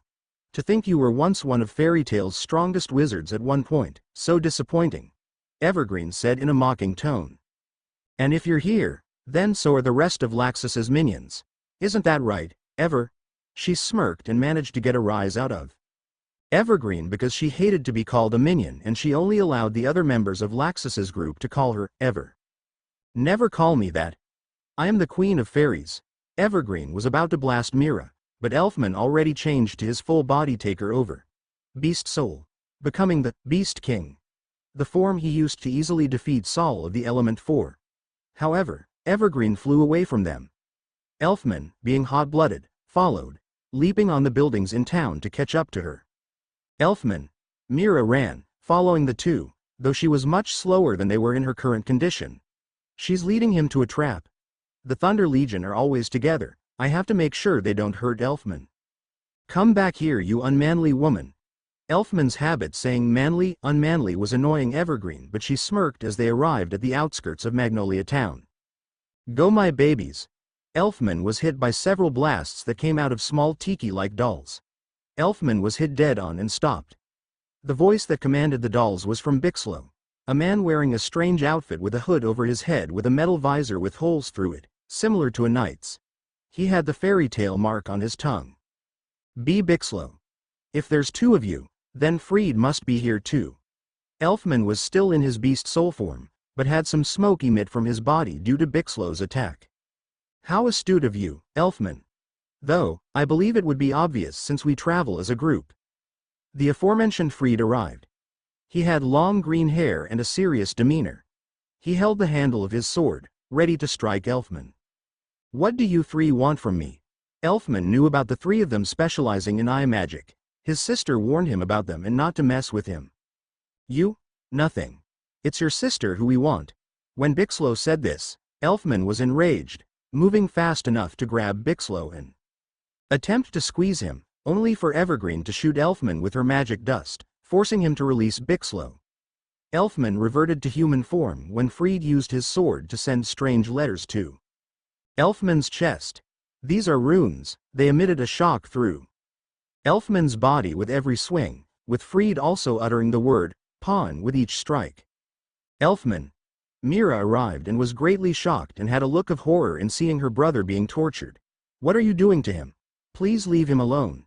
Mira now had tears streaming on her face and moved closer to her brother. Please, I'll do whatever you want, just leave him. Now. This will be the last strike. Die. Freed's last word broke something within Mira Jane.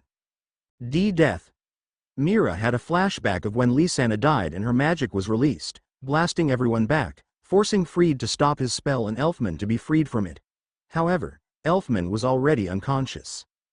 This power. Freed and the other two were sweating, as Mira Jane's appearance changed. Her ears pointier, her clothing more revealing, her hair standing up and a crack going over her right eye. Her eyes were darker, her lips darks, and she had demonic-looking scales on her forearms and hands, becoming claw-like. She also had a tail and she wailed, her voice distorted. She was covered in dark aura until it receded. What is she? Freed made himself wings using his magic to move out of the way, but Evergreen and Bixlow were each grabbed by the back of their heads and then smashed against each other. Both were taken out quickly by Mira Jane, who summoned bat-like wings from her back and moved extremely fast, appearing behind Freed, which he noticed, turning back in fear. Fairy tale Ost Tai Ma Gekison, die. Mira Jane kicked him further into the sky, but Freed rebounded, only to be tackled by Mira Jane.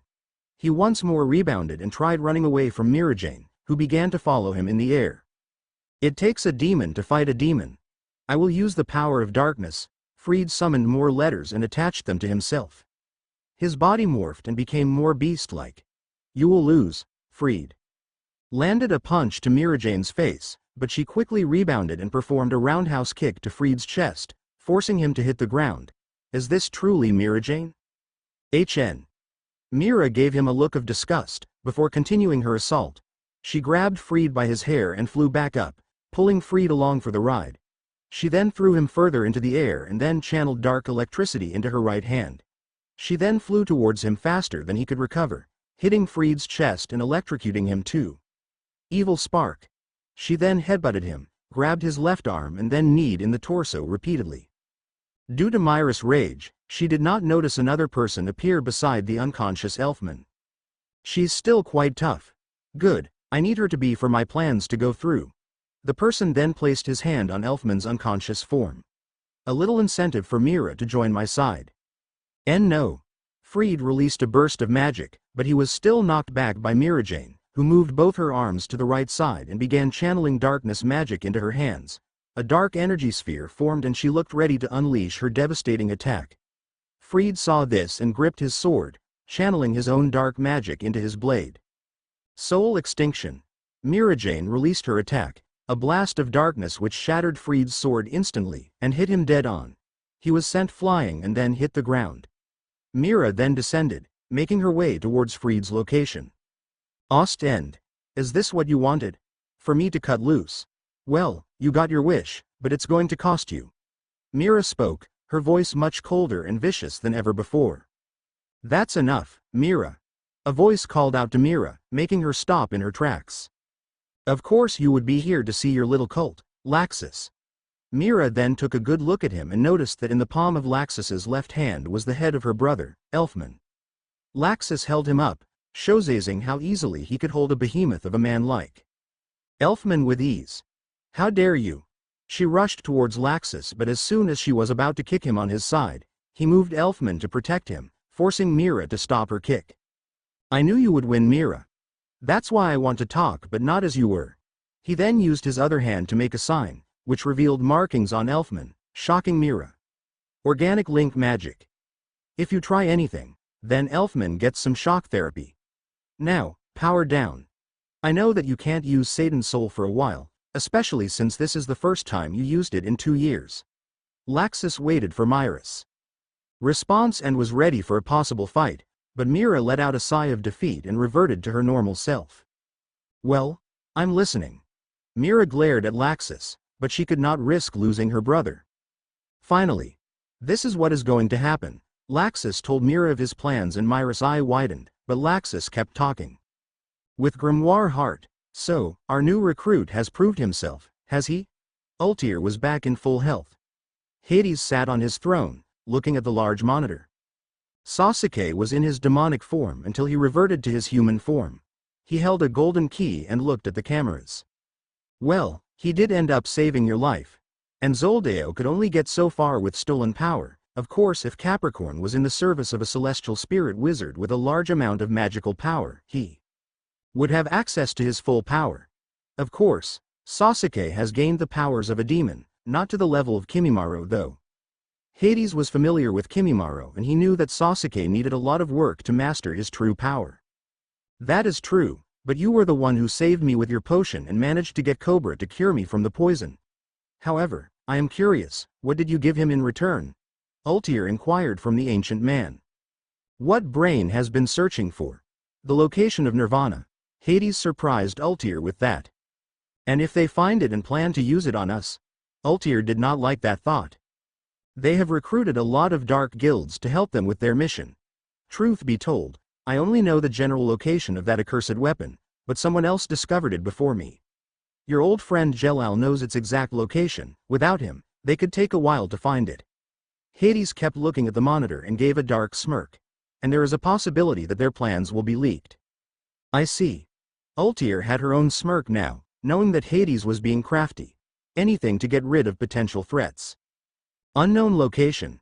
It's a good thing we escaped, but you allowed Orochimaru and Ultir to control you for too long. Plus with your injuries, you cannot overexert yourself. Simon himself was bandaged up, but he was still able to move. Jelal, however, was bedridden for the time being. It will take a while, but Natsu Dragneel did a number on me. The only way I could recover quicker is if we had a healer, one who specializes in healing magic. Of course, healing magic is rare, and even then, the greatest healer Ishgar has would probably try to kill me. Jelal gave a small laugh, but then hissed in pain. Take this time, recuperate, we both need it. Simon told him and then laid down on his own bed. One thing before you go to sleep. Jalal asked Simon before he could shut his eyes. And what is that? Simon asked his old friend. I need to go to the bathroom. Jalal simply said and made it awkward for them. I hate you. Simon sighed in defeat. End. This was much quicker update than last time. I hope you enjoyed this chapter. For any of my Muslim readers, Eid Mubarak in advance. My few updates will be for Dark Heart.